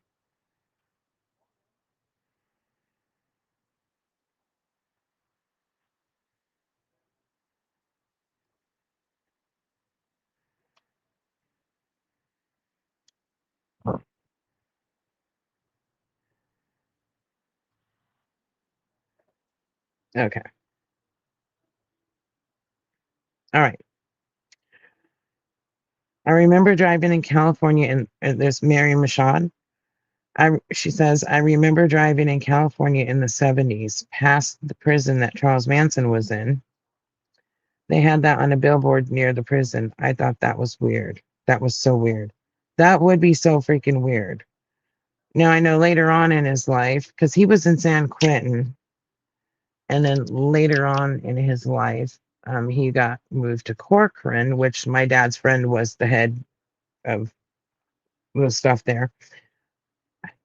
Can't remember his rank, but he was the one in charge. He's actually in one of the Manson documentaries as his escort, but so he was later on moved to Corcoran, and then that's where he died. But he was in San Quentin, and actually we're going to have somebody on that was in San Quentin with Manson. He was going to talk about it. The Sarah Lawrence cultish thing. Let me look at that. Let me see. Let me see.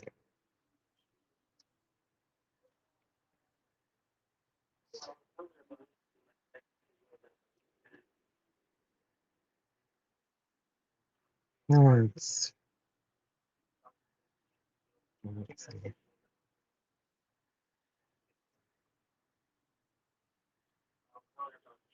Hold at Sarah Lawrence. Oh, I see. Campus. Jeez.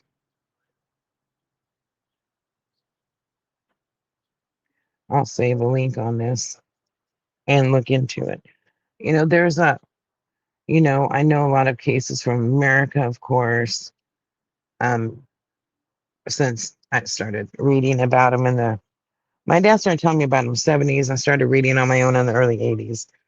And then, so I know a lot, in America through the years, of course, because I live here. And then I've always been drawn to Australian cases and just learning. There seem to be different dynamics in a lot of those cases than I've heard before. So it's an interesting case study to find out why people do these things. What can we do to change it? And then cases from the UK. But I can say I don't know many Canadian cases. I do not think, except for Robert Picton and of course Homolka and Bernardo. I can't think if I'm aware of any other ones from Canada or not. So Canada will be one that I don't know a lot about. Let me see.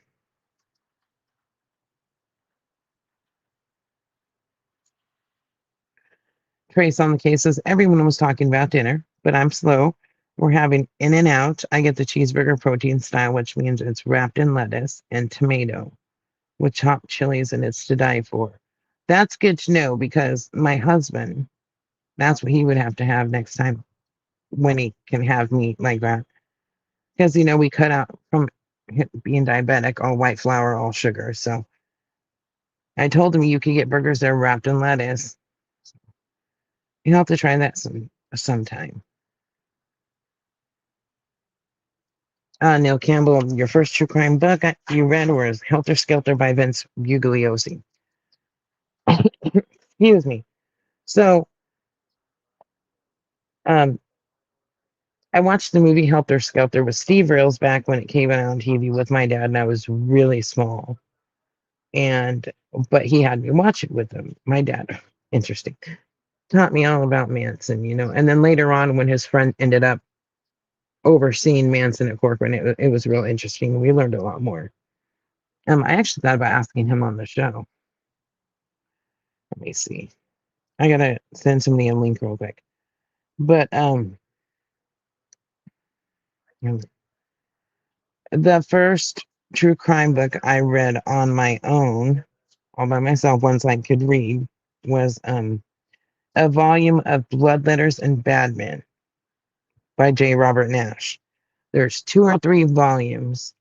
I keep thinking it was volume 2, but I'm not positive.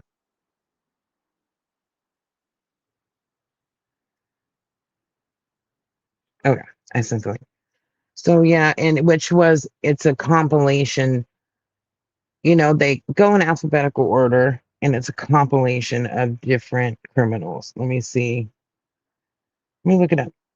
I still recommend this book to anybody because you'll learn about a lot of different criminals and what they did. Each, section is a short couple pages about the criminal, but you learn these cases. Like that's where I learned about Gertrude Brandachevsky, Albert Fish, Ed Gein was in these books. Let's see.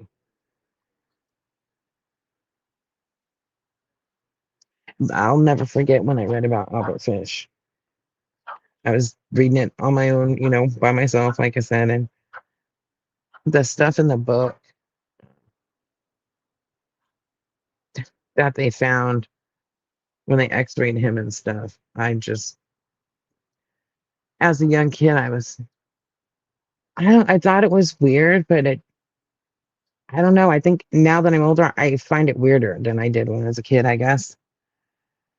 Let me see, which one was it? So,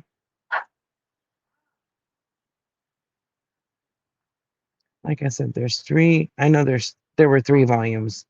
I don't know if that's changed, if he wrote more later or not. Let me see. Oh, I read a thread. Anybody else remember Blood Letters and Bad Men? This book captivated me. Let me see. Let me pick. There's book 1, 2. Let me look at this one. I can't remember.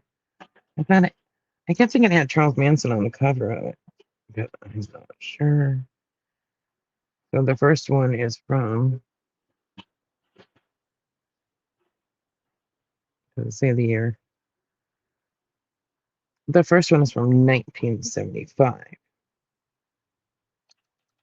And I read it in the early 80s, so it could have been that one, but I keep thinking it was one with Manson on the front. Let me see if there is one like that.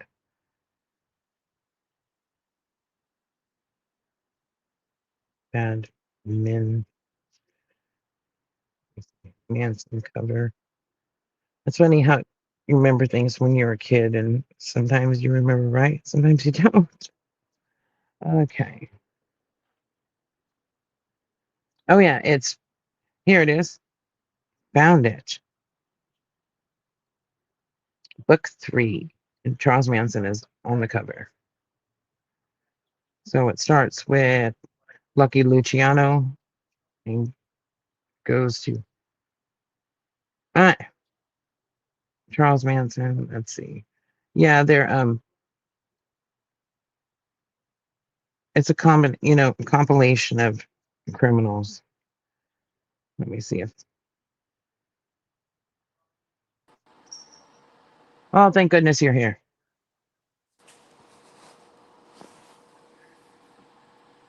I don't know if she can hear me. Hello. Yay, you're there. I'm here. What are we talking about? Okay, we can actually, and Trish told me a little bit ago, she's like, you guys can start anytime because Trish is off doing, I forgot what she's doing, but we can start talking about it anytime. So, because Mike King is going to come on like, let's see, 7 my time. Right. Okay, so So like in like, an hour or yeah, so. 7 my time. Yeah. I'm trying to guess what time zone you're in. Have And you been if up I this use whole? your I'm in name, Central. Yeah. okay, that you're same as Trish, then yeah. Okay. Yeah. Got it. Yeah, I'm in All right. Texas. Yeah. Nice. So, how's it going? Have you been up the whole time? No, we all went to when we went to bed last night and left our cameras on, left StreamYard open, and went to bed. Nice. And then woke up in the morning and or back on. I woke up and Trisha just got up and then she told me she's gonna lay back down. So she did, but didn't last long because the animals. So, I think I went to bed around 3 and I got up around 7. Yeah. Yeah. I slept pretty good. Well, that's pretty good.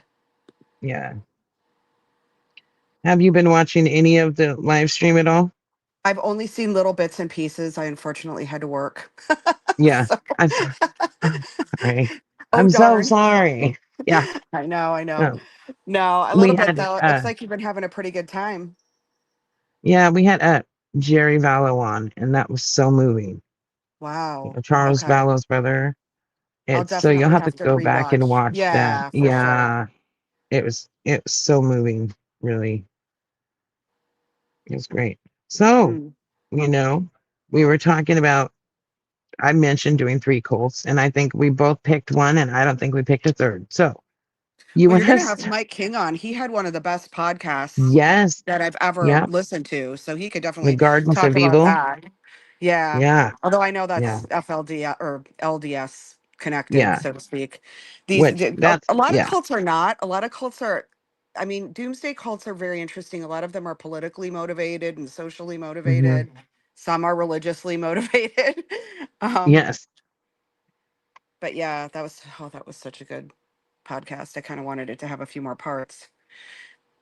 Oh yeah, for sure. But yeah, that's exactly. And there's people do really like hearing about Mike and what he did with that, Mm-hmm. his involvement with that cult. But like I told them earlier, and I was talking to you, so many people, a lot of people now are just thinking cults are only LDS things, but they're not. So that's why, I No. had told you I think we should cover some that aren't LDS Yeah, related. I really wasn't even Yeah. thinking of the ones. I mean, other than that podcast, when you mentioned him, that podcast just being so excellent, and that it just happens to be LDS related. Yeah. But Yeah. yeah, no, the ones that I actually tend to think of aren't. I mean, like everybody knows the People's Temple, but Yeah.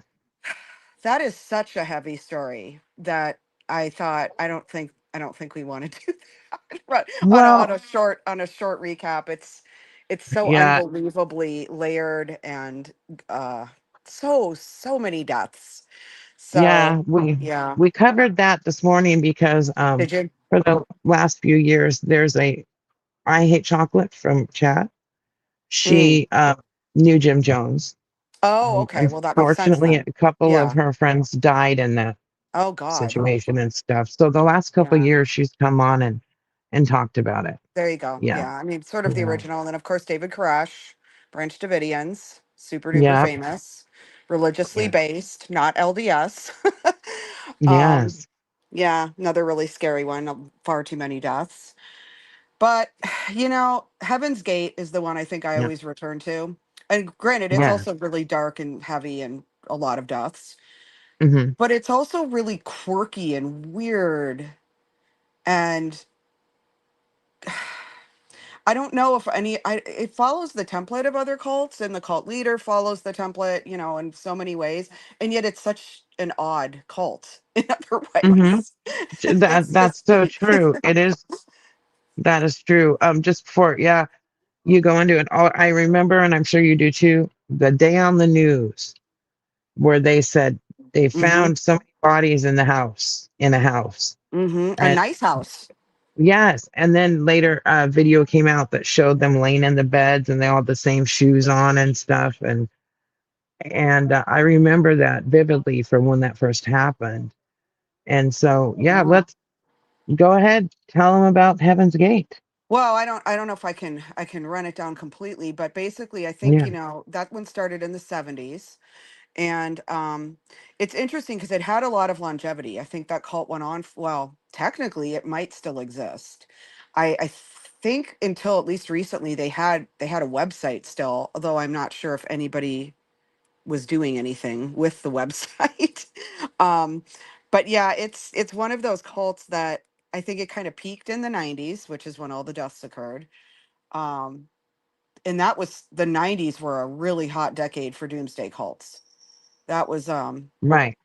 big thing Yeah. in the 90s. Lot of end of the world people because of course the year 2000 was looming up ahead, straight in their face.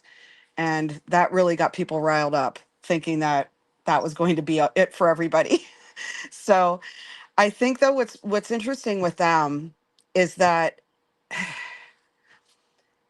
being that it was in the 70s, it had kind of that vibe. I feel like when I've heard about it, that it was sort of laid back at the beginning. Hmm. Um, a lot of young people, like most cults, a lot of young people joining, lost souls, sort of looking for their place in the world. And it's really trippy when you listen to some of like the old phone calls between the like people who entered the cult and their family members. I don't know if you've listened to some of those over the years. I was refreshing my memory today, but the parents just, I mean, obviously we didn't have cell phones or video chat in the 70s and 80s or early 90s. And Hmm. they would call their kids, they wanted their kids out of whatever this weird group was, but they'd call them. And there's like a really famous call, one of the people who was in it. And she's like, "Hi, honey, when are you going to be coming home? We miss you." And she's like, "Probably never." I Uh, mean, just the conversations were bizarre. wow. So, just like, no, I'm not really planning to, just gonna be gone. And I feel like I'd be frantic if my kid said that, even my 25-year-old kid, if they said that. And, the mom's just like, well, we love you so much. And we just really hope you're doing okay. And I don't, Mm, it was just like, I don't think anyone had the idea of how dangerous that whole situation was and mm, how wackadoo it was. They right. were following this, and originally it was a couple, Doe and T, not their real names. Yeah. Everyone had a Yeah. like a cutesy nickname. Yeah. And really it was T who was in charge. She was Hmm. really the mastermind of this one. Yeah. um but then eventually, of course, she got sick, she got cancer. And it's weird too, the way they use, the language they use. They always talked about their bodies as being vehicles. So the Right. vehicle, her vehicle is sick. Something has happened to her vehicle. But that Wow. really just threw them into a spiral, because I think they were kind of stable when she was, I mean, it wasn't good, but when she was still alive, and then she died. And that wasn't supposed to happen, because they were supposed to basically have eternal life and like ride off on the, on Haley's comet into the, planets. And she passed away from an earthly illness, Hmm. and her husband did not know what to do. How do you explain that? That wasn't supposed to happen. She wasn't supposed to die. Whoops. Our whole premise Wow. is kind of flawed here. We were all supposed to like be Yeah. immortal, basically. The whole thing is like we're immortal. Right. And then he really went off the deep end. I think at that point, Oh. I mean, he was not a nice man. He Mhm. was cruel. He was a cult leader. But I think that's really what twisted him over to the really dark side. I mean, but so many things that they did were interesting. I mean, they all had to be very androgynous and gender neutral. They Mhm. didn't want to be identified as male or female. They talked about how they were living a monastic life. They had to be celibate. Yep. But then, of course, he took that way too far, and he was Yeah. basically outing people who he thought had sinned or had done something that wasn't celibate adherent. Yeah. And then they would get punished and they would get shamed and humiliated. And then the craziest part, when they went to castrate some of the males and do it Mhm. themselves. Right. Yep. Yeah. And a Yeah. lot of that went back to him being, he was, if not gay, because I know he had a wife, but even his cult members basically say he was gay. Yeah. So, Just yeah. You can have a wife and still be gay. yeah, oh, It you doesn't definitely can. mean you. Yeah. You, You yeah. practice with her or nothing. Yeah, Yeah. yeah, you definitely can. I mean, it's also possible Yeah. he was bi or something else on the spectrum that wasn't even identified Yeah. then. But he Mhm. certainly had sexual attractions to men, including that was why one of his right hand people got outed, got kicked out of the cult or from his right hand position, because he told him, my vehicle is attracted to your vehicle. I'm sorry. It's just such funny language to me. Oh So, my gosh. yeah. I don't remember that part. Yeah, yeah, my vehicle is growing attracted to your vehicle, so this isn't going to work anymore. Oh my gosh. And so much of this really is just rooted in his self-loathing. Not even just Yeah. about his sexuality, but that was like the anchor for it, I think. Just things he hated about himself. And Yeah. how do I overcome that? Okay, well then I'll choose celibacy, but I won't just choose it for me. I'll choose it for everybody who joins my cult. I mean my group. Mhm. And Yeah. then we won't just choose it, we'll actually physically castrate some of the men. And we'll do it Right. ourselves with like a knife. And that's not going to go well. Yeah. So Right. that, and then, then they're all worried like then the police are going to get involved because this might be illegal. Well, yeah, you can't just go mutilating other people's bodies. So Jeez. yeah, that's not great. Yeah. But they're just such a weird cult because like, yeah, they dressed like they were in Star Trek or something with like, the bodysuit kind of androgynous look. They cut all their Yeah. hair really short. They didn't, the women didn't wear makeup, things like that. And they had Mhm. those cute little the OD tacked on to their little shortened names. Right. And so all the people had like a diminutive in their name. So it sounds kind of harmless and cutesy. Yeah. But then it Yeah, becomes we're like going to ride yeah, this comet and we're going to be immortal. But how are we going to do that? We're going to have to make our bodies, I mean, our yeah, vehicles no longer work. So we're going yeah. to poison ourselves. Jeez. And that's what's so wild. I mean, and they had, I think, businesses too that were fairly successful in the 90s. Uh-huh. They were, I think it was like software or something. They were out in California, and they Oh were, yeah. in a nice area. They were making money. They weren't one of these poor cults that lived in tents out in the desert or something. And they just all decided mass suicide was the, not all, luckily some did get out, which is also why we get some stories from them still. But, the Yeah. ones who stayed, Yeah. they decided we'll just do a mass suicide. And that was Yeah, the wildest thing. yeah. That really was, especially turn on the news that day and see all those people died in there. And at the time, you're wondering what would kill all those people at once. Yeah, all You those young know? What? people. And yeah, I know. They Yeah. probably thought carbon monoxide or something. And then they probably looked Yeah. around and was like, everybody's wearing like identical clothing. They have sheets pulled Yeah. over them in a specific way, except for the last person, because obviously you Right. can't pull the sheet over yourself once you die. And, it just, and it was in a really nice area. It was Yeah. super nice. Yeah, it was one of those where like people couldn't believe it also because they probably were just like the odd neighbors down the street, but they weren't really they didn't think they were hurting anybody or doing anything to the neighbors. So it's like, okay, just, kind of weird people live there, but they're not drug dealers. They're not doing anything violent that they knew of. Hmm. But yeah, I think that Heaven's Gate still exists in an iteration somewhere. Hopefully not in anything too dangerous. Right. Hopefully, it's just like the fantasy Star Trek, not we're going to Yeah. off ourselves to go on Hellbound, you But know? I always think, yeah, Hale Bob, that's what it was. I always Yeah. think of those parents.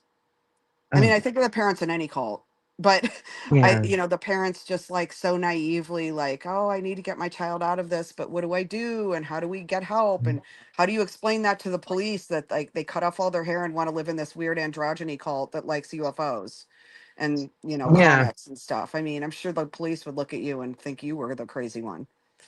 Ugh. You reminded me of something talking about survivors, people that, survived Heaven's Gate. I can when, if this is accurate, I remember reading a long time ago that that Marshall like gave his followers, the men, a choice. They could be castrated or they had to go.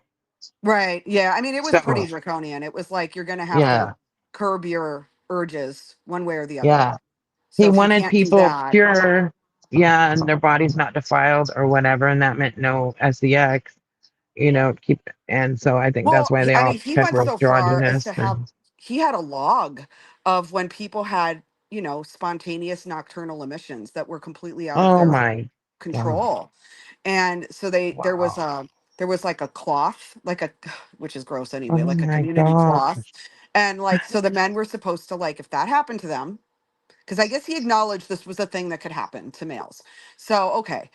Mhm. So, if that happened, you were supposed to go get the community cloth and clean yourself up and not have any of that ickiness around you and then go back to bed. But then, after a short time of it being like anonymous, it became, well, you have to sign in this log that you came in here and used the cloth. Well, now it's not anonymous. And now I'm being humiliated for this and shamed. And, now everybody knows that I had to go get Yeah. the cloth. So Oh you're my either going to god! just lie there and stay in whatever, or you're going to get publicly humiliated. So yeah, it wasn't even just Yeah. like you can't have voluntary sex. It was like you can't, your body, your body can't do natural things without Wow! making you feel super duper gross and ashamed about it. Which I know it wasn't a religious cult per se, but that just smacks of religious cults to me. Oh The yeah, it yeah, does. yeah, just, Yeah, anything to do with normal bodily urges, functions, involuntary things, and shame. hormones, Yeah, and and the shame and humiliation. Yeah. humiliation, and that it was like a choice, and that you better be made an example of because the next time that happens, you might get thrown out of the cult. You better just control Yeah. your thoughts even when you're asleep. So, Yeah, maybe they're and your telling him, body. yeah, that they're not serious and they're not going to get to go on Hale-Bopp if they can't stop or You something. can't go on Hale-Bopp. I guess you have to be celibate for that, Yeah. for eternity. Jeez. Yeah, it's crazy. It's crazy stuff. That one is, I don't know. I always find the space ones really interesting. And Scientology has kind of a space component because I'm not at all interested in that. The cult that would get me would be the cult that has books, chocolate, and cats. That's how they're going to get me. Uh, Promise you. If that cult exists, that's how I'm getting sucked in. But yeah, UFOs, spaceships, forget it. I could not care less. let's see. Like I have no interest. I've got cats. I love books. I like to eat chocolate when I read sometimes. Maybe some Let's coffee, start throw our in a own cult. Yeah. Yeah, No. I was like, no, if that is a cult, like an actual cult, like a scary, Gosh. dangerous, ultimately cult, that's how that because nobody is actually immune. That is actually true. You can be the Yeah. smartest person in the world. You could get sucked into a cult. Exactly. But I always Yes. I always marvel at the things like the space ones because to me, I have no desire to go to outer space, go on a comet, get in a UFO, travel in a spaceship. So none of that would have ever sucked me in. Like, oh wow, that sounds so interesting, exciting, and appealing. I would have just walked on down the street because that sounds terrible. But I'm telling I you, yes. But I wonder now with Elon flying stuff up to the moon and all that, what are these cult leaders going to say? And the people go, we could just get take on Elon's Blue ship. Origin. You know? God. Yeah, see, that wouldn't appeal to me. If they said you can have a Yeah. free ticket to Blue Origins and we're going to go past the limits of the atmosphere, I would be like, yeah, you have fun with that. I'm definitely Yeah. not interested. But if they were It's like yeah. cats and cozy socks and chocolate and coffee and all the books you could read in a lifetime, then I'm in the Yeah. cult. Now I'm a member. So Yeah. yeah, I'm like, that's what's scary because I'm like, you just have to get that hook that gets the person in. And for some people, it's the Bible. For some people, it's UFOs. But Yes. Yeah. yeah, what lures you in? If you're in a vulnerable position anyway, of course Yep. that helps. But what lures you into the thing that tells you, I have all the answers to the universe. Okay, people want to join that cult, whatever. But I was like, oh no, no, I know they could get me with certain things. That's why it's scary. Mhm. So, Yes. That's why when my dad, when I was younger and I saw Dianetics book on his bookshelf, I said, because I always read my dad's books. I oh, pointed at that book and I said, Dad, freaky. I said, what is that book? And he said, don't ever read it. He said, Yeah, it's not good. He told me, don't ever read it. And so in my mind, I never let myself, I never read it and then, because subconsciously it was there. So I never learned about, oh my gosh, we just said it, the Scientology, because all I can remember in my brain is dad said it was bad. So I never even read about it or learned about it until this live stream because it was a subconscious blockage in my mind, I guess. But, that's so my dad, interesting. uh, my dad did tell me, if you want to get rich, create a religion. And now I know where he got that from. And Yeah, for sure. yeah, that was whole L. Ron Hubbard's I mean, thing the is, thing is, I've never read it, but I have heard it's terribly written. I mean, aside from the fact that we all know it's bogus and it's a cult and, Mhm. whatever, I've just heard it's like so poorly written. But Yes. I don't know. His real name is Lafayette, L. Ron Hubbard. The L is for Lafayette, which I Oh, personally find hilarious. But he might have got picked on a lot. yeah, you think?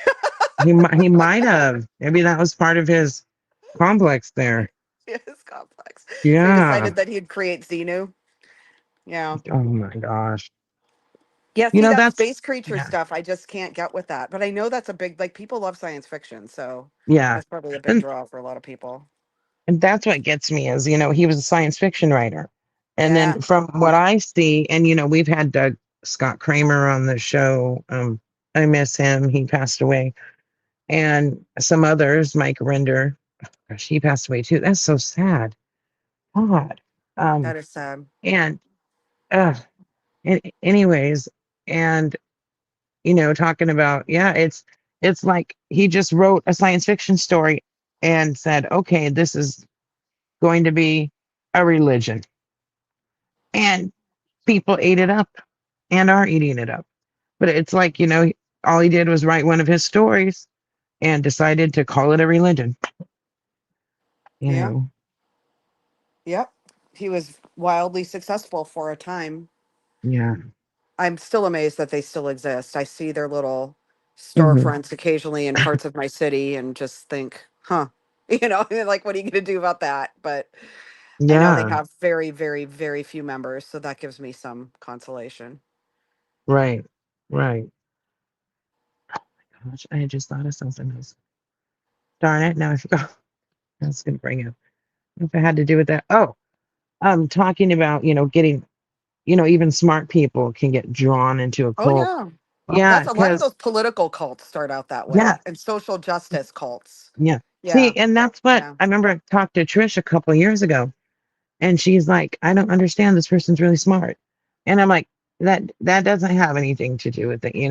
And anyways, being smart. Some of us are smart in certain areas and not so smart in Sure. other areas. Absolutely. And And anyone can have a you know, special interest of any yeah, intelligence level. Yeah. yeah.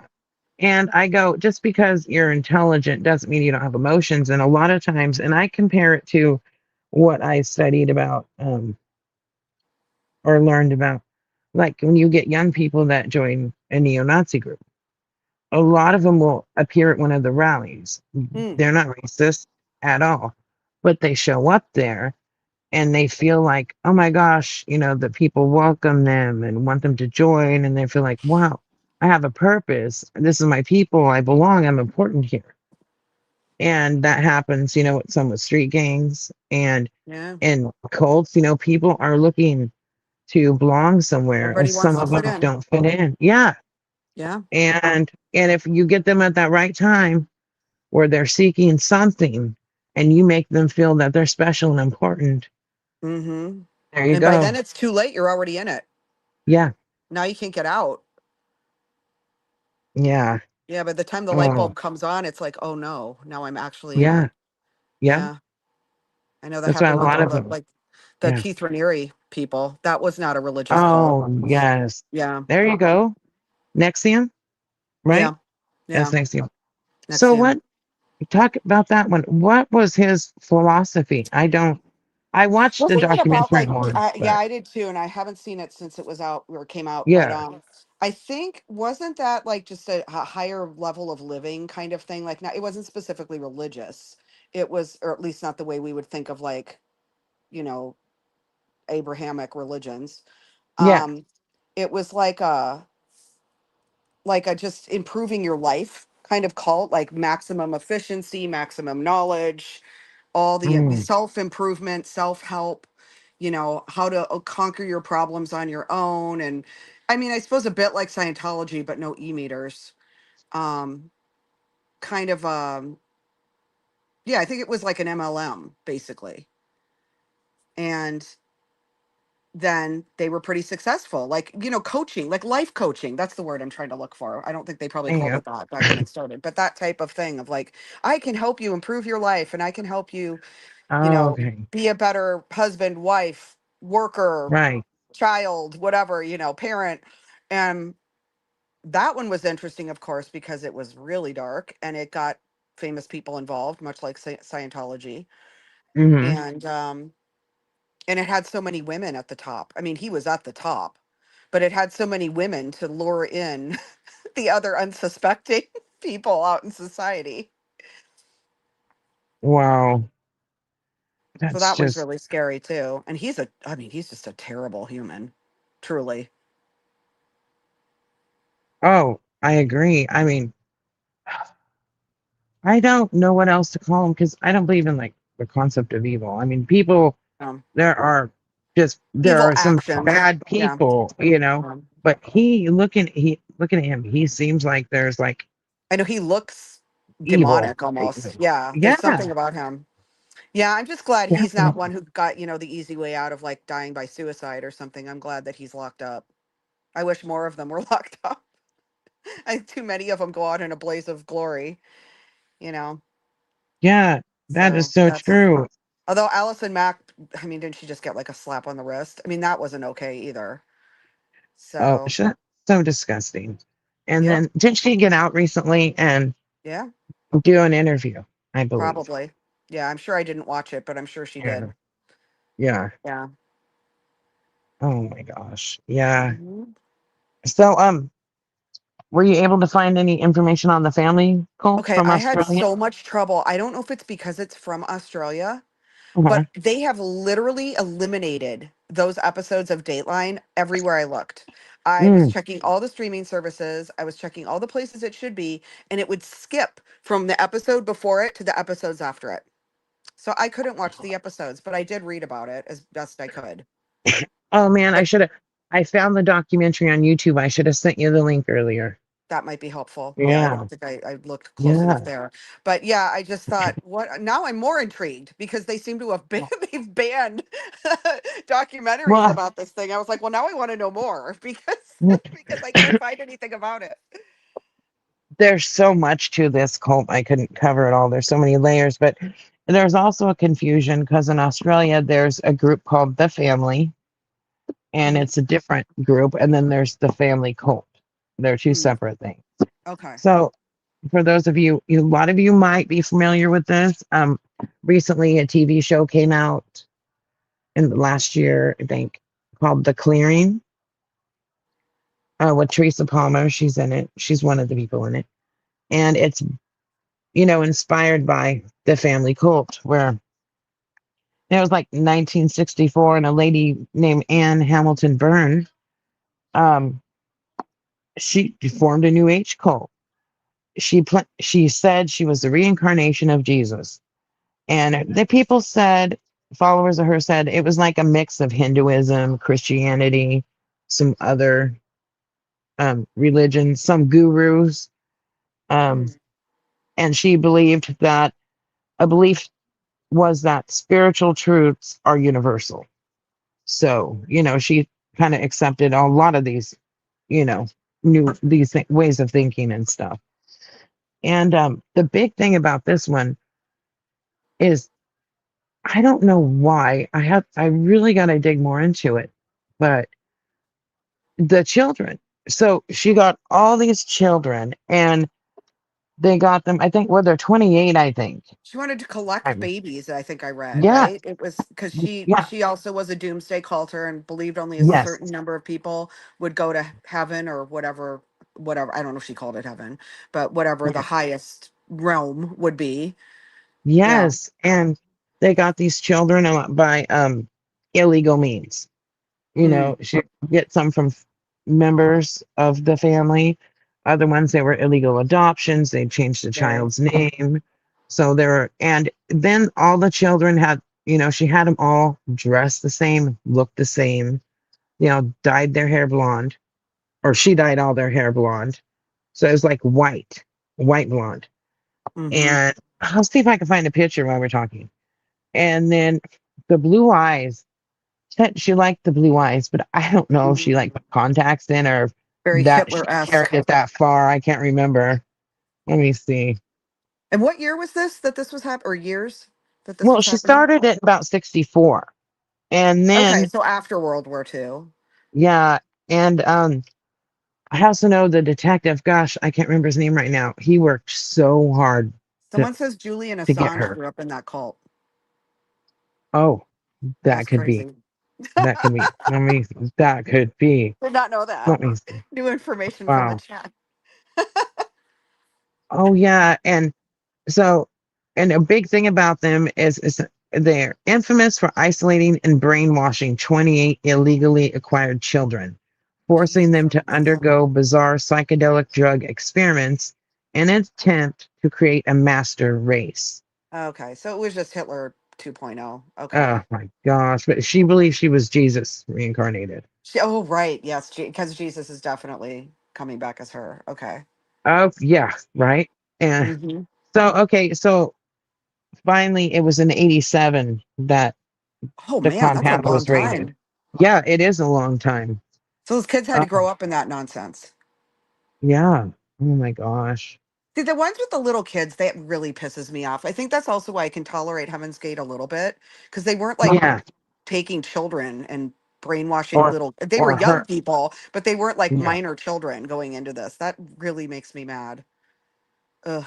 Oh man, that's like the Curum cult, the Curum case. Do you know about that one? It sounds familiar. I'd have to I'll have probably to have a refresher. I'll have to send you that info sometime, but that's a rough one too. And then um in chat, one from Canada, Jesse Roblin and somebody else recommended. I was asking them what cults are they most interested in, or For sure. do they react the most? They said the Ant Hill kids. Was it kids or gang? Ant Hill. Ant Hill. Yeah. Oh my gosh. I looked that up and it sounds horrific. It's like Canada. So I had never heard of it.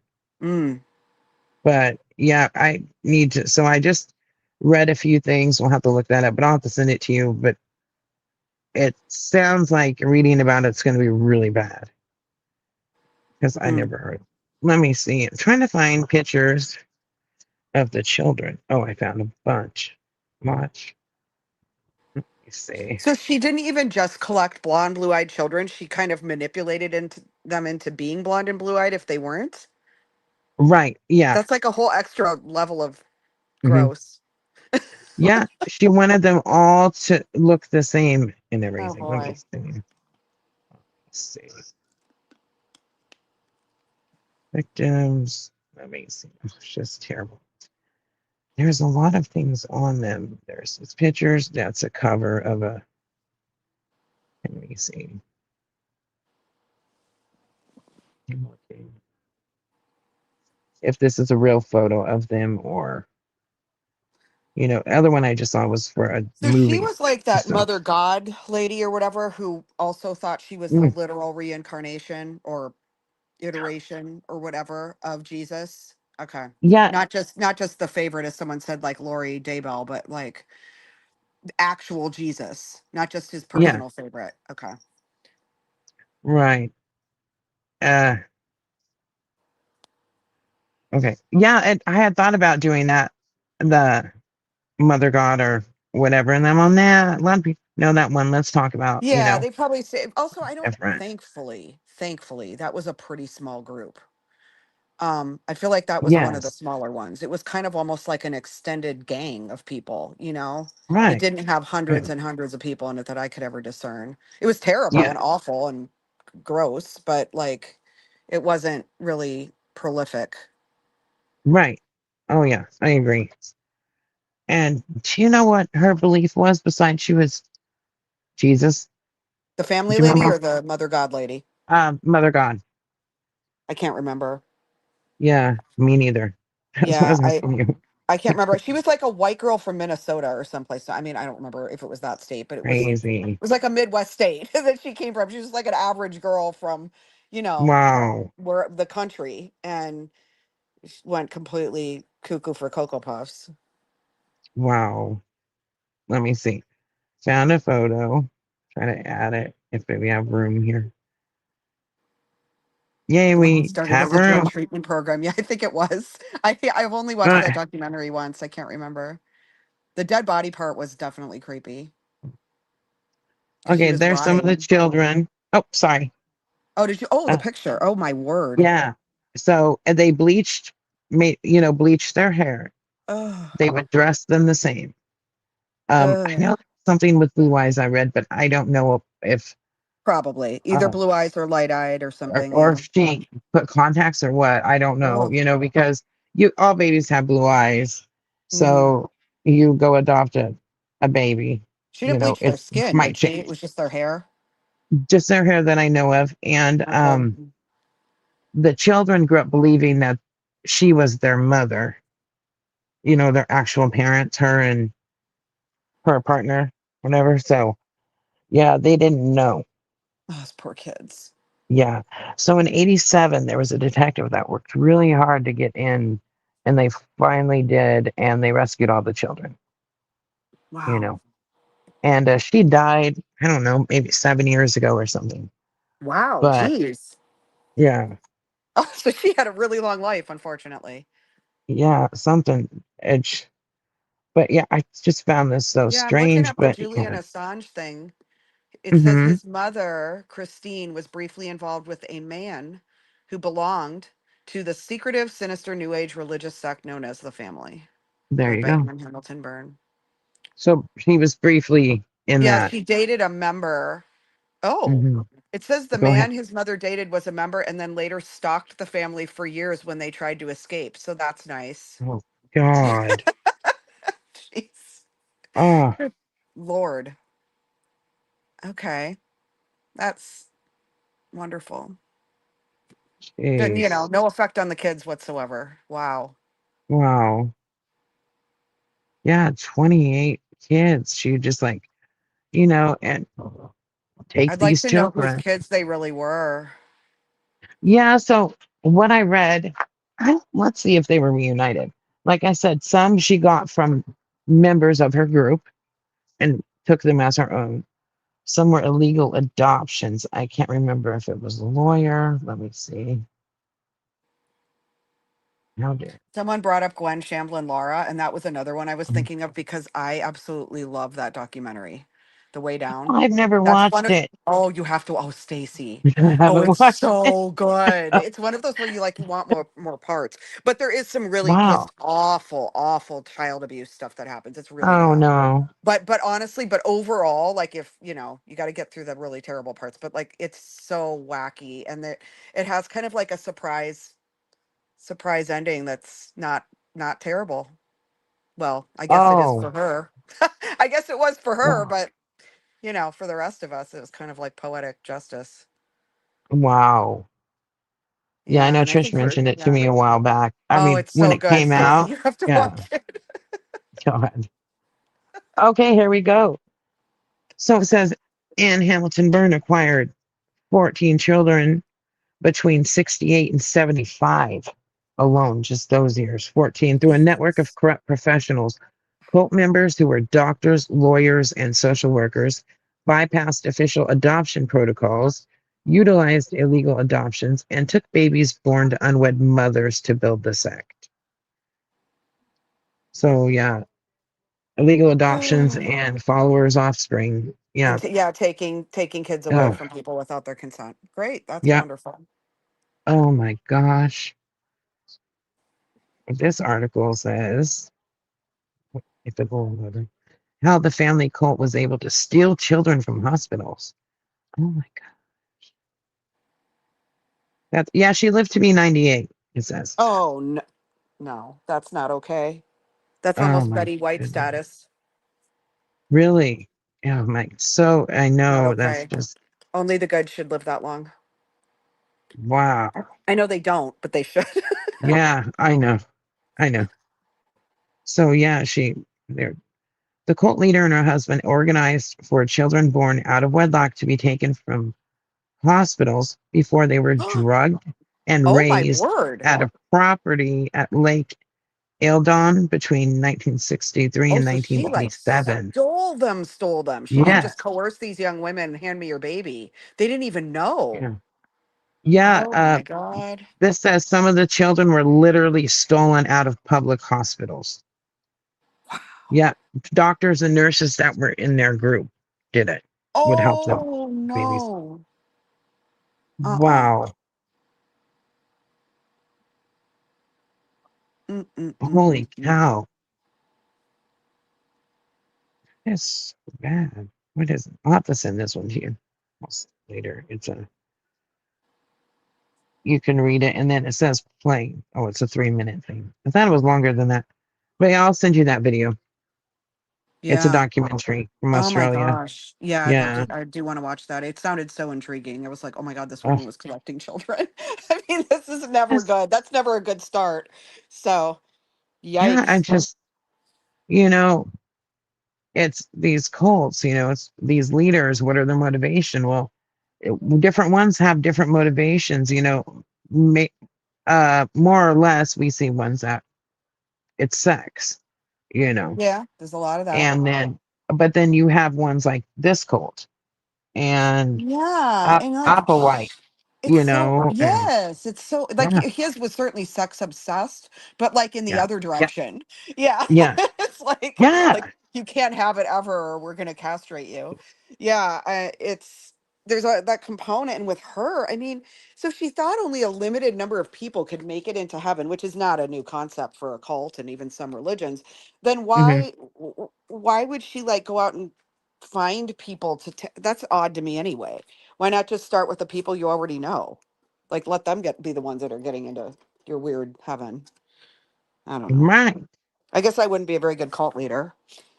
No. Yeah. Stealing Well, babies from that's the a local good thing. hospital is just not a thing I would want to Oh do. my gosh. That is so bad. And can you imagine before people knew what was going on? You know, people are saying our babies are being taken out of the hospital. I wonder if they That were would be telling a them they big died. mystery. I don't that could be. I'll Like, have I to wonder if they read said, more like, on your the baby detective. was, like, maybe not stillborn because they'd probably know, but like your Yeah. baby was, didn't make it through the night and don't worry Yeah. about it. We've already, gotten the, coroner to come and take the kid to the funeral home or something. I Yeah. wonder I how far it wonder. went. So they wouldn't I'm even gonna look have for to them. look. Right. That's Yeah. just made me wonder because the detective that was all over this case, and busted it open. I wonder what it is that led him to the family. That would be Hmm. interesting. Let me see. Yeah. Yeah. Did she got both sexes of children, or did she prefer girls over boys, boys over girls, or do we know? Or is it I just don't know if whatever she had a baby was preference. available? I think it's what was available because she had both Okay. boys and girls. Yeah. Yeesh. Yeah, I Oh, don't know. I'm just wondering. I mean, it was a slightly different era then in terms of communication and maybe expectations in hospitals. And if there was like a newborn fatality, I don't know. In some cases, maybe a parent who's, drugged out of their mind and in pain from their childbirth would believe it. If you just said, your kid, the baby didn't make it through the night and, but don't stress out. We're going to get it all handled. We'll get the arrangements taken care of. And their kid was literally stolen alive. yeah. I don't know. Maybe not, but I'm Oh, just that wondering could. how they explained this. Yeah. That could be. Well, yeah. Your mind goes. How babies don't just disappear. They had to account Well, for them especially en somehow to the masse. parents. Yeah, this wasn't like You one know. kid at one hospital one time. Right. This is Yeah. dozens of children. It's like after a while, I think you would start to wonder. I mean, granted, it's not a good look if your hospital has that many dead newborns. I Yeah. watched the Lucy Letby documentary too, Hmm. but Yeah. but at the same time, it might be easier to try to explain that one than just, yeah, I don't know where they went. They just it was here in its bassinet last night. It's just gone. So Wow. sorry about that. We lost your baby. Oh my I gosh. don't know. Oh my gosh. Let me see. Um, you know, and then there was a time period where they didn't do the bracelets, to match or something. You remember that? You know what I'm talking? I can't remember when they started doing that. So babies wouldn't get mixed up Oh, or the switched. bracelets? Yeah, and Yeah, stuff. I mean, Yeah. obviously it might vary a bit by country, but I would think, Hmm. I mean, Australia was probably around the time that, the US and Europe and places like that were doing it. Yeah. I mean, I'm sure that goes back a ways, but I'm just wondering if this started in the 60s. I don't know. They had Yeah. matching That's what I was bracelets wondering. then. Because I know, remember the twigs switched to birth, those two babies that were switched. One of Yeah. them had a bad heart. It's a true story. Mm. One of them had a bad heart, and the other family had a bunch of children already, so they gave the one with the bad heart to them, I think, and kept the other one. Yeah. The people in the hospital switched them, and I think after that, more Sure. regulations were put in place. You Yep. know, Yep. Yeah, I mean, this is so many kids. Unless it was like like a, what do you call those? A mother baby home, like like you were yeah, talking about the children born to unwed mothers. Okay, so now there's already not a yeah, baby daddy probably involved or present, and yeah, maybe they were going into those kinds of places, like you're teenagers in this mother baby home, and the kid's going to be put up for adoption, probably against the mother's will, but whatever. And so they yeah. just take it, and then it goes to this crazy person. Yeah, I think so. Because I swear, when I was reading earlier, I think I read something about. I either read unwed mothers or mother baby home.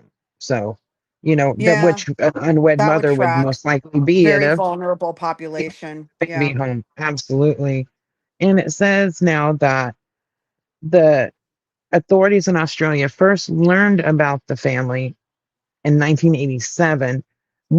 One of the teenage girls escaped from there. They said she was really traumatized and went to the police, and that caused them to raid the compound where they uncovered severe child abuse, illegal adoption scams, and systemic drugging. So it was a girl that escaped. Good for her. I wonder what kind of But drugs she had. These probably some kind of sedative, I oh, guess. These kids. well, she gave them LSD. That I Oh, know. great. Of course, I forgot That what I era know. we're in. Yeah. Okay. Yeah. She did give them LSD. As I told people earlier, we will be talking about a cult that's not LDS, but it does have LSD. So that's what I told them earlier. LDS, but it has a well. Yeah. That's how you know it's not LDS because their cults don't have Yeah. LDS. That'd be the last thing an Yeah. LDS cult would have. Um, Right.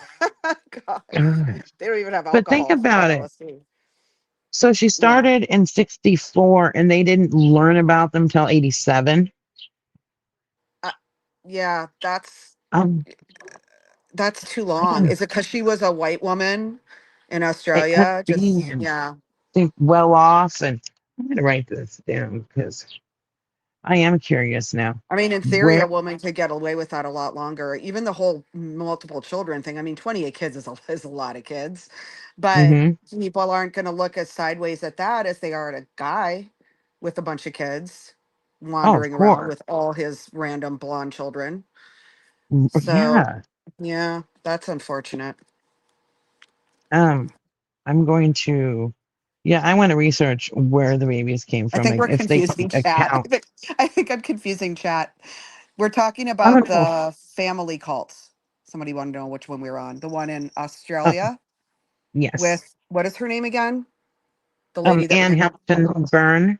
Anne Hamilton Byrne. Yes. Here, well, that's the wrong one. I'll put a link in chat. Uh, that's a small one. Let me get a better article. The new age, everything says a new age group. Okay, here it is. This is a good article, I think. Post it in chat. But yeah, because I read a lot of Australian cases. Like I said, I find them interesting. That's how Sure. I came across That's how this. you found her. Yeah. Yeah. Yeah. I don't recall ever hearing about this one. So this is very Yeah. interesting. Yes. Websleuths. I gotta get in the chat on YouTube.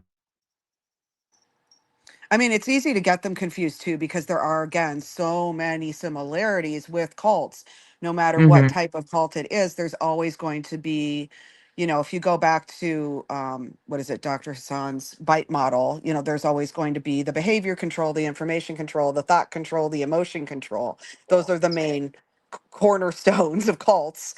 And so you just Right. kind of go from there, and there's just so many tactics that they all use, Mm-hmm. um, that are in common, but then they have these odd flavors to them, like collecting children and dyeing their hair blonde and raising them in Yeah. isolation.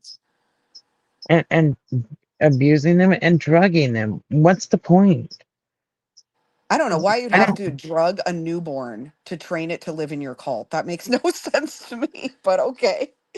Um, right. yeah, I mean, I'm pretty sure if you ripped the newborn out of the hospital, it just thinks you're its mother now. So Yeah. I'm not sure. I mean, yes, it will have trauma, like that's proven, but Mm-hmm. in the immediate time, you could just raise it and it's not going Right. to know any different. Let's see why did. I've read about this so much, but I'm like, I have to refresh. And I was looking, trying to refresh myself today on this, but we were still live streaming, so I had very little time to do that. And Hamilton Byrne drug the children. I'm just curious what it says. Well, it's interesting. That Julian Assange connection is interesting, and it'll be interesting to Mm. see if there are others maybe that we'll find out about over time who had some connection to this thing too. Yeah, I'm I'm pretty sure there are kids from that cult that have come out and talked about it. probably, yeah. Yeah. So Mhm. because from what I know, from what she didn't murder the children, so. Let's see. I guess that's the one saving grace. The whole thing. Yeah. Gosh. And I Okay, guess her so doomsday prediction, I mean, I don't know if she had a date in mind, as some do, or if she just was in a general, like, the world will end at any moment type of doomsday cult. But if she lived, I mean, if she was alive until just a few years ago, that's kind of crazy too. yeah, she let's see. She never faced trial. That's Can you unbelievable. believe that? Yeah, she was a yoga teacher. I forgot to mention that earlier. I had it written Oh, down here. of course she She was a was. yoga teacher and got all into, mysticism and Uh-huh. she But into she drug was taking with Jesus. mysticism. Yeah, too Yeah. much When I think of LSD Jesus, I probably. definitely think yoga teacher. Gosh. Wow. Oh boy. Jeez. My That's gosh. that's a pretty easy sell there, I guess, for some people. Good Lord. Says, oh, she's accused allegedly administering drugs to minors. The cult was also accused of subjecting them to beatings, starvation, and brainwashing. They wore identical clothes, had their hair dyed blonde, and they were told that one day they would take over the world. Oh, yeah, here's one of the kids. Growing up, it was Anne and Bill. They were mom and dad. And then there were foster kids, and they were kids of other sect members who would either come up on weekends or stay there for stints of a couple of years. Ugh. So 28 was the most they had at once. Okay. We all had blonde, bleach hair. Not all of us. Some had red hair because Auntie Anne, Anne Hamilton Byrne, was actually naturally redheaded. Yeah. They had to dress up like the Von Trapp children. And Okay. it doesn't actually say why she drugged them. Not in this, anyways. Yeah, I'll have I to mean, watch I that. guess as they got older, maybe for ongoing Weird. compliance or to try to maybe participate in her weird visions or something, if it was LSD. But I Yeah, don't yeah, get why, like a very small baby or child or toddler or something, what would be the point? right. And then it just says, you know, severe abuse, which could be a lot of things, which I didn't think of that before. Yeah, You know what I definitely. mean? Yeah, it's hard to say what all she was doing. Yeah. I started watching the show The Clearing, but then I stopped. I didn't finish it.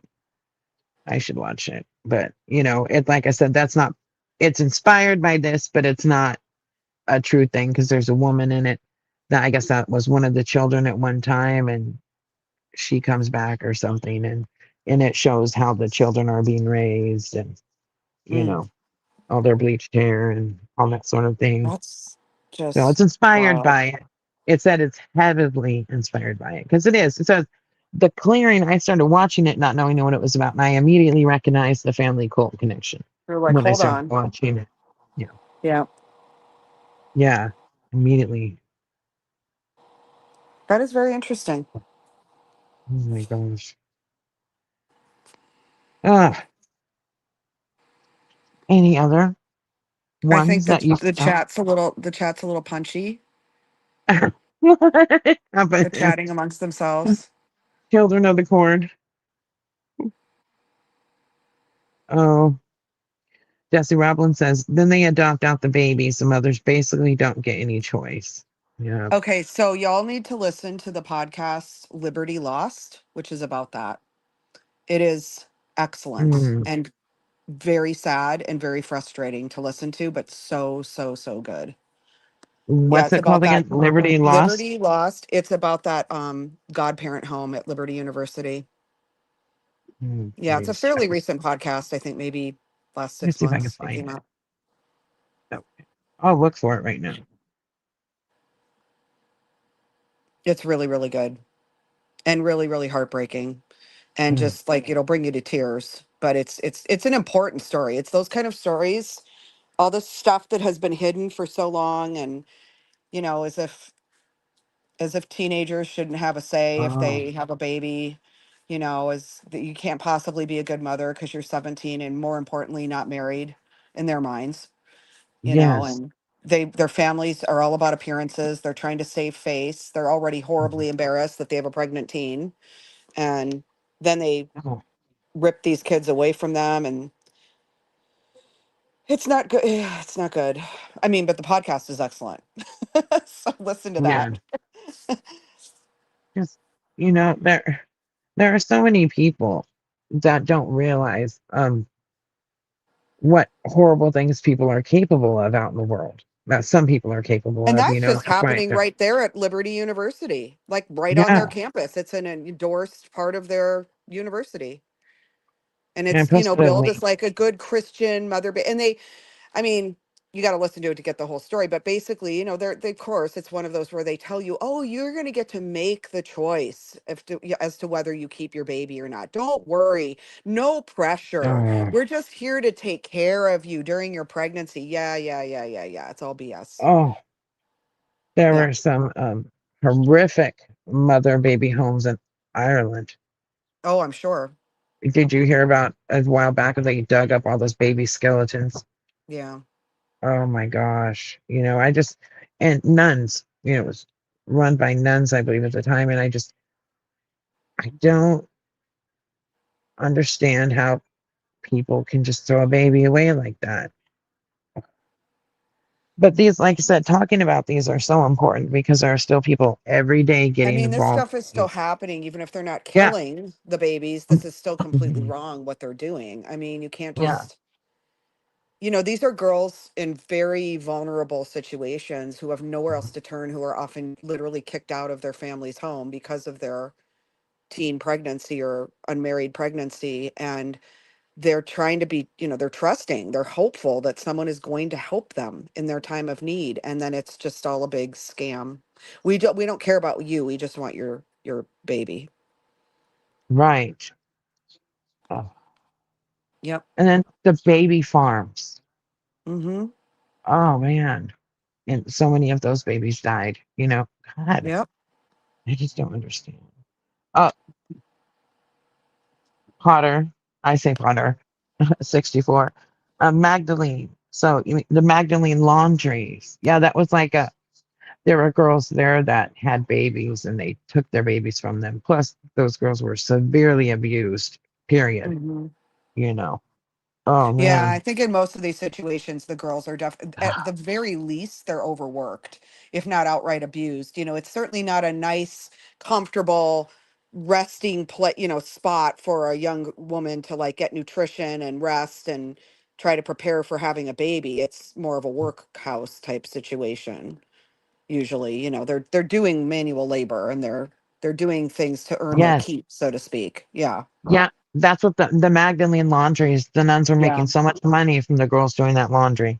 So Yep. Phyllis Jared asked, she goes, so Liberty University is doing this question mark? Yeah. I mean, if you listen to the Liberty Lost podcast, it's part of Liberty University. It's the godparent home. Jeez. Mm-hmm. Oh no, we've got a problem in chat. Bipolar Express says, I'm a cult leader. My followers adore me. They eat when I say, they use the bathroom outside. They all sleep together with me when I say so. They wait outside the bathroom door for me. Oh, yeah, me too. My cats. Maybe Yeah. she has dogs or cats. Yeah. Yeah. Oh man. I know though, but I feel like mine would turn on me if they don't get their food. That's the problem. So I'm not quite as effective of a cult leader as some where actual cult leaders are. Oh my gosh. You're just a bit. Patricia Dietrich asks, what was the woman's name from Tennessee who stole or lied to poor parents? Are you talking about Georgia Tan? That is a horror story. You could do an Oh, entire show or a week's worth of shows about write that that crazy down. woman. There are podcasts about her too out there, but Okay. she's one of the more chilling people I'd Oh say in like the no. last 100 years of American history. Really Whoa. scary woman. Yeah. Well, I was think that that a might be because I cult? think she was from Tennessee. So was it a cult? Well, Or I mean, if I was to Not look her up, in what would I that look up? Her sense. name No, or not exactly. I mean, it okay. was a crazy woman who was stealing babies, like a baby bro. Like think of like a soap Oh, opera here she from like the goes. 80s where people would like steal babies or go to like the woman who sold babies. She was that woman, Yeah. the woman who sold babies Oh God. straight up for cash. Yeah. Sounds familiar. So, yeah, it's truly Now like a that bad soap sounds opera familiar plot. now. Yeah. Yeah. But a Let's lot of see. them were killed. A lot of them died. Oh, So speaking of dead babies buried on oh, somewhere on the ground somewhere, they've never found some of those children.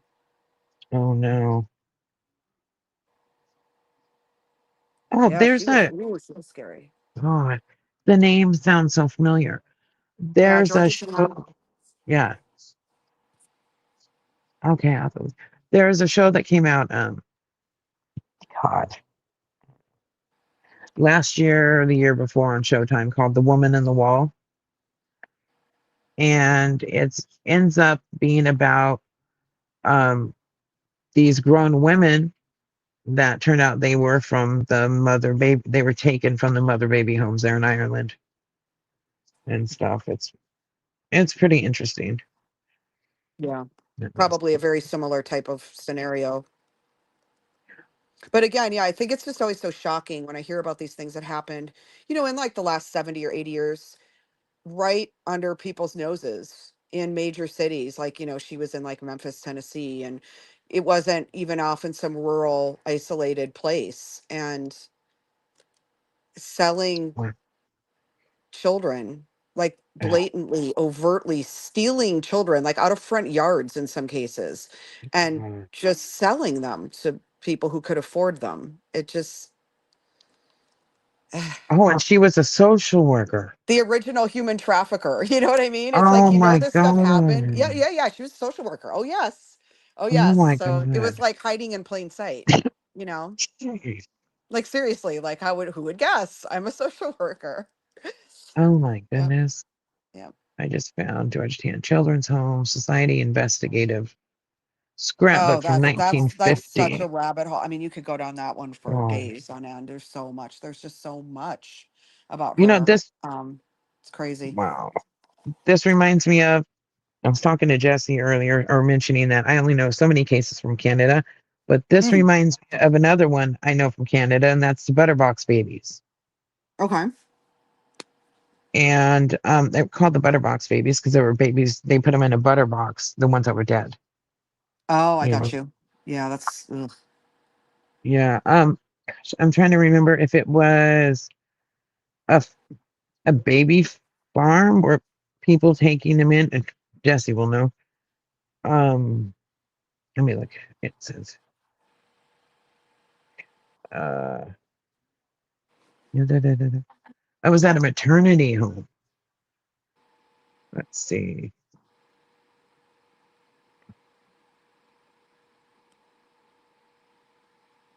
What do you under? Between 400 to 600 of other babies were deliberately killed by starvation or were deliberately refused medical care because the children appeared unmarketable. Oh my gosh.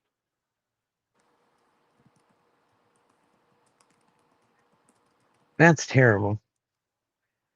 Ugh. There's a movie on that, but I won't watch it.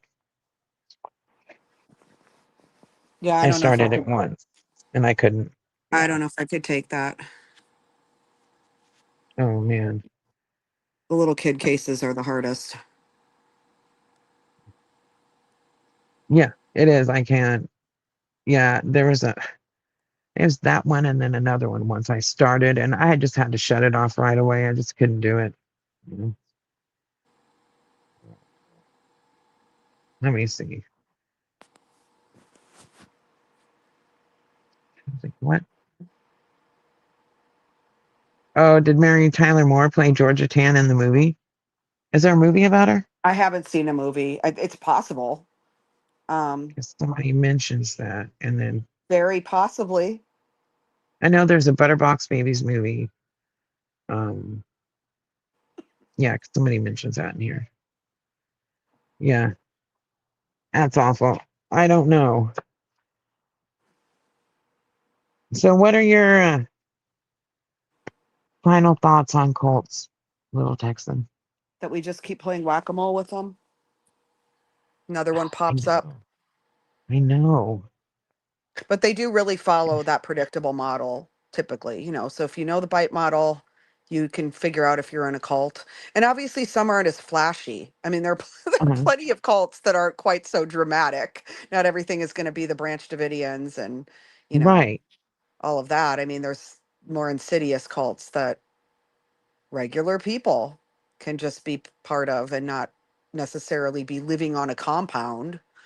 So I Right. think it's just something to always keep in mind and always think about. If you think you could be in a cult, maybe start evaluating, going through the bite model and trying to decide, oh, well, this has some features that might not be great, but whatever the Yeah. organization is. And plenty of them are not religious, so for all the ones that are religious, there's cults out there that aren't.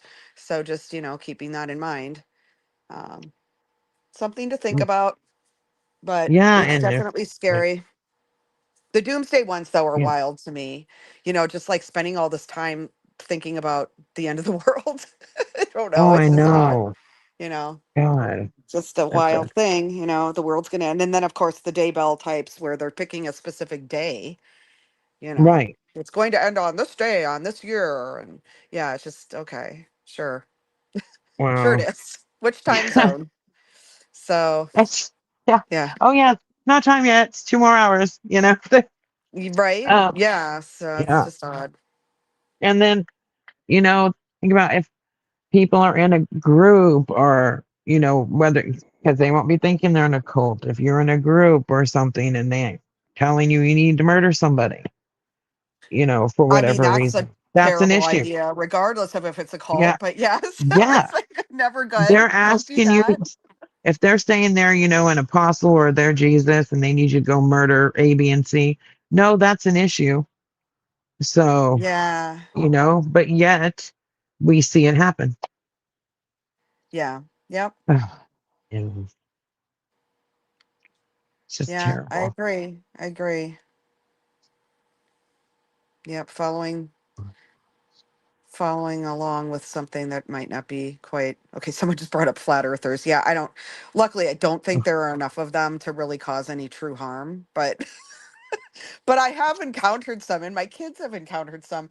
Oddly enough, one time in school, which I don't tend to think of flat earthers as people who really send their kids to school, but I Uh-huh. know one of my kids for sure had an absolute diehard flat earther in class, and um, was certainly intrigued by that reality, that Oh my alternate gosh. reality.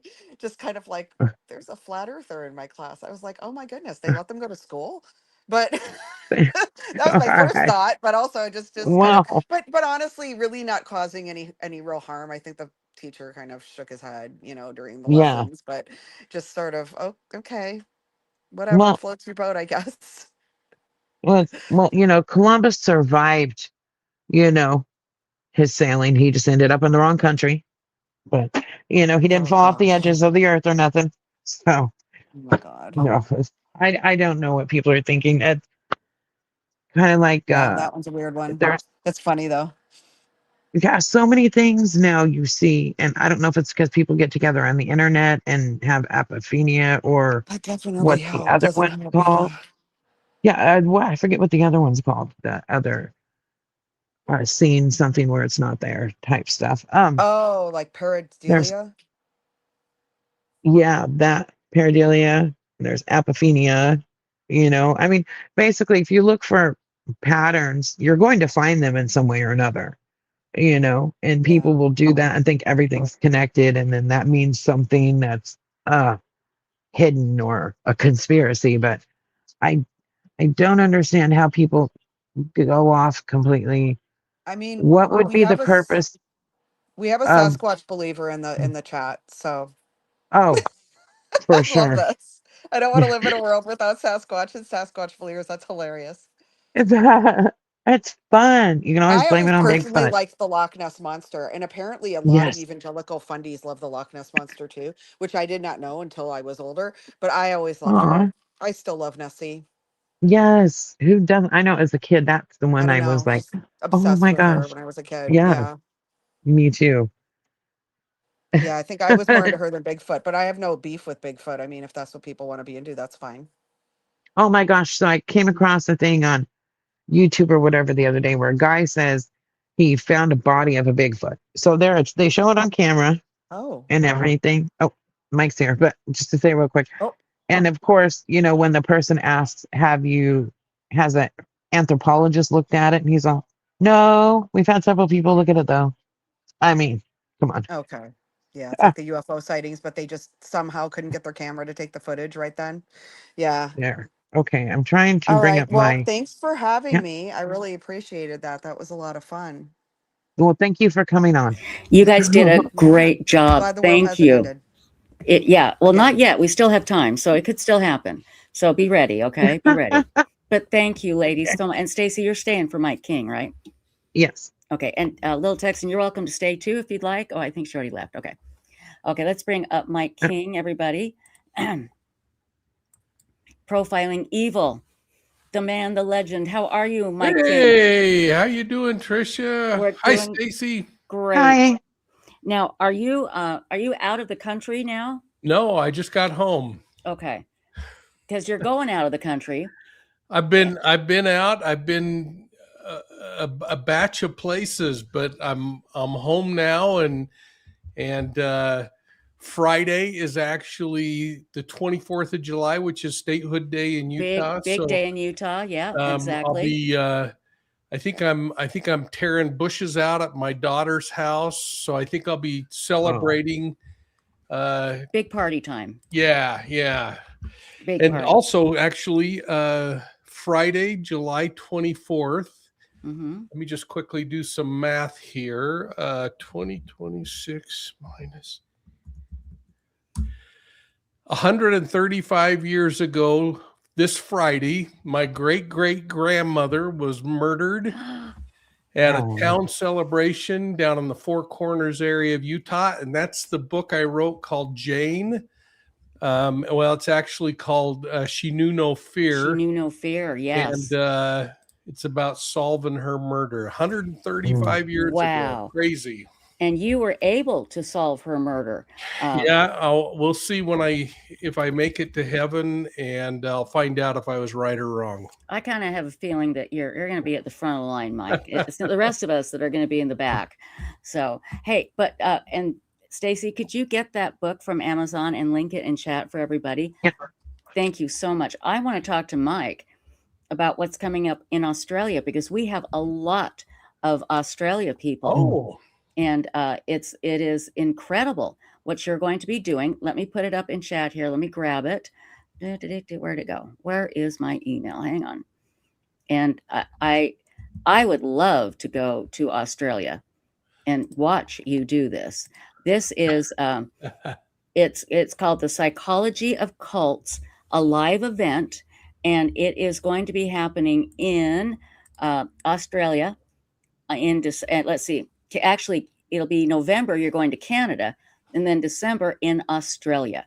And here's the link. I'm going to put it in chat. People, and we have a lot of Canadians and a lot of Australians here tonight in chat. So you have good. Got to go see. Yeah, this is your chance. Start in Canada. We'll start in Toronto and work our way west. And it's a grueling, like every day for 2 weeks schedule. You can see it on the website. We'll be in a different venue every night, and that'll be really fun. And then I'll get home for Thanksgiving, and the day after Thanksgiving, jump on a plane to Australia and start in Perth and work my way across to Australia, ending up in Brisbane. So I think I end up in Sydney. But anyway, it'll be hitting all the major spots along the way. And those dates will drop August 10th. Sorry to interrupt you. Oh, no, I'm sorry. I just wanted to play the 30-second promo for Cults. Here is the link where you can go. And can people get tickets at this webpage? Yeah, to go to the webpage, and they can buy tickets for the venue that's closest to them. And I'll actually, I created a map that maybe what I can do is show you or send you that link. You can pop it up, but it is a cult, because I love maps. It's I know you're so good at it. You're so good. Cult tour locator. So you can put in your own address and it'll tell you the closest location where you can catch the. Let me see if this comes through. You can put it in the chat or email it or text it to me or private chat, whatever you'd like to do. Let's and you do have a specific invitation here from Bipolar Express. Says, come to Boise. A lot of weird culty people are here. They need you, Mike. They do. Okay, let's see. I'm having some wonky stuff with my keyboard here. So let me I'll see. tell you what, I want to play this this promo for the website and for your speaking engagements, and while you work on that, okay? Okay, perfect. We'll do that right now. Let me get the sharing here.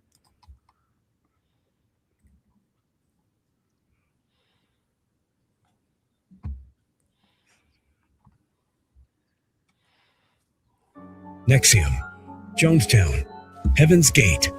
How do they form?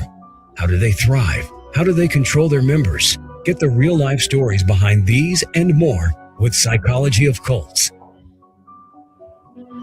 Hosted by renowned cult interventionalist Ashlyn Hilliard, Psychology of Cults. Oh, that's last year's. I wonder why they got that on. Exposes the hidden dangers. Huh. Hold on. I was wondering who that was they were talking about. Yeah, well, that's okay. She's a sharp cookie. Well, let's look at the dates since we're sharing. You're coming to Richmond, Ontario in October. St. Catherine, Ontario. Milton, you're in Ontario, like you said. Then Saskatchewan, is that what this is? SSK, is that Saskatchewan or is that Saskatoon? I don't know. I know I get on an airplane and you show up. Yeah. And I show up. Yeah. And then you're going to Calgary at the end of November. But yeah, here we go. Mike King delves into the world of cults. And we just had a very interesting comment posted in chat from one of our Canadians, one of our wonderful Canadians. Let's see. Oh, here it is. Jesse says, am I seeing this correct? You're going to be in Saskatoon, but not anywhere in British Columbia? Well, I don't know. I didn't put the tour together. I'm just showing up where they tell me to. Well, here's what's supposed to be on the web. If that is helpful, you can pop that up and play that. Let's play this one. I'll play it. Yeah, go ahead. Cults have long been one of society's most controversial phenomena. Join me, Mike King, as I dive deep into the psychology of cults. Learn about the manipulation tactics that cults use and how to avoid them, even in everyday situations. Join me for this one-of-a-kind event. That's pretty short and sweet. But that's perfect. You know, our theme today in the End of the World Again 24-hour live stream that you do every year on this day. Today we are really featuring cults. And I had a brilliant woman on. Her name is Dr. Christine Marie, and she was the one that went down to and rescued the people, the women from Sam Bateman in the new docuseries on Netflix called The Prophet. And she was in a cult. That's how she got started. And I said, that's impossible. I said, you are too smart to be in a cult. It doesn't have anything to do with intelligence, right, Mike? It just doesn't. How do they do it? Give us the Reader's Digest version if you can, because this woman is brilliant. And how can a smart you're person right, get in a cult? Tricia. Cults don't want projects. They want people that are going to contribute. And I think that's one of the misconceptions that many of us have. A cult leader wants to get people in that bring something to the table. And that's the mixed bag, because for most cults, it's going to be something that provides financial support or some kind of infrastructure support that they need.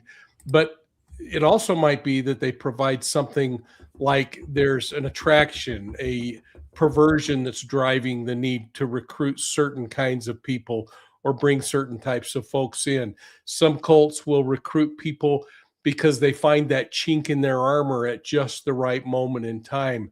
And cults are really good at helping you come into something thinking you're really making a difference in your own personal life or in the lives of people that are inside of that cult. And it's not until you get inside that they slowly start the grooming process where they start to get you to start to think that questioning is disobedience, and that thinking outside of what you had before is a show that you're not prepared to move to the next level. And so they just really are good at convincing people. And like Margaret Singer said many, many years ago, if people knew from the get-go what they were in for, they would never join a cult. And that's a really important thing to remember. They go in because it's satisfying some kind of a need. And cult leaders are good enough at recruiting, or at least casting their net wide enough that they can find people who happen to be, at that point, vulnerable in their lives. It is amazing. And I apologize. I said the name of the docuseries wrong. It's called Trust Me, The False Prophet. And it's about the cult and how Dr. Christine Marie went in and was able to rescue these women from Sam Bateman. But you're right, Mike. They zero in on something that you have and that they need. And is it the old theory, like you put a frog in cold water and you slowly raise the temperature and they don't realize they're being boiled? Is that how a cult works with people? They don't realize they're in a cult because it slowly happens, right? Sure. And I think things that we can understand are things like the domestic violence cycle. And I liken cult behaviors much to those same things, because once a person invests themselves in a doctrine or a belief system, and then they start to bring other people into that belief system, when they start seeing the fallacies and the problems in it, they either have to admit publicly that they were wrong and that they caused other people to fall into something that was destructive, or they have to ignore it and continue. And it's much easier for people, just like in a domestic violence situation, to keep sticking with that same person, hoping that it's going to get better, or thinking that they might change them, or just thinking that they really don't deserve much better. And the big challenge with cults is that we want to think that most of them are like what Christine dealt with religious-based cults. But cults are in politics, they're in social media, they are in business, in families. And that was kind of the premise of my presentation at CrimeCon this year, was that the cult behaviors are pretty consistent across all coercive, controlling environments. Okay. And yet we just like to say the word cult and think about religions. And one of the things that really frustrates me in communities, including the true crime community, is that we want to somehow assign responsibility for cults to religions. And I've said before on this show, I was in charge of the ritual crime task force for the state of Utah. I dealt with every stinking polygamist in the state. I dealt with every closed society in the state.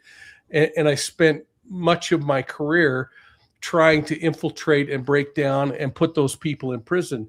And every time I would look at those, there would be some tie, a former member who at one point in their life was a member of the Latter-day Saint mainstream faith or something like that. And initially, my thoughts were, man, everybody involved in these cult behaviors, and Utah's unique because of the polygamy prompt of the 1890s before the mainstream church banned polygamy. And then all these offshoots went out and created it. But I remember going to a meeting with a bunch of other cult investigators from across the nation. And in this meeting, I said, guys, I'll tell you what, I'm really concerned that members of the Latter-day Saint faith are involved in these cults. Right. And the guy from Alabama said, you're out of your mind. The cults are being driven by the Baptists. And the guy from Chicago said, you two are nuts. It's the Catholics that are in charge. Right. And what I came to realize is that cult leaders are going to rely on what they learned as children or what they can exploit by the population that they're chasing. Mm-hmm. And they're going to try to use familiar religious language. They're going to try to use things that sound pretty dang close to the truth of what people grew up, because faith is really precious to people. And I've come to this kind of pivotal moment in my life many years ago where I realized all of a sudden, for all the people out there that want to point a finger and say it's the Catholic Church hiding the priests, or it's the Mormons hiding the polygamists, or the Baptists that are doing this in Christian churches, that's lazy thinking. Right. And we should be ashamed of ourselves when we try to categorize like that, because what it is, Tricia, is predatory people who are taking advantage, whether it's religion or telling a child, if you say anything in religion, they might say, God's going to condemn you for eternities. Mm-hmm. To a child, they might say, if you say anything, I'm going to kill your puppy. It's no different. And if anybody out there is thinking, hey, this is a religion responsibility, I just firmly believe that's lazy thinking, and we need to point back to the predator, and the predator being smart enough to exploit something that is so sacred and precious to people that they would buy into some of the ideology. Exactly. And many times that is a religious base, but it certainly isn't what a cult is based on all the time. You're right. It could be based on all types of different things. And again, I want to read what Jessie posted. She said, I loved your presentation, Mike. I'm very sorry some bonehead wouldn't let you use your laptop. So that's pretty funny. We played the tape today of the Jim Jones death tape is what they call it, where they're passing out the Kool-Aid or the drink that was poison. And we had somebody on whose dear friends were in the cult and they died. And they actually went to see Jim Jones give a speech in a church. They went with their grandmother. They were teenagers. Their grandmother, this woman and her sister, or I think it was her cousin, the grandmother stood up after Jim Jones was giving his speech and said, we're going. And Jim Jones called him out and said, where are you going? Don't go. And she said, I know BS when I see it. And this is a bunch of BS. And he tried to humiliate and embarrass everything he could to keep them there. And that grandma was smart. She could see this was nothing about religion. It was about manipulation. And her two granddaughters, my friend was convinced she would have been in that cult if it hadn't been for her grandmother yanking her out. It's just hard, I think, for people to wrap their brain around. When you look at a Jim Jones, how can people line up and drink poison? Again, it's not about the religion. Like you said, it's about the power. It's about exploiting something sacred. And it is about, is it about the need for people to find a leader and just want to please them so much to the point that they get all wrapped up and just can't break away? Is that maybe a way to look at it? I don't know. Well, certainly, I think there are cases where that is what the motivation is they fall in love with a leader. And that, brings up the discussion of what makes a person charismatic. And we want to somehow take the responsibility off ourselves and think, that person, Jim Jones, was just really charismatic. That's how these people got sucked in. Right. And here's another kind of aha moment I've come to over the course of my life. And frankly, this particular thing was taught to me very directly by Dr. Janja Lalich, who is one of the world leading experts when it comes to cult behaviors. And she's actually, I talk about Janja in my book Deceived, and we've had a long friendship. But when we think about these people that we want to term as charismatic, again, I think that's lazy thinking on our part. We want these easy button answers in our life. Sure, absolutely. And charisma isn't something that you or I have. And there's this guy sitting on a street corner in some cult that's blowing smoke out of his ears, and everybody's thinking, "Oh my gosh, he's the next Messiah." And that is just absolute malarkey, because it's actually us who grant a person charisma. Because one person would look at that guy blowing smoke out of his ears and say, "I'm out of here," like your friend talked about with Jim Jones, where somebody else is saying, "Holy cow, whatever they say, I'm going to follow." We are responsible for giving people a position of charisma in our life. And folks, don't take the easy road. Exactly right. And again, I keep going to Jessie Roblin. I swear I'm not playing favorites, but she said some people thought Chad was charismatic, Chad Daybell. And again, we talked about this today. He started behind bars to try and change his narrative to get people to follow him. I think he wants to be what's his name? The polygamist. Warren Jeffs. Warren Jeffs. He wants to be Warren Jeffs, and he can't. He can't. But if Chad Daybell can get people to follow him, you're right. It's not about charisma. There are just so many strings to this story, and it's very important that we recognize that this can happen to anyone. Yeah. Back in the day, Mike, I don't know if you remember this, but back when I was a teenager, this was very common, where parents would kidnap their children over 18 who are in what they felt was a cult, kidnap them and deprogram them, and get them in a hotel room, keep them there for 5 days, and basically break them to where they broke away from the cult. You can't do that now. That's kidnapping today, right? You can't do that. Well, yeah. I mean, and to think that you're going to deprogram somebody in 5 days is malarkey as well. I mean, and this is a really important thing to bring up, and I will be exploring this in the cult tour a little more. Are absolute differences between cult behaviors, and I'm going to use religion as the example here, but it goes across business and everything else. When you have people who bump into somebody, they're out surfing the web, and they say, "What's this Websleuths?" And they come on and they say, "Man, I really like Stacy and Trisha, and I'm going to start coming in and listening more and more." They are convert members of the Websleuths cult.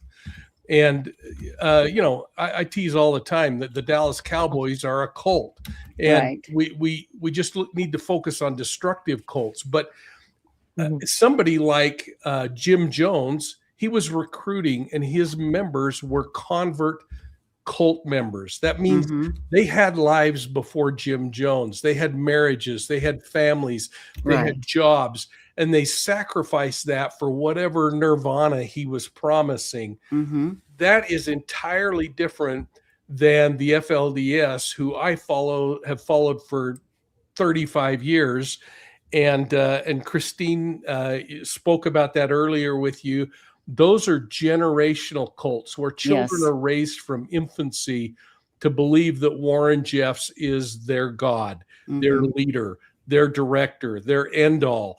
And so to put the same responsibility on a generational cult member to just get out versus somebody who had a life before, had a support system, had a network, and chose to follow the guy that blows smoke out of his ears, again, is lazy compartmentalizing of what the cult dynamic is.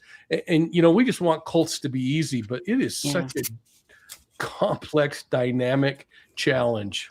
Well, it is, because again, we have charismatic people that know how to manipulate, and they'll do anything. There's I wish I could remember the name, a cult of is it dancers on TikTok, and I can't remember the name of the guy, but he has teenage girls, and they're dancers, and it's a cult. And again, I saw a documentary on it on Netflix, and parents are trying to get their daughters out of it. And I'm thinking, dancing, a cult for dancing, but that's it. Again, it doesn't matter. Are you talking about dancing for the devil? I think so. Yes, that's exactly what I'm talking about. Yeah. Crazy. Again, it's like, oh, wait a minute. This is my being very naive. That's not what a cult is about, but it's the exact same thing. Yeah. On one of the programs I was on with Dr. Phil, they did some research beforehand and came back and said that at any given time, globally, there are in excess of 5,000 operating cults at any given time that are destructive in nature. So they are blossoming and falling apart at remarkable speed. But now that we have the internet, people of like-minded ideologies can find each other a lot more easily. And so it will continue to be a problem. And I guess it'll be something we'll talk about for a long time. Are all cults destructive in nature? All but the Dallas Cowboys during Roger Staubach years. And that's the key. There you go. I went to CrimeCon. We talked about that a minute ago. You were there. Your listeners were there. 8,000 cult members of the true crime community genre. Right. Is it destructive? I guess if you focus nonstop and didn't watch a puppy video once in a while, it's maybe negative at times, but it's not destructive. It's not taking over who you are. If you that are in a group that you're losing your autonomy and you're letting someone else make decisions for you, and you're being separated from family and loved ones and being told that nobody else understands like they understand, then you're starting to get into destructive territory. And that's really what we do. But I mean, heck, there are so many stinking cults out there if you want to, because cult, when you break it down, is culture. It's a system of people and things and activities. And that's okay. I mean, it's okay if you like those kinds of things. But when it becomes the politics over the rule of law, or then it starts becoming destructive in nature. If it is a business, I just dropped a video, I think last week, with Sarah and Nippy from a little bit culty, where we were talking again about what sucked them in. Started out that they wanted just to kind of get a little better at understanding business and doing their thing. And then they became a member of a destructive cult. So, like your analogy of boiling the frog, it's going to happen slowly, but then you're going to end up perhaps like Sarah with a tattoo. Hey, got to watch out for those women with tattoos. Let me tell you. Well, the tattoo is a Keith Raniere tattoo, not a rose on the side that remembers something from your past. Okay, gotcha. Yeah, Nexium, thank you.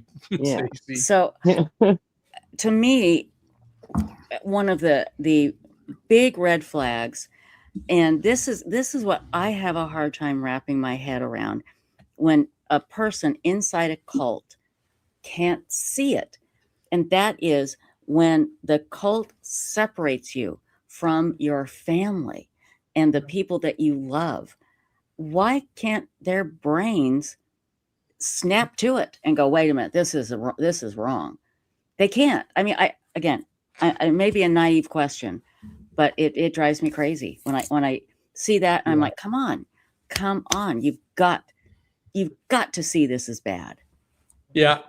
And again, to me, that's the easy button for the individual in the cult, especially in a convert cult where they already had something on the outside before they came in. Right. And that's them choosing not to see or choosing not to take responsibility for the fact that they are becoming part of the machine. And you know what? I'm really sympathetic to people that get pulled into cults, but I'm not sympathetic to the choices that they make to stay in cults when they know that it's wrong. So let's talk about advice.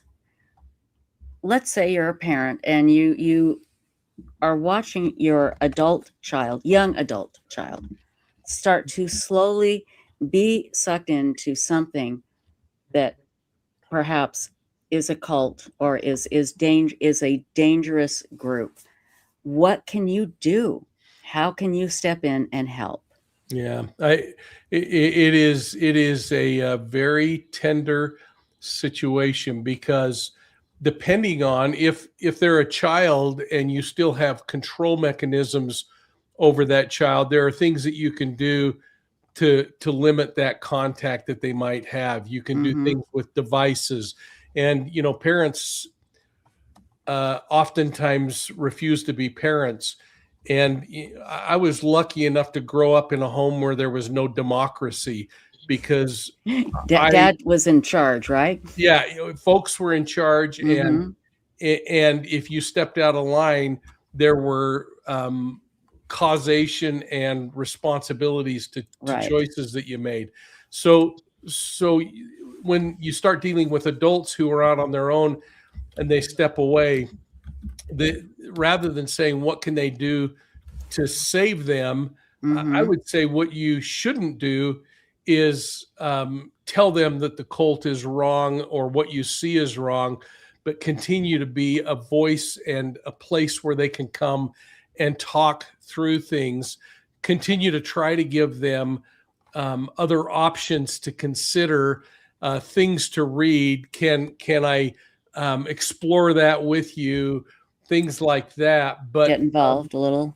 But with kids, I mean, everyone out there who's a parent knows that you can say, don't do that. And if they're 30 years old, they're going to say, what do they know? And quit bugging me. Even going in and trying to do the opposite, like I did when my kids were young. The other day, I said something to one of my kids, and my son said, your Jedi tricks won't work with me. And, there's a point where they're responsible. But what we can do is continue to be that open door, that when they come to the realization that there's somewhere, that it isn't embarrassing to come back home and say, I was wrong, that there's an open door there ready for them. And then get people that are truly experts. I mean, there are people in therapy settings that are really good at dealing with cult behaviors and cult mentality. There are people like a Rick Ross or a Stephen Hassan or Yanya Lalick. And by the way, I argue with all of them. And there are times when I say, in my opinion, you've fallen off your trike, Doc. But here's the perspective from a cop's perspective. But they need to know that there are people out there that are intervention specialists or experts that can provide better counsel than I can, because my career was solve the elements of a crime, and if people are predators, put them in prison. Yes. And I couldn't care less about the therapy side of the predator. I certainly care about it when it comes to the victim. Right. Yes, and we know that. And that leads me to your Children's Justice Center. Again, Mike, King, in case people don't know this, because Mike would not ever say this about himself, so I'm going to.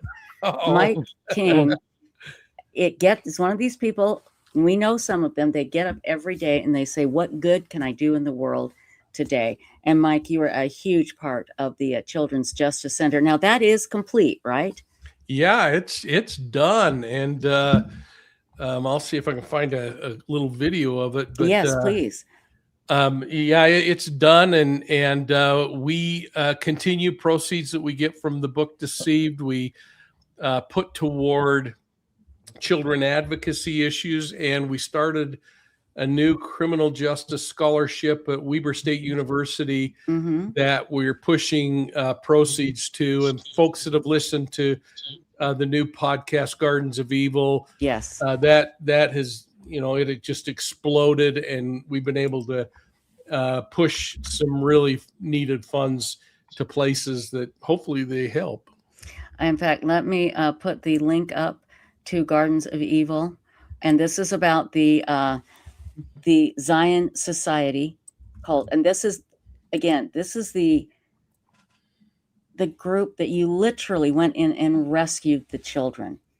You are their hero, and you have been able to meet them as adults and to see how your work, what you did for them, how it changed their life and gave them a chance at a life. Can you give us just a quick overview of the Zion Cult Society? The Zion Society was a convert cult. It was a group of about 120 people, and the group had had 32 children. On the day of the raid, when we took the cult down, we had 70 police officers and hit the compound. And at the end of the day, we ended up convicting 12 predators. The self-proclaimed prophet died in prison, and those 12 predators were responsible for, I think, 768 counts of rape of children and sexual assault of children. But we had in the books other people that we should have charged, but frankly, after 2 years of putting the kids through the criminal justice system, we decided to stop, and that represented about 4,000 counts of sexual assault. So pretty big case. And in the last 5 years, many of the kids have come back into our lives, and it's been very gratifying. That's the whole purpose behind doing Gardens of Evil, the podcast, was to give them a voice, and so we accomplished it. And does the podcast, it features these kids that are now adults, right? It does, yeah. And how were they about when you put this together? Were they open to wanting to come in and talk and open up their lives? Yeah, it's a roller coaster even today. Even those who they have ebbs and flows where they're fully engaged, then they are on roller coaster lives, and it's just proof of how damaging sexual abuse and coercive control is. I mean, they're 50-year-old women now, and they're still dealing with the damage from their childhood. So, and a lot of them are married and have kids of their own. But again, because you were able to, you literally physically went in there and rescued them from these monsters. But this was back was it in the 80s or 70s? It was 80s. It was 91. Oh, it was 91. So I'm off there. But had you been watching this group for a while? How did it come about? No. Okay. I mean, there had been rumors circling around about the cult, and but most of those were pushed aside, mainly because most of them from the early period of time were child custody issues, and it boiled down to having to just deal with families that were fighting custody issues. It wasn't until we finally got one witness who stepped forward that we were able to then go in and actually look at the case from a predatory and criminal standpoint, and that made all the difference. I did find the video of the center. I'll just can you put it up, please? Right now, just give people a Yeah, view of that. Everybody in chat, take a look at this, because this is amazing what Mike has done here. Let me put Well, it I haven't done it. They built it. We were just fortunate to put a lot of seed money toward it. So this is the center, and it's a beautiful facility. And I'll flip through a picture or two here to just show you the day of the ribbon cutting. The kids. Let's see if I can get. This is a plaque that they put in the main lobby of the Children's Justice Center.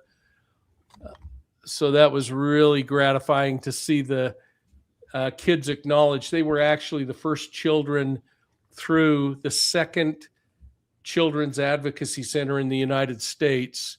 And explain what that is. Explain what that is. It's a place where children who are sexually, physically, emotionally abused can be forensically examined. They have a medical facility in them. They have therapy in them, and the children are examined physically. They're then cared for emotionally and then prepared for the court system. So the hope is that they come in the back door kind of busted up and tired, and they walk out the front door a whole lot healthier. These are some of the survivors, my wife and me at the ribbon cutting, and there's that plaque on the wall. And so those little tiny kids are now just beautiful adults. So wow. Anyway. Well, is there now? But there's more to it, isn't there? Isn't there a map, and we can go around and see it? Don't you have something like that? Oh, I don't know. Might have be something we have to build someday. I don't know. Oh, no, I thought you had something. I thought we've actually shown it on here. Oh, I don't know. I don't swear think so. we did. It was like a tour, basically. Maybe it was when you were building it. I don't know. But anyway, and where's what city is it in again?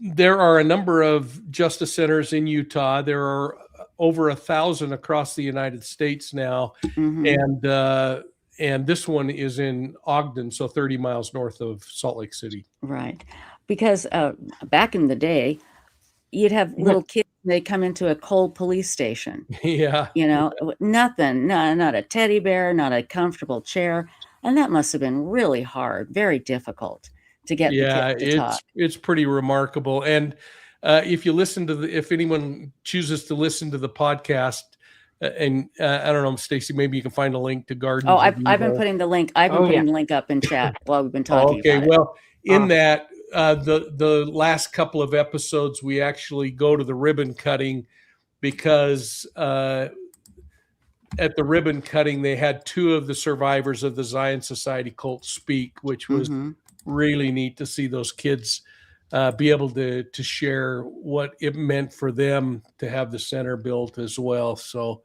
right.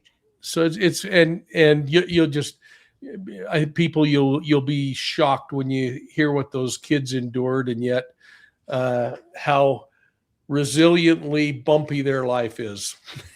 Well, I can only imagine. Yeah, getting out of the cult and being rescued, that's just the beginning. It's the trauma that they have to deal with. Yeah, that's right. And just because you hit adulthood doesn't mean that you haven't, that you still don't have a lot of trauma to deal with. No question. What about people like Warren Jeffs? I'm still amazed that he has a following behind bars. And again, I need to wrap my head around this, because it is so hard for me to understand how these women can just let their daughters go with these old, decrepit men. And, I mean, but again, it's the master manipulation. He's close to God. Who's more powerful than God? And so you think that, hey, I'm getting close to God too, and so is my daughter. But is Is it an epidemic in the U.S. cults?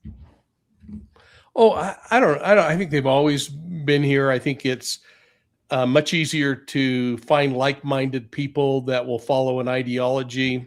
Mm-hmm. See people really digging into things online where they start to return. I mean, the same thing happens with coming back to Websleuths every night and listening, or popping in and hitting a profiling evil video. You kind of create a relationship online, and you just go there to get a little more information, and some people then start investing much of their life. But it's just really important when you think about Warren Jeffs and the hand holding, or the grip that he has on the members of the FLDS. Again, you got to keep in mind that this is a generational cult. So their prophet isn't a convicted child molester. He is an abused pawn of the U.S. government and the state of Arizona.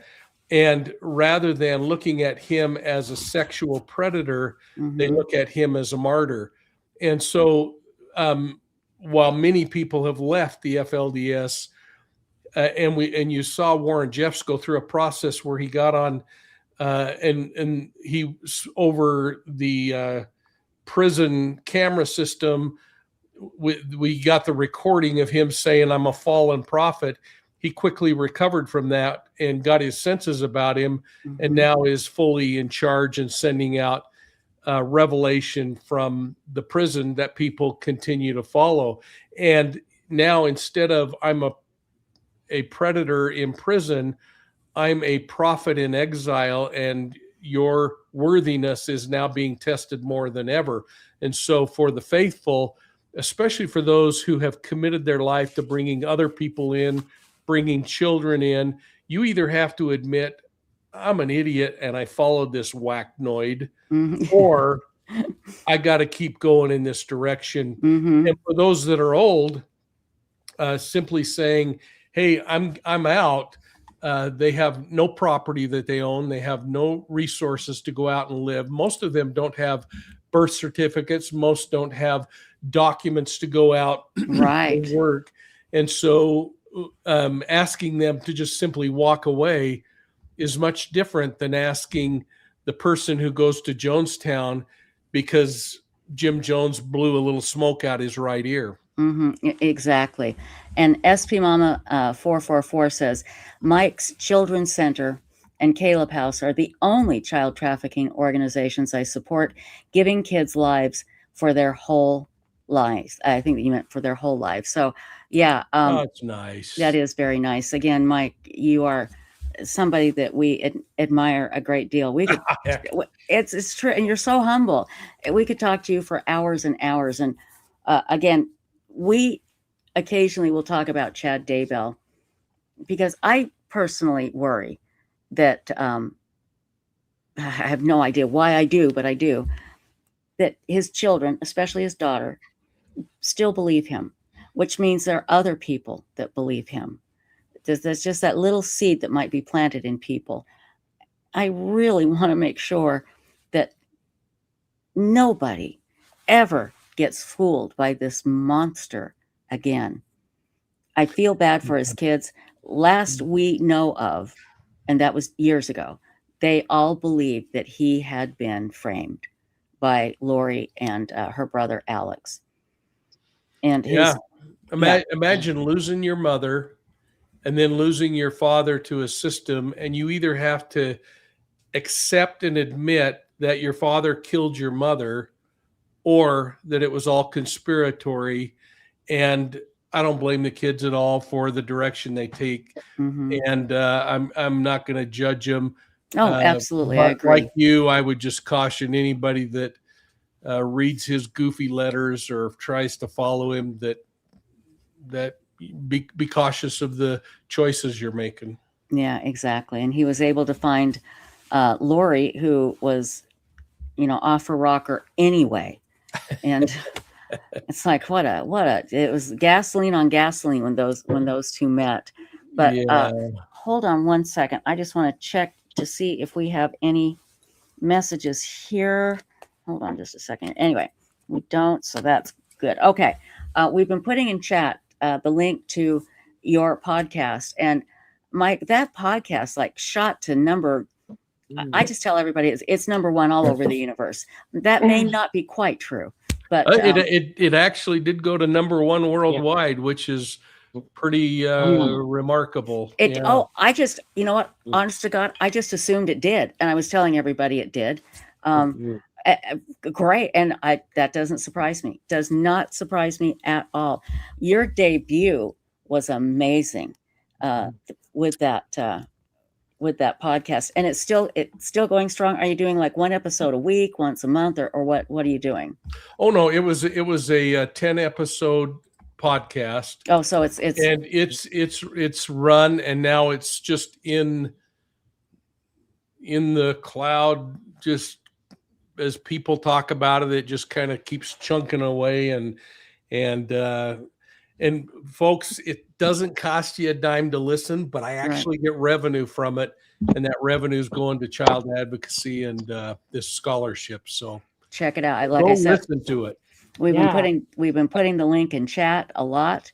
And are you planning on doing any other podcasts like this? Any other series? I don't know. I just finished my 4th season with History's Greatest Mysteries, and that takes an incredible amount of time. I popped up for the Aussies that are listening. Just had a 4-part documentary drop in Oz called Outback Murder Highway. And in that thing, we went and looked at a serial killer case across the outback of Northern Australia. And I spent a ton of time there. And we actually ended up finding a body of a victim from many years ago as a part of that. So if you got like 2 minutes, we'll play the little Let's do it. Absolutely. Self-gratifying little clip that they used to advertise it across Oz. And I don't know what's next. I'll just keep doing stuff. But right now I'm kind of starting to figure out what I'm going to talk about in November and December. So I have a feeling that you're not going to have any trouble figuring that out. But yes, let's put this up. I want to watch it. That's great. Is this Outback Killer Highway about Ivan Milat? It does include Milat, and I don't want to give too much away, but we actually also uncovered some documents that placed Milat in a place that no one ever knew he was during a period when some bodies disappeared. So it's a pretty cool one, and I'll tell you, if the Aussies know this, but I love the deserts of Utah, and I love to get out and kick around, and that's why I like Australia so much. Is I feel like I'm in southern Utah often, but anyway, here it is. Nice. I think I got the audio on it, so just tell me. Yeah, we can hear it.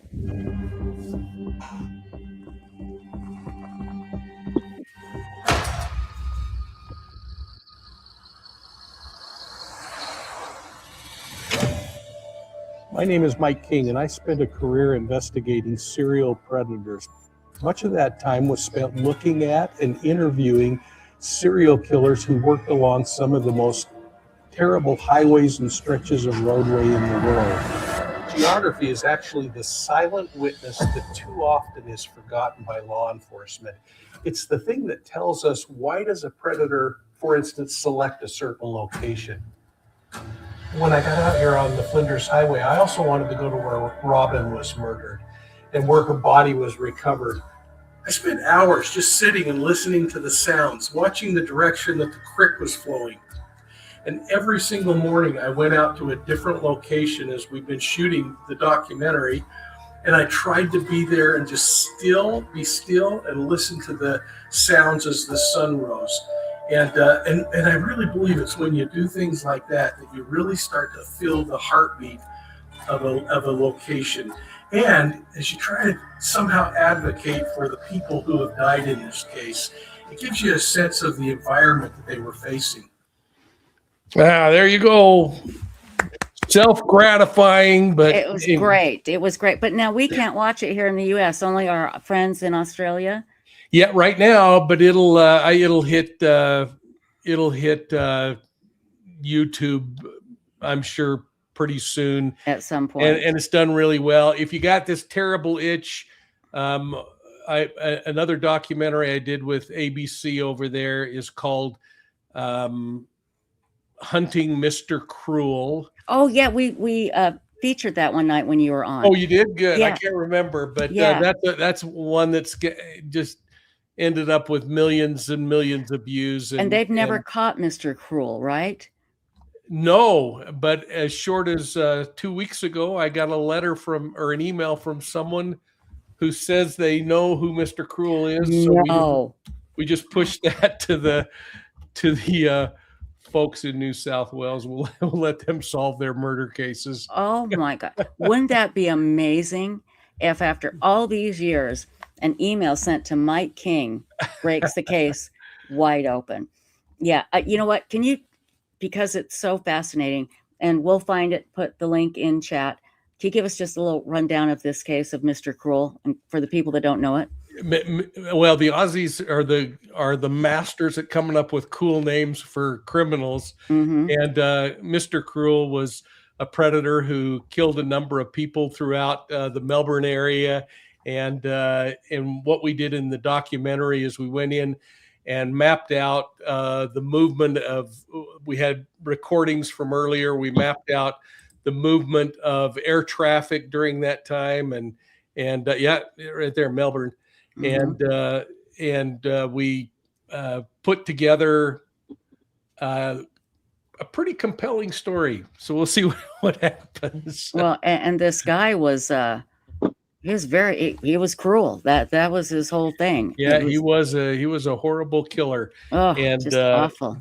But like my buddy Greg Cooper reminded me when we were doing King Tut, he said, it's just edutainment at this point in our careers. Edutainment. So I love that word. We leave it for the pros to solve crimes, and we just try to provide a little visibility and insight. So well, Mike King, I've got to tell you, in the true crime world, we are so glad that you are with us because it's true. I mean, and I know you hate this. You're just going to have to deal with it.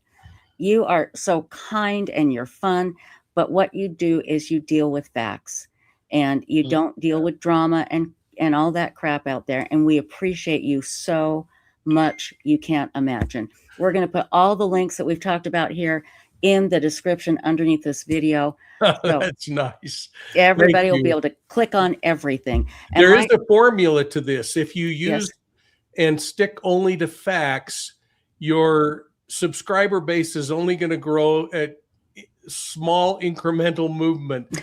Just like this. If you create stories that aren't true, it seems to grow a lot faster. You're absolutely right. When you stick to facts, it has this snail's pace that's kind of amazing. You are so right. Mike King, you have a wonderful 24th of July. Thank you. And I haven't heard from Stacy, so I want to know what big stuff she's been doing and what big questions she's had for me that I haven't been able to answer. Oh, yeah. I was about to go to Stacy. Absolutely, Stacy. Yeah, I know you've got something there. You know, I do because I really want to. Okay, you sound like you're in a tunnel. You're wearing that Apple gear crap again. Skull candy. Yeah, can you hear me Skull better? candy. It's Apple. I'm sorry, it's Apple. Anyway, can you hear me better? No, but go ahead. Hold on. Okay, so I do have kind of a question about, you talking about solving your relative's murder from a long time ago. I have a situation with a murdered relative. There you go. I'm kind of wondering what steps I should take next. My dad years ago went and got from a Hall of Records where he was murdered at, a lot of the old records and everything, found his will, all kinds of stuff. No, wait, Stacy, I got to stop you. We didn't hear the beginning part. Who was murdered? Sorry. Oh, it was a relative of mine. I grew up with this story. Okay. We're pretty sure he was killed for his silver mines in California. Here, he owned a big now it's a really big popular place, but he owned some silver mines up, and he was found Mm-hmm. shot dead in one of them.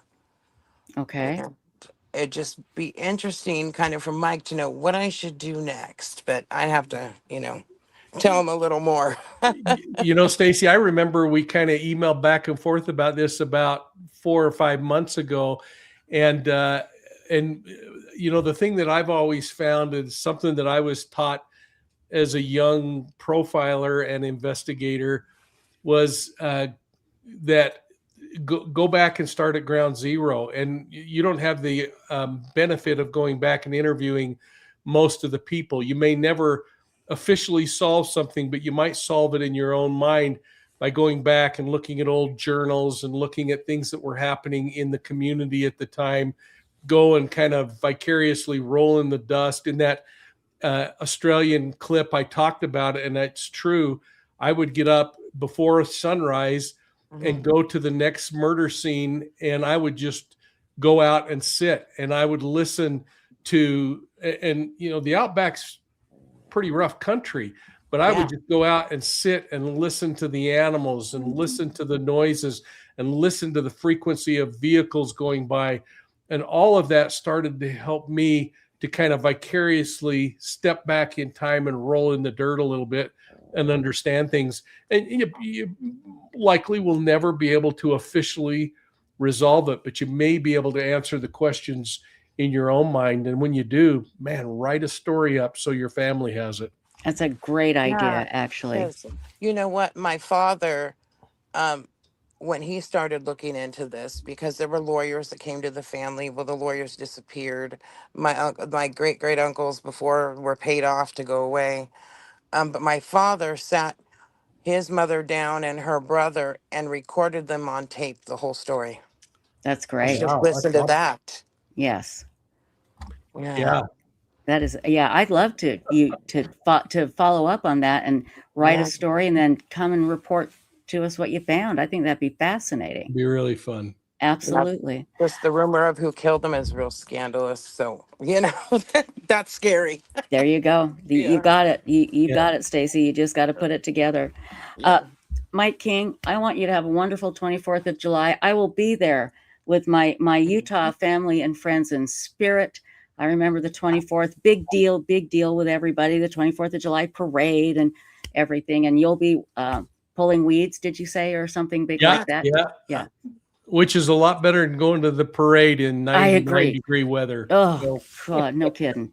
No kidding. Well, it's great to see everybody in the chat, although I didn't get to read anything because my vision's so bad, but I'm going to go back and look at it after. So, and again, we're going to put all the links that we talked about in the description of this video.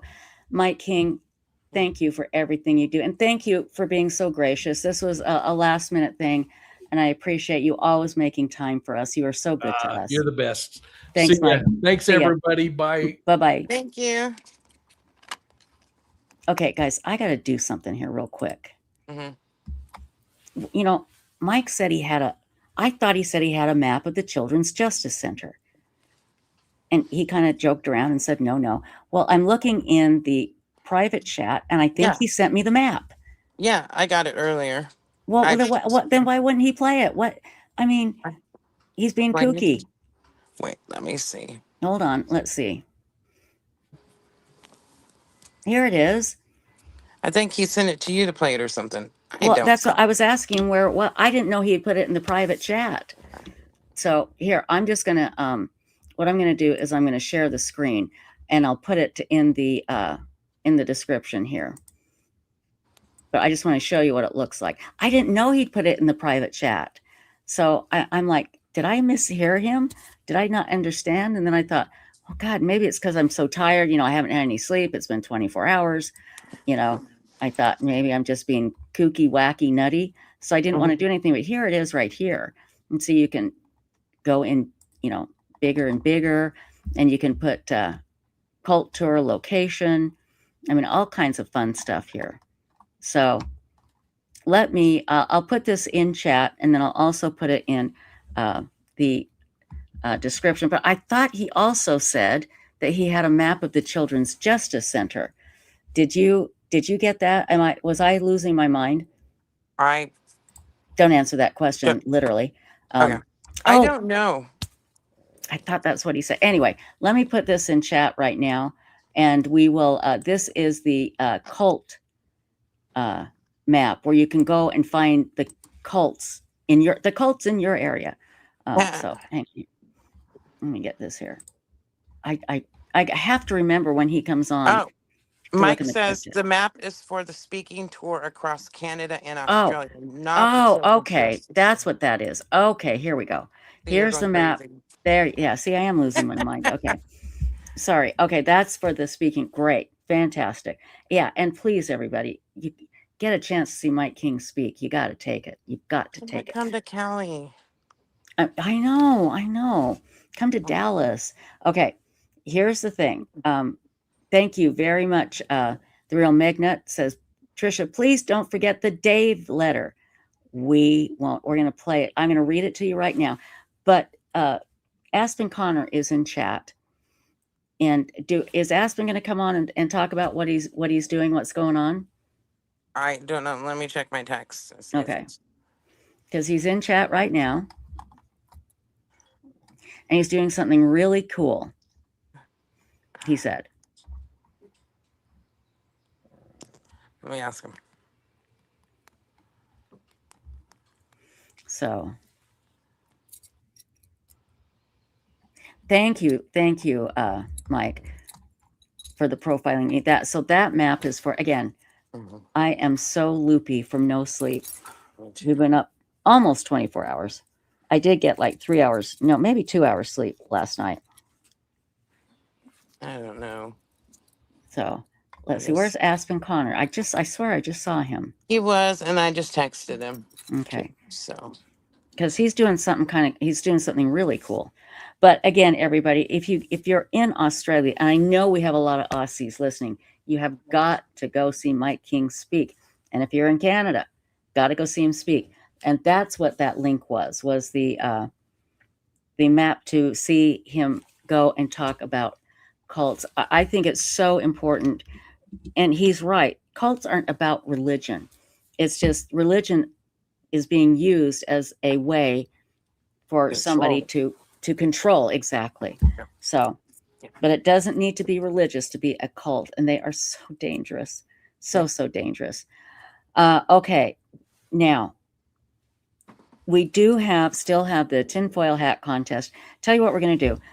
We're going to look at the tinfoil hats tomorrow night when we do our live stream. I think we're going to do a live stream tomorrow. I think we'll be recovered by then. Don't you think, Stacy? I hope so. Yeah, I feel like I just need a good night's sleep.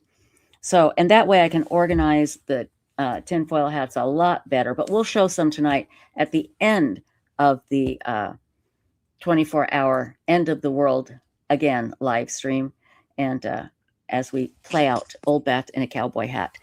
I'll tell you what. How about if we read the Dave letter? The Real Magnet says. Should we do that now? Yeah. Okay. Now, again, I got this shortly after I started my live stream, and it started out so nice. And I remember I was so excited as I started to read it, because it was almost like my first, and I don't want to say fan letter, but my first email of somebody saying, I really like what you're doing. Considering I didn't know what I was doing, I had no clue. So I was thrilled that somebody liked me. They really liked me. Let me get it. I have its own special file now. Let's see.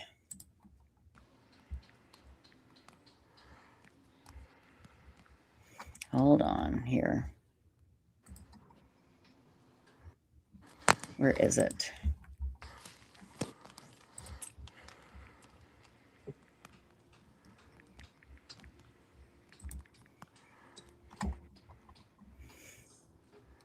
Here it is.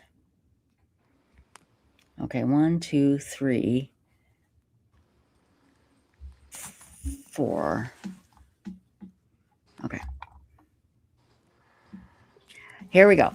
Now imagine me, this youngin'. No, I was in my 50s. And I get this email. And I am so excited because it's really my first email since I started doing my live stream back in February of 2020 that sounded to me like somebody really enjoyed what I was trying to do. Here's how it starts out. Hi, Tricia. My wife and I very much enjoy watching and listening to your live stream on YouTube. During your most recent live stream, you stated you were going to be making some changes in order to gain more subscribers and become monetized on YouTube. I want to offer the following suggestions. You are a beautiful woman. And I'm like, oh, how sweet. But wait, you are a beautiful woman, have a wonderful sense of humor, and are very intelligent. Now I'm like, oh, how nice.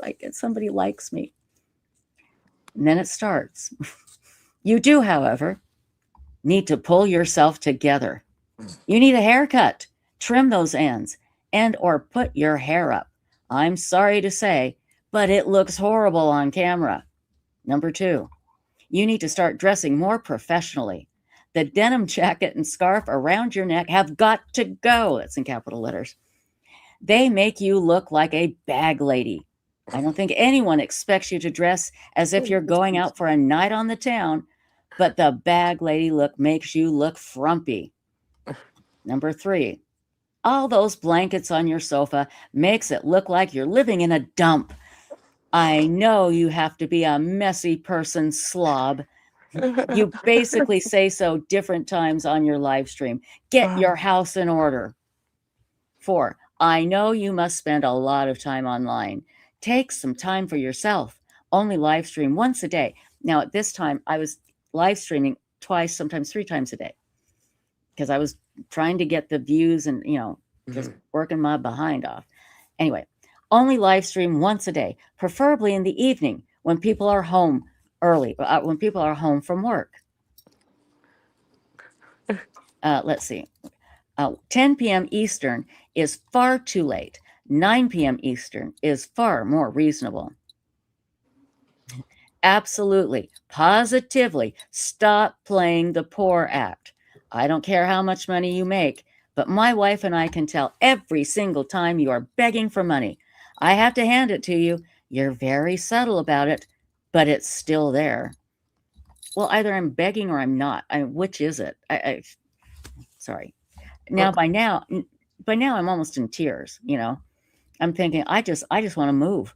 I want to go live in a cave. It's really, literally, I'm thinking, I'm just going to quit doing this. Oh my God. Oh, it gets better. Absolutely, positively. Oh, I did that already. Sorry.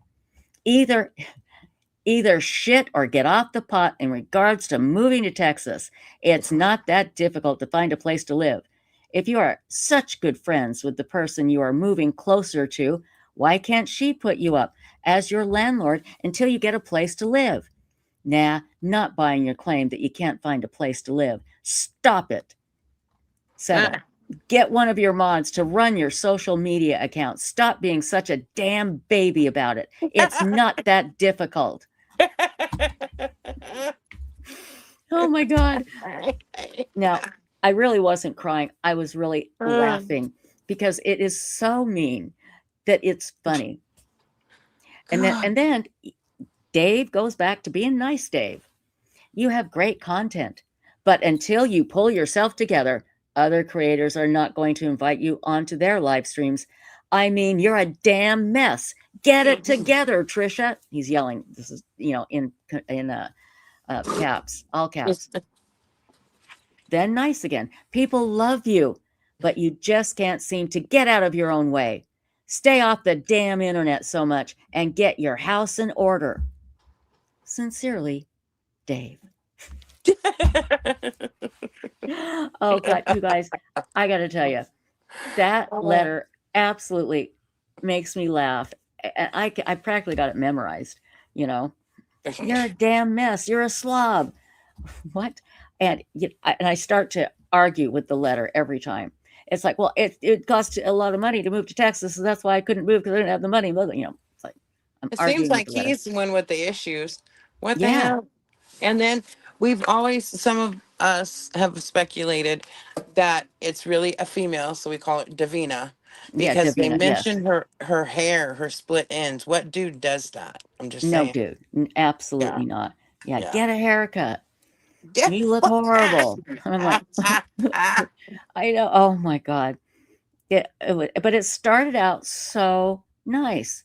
My wife and I much enjoy watching, listening to your live stream. Well, it doesn't sound like you much enjoy listening and watching. It sounds like it drives them crazy. It sounds like it's the most painful thing for you to ever watch and listen to in your life. You know?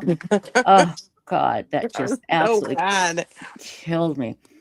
And I used to wear this Levi jacket with scarf, and I wore a lot of scarves. I liked the look. I didn't have a lot of clothes. So I made the decision to wear like the same thing every night, but with a different scarf. I liked it. I really did.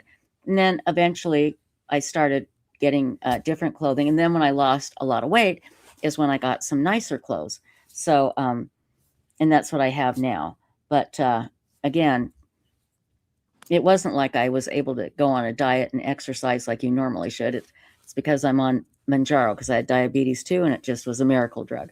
But anyway, I wrote this person back every year, and about 2 years ago, the email started bouncing like that wasn't there anymore, so they deleted it. You're supposed to give me the email. Remember? What? Oh yeah, yeah. Yes, yes. I can. In fact, I'll forward it to you right now. Yeah, don't forget.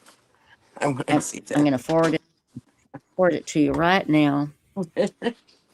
So hang on here. Yeah, it was actually this, I think it was January 2021, and I started in February 2020. So it was almost a year. So hold on here. Producer. It's so funny. So the where is best. it? TMTB80 says, "Glad Dave isn't my neighbor." I know. Can you imagine? Oh, that person must be just a delight, an absolute delight.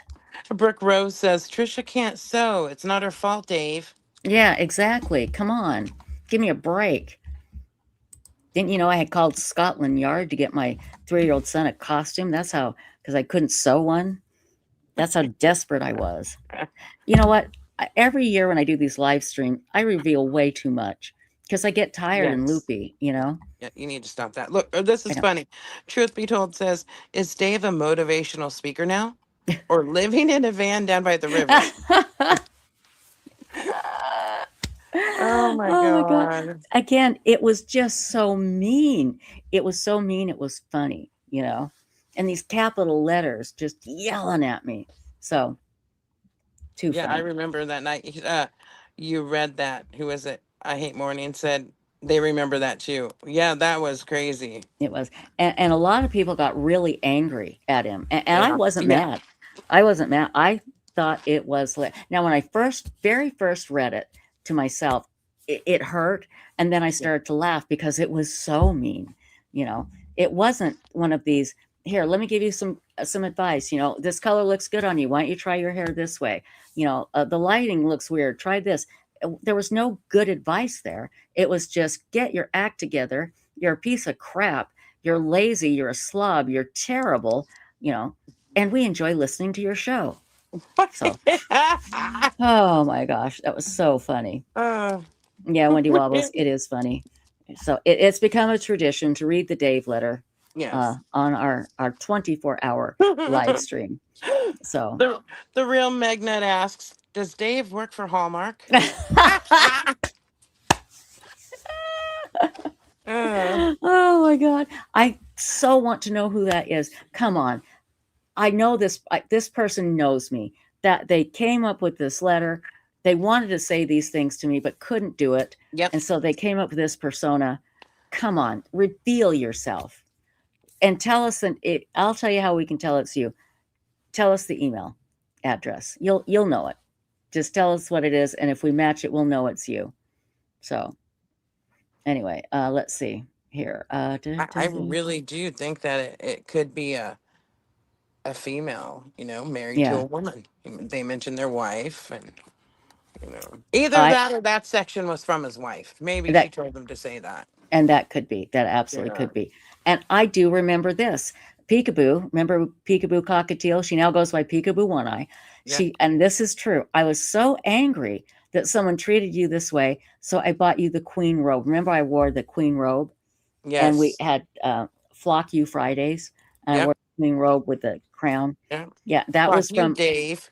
yeah. Yep. That it started out with Flock You Dave, Yep. and that's right. Yeah. Peekaboo bought me that robe because she was so mad. She was so mad. A lot of people were really mad. But again, like I said, it was so incredibly mean. You couldn't get mad. It just, I don't know what that person thought they'd accomplish by doing that. That's what I would like to ask them. Again, I'll take criticism. I'll take constructive criticism. I'll take even mean criticism. But that was nuts. So, yeah, it was fun. It was really fun. Is Aspen Connor here? I think he's here. I gave him the link. No, I think he's in chat. Yeah, and then I gave him the link to pop up. So. Oh, okay, good. Yeah, Aspen, come tell us what you're doing, because I know it's something pretty cool. He was driving, so he said like 30 minutes, but I don't know if he's stopped or what's going on now. So, oh, how sweet. Trisha is tiny. I mean, she looks small, but in person, she's like a little Thumbelina. That's so sweet. And Jesse said something here that was pretty funny. Hang on. Let's see, where is it? It made me laugh when I read it. Jesse Roblin says, I felt giant in Vegas. Yeah. Well, you're tall. You're very tall. And Jesse, I don't know if you were watching last night, Stacy, when Jesse showed us her hair, like took it out of the. Yep. Oh my God. It is so beautiful. And there's so much of it. It's unfair. So, yeah. Let's see here. Wait. Yeah, Bipolar Express. Flock You Fridays was pretty fun. We'd have people write in and tell us, what they wanted me to say, flock you to. So. Hold on a minute. Yeah, that's right. Kirsten, Lauren, Grayson, and Kiki are all tiny. Kathy Lynch says, hey, Dave, some of us like scarves. Yeah, and my cousin Teresa gave me the most beautiful scarves to wear. And so, like I said, I had no money. And so I had this Levi jacket and I'd wear scarves. And I thought, well, that's kind of cute. It was the best I could do, So.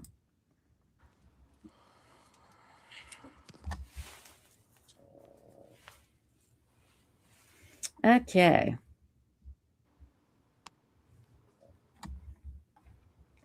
Hang on, guys.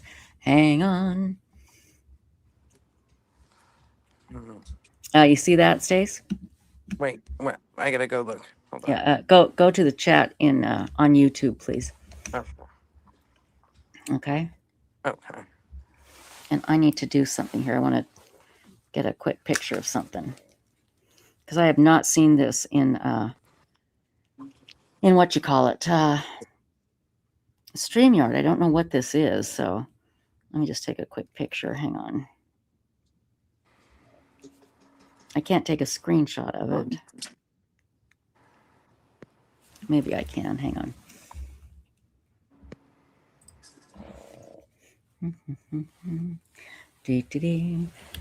Yeah, let me take a screenshot. Let me see if I can do a screenshot. Hang on. Yeah.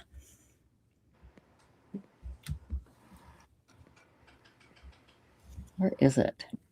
Is that it? No. Where is it? Oh, I can't see. Hang on.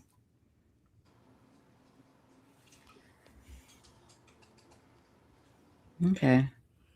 Here we go. There, got it. Okay.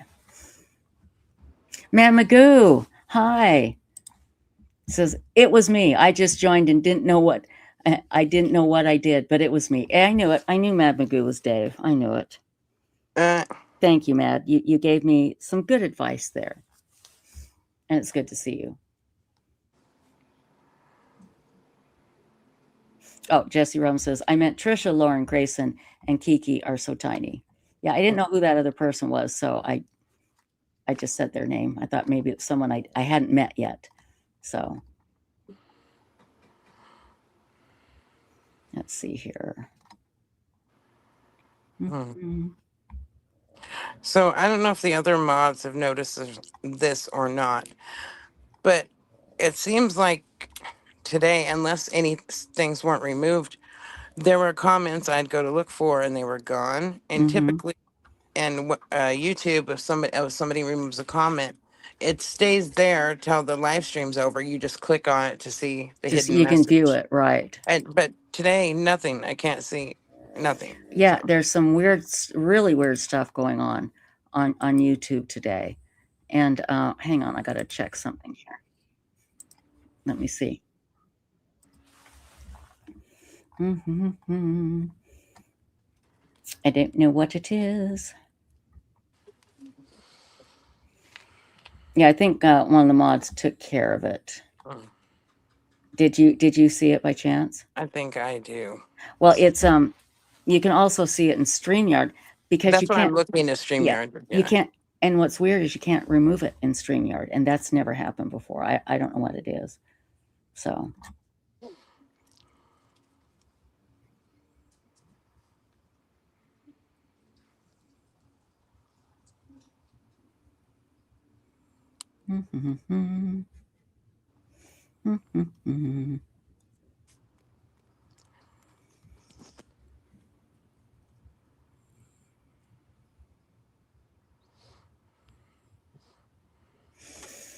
What time is it here? Here it's what? 8:25 for me, 10:25 for you. Yeah, we have let's see. Hold on. Let me see something really quickly here. Aspen is offering to come on tomorrow. I think maybe Aspen tomorrow would be better because I am just getting loopy. Yeah, I was gonna say we're gonna be like laying on the table in a minute. Yeah, and I want what you did tonight was so cool. I want everybody to be able to see it. So hang on here just a second. Where did that go? There we go.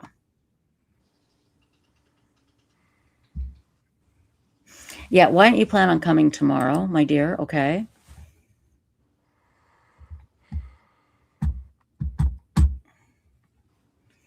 Yeah, we have about a half hour left before it's officially that we've been on for 24 hours.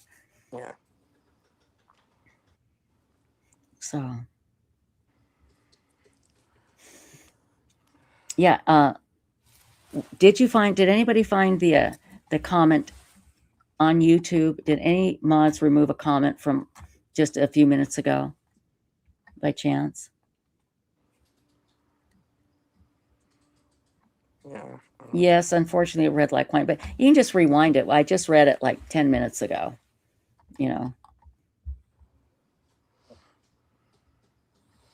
So. Yeah, it's weird. I haven't. And there are some comments that I would see in StreamYard, and I go look on YouTube, and they're not there. And they're not there. I know. Even when I looked at all messages, and I didn't see where they were removed either. So it's strange. Oh, Aspen Connor, he says, Stacy, watch out. I'm coming for your job, and I'm not AI.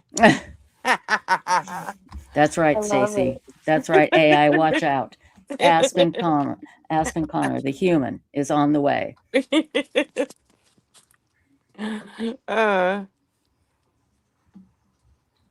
So let's see here. But Stacy, do you see when you go into StreamYard? Do you see what it says when you click on the three dots of the comment? Yeah, go click. That's what I'm saying. That's new, and I can't figure out what that is. Sorry, guys. We're talking shop talk. Let me see.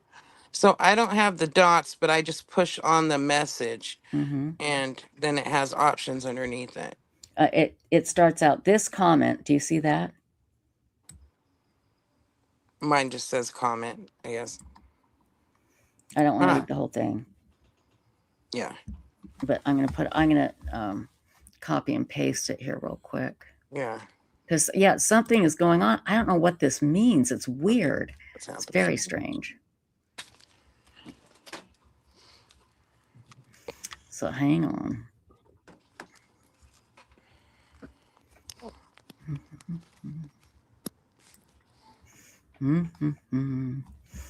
Wendy said she sent you an email. Me? Okay. Yes. Hang on just a second.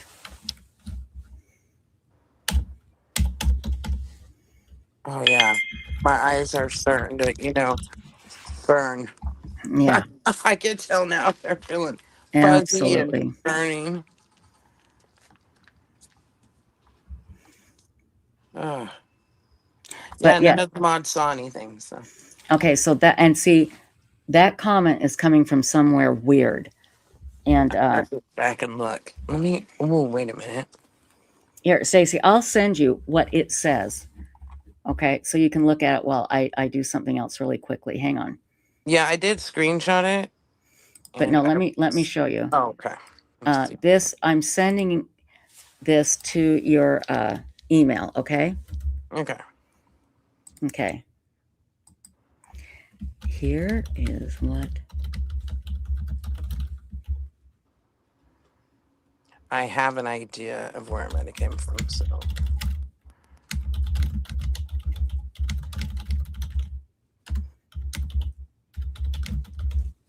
let's see. Hold on, guys.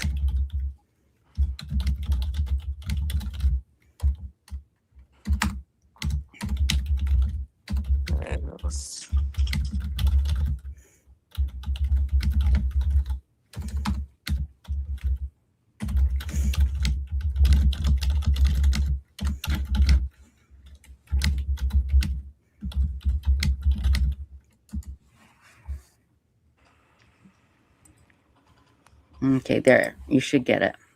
Okay.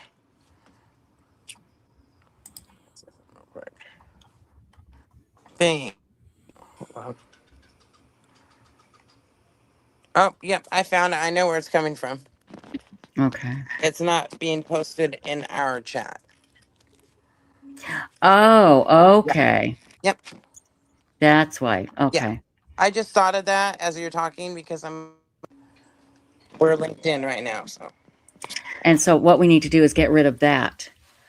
How do we? I thought we had done that. I thought we had gotten rid of that. No, Megan usually does that. So hold on.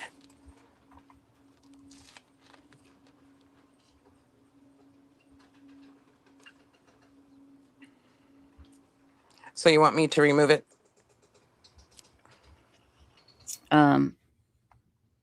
No, that's fine. I don't know what this is that Wendy sent me. I don't know what this means. I don't know. I don't know what she sent. So I'll email her real quick. Okay. Email her back.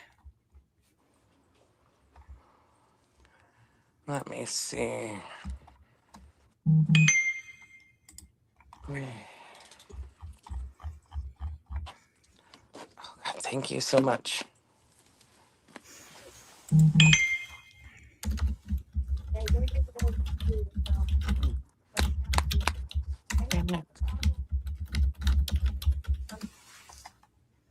Okay.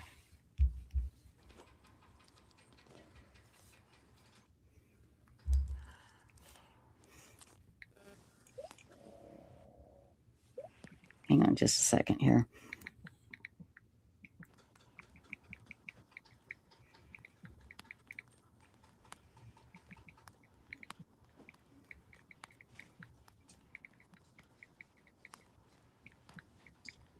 I thought we had turned that option off. I guess we didn't.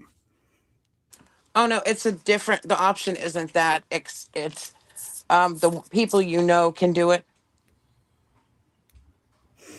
Is what the. Okay, but I Block thought. it from Okay. It's blocked so random people can't do it. Gotcha. Yeah.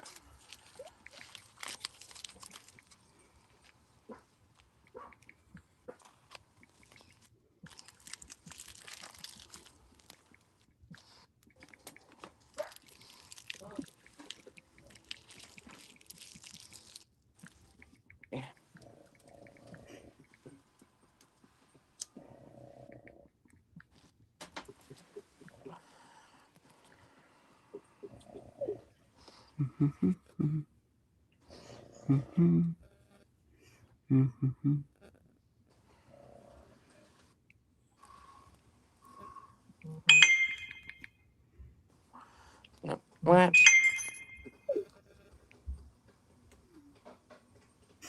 Sorry, guys. Just No. answering. So I'm sorry. What? Well, you know who it is, right? It's not. Yes, I do. Yeah. Okay. Okay. Yeah. Okay. So.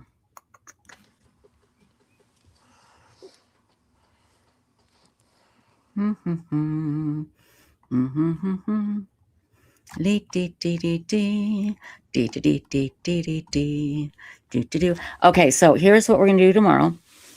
We're going to hear from Aspen Connor, and we're going to finish up the tinfoil hat contest, my darlings.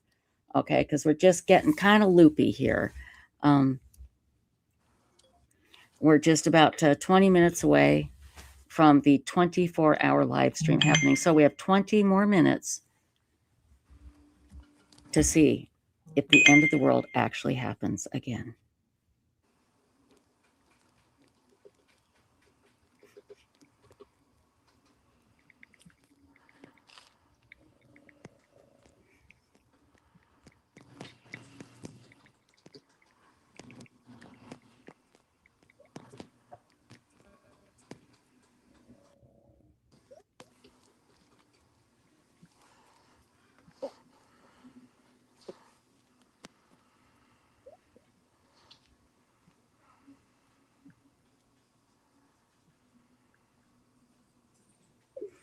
Okay, there we go. And also, everybody, I'll be posting the link to the charities that we have been talking about tonight. One is the Tammy Daybell Foundation. And the other is, hold on, let me grab it here. Where did it go? Where did it go? That's not it.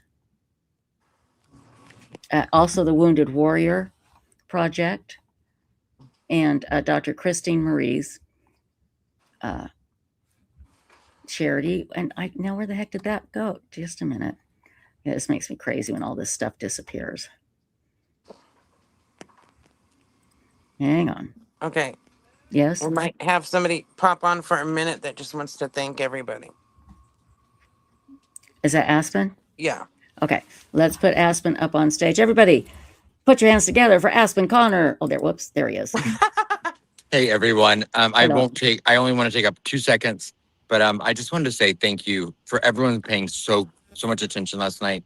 We spent a lot of time talking about Flora, and it's a case that doesn't get a lot of attention. And I got a lot of messages today, and I really, really appreciate you giving a platform for that. Oh, so people that know the case knew that we talked about it, is what you're saying? Even people that didn't know about the case, okay, I see what you're saying. Well, that's good. And I also want to just say one thing I did forget to say last night is that, if you do care about this case, the FBI and the Indiana State Police are the lead agencies. Feel free to keep pressure on them to not stop trying to get justice for those 4 girls. Absolutely. Because the more 100%. public pressure they get, the more likely they are to go work harder. And so I just want to say, and I can post and I can get you the numbers tomorrow night for people that want to reach out. But yeah, the FBI and Indiana State Police, reach out to them, tell them you want answers in Flora. Gotcha. It's been 10 years in November, and Galen deserves answers. Absolutely.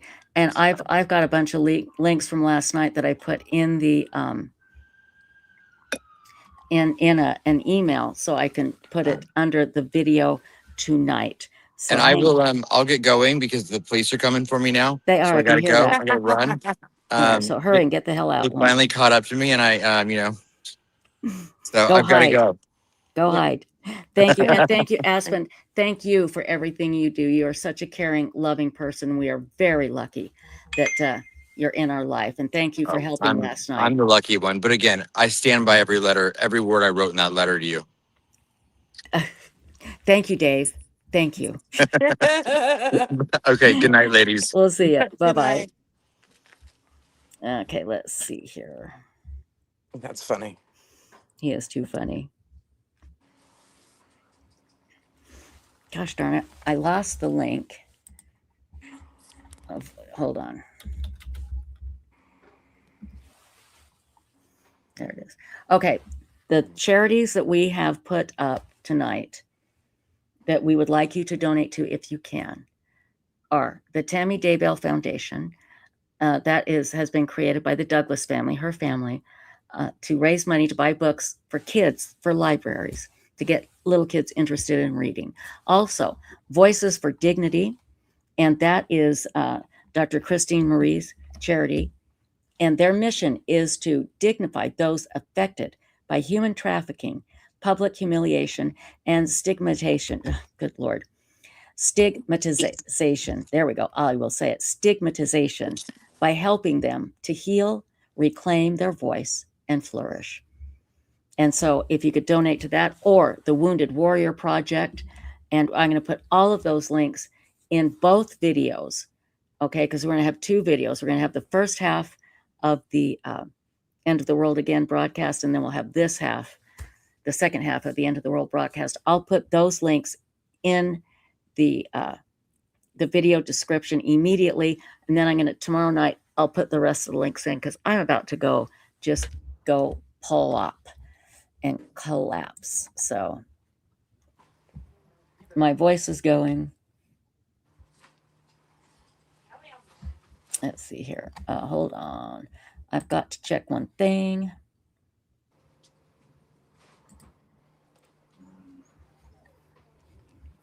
No, that's not going to work. Just a minute.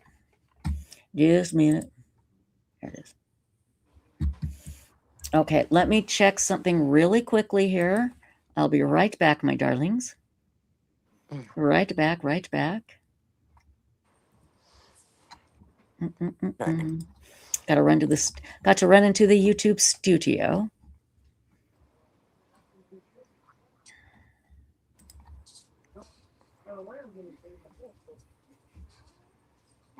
Okay. Okay, so Hiccup. That is 12 hours. And where is this one here? I think you just call me Kimpy.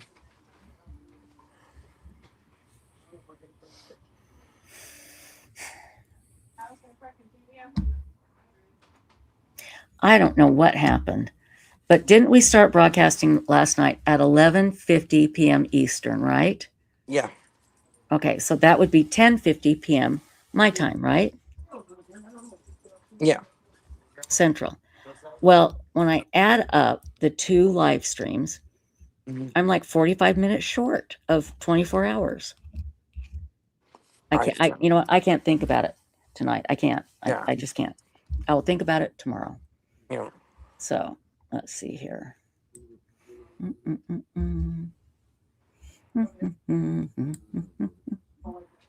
Yes, everybody, you can still send in your pictures for your tinfoil hat contest. We've gotten some great entries, and I'll show them as we play Old Bat and a Cowboy Hat on the way out, okay? We'll show them, and then we'll show them all again tomorrow, and we'll have them organized by tomorrow. And then Aspen Connor's going to be here tomorrow. He's going to tell us what he was doing tonight, which is really interesting. So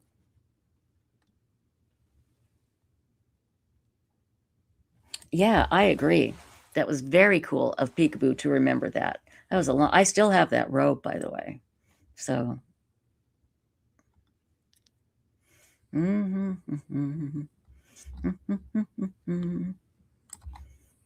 Oh, Bellatina, thank you, sis. Thank you so much for the wonderful work and commitment, Trisha and Stacy, and your moderators. Amazing. Yes, and we had 2 extra moderators tonight. They were Bipolar Express and Jesse Roblin. Thank you, ladies. And of course, our regular amazing moderators, Four Sons Mom, also Love and Coco, Moonlight View, Lynn Gen 2, and Leisha Gallegos and Detective's Daughter. Ladies, thank you so, so much. I'll tell you what, even though we're real close to the exact 24 hours, we are actually 5 minutes away. I will have been broadcasting live for 24 hours, even though our 2 videos don't add up to 24 hours. I don't get it, but oh well. Exactly. TMTB80 says the 24-hour live stream is great for getting some crocheting done. I hear you. Absolutely. So.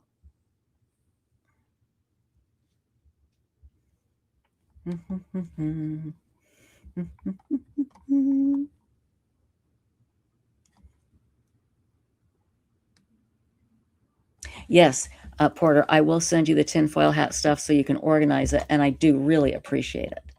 I really do. Is video real here? Good to see you, my dear.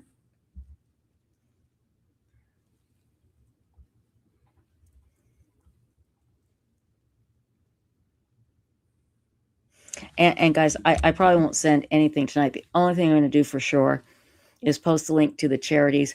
And if you could donate to 1 or 2 or 3 of them, that would be fantastic. Again, the Tammy Daybell Foundation and the Wounded Warriors Project. And don't forget, where did it go? Here we go. Voices for Dignity. And that is the Dr. Christine Marie charity. And I want to thank Mike King for coming on again. Such short notice. He is just wonderful. And I actually also will be posting in the video his schedule of where he's going to in Canada and Australia. Get your tickets early because I have a feeling, everybody, it's going to sell out pretty darn quickly.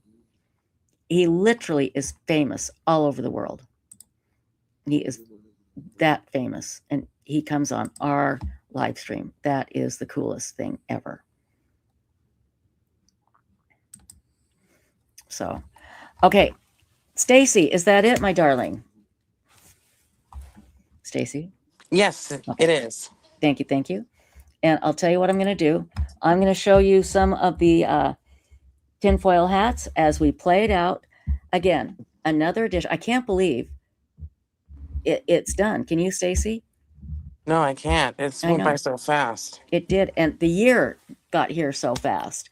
But shockingly, the end of the world didn't happen. So that's good. We're here for another year at least. So again, thank you, everybody. You all are so kind. And last night, actually early this morning, I had a little bit of a situation where I saw something really upsetting and I started bawling. And everybody in chat was so kind, and it made it so I was able to get through it very quickly. And again, it was because when you have no sleep, you're kind of wacky. If I'd have had sleep, I never would have done that. So, but thank you, everybody. Thank you. So let's see. Anything here?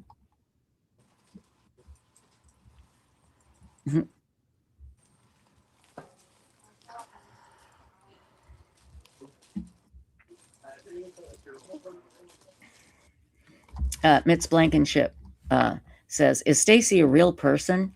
No, she's not even real AI. She's fake AI. Sorry, my teeth just fell out. Her name's Mitzi. That's my kitty's name. Oh, how cute. What the heck, woman? Sorry, my veneer just popped out of my mouth. Oh, I thought you just vanished. No, my veneer just came flying out. It just came flying out of my mouth. So I'm like, I got to grab it before it falls apart. So anyway, thank you, everybody. It's time when my veneers start just walking out of my mouth like this. It's time for me to go. Yeah, time for me to go. But anyway, yeah, no, Stacy is fake AI, aren't you, Stacy? Yep, I am. Yeah, so it's crazy. So let's see here.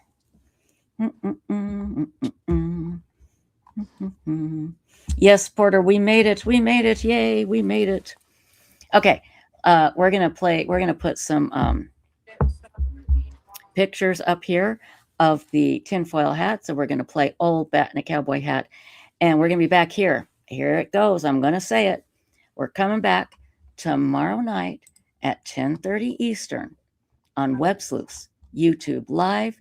And here we go with Old Bat in a cowboy hat and our tinfoil hats, everybody. We'll see you tomorrow, 10:30 Eastern. Bye-bye.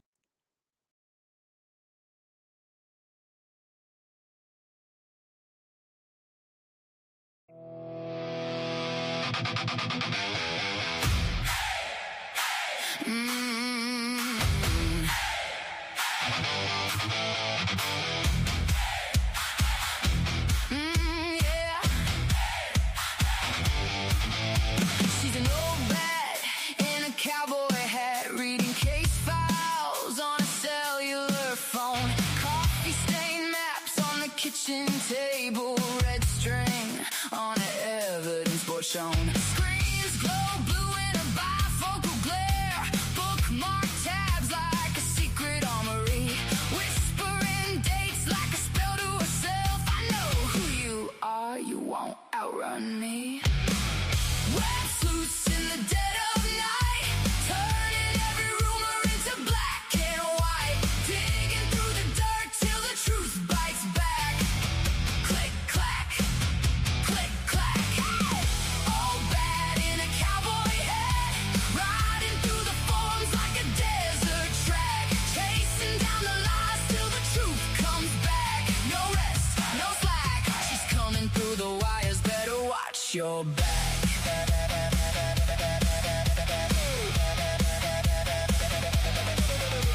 Got a fan club on a message board, username flashing like a wanted sign. Little avatars in a digital posse, follow every breadcrumb, every crooked line. She's got printout stuffed in a cardboard box, hidden under quilts in the cabin shed.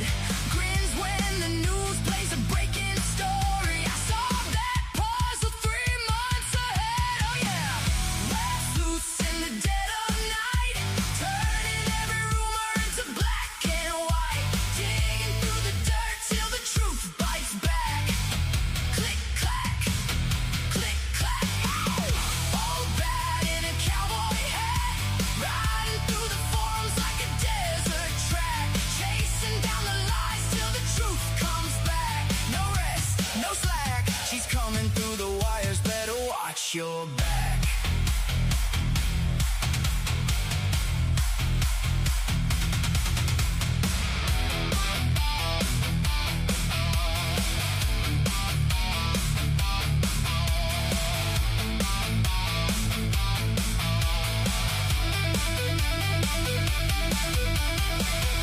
You can change your name, you can ditch your past, but a screenshot saved is a clue that lasts. Websleuths in the dead of night, turning every rumor into black and white, digging through the dirt till the truth bites back. Click, clack, click, clack. All bad in a cowboy hat, riding through the forums like a desert track, chasing down the lies till the truth comes back. No rest, no slack, she's coming through the wires, better watch your back.